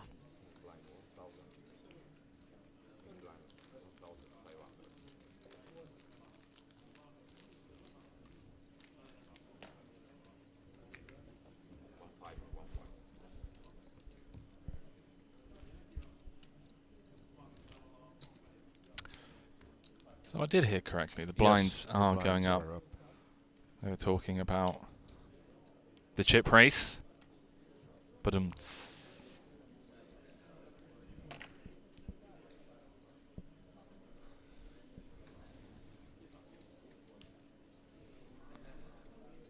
so we're going to play out this level, take a short break.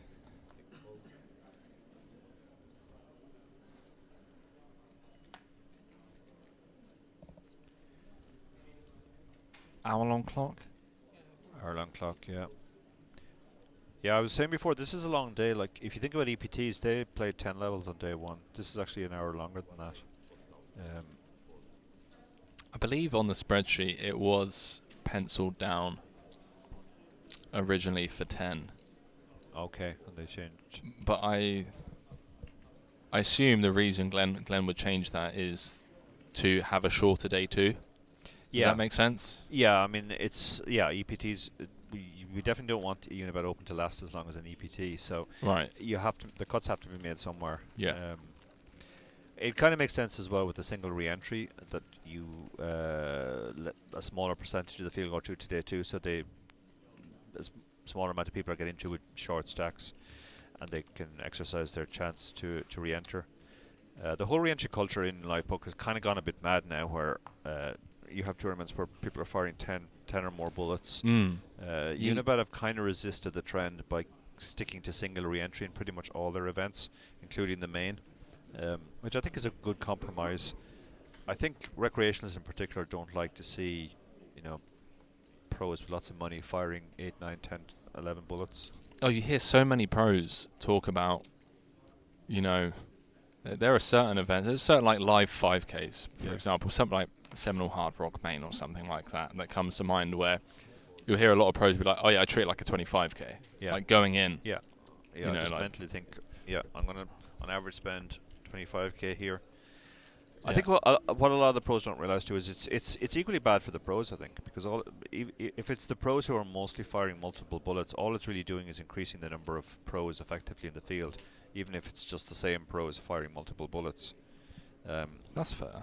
And it's just not good for the ecosystem. The only people it's really good for are the organizers, who obviously benefit from greater rake.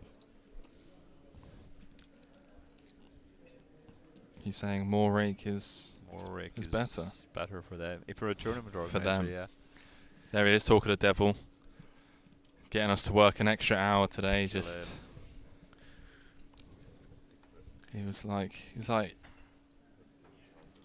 12-hour work day. Nah. Gonna make you grind it out an extra level. I discovered to my horror a few years ago that Glenn was in the same class in school as my daughter. Oh, really? He came. He asked me where I lived in Dublin, and I told him it's on the edge of Dublin, a place called Clonsilla, which is where Glenn is from. And then he said, "Oh, do you know someone called Fiona O'Carney?" And I said, "Yes, I do. That's my daughter." No. And he said, "Oh, she was in the same class in school." Oh, that's brilliant. And I felt really, really old, because she's not even my oldest child. That's the worst part of that story. Wow. Glenn's pretty. I guess I shouldn't give away Fiona's age, but you can give away Glenn's age. Yeah, well, Glenn will be in or around 30. Oh, that's brilliant.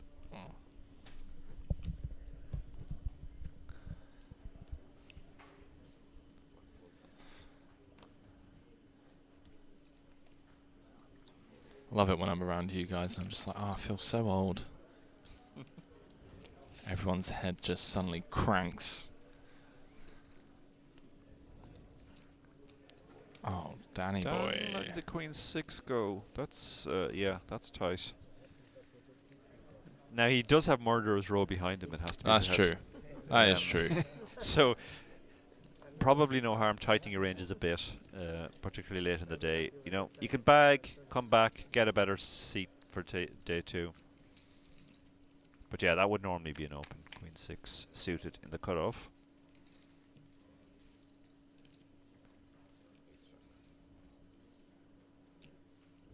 Ante flopping best on the King 10-5. Domenico with the Ace of Hearts may stick around. Yeah, that should keep him interested. He's obviously got the nut flush backdoor draw, and he also has a straight draw if it came Queen Jack specifically.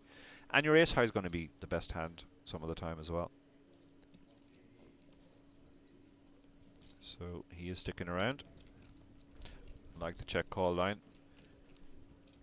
No particular reason to turn this into a check raise. No, that's not a good turn. It doesn't really do anything for his hand.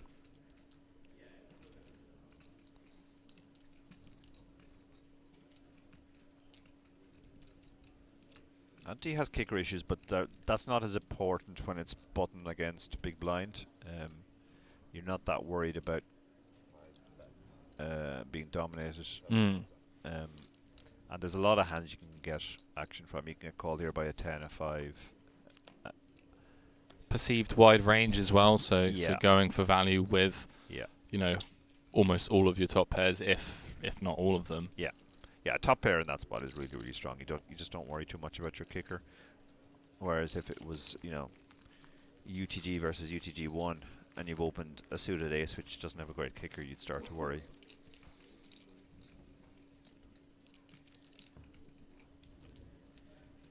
So the rich continue to get richer.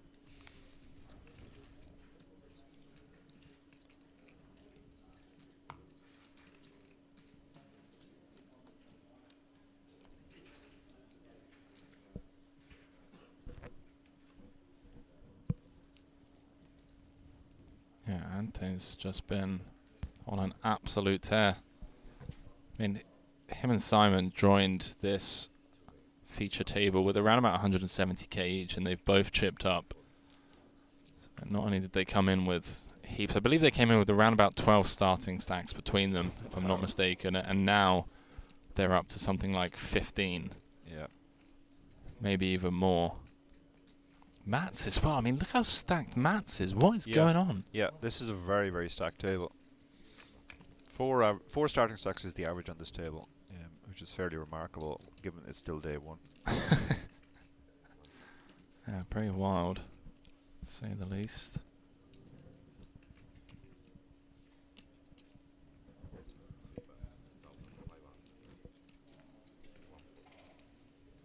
Chomik saying hi. How's it going, Chomik?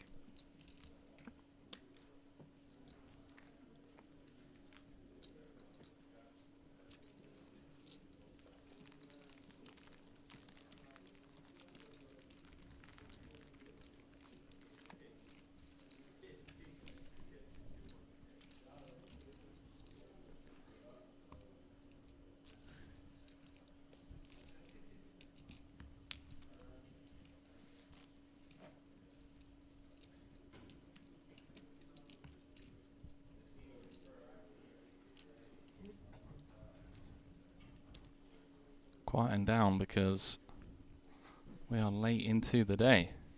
Yeah. 9 hours in. Lost a decent chunk of the field already. Any of these players who are staying in the hotel as well would have been awakened at 4:30 a.m. like we were. Yeah. By the fire alarm.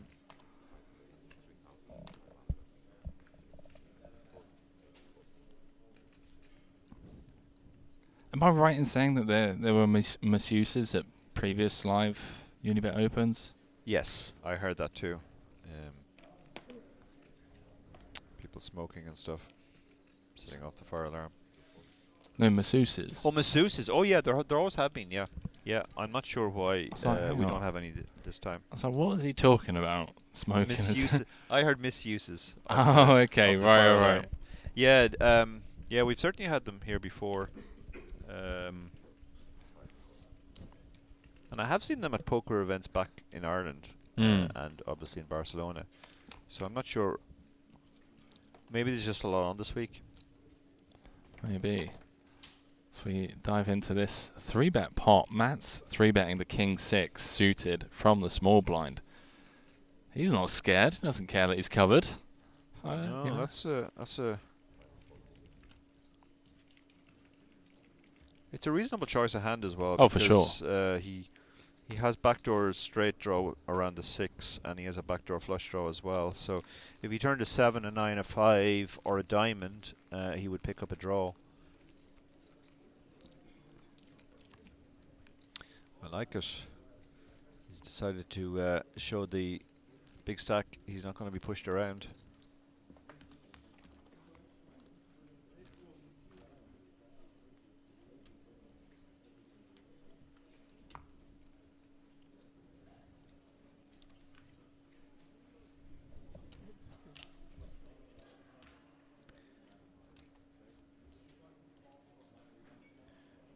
As action is on Dan, who is known in the rapping community as Uniki.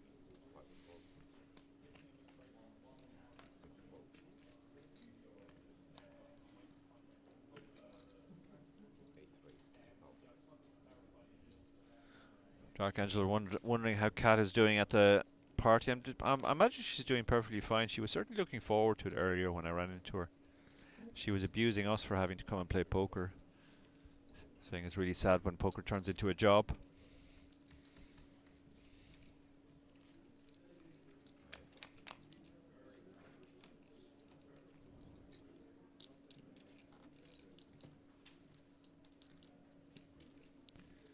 So Dominique here with top pair backdoors, and Mats with middle pair and backdoors. He's going to just call here. A lot of interesting turn cards are possible here. 6 is not one of them. You always like set yourself up for something fun, and then it's just the dealer's like, nah, the red 6 of 6, diamonds. yeah, okay. And Dominica looks like he's gone into check call mode here.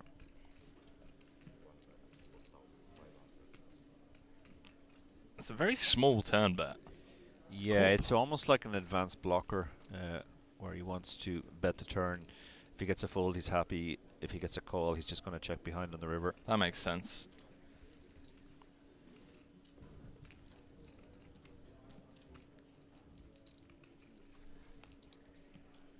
Insignificant 3 on the river. Complete brick on the river.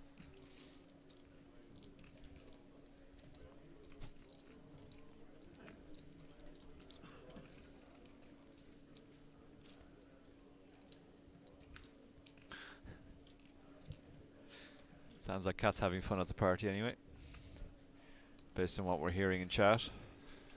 Yeah, if I'm not mistaken, she's going to be joining me in the booth tomorrow at some point. Kind of got a feeling we're going to set the internet on fire, let alone the very hotel. hungover Kat. I remember, maybe it was 2018, we had a Unibet Open here, and I think we were short-staffed in the booth, and Kat was doing it a lot on her own. And then she asked me to try and find players who would be free to come in. So I kind of walked around, and I saw my friend Jack Sinclair. Oh, bloody hell! Great character, and I thought, well, he'd be absolutely brilliant in the booth. So I brought Jack in, and I introduced to Kat. I said, "Kat, this is Jack Sinclair." She obviously had no idea who he was, even though he was already a WSOP main event final tableist at that point. And they started doing commentary, and then I got a message from Jack saying, why is this girl calling me Jackson?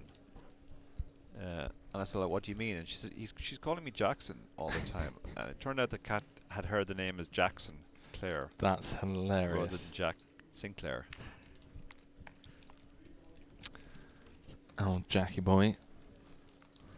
I said to Kat afterwards, like, you know, Jack is from Chelsea. Like, do you think people from Chelsea call their kids Jackson? Is that a common name in Chelsea in your experience? It's not even a common name in the UK. No, I can't think of any. I don't think I've ever met a British person called Jackson. No, as a first name.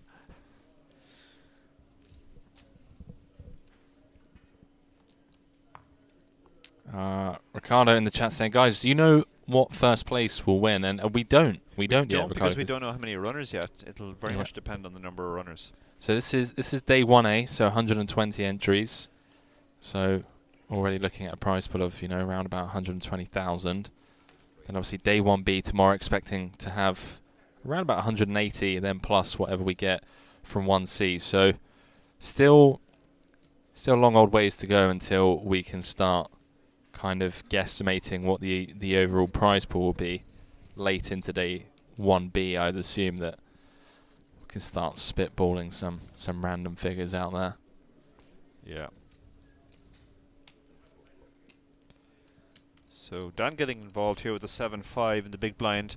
3-way kind of hand which won't be dominated very much against the late position raiser and the small blind. Oh, and he's flopped open-ended here. Hello. Domenico does not want to turn a set, I'll tell you that much. Yeah. Yeah, that would be a real card, wouldn't it? 3 on the turn. Yeah, they've all got not much, so they're just checking it around. Oh, just the second nuts. Now he's like, okay, they've all checked. They don't have too much. Unless somebody's trapping with a set. How can I get paid here?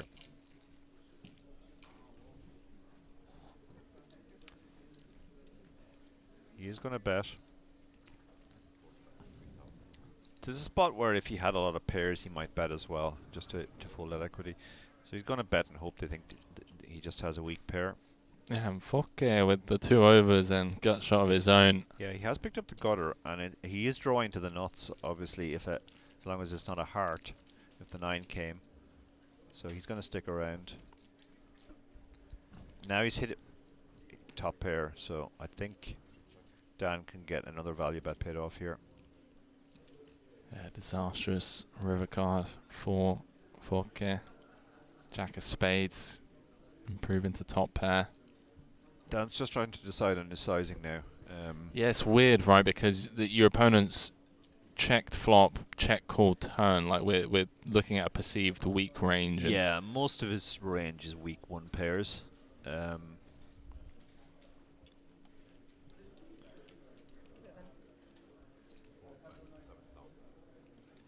he bets a small amount and gets paid off. Straight is good. So, nice pot for Dan there. Yeah, late in the day. His Finnish fans at home will be very happy to see him in the mix. Klein saying, how late does day 1B start? Midday tomorrow, 12 p.m. local time. Yep, same as today. And then we'll be going live around about 2:50 p.m. Same as today. I have an update from Mr. Lappin as well. Go on. I asked him for an update, and he said, in his own way of speaking, I ninja'd my way back to 28 big blinds, having bottomed at 11.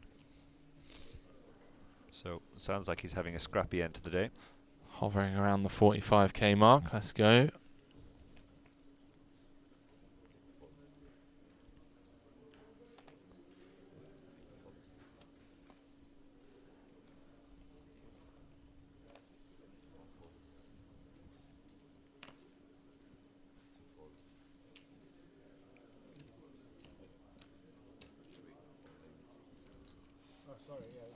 Wow, Fokke just open jamming the button for 17 bigs, and he's run into the queens of Dan. Yeah, this is a very rash move. What? What? Oh, look at this! Oh, What? this is an absolute cooler for Dan. This is unreal. Anti, the chip leader, has picked up. Are you kidding me, aces. Dar? There's two people ahead of you, and they're both all in. This is sick. Dan is all in for 50 big blinds here. Ante about to be potentially up to over 11 starting stacks. Oh my goodness. Yeah. How absurd. This is absurd, yeah. That's so cruel for... I mean, the good news for Dan is he's got 2 live flush draws. Yeah. Wow, there's a Oh, club. there's the queen. The queen, the jack-9 is in real horrendous shape now because the queen is already housed up. So the jack-9 is actually dead. Okay, just drawing dead. And now suddenly Dan is miles ahead. He just has to fade one of the 2 remaining aces, or he gets not a triple up, but more than a double up. The jack-9 hits his straight for added needle. Yeah, ace is just coming last in this 3-way all-in affair, and Dan not only scores an elimination, finds the 2 outer to more than double up to 176,000 chips. Ante taking it very well, has to be said. These things happen at the poker table. Yeah. That's poker, baby, as the famous phrase goes. I mean, that's just a cooler. I mean, obviously, queens against aces are always getting it in blind on blind, even if the button doesn't shove. Yeah, Ante strikes me as someone that's been around the block a few times. Yeah.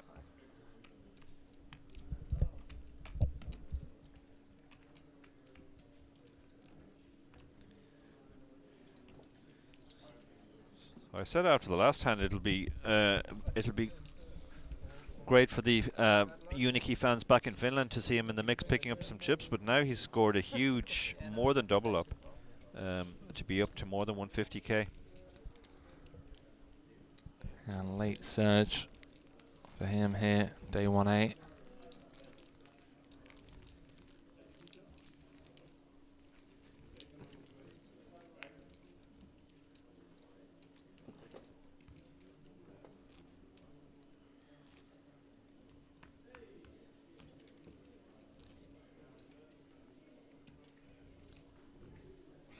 North, it's open.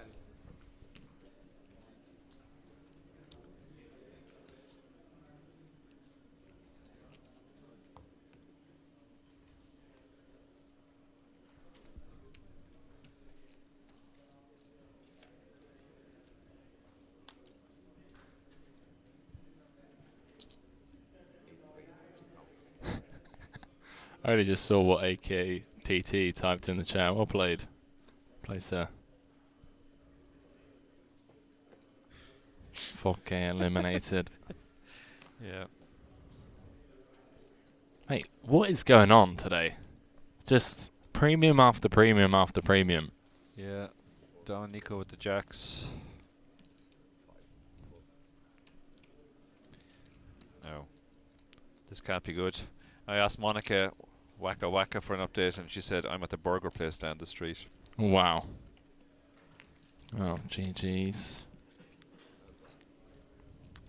GG's, Monica.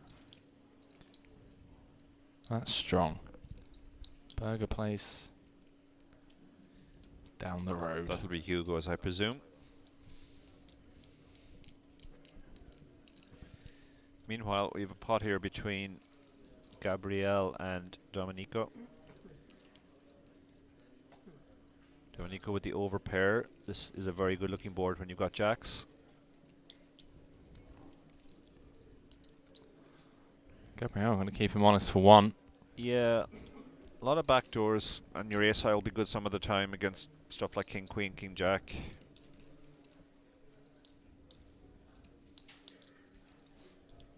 Has turned a bad gut shot.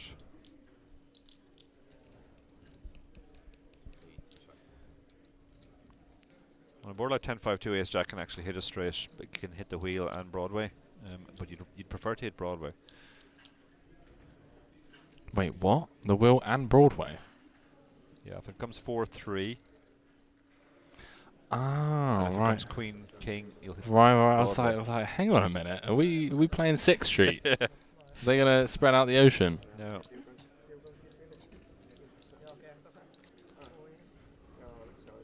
The old bet, check, bet line. It's never a bluff. Heard it here first.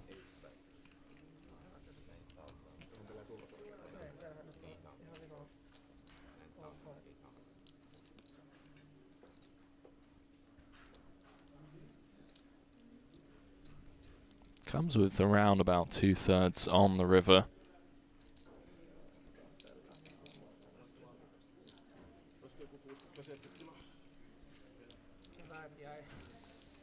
Gabriele hasn't folded his ace jack yet.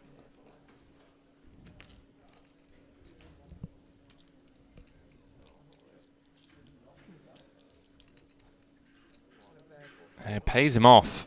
Wow. Just puts Domenico on a hand like King Queen, King Jack. Some sort of King High that's trying to... Yeah, you are. Yeah, those are really the only hands you're beating, and you're blocking some of them with the jack. So Yeah, exactly. Yeah, I feel like a better calling candidate would be like ace-8 or something like that. Yeah. Interesting call down there, but I'm sure he has his reasons. And if he's like me, maybe he's just the calling station, you know? I'm the first to admit that. it is one of the best feelings of poker where you make a call that's really probably not very good, but it happens to be good this time. Yeah, I know a couple of slot machines. That's one of the big games that I play in LA, where if you put in the right quarter, you pull the old lever, it just... There's one guy I know that just lives for the "I knew you were bluffing" moment. Yeah. And he gets it. He gets it one every 1,000 times against me. Yeah. And he doesn't mind. He lives for that moment. And I'm happy to oblige, Tara. People play poker for different reasons.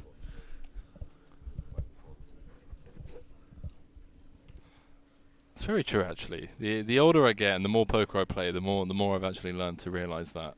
Yeah. It's very, or at least I was very naive early on, thinking that the people were playing the game for the same reasons as I was, and yeah, that's some sage wisdom right there. Yeah, I have a friend who he's very wealthy, and he just lives for to dog people. That's what he wants. It's just that moment of like he turns over the 6 deuce, and he's dogged somebody's aces, and that's the pure moment. He's quite prepared to pay a lot of money for that entertainment. And he's not a stupid man. He knows he's losing in the long term. Yeah. But it's an entertainment budget. That's fantastic. Quick look at the scoreboard here. Late into day 1A is Simon Bajok over 200,000. We have 2 players over 200. We do indeed. Mats Carlsen was getting a bit frisky earlier. King 6 of diamonds from the small. Just doesn't mind playing big pots. Got Dan, the fortunate queen high flop, managed to crack the aces Avante to get himself up to 150.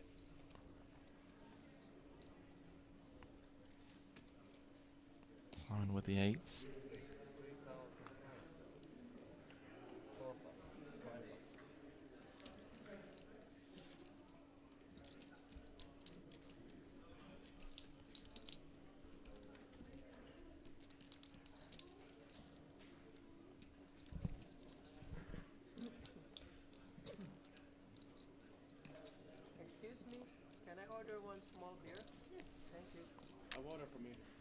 The old late night beer. 1 small beer. That was a very specific request. Pretty sure I recognize that as Dan's voice.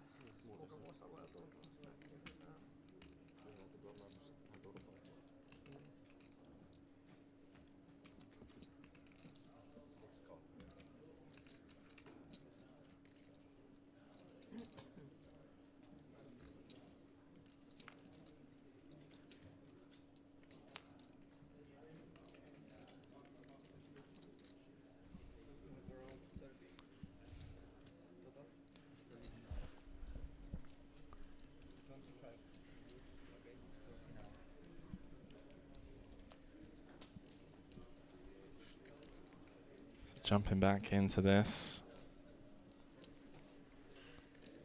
Simon open from under the gun. Gabriel flatting off I want to say relatively short stack. I mean, it's short for this table. He's probably doing okay-ish, starting the hand with around 30 bigs. Yeah, still above starting stack. So it's very remarkable. Nobody at this table below starting stack.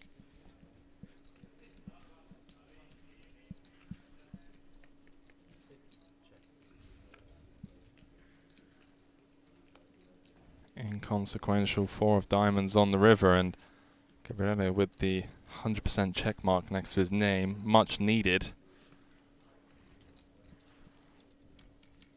Interesting spot for Simon. Some of the flat calls pre, the ace jacks, ace tens, jack tens of the world.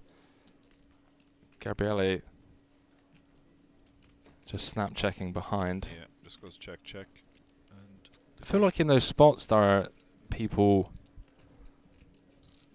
would serve themselves well just taking an extra few seconds before snap deciding. I found myself very guilty of that in the past where your opponent's c-bet flop, check turn, check river, I mean, doesn't feel like the strongest of lines, and maybe some potential value to be had there. Yeah, I agree completely. I sometimes kind of think that's sort of like the relieved check. Right. You're sitting there praying the guy's going to check the river, and then when he does, you're really happy and you just check yourself. But as you said, once he's checked the river, he's weakened his range considerably, and a lot of the time it is an under pair to second pair, so you can think about going for value.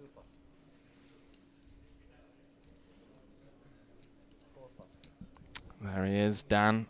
It's out on 177k.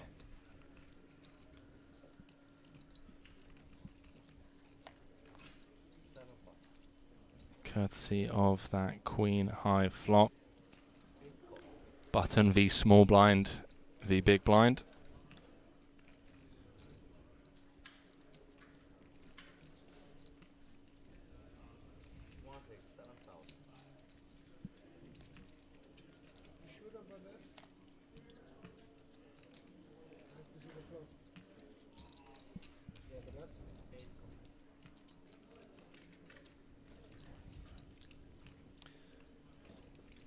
Some news from the Turbo side event that I bust.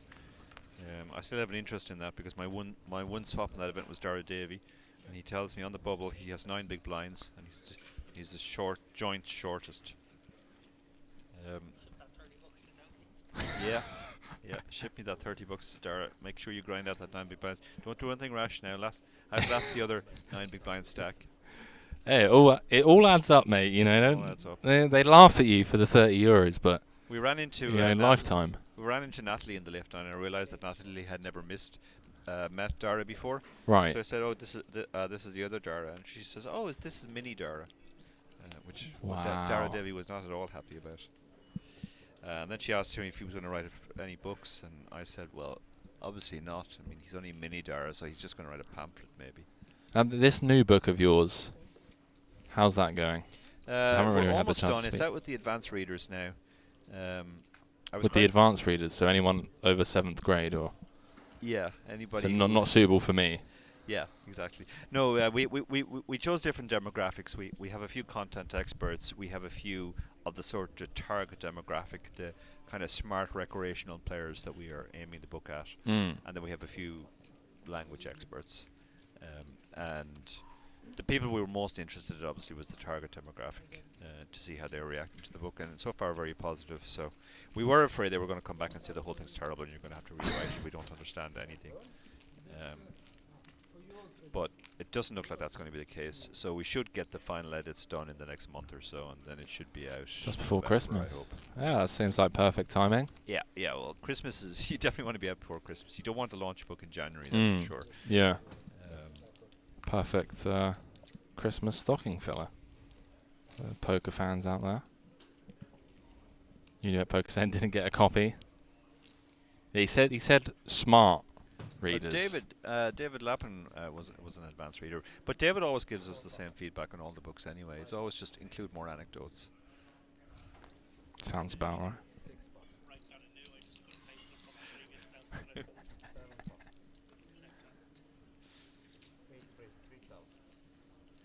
Yeah, saying that's what people really want from a poker strategy book. Lots of personal anecdotes. Yeah, I must say, I've been meaning to pick up your ICM book. I think it's something that will help me be able to like articulate my thought process and like. Because it's such an advanced, huh? Well, no, it's just such an advanced concept that when it comes to commentary, and you have like just great players that are very ICM aware, it can become very difficult. So I just need to snag a book and. Yep. Beer level lads being shouted. I'm good, thank you, mate. I'm good too. Yeah, thank you. You're gonna have a beer though, are you? Beer level for you though. You have drink vouchers, do you? Oi, oi.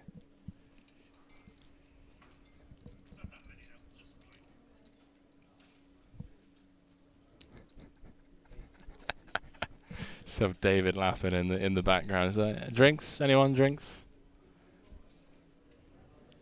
But Cod's saying that Simon's played like 5 Unibet Opens, but he always qualifies. Definitely qualified. Last Malta trip and trip in Dublin. Okay. Yeah, he did look familiar to me. Cat's saying ICM is the weapon of cowards and nits. Okay. Okay. Strong. Who said that? Cast. Oh yeah. Rude.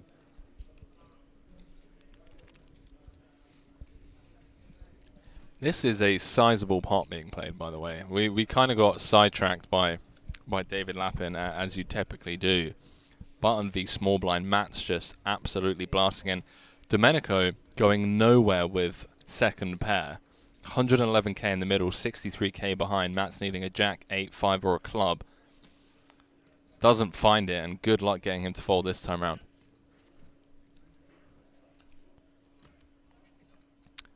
Good luck trying to get him to fold. Trip sevens. Mats doesn't strike me as the type of bloke to give up. All the draws brick.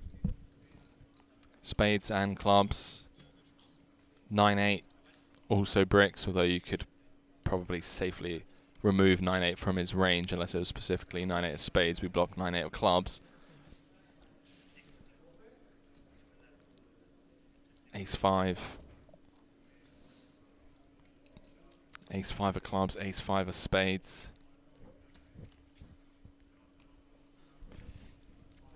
See if he just comes with, like, I mean, in my opinion, it doesn't make sense to have any other bet size other than putting your opponent all in.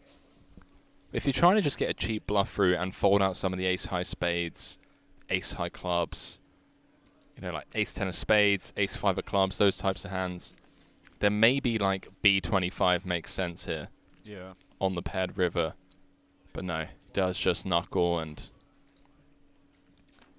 it's going to wave the white flag. Give this one up. Saying, how did the pot become 111k? It was a 3-bet pre. 25k on the turn. So that's 50k, so that's half the pot. Plus the 3-bet and the C-bet. Gets big quick. Late in the day here.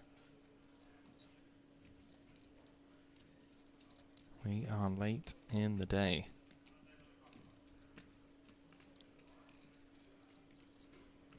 Domenico just all in, Dara. Yeah, yeah. I mean, always getting called by a queen. It's just over half pot, so there's not really much difference between the hands that'll call that size and call any other size, so you might as well go for it all. But I don't think he's getting called by the old jack high. No. God saying thanks, by the way. No worries, you're welcome. He's smiling so much, it has to be a bluff. You might have 2 spades, but I think your spades are better. I think you showed the 9 there. Oh, that's interesting.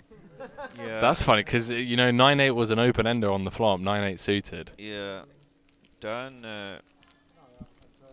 said he was smiling so much it has to be a bluff. That was Uniki's read. Wow. But as we can see, it wasn't a bluff, so...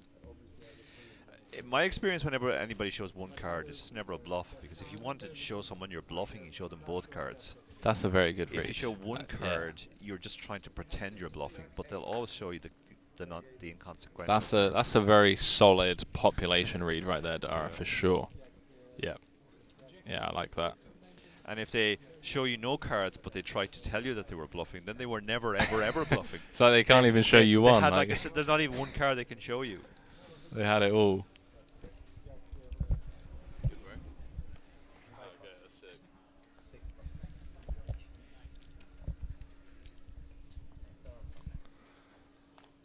Those are some very solid general population reads right there. I'm telling you now. You got me thinking about times where I felt like, oh, I convinced him I was bluffing. You know, like it's like, no. No, mate, you would have shown me both cards if you were bluffing. Dara's just got it absolutely nailed. Fantastic.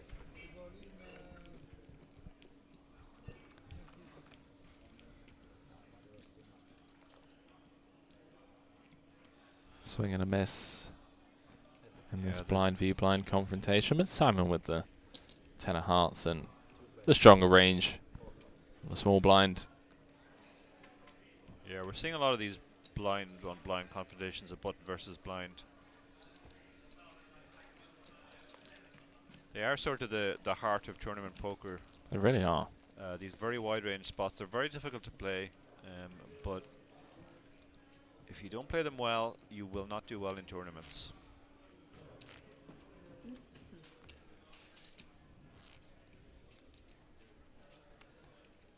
What would you say is most important? Small blind or big blind? I guess big blind. Yeah, you're going to be involved more for the big blind. It's the seat you're going to play the most from. So.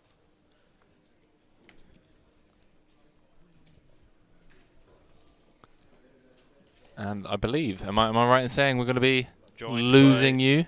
Yes, you're getting a considerable upgrade here. Monica is coming in. Fantastic and I'm stuff. departing. Monica is hobbling gamely over here on crutches. Oh, I appreciate you Thank keeping you. me company, mate. Pleasure as ever. Good luck in day 1 beat. So we welcome. Is she going to be able to squeeze through? Oh no. There we go. Do you want another chair to put your leg up? You good?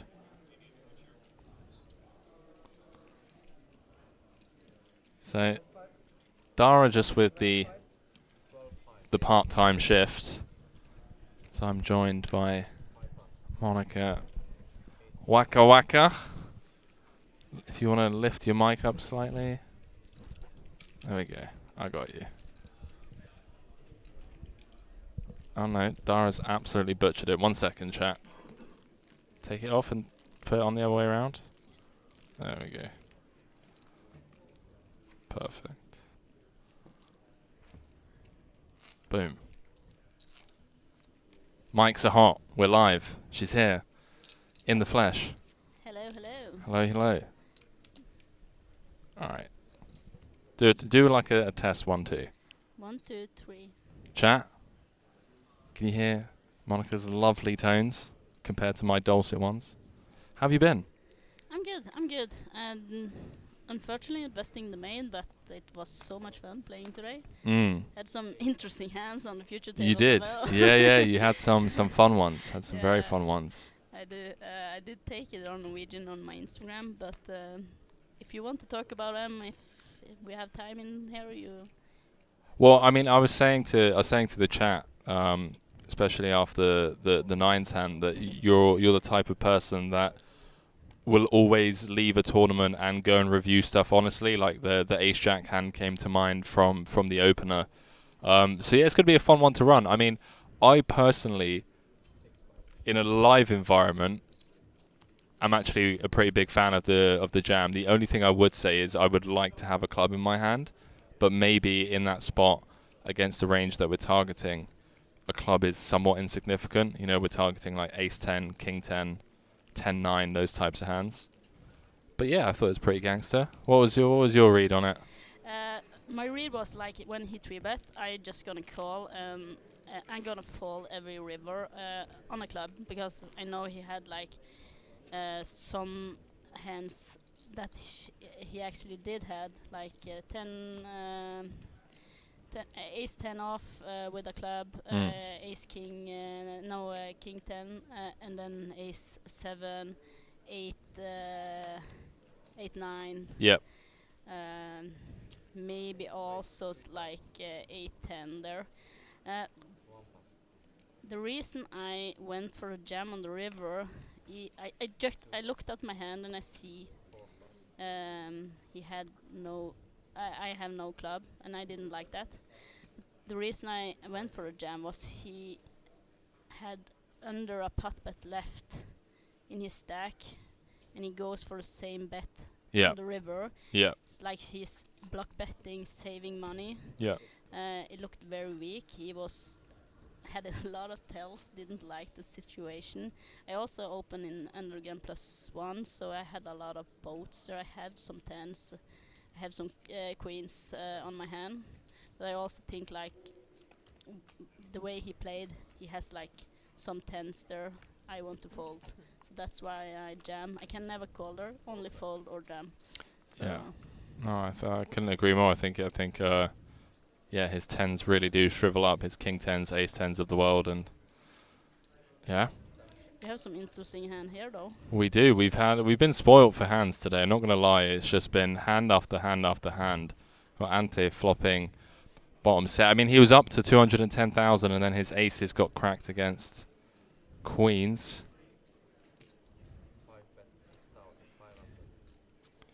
But he just took it on the chin, you know. He's like, look, it's part of the game. Yeah. And finds himself in a very fortuitous situation here. Bottom set against top pair, decent kicker. Backdoor hearts as well for Christos. Comes with just check call. Just got a raid from Risk It for a Biscuit. Raiding with a party of 11. Welcome, welcome. All of you joining us from Biscuit's channel, thank you. So potentially a card that's going to save Christos. Some of the, 10-9 suiteds of the world. 2 overs and a gut shot, that stab. Now turned top pair. Still feels like a dicey spot for Christos. Although Ante's going to have, 9s through jacks at a decent frequency as well. So we don't have to just limit him to...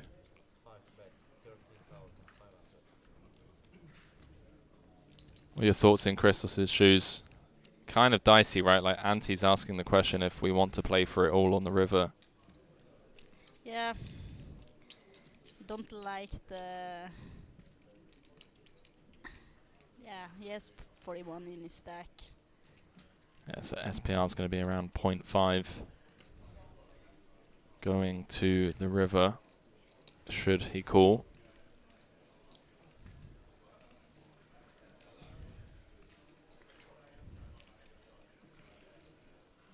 It's like he's floated the button, so he has like set of 3s, set of 6s. He have 6-7 suited. Could have like 6-7 suited in diamond, of course. But I like the folder. Yeah, discipline laydown. I think a lot of people struggle to get away from it there. The problem there is like he has a very good kicker as well, so he beat like some hands. The button is floating there, ace-9 suited, 8-9. I mean 8-7 suited. So I respect the fold. I also have a other interesting hand I want to run by you. What you think about my check raise on the Queen 3 board? No, Queen 7 board. MP opening. He was not very active on the future table today, but I played a lot with him yesterday. He's very active, very high VPIP and 3 betting. So he's opening. I defended big blind, king queen, offsuit. Queen 7. Yeah. Check 1/3. Check raise 3x. Yeah. I see later he has like pocket 3s, but he will, in my opinion, if he'll have like 8-9s there or something, he will definitely call. I understand it's like less likely I have a queen when I do that. More likely I have a 7. That's was in my... I had a lot of battling with him yesterday, so it's like that's was my thought.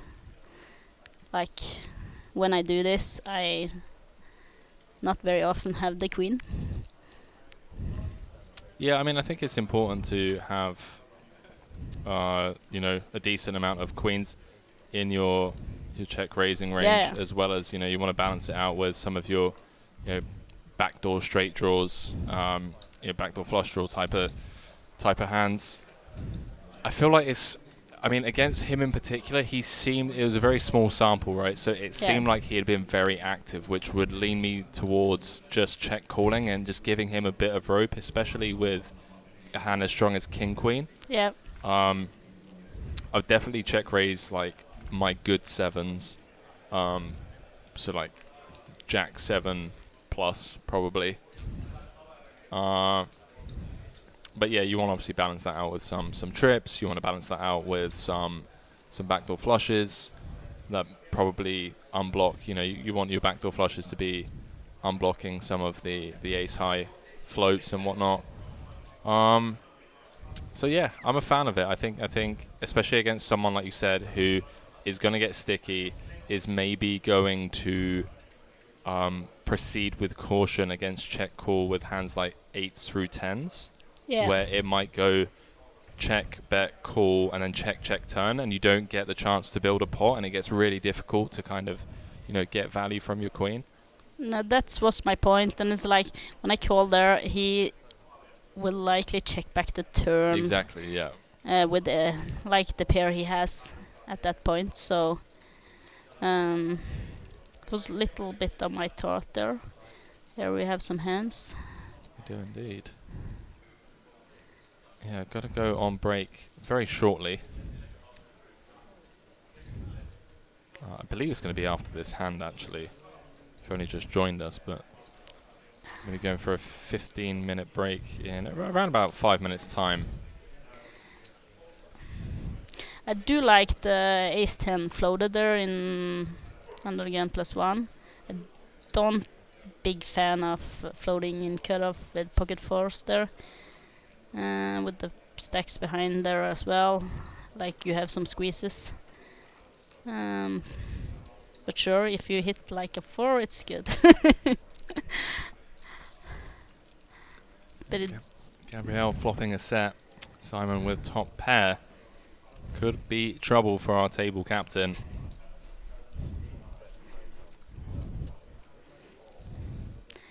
I would like it call her just from cutoff. Yeah,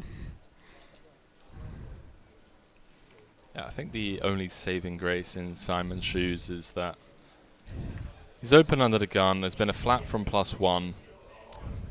Gabrielle can still have king queen suited. It's going to have 6s. Maybe shouldn't have 4s at this stack depth, but I'll look at it later. Yeah, there Seems to be pretty solid. There was that I was thinking about 40k there. It's maybe you shouldn't have 4s there, but not 3 ways.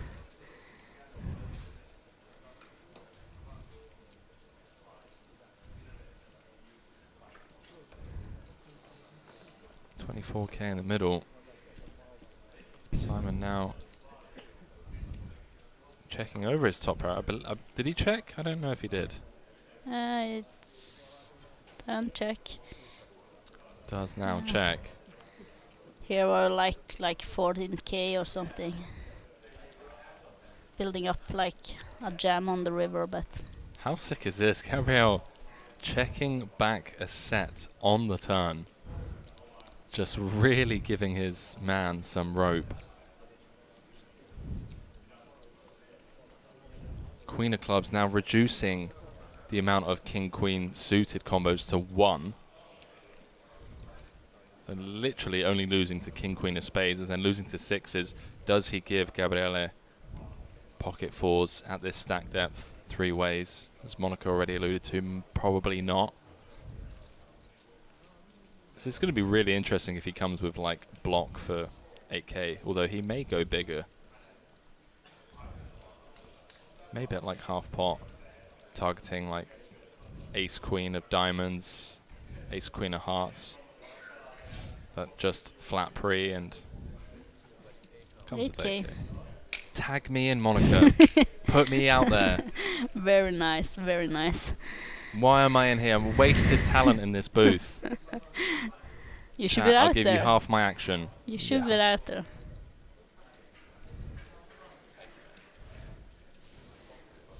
Chat gets a 10% free roll. So just received confirmation. This is going to be the final hand before break. It's going to be a 15-minute one, and then when we come back, we are going to be playing one last level.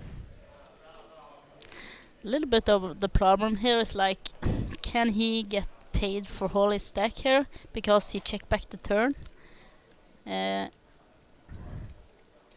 Or do he go for a click back or 20k maybe?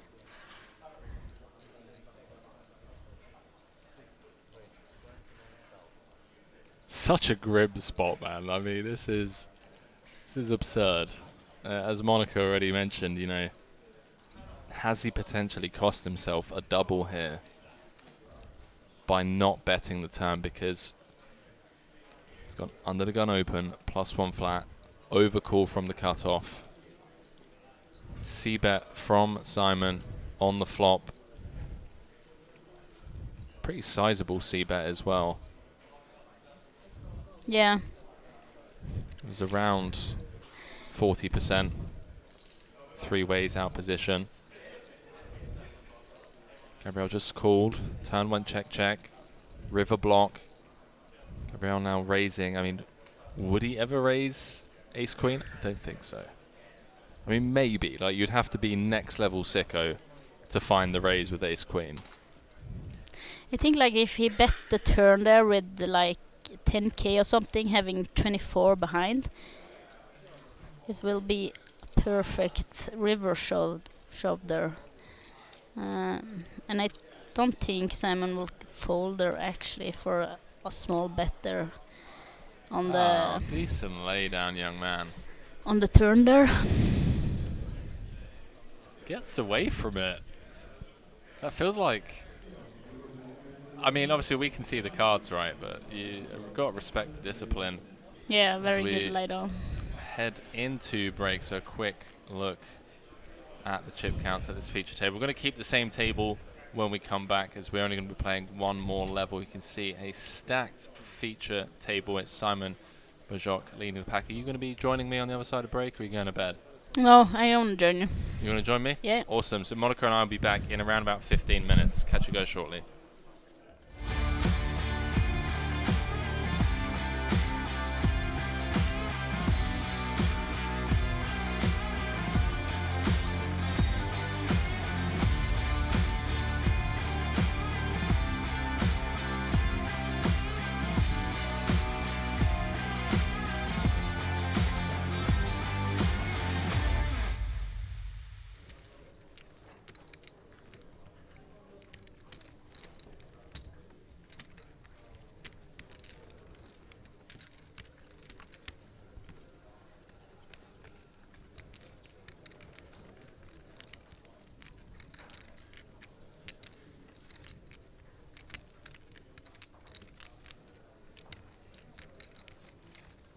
John, who did pop things up from +1. 2 overs and a gut shot to Broadway. Alan, an up flush draw.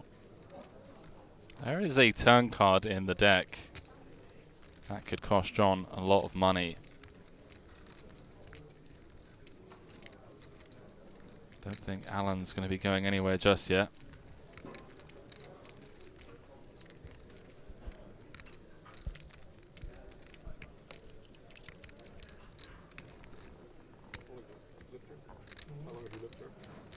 Moved here in 2015. Came on holidays, never went home. A couple of Irish friends moved here to grind online and live here in South Ireland, and they said come over for a visit. It was an EPC, and so I came over. 18 was right? The last two was 18. Yeah, there was one in 2015 that were in the September, October. Oh. Sure it was an EPC. Maybe it was a... No, because I was true. I think it was. And came over for that, and yeah, we never went home with my girlfriend. Really enjoyed it. We decided to stay on. They had an extra room, they had a 3-bedroom place. So we just stayed with them for 4 months until our lease ran out and had our own place. Yeah, it was good. Oh, look at this. Alan fast playing the flush draw, raising things up on the flop. King of diamonds on a turn, 12.6 in the middle. John turning top pair, top kicker. Alan now picking up a flush draw.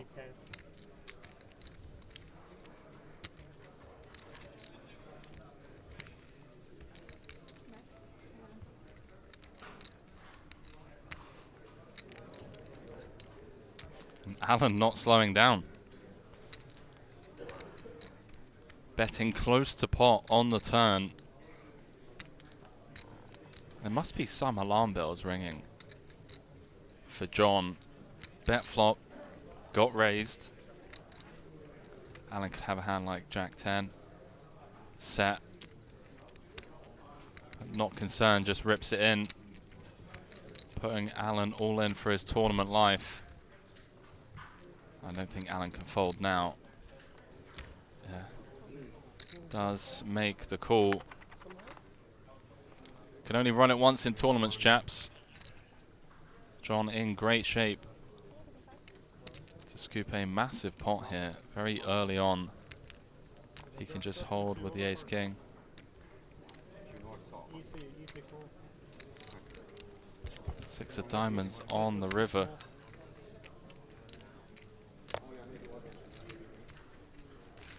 Alan Sexton didn't seem too thrilled.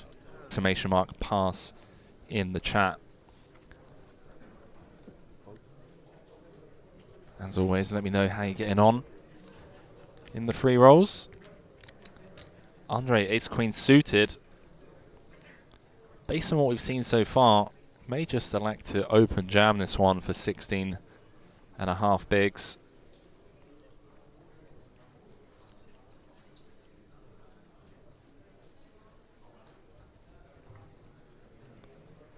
Yeah, in it goes.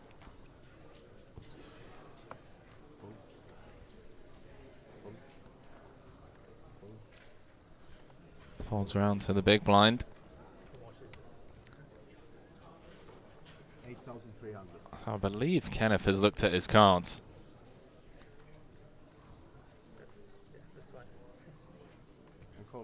Says let's do it. Cards on their back. All in and a call. And it doesn't get any fairer than this. Ace, queen of hearts. Andre the player at risk. Kenneth making the call from the big with the pocket threes. And we have our first flip of the main.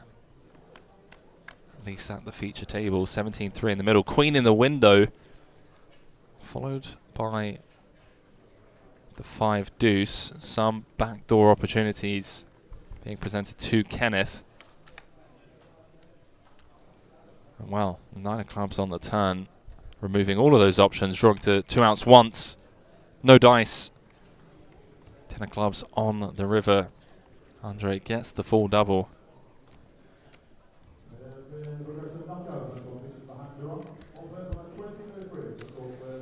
James, I was saying, how do these tickets work? I mean, can I have them in my account and choose what live event I want to play? I believe so. That is a great question. King, queen suited, king, jack suited, those hands play very well three-way. Yeah, I remember it being Ben CB was in the hand as well, wasn't yeah, he? It that's was right. It was Ben who... it's Ben that kind of... was like, what the hell was this? And then looked at it in the solver and said, actually, this is one of the 2 hands that can do this. No dice for Andreas.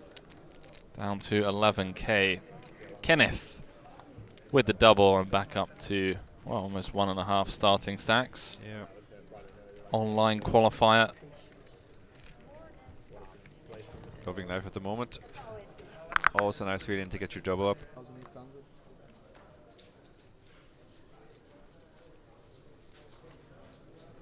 What's happened to my chat? Where did you all go? No reaction to that hand. I feel like my chat's froze.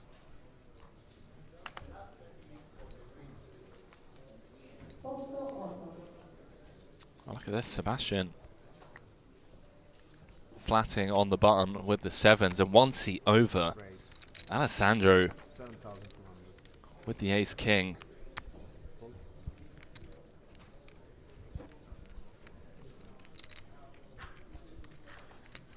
Taking it upstairs, 4x. I like the sizing, by the way. Really inviting for one of the shorter stacks, you know, if you go bigger. I mean, this practically commits Simon, right? But you still have to take into consideration the fact that you're 50k effective against Sebastian out position.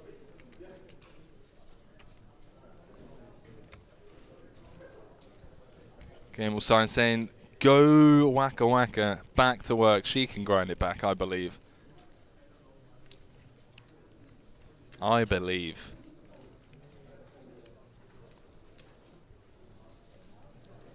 If anyone can do it, it's Monica. Sinao saying it's kind of committed with any hand. I disagree. I disagree. I think all of his 10x probably fold.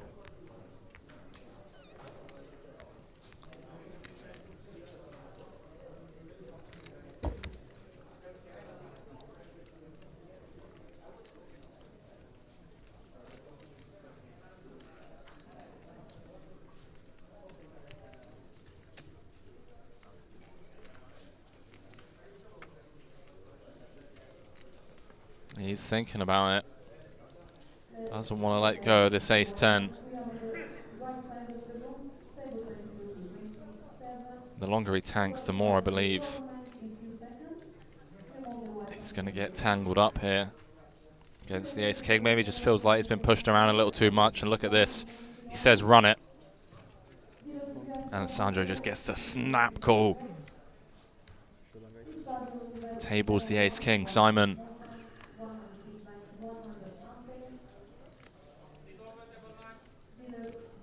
Saying, does his 10x ever bet on the river? That's a great question. I don't think they do, but it was such a weird line, right? A check raise flop, bet turn. Dive back into this one quickly. 3 spades on board.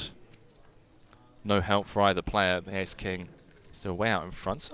Some opportunities. No longer the case with the 6 of diamonds. Simon now drawing to a 10 and a 10 only. 3 outs once. Ooh. Hello, river. 10 ball corner pocket. Simon just drills it. 1 foot out the door. 18,100. Yeah, I try to do something. Dark Angel saying nice to see the ladies representing. It is indeed. Here she is. Monaco Aka. Yeah, I was like, you know, do a little Spider-Man. Should I have to?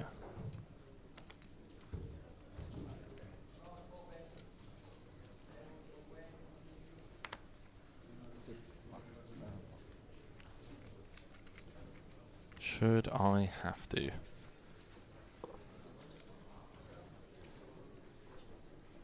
Right, I tell you what, chat, because I'm not sure.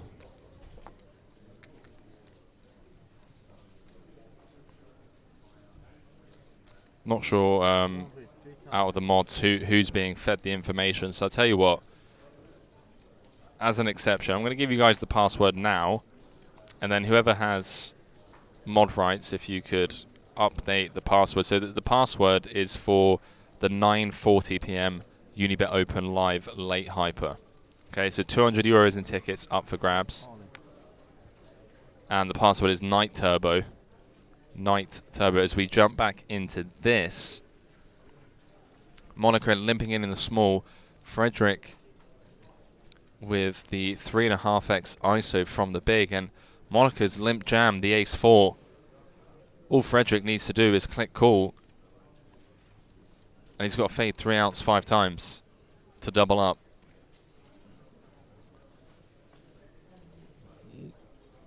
This play, however, do believe there's some dynamic. We just saw Frederick fold the king-queen from under the gun, so maybe Monaco has found the right customer to get this through. Maybe made a mental note that Frederick is on the tighter side of the spectrum pre-flop. Kiyoshima, my man, what's up, dude? OMG, my favorite caster. It does make the call. And Monaco is 5 cards away from being down to just 12k. Came into this feature table as one of the chip leaders with around 70k and just kind of just run into it a few times. Still has 24% equity. They're going to chop it some of the time. Double paired board.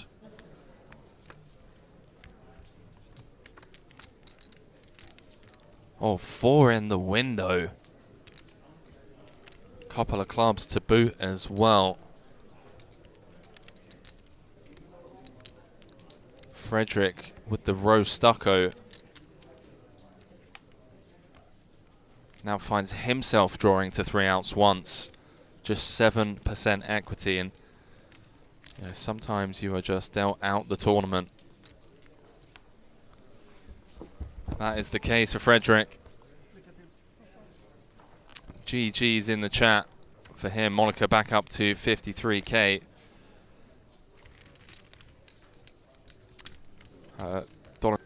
You still living in Malta, my man? Am I going to see you for day 1B?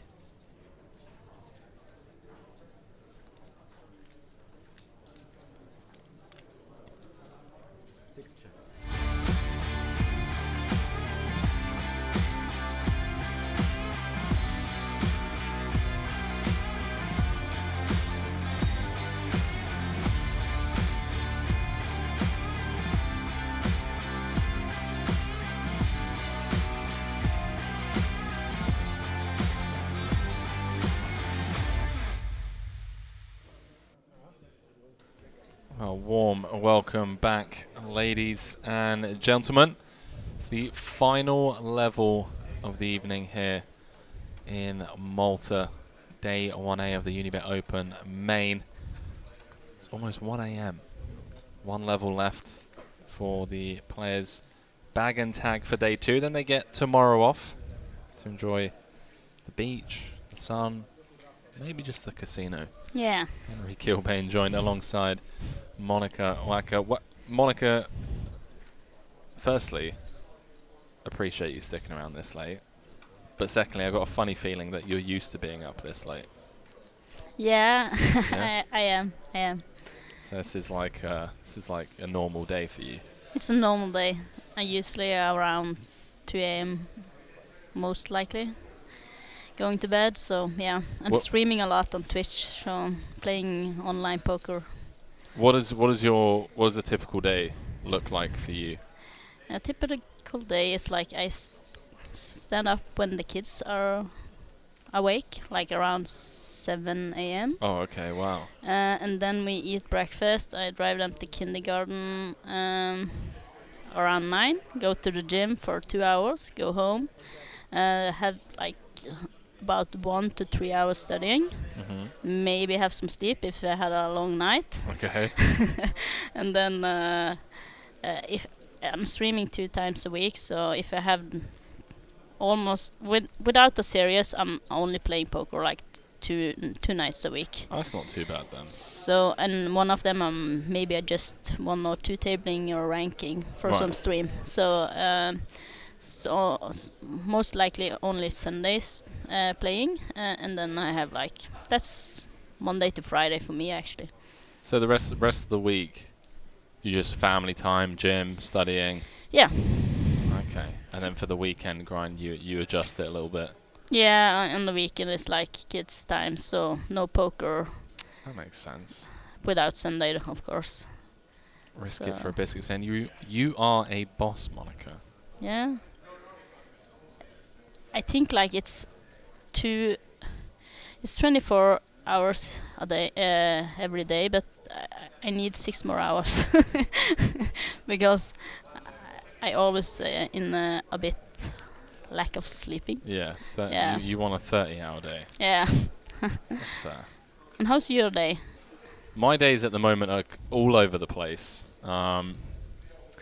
just because of time zone for different games and when the games are running and that kind of thing. It can be pretty difficult. So it's really hit and miss with the games that I play. There aren't as many games accessible, so I have to be pretty flexible, and it can often mean going from one day of going to bed at 11, waking up at 7, and having like a really good structure for a week, and then all of a sudden the games don't really start running until 9-10 p.m. at night, and I'm having to play through till 5-6. So it's a bit mixed at the moment, but I think I'm going to grind for another month and a half, and then I'm probably just going to spend the end of the year in Thailand and just really get back on the gym and health grind, because I feel like the last few months especially, it's just been poker, and the health, nutrition, sleep has taken a little bit of a backseat. I'm still hitting the gym, at least 3 times a week, but there's areas to improve on, let's put it that way. Yeah, I do like a routine there. When I have like good sleep and I also going to the gym, like having this routine, standing up and going up in the morning with the kids, driving into kindergarten, go right to the gym. Even if I just have 5 hours sleep, I like getting more energy. So I do love it. I have been on dieting and a training plan for the last 4 weeks. Nice. Before I come to Malta. Very nice. I was in the gym five times a week. Yeah, five's the sweet spot. Five 2 days recovery. I like 6 as well. I don't mind doing the Monday to Saturday and then resting on the Sunday, but that can get a bit intense, especially if you're doing, like compound lifts, like you're doing like deadlifts or whatever it is. Yeah. It really depends on the type of training you're doing. But I see like when I have like a gym session and sleep well, I play and I'm more focused 100%. As well. Yeah, 100%. So much better for me. Problem a little bit for me on Sunday is like I stand up early with the kids. I can't sleep. If I want to be rested, I may be lucky to get some babysitters, or my fiance is home so I can go to the gym. But like Sunday also a little bit difficult for me, but in Monday to Friday I do have the routine and I love it. Yeah. So no, I know what you mean. I can really relate to that. I know the difference in my game when I'm well rested and hitting the gym and eating well, compared to when I'm just grinding, not getting sleep and whatnot. It can be difficult. I also tested out like last year I have like 9 months of 12 without any candy. Oh wow, okay. Any yeah, sugar? Yeah, any like sugar. Sugar in food like bread and that was processed okay, but sugar, not sugar at all. I have to say it like when you I sleep so much better. It's really good for the body, actually. What made you stop? I just want to test something. I do like to test my body, see what you can do, because it depends. Like 1st August, I stopped drinking Pepsi Max. Yeah, I have a Pepsi Max here, but I'm not addicted anymore. Okay. I drink. This is the first Pepsi Max I have down here in Malta since I come on Monday. GG's. Yeah. So I'm not addicted to it anymore. I drink more water, and it's so good to not be addicted to anything. Yeah, no, I can imagine. Just going to quickly dive back into this hand. Ante, just a really unfortunate run towards the end of the day here. Was cruising along. It's up to over 200k. And obviously had his aces cracked and a couple other hands not going his way. Again, still has to just stay composed and realize, look, I've got 3 starting stacks. If you had told me at the beginning of the day that at the end of the day you're going to bag 3 starting stacks, he would have snap called. I will snap call there. If you go to the turbo 1C, I'm going to jump into that. Around 40% of the field is going through. And a lot of people going through the turbo has like starting stack 30k, so they around 30 to 40k. A lot of them going through. So you're just loving life, basically, bagging 3 starting stacks in this. Yeah.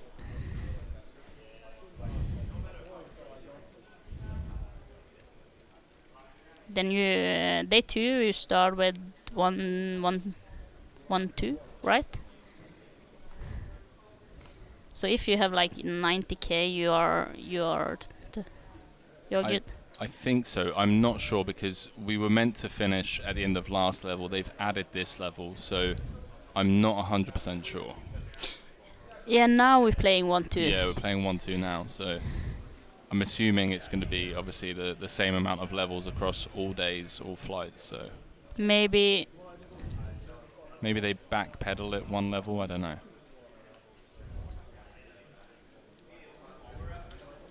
Hensy Pensy saying, what do you play, Henry? I play mid-stakes PLO online and mid to high stakes live.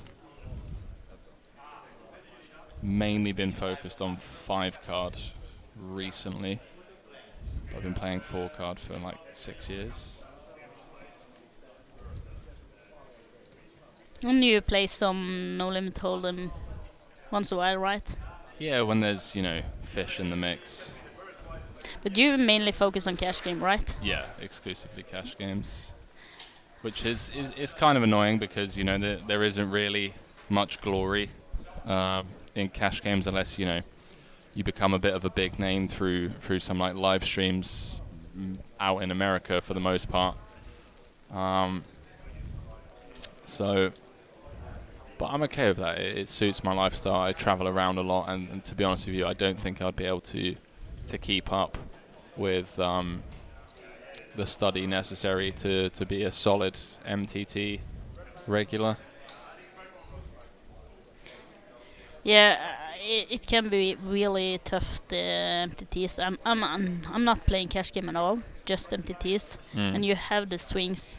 They are big, so it can be tough sometimes. Oh yeah, for sure. So, but as long as like you have the bankroll management and have the right focus, and before I will say I could get more tilted, but now I'm not tilted anymore. It's like about tournaments. If I bust, it's a bad beat. Or as long as I do the right thing. If I check up a hand and okay, I did the right thing, then I'm happy. If now I'm tilting on myself if I'm doing something wrong. Same here. Yeah, I'm the exact same. I can take bad beats all day. It's like it's part of the game. But if I mess up, then I'm annoyed that I've messed up. Yeah. For the most part. The same by me. I had a Sunday grind here. I get aces cracked 3 times. I made a story on my Instagram. The last one I was filming, I should film them all because it was actually funny. I just laughed. Yeah. How the runner was like flopped the top set. Oh wow, okay. We was all in pre and he got runner 4 of kind. So what can you do? Like, I think it's funny. You can't do anything about the run out. So of course when you play online you have like a lot of tables, so you don't have time to feel the suck outs like you do when you're playing live, of course. But maybe like in this event someone only had the one chance, he can't take the rebuy, and yeah. So a suck out there, like he get his aces cracked. I think it's hurt more in a live and it does online maybe. Yeah, I think with live poker as well, especially live tournaments, there's a little bit more of an emotional investment. You make the trip to the venue or the hotel, whatever it is. You buy in, you sit down. You're physically at the table. Just one tabling, and yeah, I think live bad beats can be a bit more tough to swallow. But the reality is with online, if I'm like 6 tabling, any one time and I lose a pot on one table because the guy whatever just like gets it in with 20% equity and just gets there, like I can't tilt. You can't afford to tilt. No, you can't. You need to have your focus there, and that's also live actually. Like me today when I played the opener, was on the final table, had some good runs yesterday. Of course, didn't get paid off my big pockets today and lost some few, and then you just grind down. But I was pretty happy anyway about the situation and everything. Had like the ICM situation, but check up the spot, find out this was a great call. You going in plus in the long run there, so I think like to appreciate going deep on runs is also important in poker. Let's jump back into this. Consider a single raise pot, hijack v big blind. Matt's defending the ace-4. Went check, bet, call on the flop. Matt's floating with the ace-high. Backdoor hearts has now turned top pair. Ante, however, has turned top 2. Matt's is drawing dead. Does not want a 4, an offsuit 4 to roll off. Or like a 7. I'm very fortunate that the King of Spades has found its way to the river. Gonna go check most likely. Yeah. Action killer card. Yeah. Fortunate for Mats there. Could have potentially lost a few more chips on brick rivers. I think I played with Mats yesterday in the... Is it Danish guy? Yeah, there's a lot of Scandies here. Yeah. There's a lot of Scandies here. He ran deep in the opener as well. Okay. He was on the 2 tables. He started the day very short though. So I think he was one of the first one who bust day 2. How many entries did that get, that opening, remember? 143 I think. Oh, that's not bad. No, it was really good. I was looking because a friend of mine who joined me for Dublin in 2020, Ylva Tosrud, if you remember her. I do remember her, yeah. Yeah, she chopped the opener in Dublin, but the price, the buy-in then was 220, and there was only 49 runners. Oh, okay. Or 59. 49 or 59, so it's pretty good with 143 here first day. Yeah, I mean, live poker is back. Yeah, for sure, It for is sure. popping off on a global scale. Seeing records being broken in Asia, in Latin America, Europe. And I'm staying inside, playing on Twitch and being online. An rot. online mum. Online mum, yeah. Online rot. You've got a young family. You can't be like, right, come on, kids, we're off to Asia, and then, oh, right, we're off to the Philippines to grind this, you know? Yeah. It's like, yeah. it's tough. It is, it is. I do like online more and more though, but I prefer the social in the live as well. Of course. And you also have a lot of live reads, and I see... Sorry guys, but I see a lot of people haven't practiced that in the last couple of years. Yeah, for sure. Yeah, there's been some very standout ones, which it makes sense, you know, live poker's been away, and yeah. But blind v blind, Simon with top pair, Mats barreling after picking up some additional equity on the turn, did flop a gut shot, it's now turned an open ender. Needs a 6 or an ace to win this one. Will he get there? No dice. Hearts do roll in. Been a big fan of Simon today. You can just see how observant he is, just kind of staring his opponent down. Yeah. Seeing if he can get a read. He's been really paying attention and dialed in for a very long day. Mats can't win with 4 high, so I think like if he gonna win this hand, he has to go pot. Like 30k or something. Even more, 45, 150% pot. Well, it looks like he agrees with you on that one. 30k, yeah. Comes with exactly pot. Making it very hard on Simon here.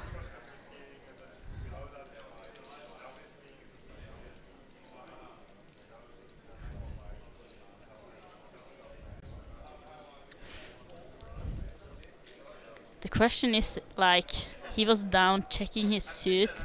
Simon is not having any hearts as well.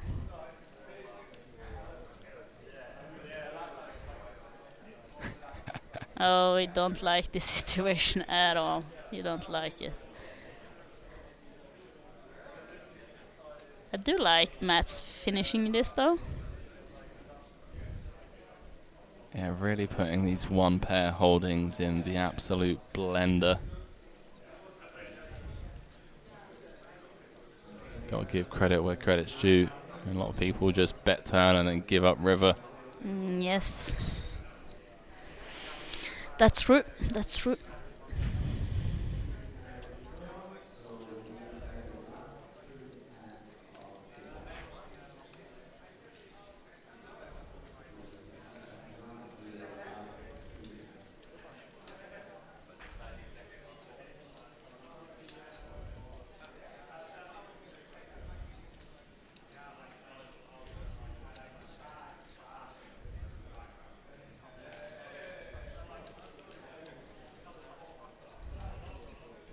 and didn't catch the action on the flop.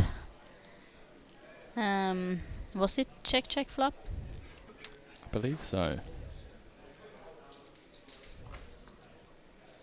No, it can't have been because Pot is 30k. He bet. no, there's 8k on the turn, so Yeah. 16k went in, so 14,000. Yeah, I think it might have been. Do apologise, we were lost in conversation and whatnot. Yeah, Simon absolutely pained by this. Yeah, it's not an easy call here, anyways. Oh, he's looking for a coin.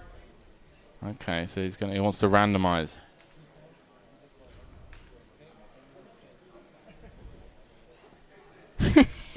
I've never seen this before. Oh, he must call.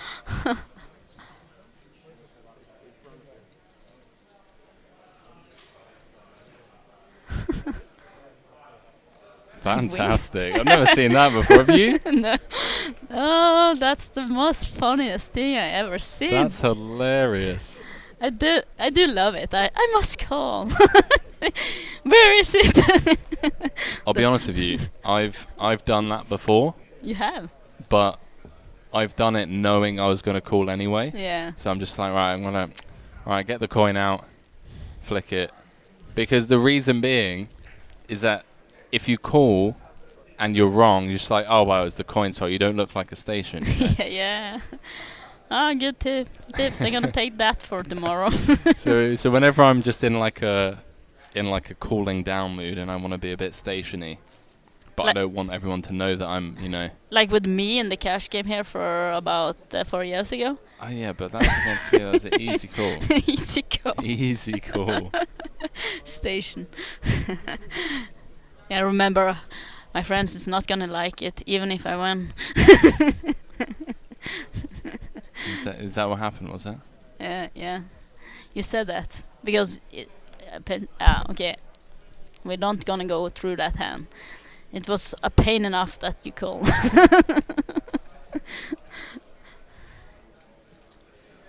Ace 9 here suited.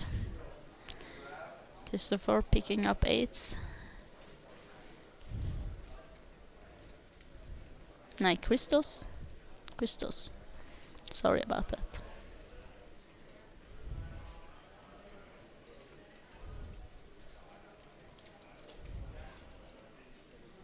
Going for the all-in.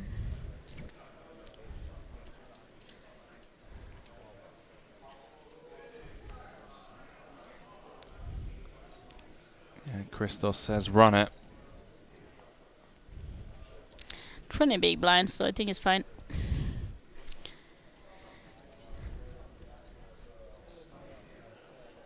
And a quick fold from Ante. No messing around. The last level of the evening. 10 hours into the stream, chat. Appreciate all of you for giving us company throughout the day.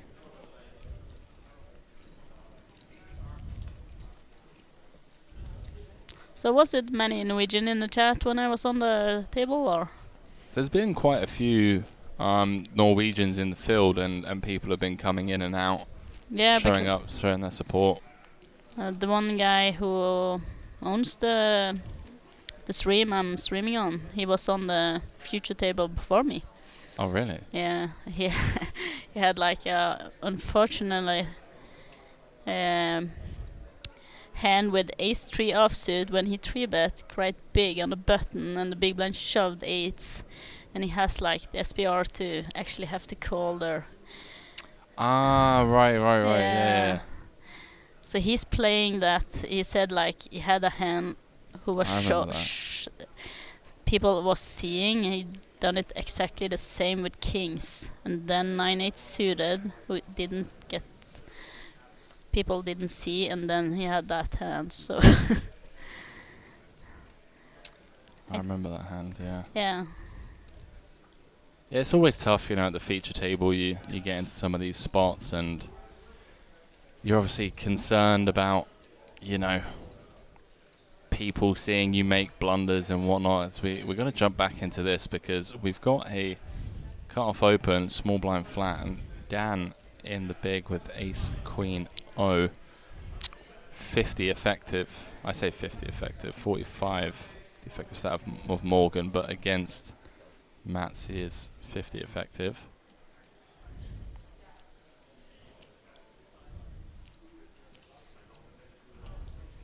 Matt's just going to check the itinerary. I mean, I assume this just goes 4-bet jam. I mean, we could maybe induce with ace-king suited off 50.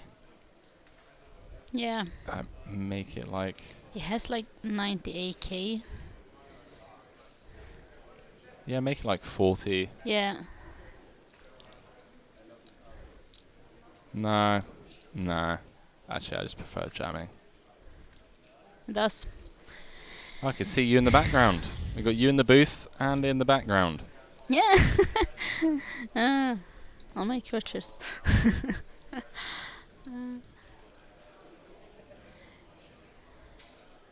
Taking a picture of my Norwegian friend. Second final table, the turbo as well. Running pretty hot. Happy for him.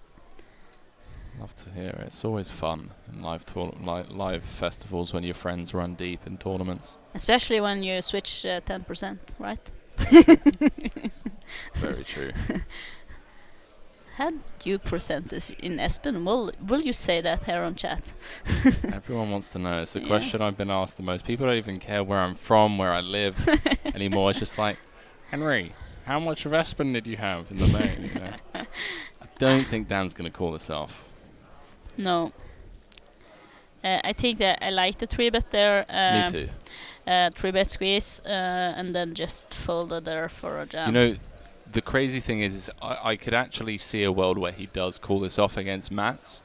Just given, you know, we've been live now for 2.5 hours. He would have been fed a lot of hands. And out of all the players that have been, you know, I don't want to say out of line, but he's been at it. He just tabled the 4 high just a few hands ago. I think Dan's very lucky that this isn't ace-queen suited. Yeah. In my head, it will be like this. I will 3-bet, squeeze there with this hand, and for a 4-bet, I will actually be just think about falling directly, because even if it's Mats, even if he pot with 4 high, because Dan's stack is 156k, so it's so good for day 2. Yeah, Dan even just saying, he's like, I know you're capable of bluffing. It's a grim spot from an opponent-based point of view, but I think theory-based it's a very clear fold, especially with the structure. With 30 minutes away from the day, there we go. You get to bag 5 starting stacks. Says he's glad he gets to see it. Well, he's going to get to see the good news and... Yeah, and be very happy. I think like it's good for him to actually see that, because he looks like a bit annoying there. But it's like, what should Mats be bluffing with there? It's like, I don't think he will bluff his 50 big blind stack there with 2k now. Anyways, he have 100k there, so he don't want to bluff there with ace jack or ace 10 even, so most likely a flip, I will believe. So I don't think Mats will bluffing that many hands there. It's gonna be a flip there, or he's dominated, right? I don't think he's capable jamming 100k there with ace jack or ace 10. Yeah, I mean, I think he's more than capable to have hands like ace 4, ace 5 suited. Yeah. Yeah, just found out that Matt's actually won an EPT. Oh.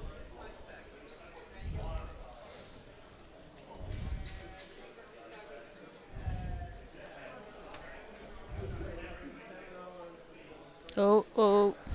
Uh-oh.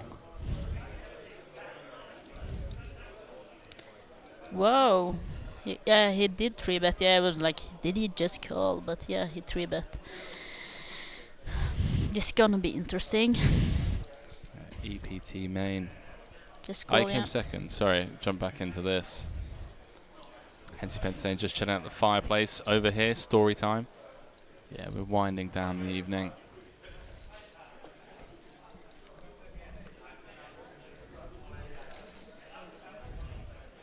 Oh, 10 in the window. Good for Dominico, right? For the king there, that could be good for him, right? Yeah, fortunate that there is one over. Obviously won't be going anywhere just yet. I think he's gonna call once and then lay down the turn there.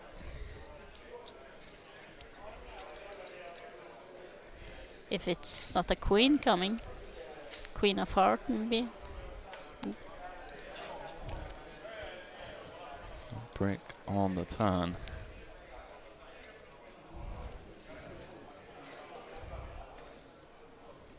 $50,000 in the middle. Really awkward stack depth for Morgan. Comes with 40%. Setting up like a 0.5 river SPR. Yeah, it really is dicey.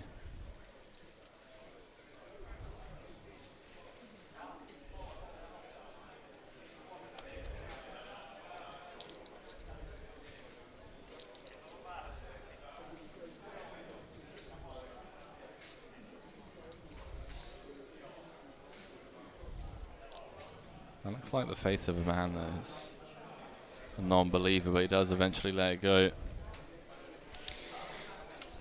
Good lay down, especially the stack of sizing stack he has left there. It's like perfect for jamming. Yeah, the question being asked by Morgan on the turn if he's willing to play for it all on the river.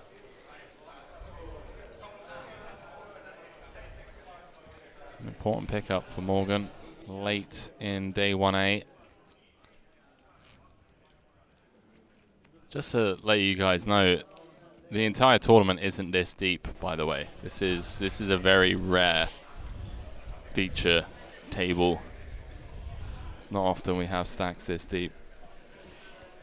No, it's a lot of big stack here.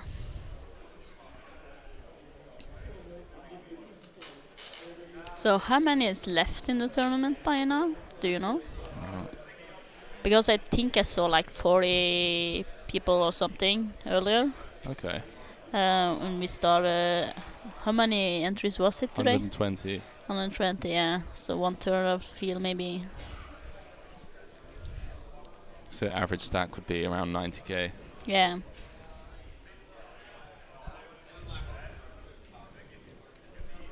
There's quite a few people at this table with more than that. It's saying good TV table, then it really has been good fun. Not that great, right? It was better when I was there, right? True. I mean, it depends who you ask, but yeah. If I ask my dad, who was in a 60 years partying today, and get yelled at because he was sitting on his phone watching his daughter play poker. That's brilliant. Yeah. Was he really? Yeah, he was. He Wow. he called me before I come in here. He called me. I get a lot of yelling at me because I was sitting on my phone taking pictures, sending to you. I do love it though. That's brilliant. Good old dad. Sweating the feature table. Tell him next time what you need to do is you need to give him my number. If anyone gives him a shouting live on stream, I'll tell him to turn up the volume on his phone or the TV. Then I'll give him a shout out and tell everyone at the party to leave him alone. Yeah, I will definitely do that. So, where you come from now? Did you come from London or did you come from... No. So, I mean, this past, 3 months has been just traveling around a lot. Obviously out in Vegas, playing some private games in LA. Was also in Miami grinding a bit. Then I had a months-long event in Cyprus that I was covering. Yeah, I did watch a bit of that. Yeah. Yeah, Very and good. then went to Bulgaria to just kind of disconnect and relax a little bit because it had been obviously an intense few months. So I just really wanted to catch up with some old high school friends. So I was in Bulgaria for like 5 days. Yeah. Bit of reading, podcasts, going for walks. You know, trying to get 8 hours sleep. And then here we are now. Yeah. And honestly, I don't know what's next. I want to find a place in Europe, but the problem is that winter is about to start. So I think I'm going to go back to Thailand just for the remainder of the year. Well, I say the remainder of the year, like beginning of November, and just chill over there for the winter months in Europe. And then I think come March next year, I need to come back to Europe and find a base. Yeah. Like Madrid. Madrid's really nice, but it's obviously not great for taxes. No. You also have like for the winter though, but maybe the same for Gran Canaria, outside Spain. I've heard a lot of people say stuff about Gran Canaria. Yeah, it's a good place. It's like not too hot over there, but it's like between 20-25 degrees. And not many rain days either, so it's like for Norway, people go there on vacation. Have you been there? Yeah, I've been there many times actually. What's it like European standard wise? Like, is it expensive? Yeah, compared to Thailand it is. Oh no, Yeah, of course, yeah. no. I mean, I'm like, Yeah, is it going to cost me 5k a month to live, or is it going to cost me like 2k a month? Like, that I don't know. I never actually looked at apartments down there, but basically what you're saying is do your own research anyway, okay? no, like, but I actually have some friends moving down there for 6 months now in October. So I can definitely ask them how much rent and what they are actually planning on. But I don't think it's like 2k maybe. I would say 2k. Yeah. And you also have like different location, so another premium hand here, by the way. Like we've been live for 10 hours, and I feel like every orbit, at least once, we've had aces, kings, or queens. Like just it's been wild. What's the dealer doing? I don't hope Anthony gets his queen cracked here, because Simon has picked up a very nice hand in big blind, has to defend.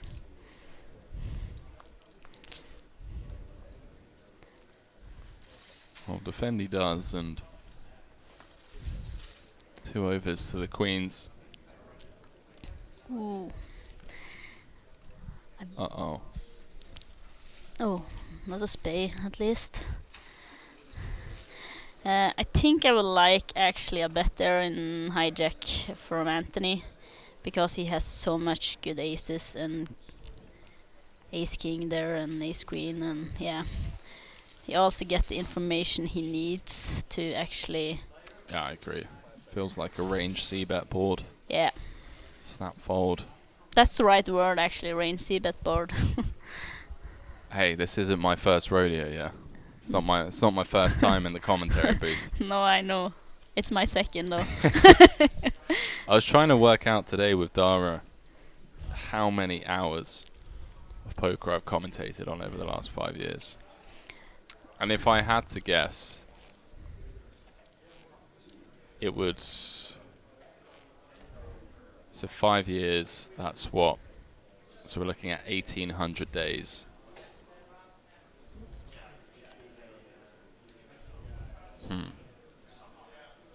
Whoa. I'd say it has to be somewhere around like 4,000 hours. Yeah. Something like that, like 200 days. It's your work then. You're No, working. hang on. No, 200 days. So that would be like what, one 1 in every 9 days. Okay, maybe not. Maybe closer to like 2,500, because there have been times where it's just been 4 months of commentary, but then there have also been times where it's just been like 4 months of surfing and scuba diving and whatever. So yeah, it's. I'm sorry, Auntie, but you should fold Do Sister. Just doesn't like it. Yeah. GTO no. Yeah. GTO no. Going from Queen Premium to Do Sister, yeah. Well, it depends if he plays the old no set, no bet line. Good for him if it's come like Ace King again and he choose to c-bet. Well, he's going to be in trouble here if he does decide to c-bet, because Morgan has flopped trips. We also saw a deuce go away, so it's only one left. Oh, indeed. Dark Angel say good night, Henry. Don't forget to get the Lemsip. Good night, Monica, and good night, chat. Thank you, Dark Angel. Yeah, I don't know where I can get any Lemsip from. I wouldn't mind it, to be honest with you. I got a massage booked in for 10 a.m. tomorrow. I had one today 11, yesterday 11, and I have one tomorrow 11, but I was actually so sore that I need to change it to Saturday. Oh wow. Yeah. Well, let's jump back into this hand because we have got a hand brewing. So we had Ante fire out a c-bet on the 7-7-3. It's Mats that has raised things up with the 10-9 of clubs, so the 2 overs, backdoor clubs. Morgan just trapping in the big with the 8-7, but kind of, you know, faced up now, one would assume. It's not like he's ever overcalling with like 5-6, 5-4. I don't want to say that Morgan's range looks like exactly this, but when it goes c-bet, raise, and then overcall, you know, maybe we have 8s, 9s, and 10s from the big. But it feels very, very 7x heavy, at least in my shoes, or in my mind, I should say. I think maybe Morgan he wants value here, but if he checks, Mats has to bet. So, or he's just gonna give up because he don't have to show his hand first. Actually, yeah.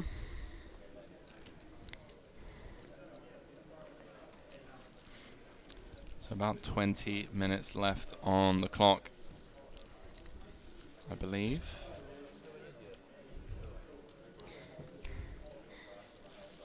I see that Mats is this the same guy I was playing with yesterday?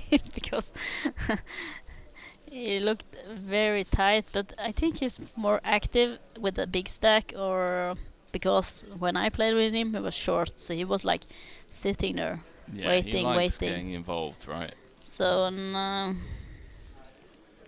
He is active.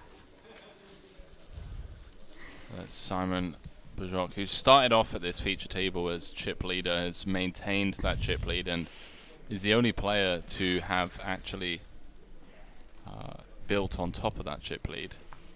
You can see average stack in the entire field is 90k, and 5 of the 6 players, sorry, 6 of the 7 players at this feature table have more than average, so this is a stacked lineup. Yeah. That's the only player with less than average right there. Gabriele, 2 starting stacks.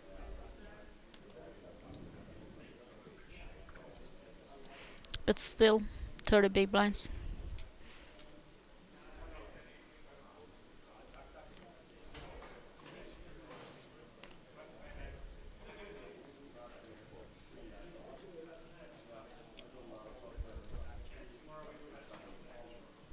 Bit of a loose open from Gabrielle into some large stacks behind, but looks like it's gonna get through.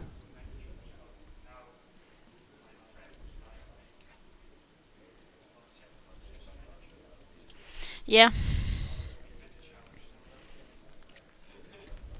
How many are they on the table? Is they play 8 or 7-handed? They're playing 7-handed. Yeah.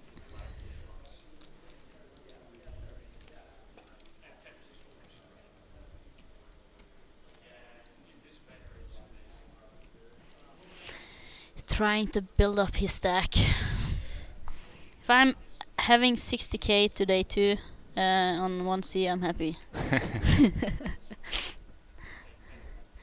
Starting with 25 big blinds, I believe. Then around that. Chillin'. Yeah. Perfect. Grind up. Coming to the bubble. Making the money. And going from there to the final table. Back in the chat saying, let's go, Gabri, let's go. 5 here is opening.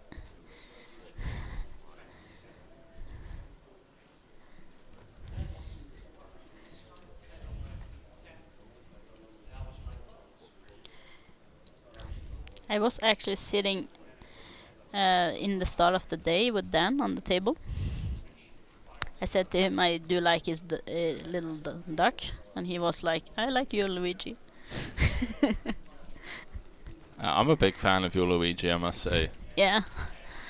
Yeah, I recently got a killer card protector that I can't wait to use. Like I've never been like a card protector, or I mean I used to have 2 dice that a friend of mine gifted me, but then I like gave one of them away, and then I stopped playing live poker. I was playing like a lot online, but I recently got gifted this gift, and I'm like, I cannot wait to rock up to a live PLO game with this bad boy. Nice. Really, I'll show it to you tomorrow. Yeah. It's sick. Like, I want to see it. You're a Scorpio, right? What? When are you born? Norway. No, when? When? No, November. Yeah, you're Scorpio, right? Yeah. Yeah, I thought so. Yeah. You'll really like it, though. Yeah, we have the same birthday, you know. Oh, yeah, that's right. Yeah, that's Always forgetting it. I knew there was something about it. I was like, I know you're a Scorpio. I was like, why do I know that? Yeah, the reason I don't know that is because I never get anyone in the group chat say happy birthday. They always say happy birthday, Monica. So I'm just like, F this, you know. Sorry. In my mind, I've blocked out that it's your birthday as well. Yeah, the same. Sorry. And I always say, I'm like, and happy birthday, Henry. So everyone else coming after. And then it's just crickets. Jump back into this. Gabriel with a pretty nice 3-bet jam squeeze, although it is up against under the gun, so some concern there for him. Also, you know, the end of day 1 bubble, 20 minutes away from bagging up for the day. Ooh. It's going to come with 3-bet.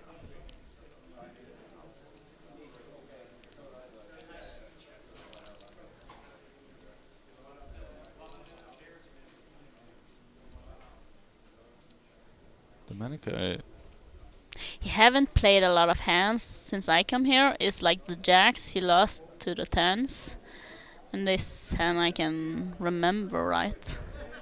Yeah, that's right. Yeah. Maybe he's getting a little tired and bored. Tries to find some hands he can pick up. Some chips. But still he had a good stack.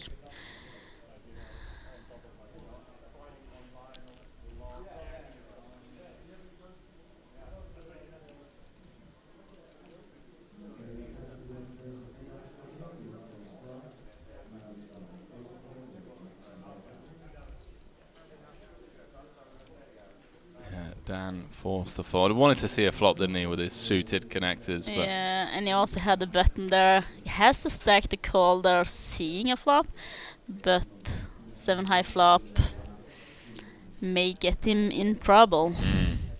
So last 3 hands announced. Nice little pickup there for Gabriele. Dan not happy about folding the suit connectors. I know how you feel, pal. We've all been there. Well, I haven't, because I always play 300 bigs effective, so good luck, you know, not letting me see a flop. Yeah. Had a hand with 5-6 suited actually yesterday in the opener.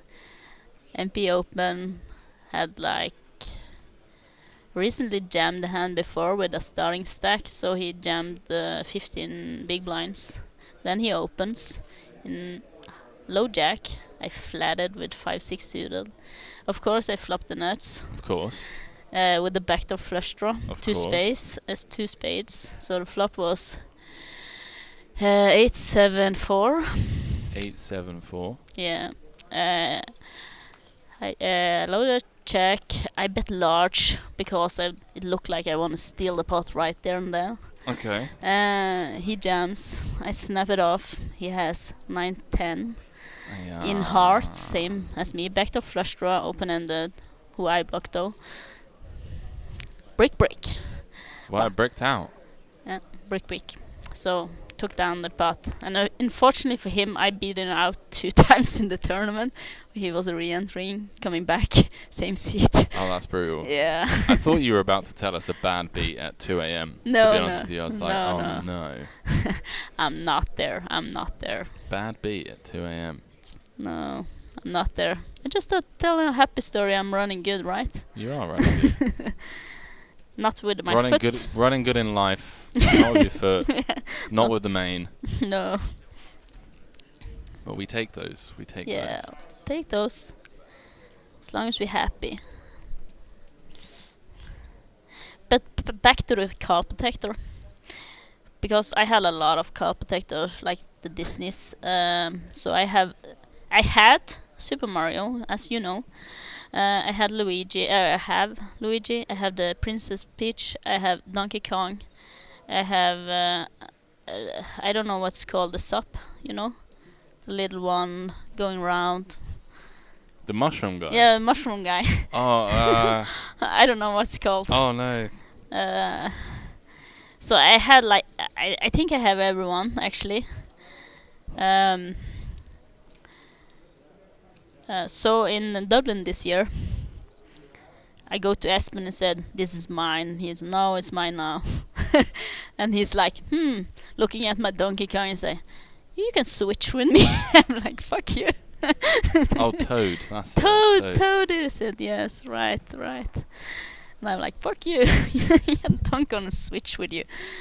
And now my Mario is getting worldwide, right? Famous. Yeah, international stage. He's famous. And the thing that he had it was in Praha in 2017. Then he final table the Nordic.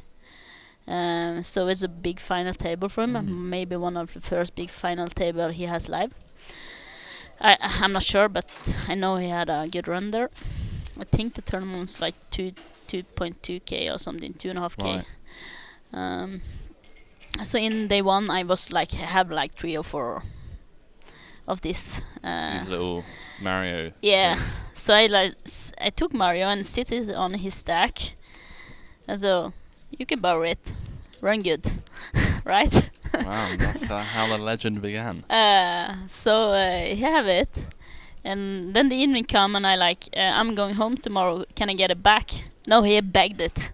Okay. So he bagged it, and I was going home. He's like, "You get it next time."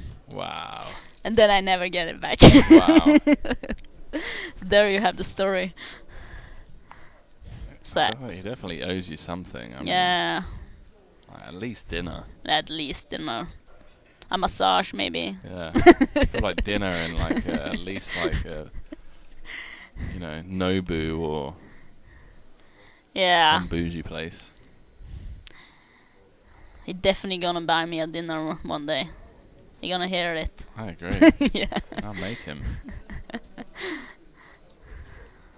Oh, I think he gonna be happy to do it. He's a nice guy. He is a good guy. Yeah. Like I said, what time does the stream start tomorrow? We're going to be back around about 2:30 Central European time for day 1B. Take that with a pinch of salt, you know, set up the table. So it could be delayed by about 20 minutes. But typically, that is what we're looking to start with. When we're looking to start, I should say. So what will the chat have? Should we just run the ladies event instead of the 1B? What do you think, chat? Let's do it. Yeah, well, it depends. How many bullets are you going to fire? In the ladies? Yeah. You can maximum have one. Well, just one bullet? Yeah, I think so. Oh, okay. I think it's only one re-entry in the ladies. Oh, right. Oh, one re-entry, so 2 bullets. Yeah, 2 bullets, yeah. The 2 bullets, yeah, of course. It's so slow in the start of 1B, like a lot of action in the ladies, right? That's true. That is true. Especially on the football field, I will say. That's what happened to my knee recently. What, playing football? Yeah. Oh, yeah.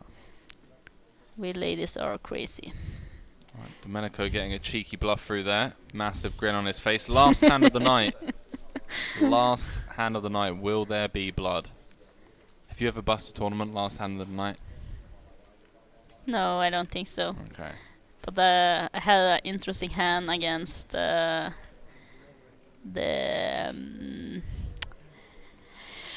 Grosvenor Poker, who's is streaming on Twitch. What's the name now? From UK.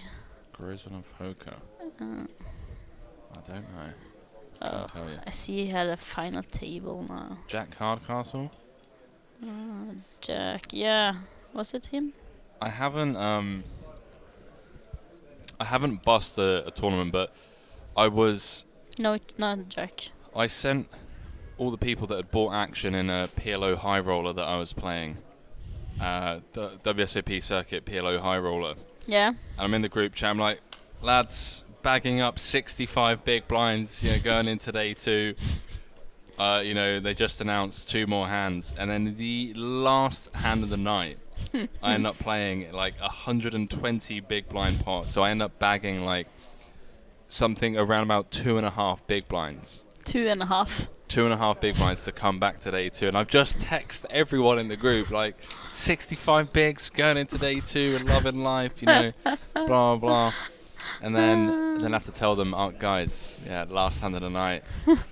So you have ace. No. I flopped top pair, open ender, and nut flush draw, and bricked. Wow. And the guy was just like putting money in with a hand that he shouldn't be putting money in, but it is what it is. Yeah. It is what it is. It happens. I want him in there. Have been studying a bit the PLO lately. Don't you dare. You leave us alone. I actually have been studying PLO little lately. And I understand how people can live just playing PLO. Of the little ones I study. So because in No Limit Homeland there are so many good players. The field is so much harder, but the people very many people think PLO is fun, so they just taking it's Very only true. just having some fun, buying into it, a game, so the feel is not that hard as you find in a No Limit Hold'em game. Yeah, that's very true. Yeah, I'm a big, but don't be going out dishing out our secrets, live on air, okay? Sorry.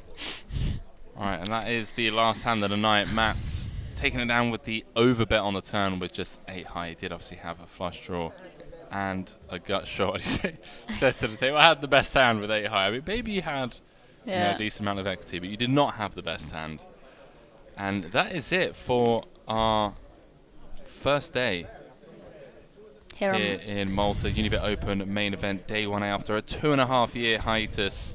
120 entries, expected to be more than, 1.5x that tomorrow in 1B and 1C. So tomorrow we're going to be starting around 2:30 Central European time for day 1B coverage. We're going to have Monica in the ladies event, hopefully comes to join us for an hour after she wins that. We've got David Lappin going to be keeping me company. We'll obviously keep you guys updated. Plenty more free rolls up for grabs as well tomorrow. Before we sign off, Monica, thank you. Thank you for joining me. Had a bunch of fun. Yeah, me too. Good to join you. And ladies and gentlemen at home, shout out to all of you guys for keeping me company for the past 11 hours. I am going to bed. But don't forget, between today and tomorrow, if you find yourself in a sticky situation and you don't know what to do, just ask yourself, what would Henry Kilbane do? And then do the complete opposite. Good night, guys. Good night. Peace.